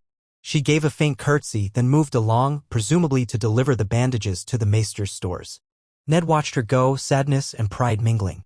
She had grown up so fast, battered by the harsh realities of King's Landing, yet here she stood, helping the household. Perhaps in that sense, the realm's tragedies had shaped her into a more steadfast person. She was no longer the starry-eyed girl dreaming of golden-haired princes. Dinner was a subdued affair in the great hall. The number of diners was fewer than in years past, so many men gone north, so many others posted on watch duty. Arya fidgeted, occasionally nabbing food from Rickon's plate, ignoring his mock growl. Sansa corrected Arya gently. Catelyn, seated near Ned, gave him a sidelong glance from time to time. Outside, the wind rattled shutters and the occasional swirl of snow hissed against the windows. Winter Symphony. Ned picked at his meal, appetite dulled by worry. He tried to show calm for the children's sake. In truth, his mind wandered to the wall, picturing endless white forests and howling gales. Did Robb watch the same sky each night, scanning for movement among the trees? Or was he huddled around a fire, conferring with Jeor Mormont on the next plan? The boy was only 16, yet forced to bear responsibilities that might break older men. When supper ended, Ned rose and thanked everyone for their loyalty, a small gesture to keep spirits up. The hall dispersed. Arya and Rickon scampered off to some game. Sansa followed with a sigh. Catelyn lingered, exchanging a few quiet words with the steward. Ned stepped outside for a breath of night air, ignoring the cold that clawed at his cheeks. The courtyard was deserted save for a pair of guards on the walls. He looked up at the moonless sky, black as pitch, a scattering of stars overhead. The hush was eerie, pressing on his ears. He breathed in, tasted the tang of snow and something older, stone, hot springs, the faint smell of pine from the forests beyond. Footsteps crunched behind him. He turned. Ser Roderick Castle approached, white whiskers trembling in the wind, wearing a battered cloak. "My lord," Ser Roderick said quietly. "All quiet tonight." Ned nodded. "Aye. Too quiet." Ser Roderick let out a soft grunt. "Indeed. The men speak of old stories by the fires, telling each other to watch for whites creeping in the darkness. I try to reassure them that we're far from the wall, but fear is a persistent companion." Ned exhaled. "We can't blame them. We only know so much. If the Watchers fail, well, let's not dwell on that. For now, we hold the lines. Any trouble within the castle?" "None. All is well. The new steward from the Rills is settling in, dealing with the usual minor disputes about livestock. Your instructions stand, yes? We remain at half-guard shifts in the yard each night." "Yes," Ned said.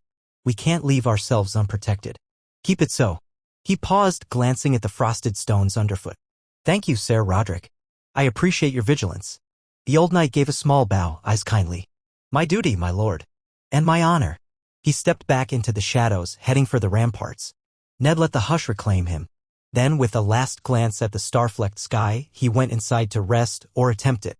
Sleep came fitfully these nights. So the days passed into a new cycle. The last of the houses that could muster additional men sent them forth on the King's Road. A few caravans defied the snows, dragging essential supplies behind. Ned watched them depart with a knot in his gut, praying they made it through. Some nights, fresh letters arrived from King Stannis, either blandly stating that Tywin Lannister was stirring trouble in the west or that the Greyjoys threatened certain shipping lanes. Stannis had his hands full. He wrote that the small council debated more robust action for the wall but was hampered by the usual politics. Ned cursed quietly at the mention of endless debates while the Watchers stared down the Walking Dead. Still, he had known that was how the realm often worked. A labyrinth of lords, each with their own aims. At least the North was united. Then came the day a raven arrived bearing Robb's own mark on the seal. Ned tore it open in the solar with trembling fingers. Catelyn hovered near, as did Maester Luwin. The letter's contents set Ned's heart pounding. Robb wrote that the White Walkers had finally advanced in earnest. The Watchers had seen a host of whites surging from the forest, attacking the perimeter near the Whitetree area. The men fought desperately with fire and obsidian, fending them off at heavy cost. In the midst of the battle, half a dozen tall, icy figures glided forward, their eyes glowing a cold blue. One of them slew half a ranger squad with a sword of strange, freezing light. Only the intervention of a flaming barrier forced it to withdraw. Mormont believed the others were testing defenses, and the Watchers feared the next assault might be larger, unstoppable if it came in full. Robb himself had fought a white face-to-face, burning it with a torch, but many men had perished. The letter ended, "We stand upon the brink. If we fail here, the dead will roll south. Pray for us. If you can send more men or supplies, do so at once, but the roads are near impassable. The king must come or we are lost." Catelyn pressed a hand to her mouth. Luwin's eyes shone with worry. Ned inhaled sharply, fighting the urge to slam his fist on the table. It's begun, he murmured, voice hoarse. The others strike in earnest. They might have thousands of whites at their disposal. The Watchers hold for now, but how many such attacks can they repel? Caitlin shook her head, tears glistening.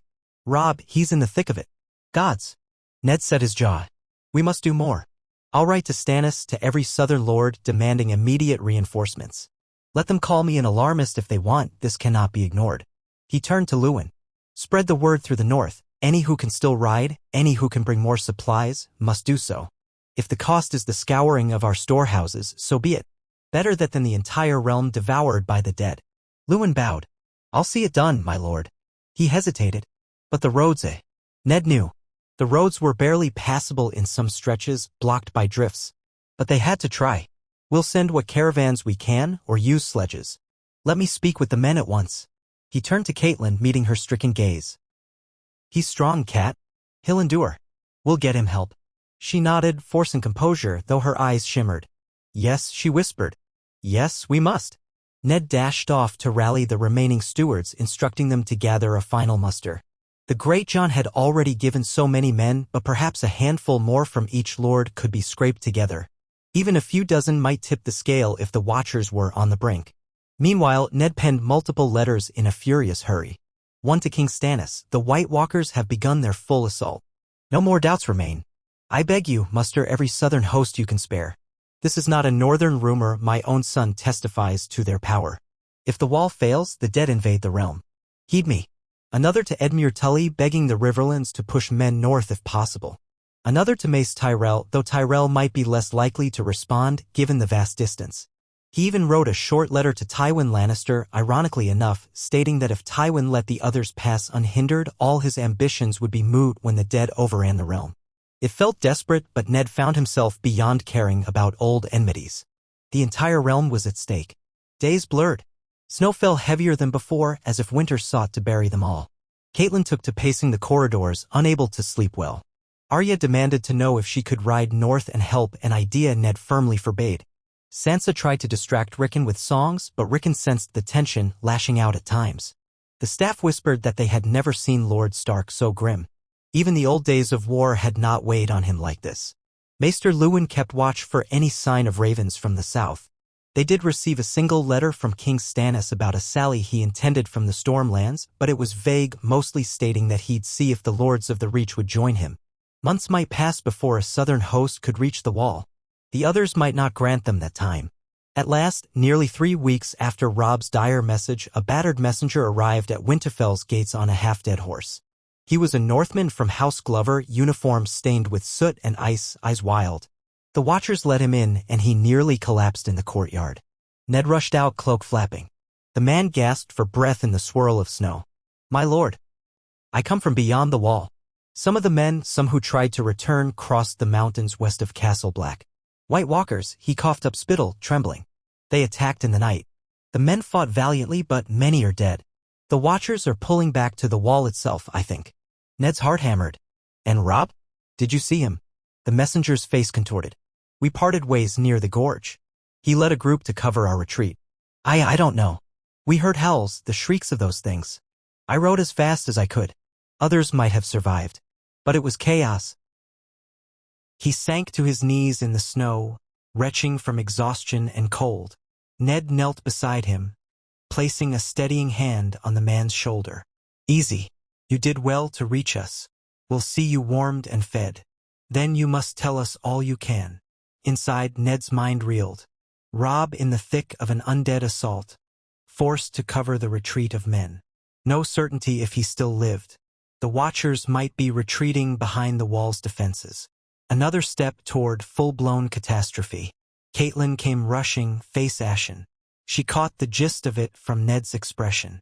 The courtyard seemed to swirl around them as staff hurried to carry the messenger in. Stable hands took his horse. Men asked frantic questions. Ned felt numb. Not Robb, he prayed silently. Please, not him. So many families had lost sons in these battles. He tried to gather his composure. The realm might face a flood of undead if the Watchers' lines collapsed. This was bigger than any single grief. Yet if Robb was lost, Ned forced the thought aside. There might still be hope. Robb was resourceful, and Grey Wind was no trifling ally. When the messenger recovered enough to speak, they laid him by a brazier in the great hall's side chamber. Ned, Caitlin, Maester Luwin, and a few of the household staff gathered around. The man's name was Gurner, apparently a huntsman turned outrider for the Watchers. He described a pitched battle near a place called Craster's Keep, where wights swarmed in the darkness. Some Watchers formed a shield wall of fire, Robb Stark among them, Mormont as well. They fought valiantly, but the White Walkers unleashed a sudden push that broke the line. Half the men scattered. Gurner said Robb was last seen fighting side by side with a giant of a ranger, likely Donal Noy or someone else. Then Gurner's group got separated. They retreated west, circled around the mountains, hoping to pass messages to any Northman reinforcements. But storms hammered them. Dozens died. Gurner alone made it through to deliver the word. He had no direct knowledge of Robb's fate, nor of Mormont's, only that the Watchers were in dire straits. Caitlin wept silently. Ned clenched his fists. If the Watchers had broken, then the others might press forward to the wall. Then what? The last barrier was the wall itself. Massive, yes, but if the defenders were in disarray, the undead might find a way around. Gurner also mentioned that the wildlings had scattered or tried to unify behind Tormund Giantsbane. But no one could be sure. The entire region was chaos under swirling snow. Ned's voice came out hoarse. "Thank you, Gurner. Rest here. We'll do what we can." He beckoned to a steward, who led the man away for proper care. Then he turned to the group. The Watchers might have retreated behind the wall or some portion of them. If so, they'll need every ally they can get. We must assume Robb is with them or on the field. But we can't stay idle. Our men have been en route for weeks. Some may already be near Castle Black. Maester Luwin cleared his throat. Perhaps we can send a scouting party of our own to find out the truth. But it's so dangerous. And if the Watchers are in full retreat, we might be sending men into a slaughter. Caitlin gripped Ned's arm. We have to try. We can't just wait for word if Robb is out there. And the entire Watch as well. Ned's mind whirled. He had tried everything, short of marching the entire north. But now the threat might already be breaching. We have a fraction of men left here. The Great John and others gave what they could. We risk leaving Winterfell defenseless if we march the rest. Caitlin's eyes blazed with maternal fear. Then what do we do? Sit here and watch the realm collapse? Watch your son vanish. Ned drew a shaky breath. No, of course not. Let me think. He paced. We might lead a smaller contingent ourselves if that's what you want, 50 or so of our best fighters to scout up the King's Road, link with any stragglers, reach Castle Black. The rest remain to guard Winterfell. We'll rely on ravens to mobilize further if needed. Her lips trembled. You'd go personally? He nodded slowly. I must. We need leadership there, and I can't ask men to take that risk while I hide behind these walls. If the Watchers are reeling, they might need a recognized lord to rally them. Caitlin pressed her hand to her brow. And if you never return? Ned gently rested a hand over hers, gazing into her eyes. I will do all I can. The realm is at stake, and so is our son. This is no mere fancy. If the others truly are on the march, we either unite to stop them or the living are done for. She swallowed, tears in her voice. Then I'll trust you. But we can't both go. Someone must remain to oversee Winterfell. The children need at least one parent. Ned inclined his head, sorrow cutting through him. Yes. You stay. Guide Sansa, Arya, Bran, Rickon. If something goes awry, fortify the castle, send word.